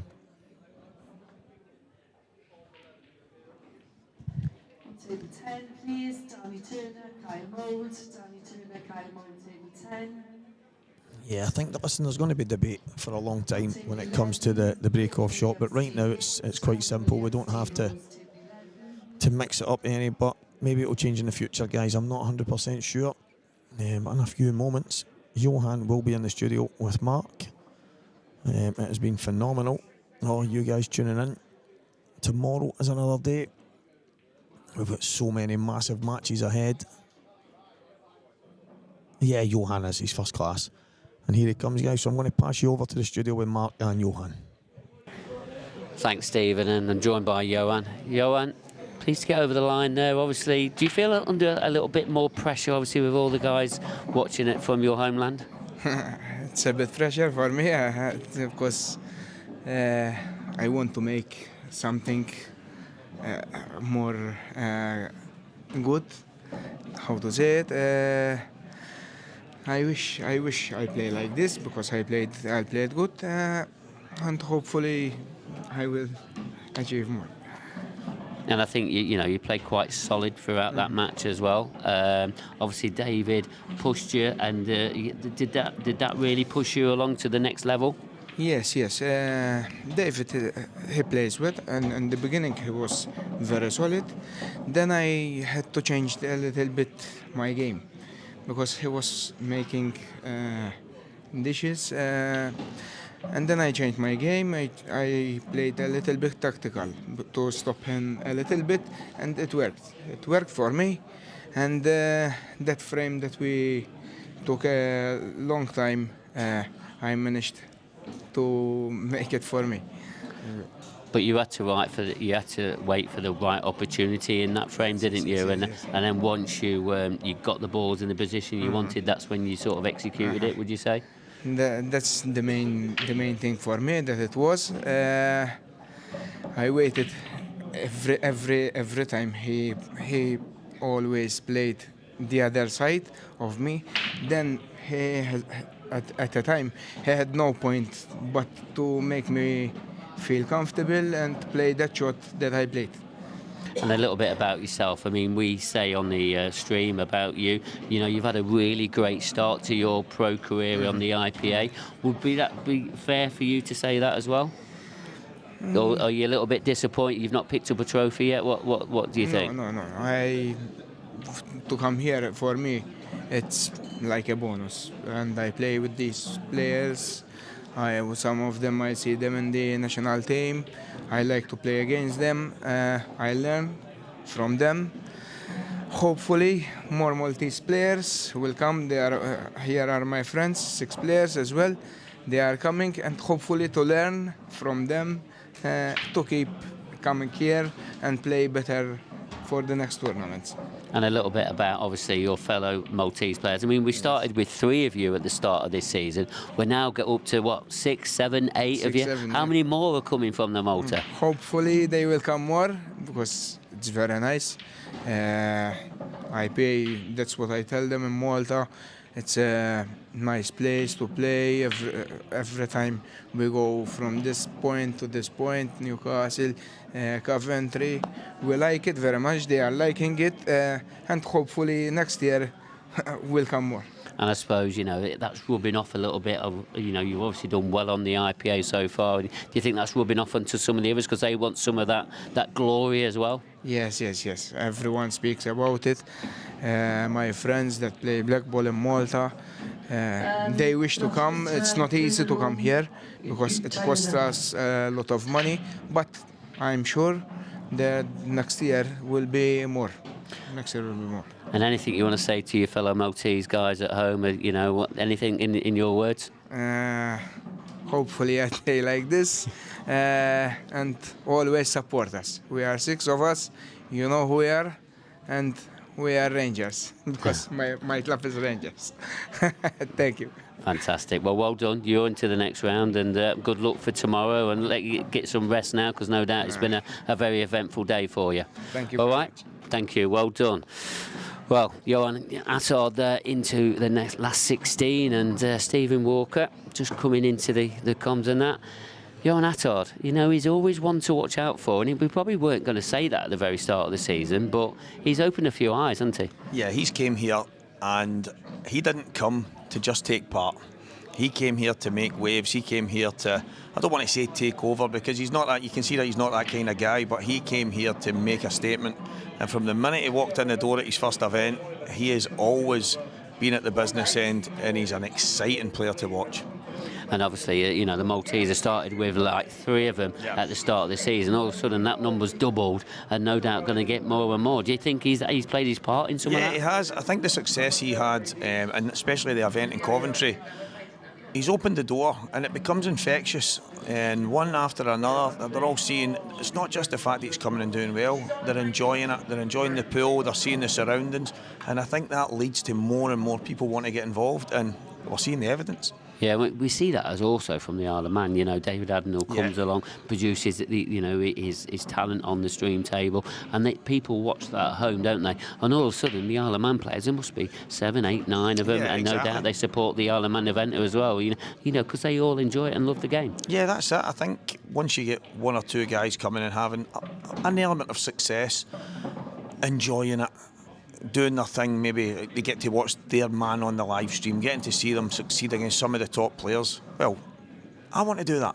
And all of a sudden, these guys, they're interested, they come, they join the tour, and one by one, they come, and it's so refreshing.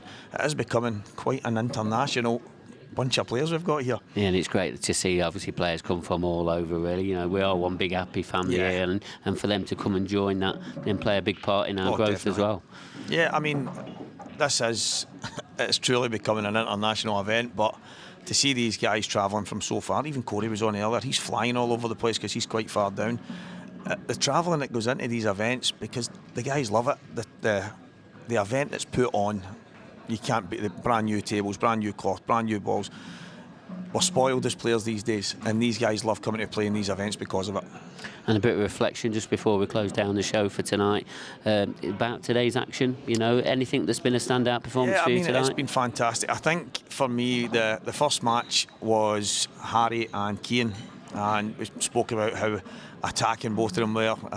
Dan Fairway was in with me on the comms, and both of these guys, I don't even know if they broke 10 seconds on a shot. They were just absolutely flying, but it set up the day. Some of the mistakes they made, some of the shots they played were world class, and it set up the day. It was an exciting match to be involved in. There's been a couple of deciders. I think Craig Marsh, Adam Griffiths went a decider. There's been some massive results. Jason Hill's match, I think Evan Parry Williams was the decider. 87, so a lot of tight affairs out there, but Corey beating Ben. But I think that first match, Harry and Kian, 2 young new pros to the scene, they showed the element of nerves but the excitement at the same time, and I just think there's a massive future. But that game stood out to me because it had a bit of everything in it. Yeah, and no doubt we'll see a bit of them tomorrow. And to finish off the night with the Maltese guy, Johan Attard. Fantastic. He's got it all to come tomorrow, haven't we? So yeah, the line-up tomorrow's fantastic. I think there's only 1 match left on. There's one match to play in the morning as well. And then we'll have the last 16. So yeah, I mean it's given us an exciting Saturday ahead, that's for sure. And it's only day number 1. Yeah, exactly. And the buzz in this place is electric. So yeah, looking forward to tomorrow. Well, thanks so much, Stephen, for your insight throughout today. And that's it for us tonight. But we'll be back tomorrow, and it's going to be at 1 o'clock. So make sure you join us to finish off the rest of the action. Good night. Good night.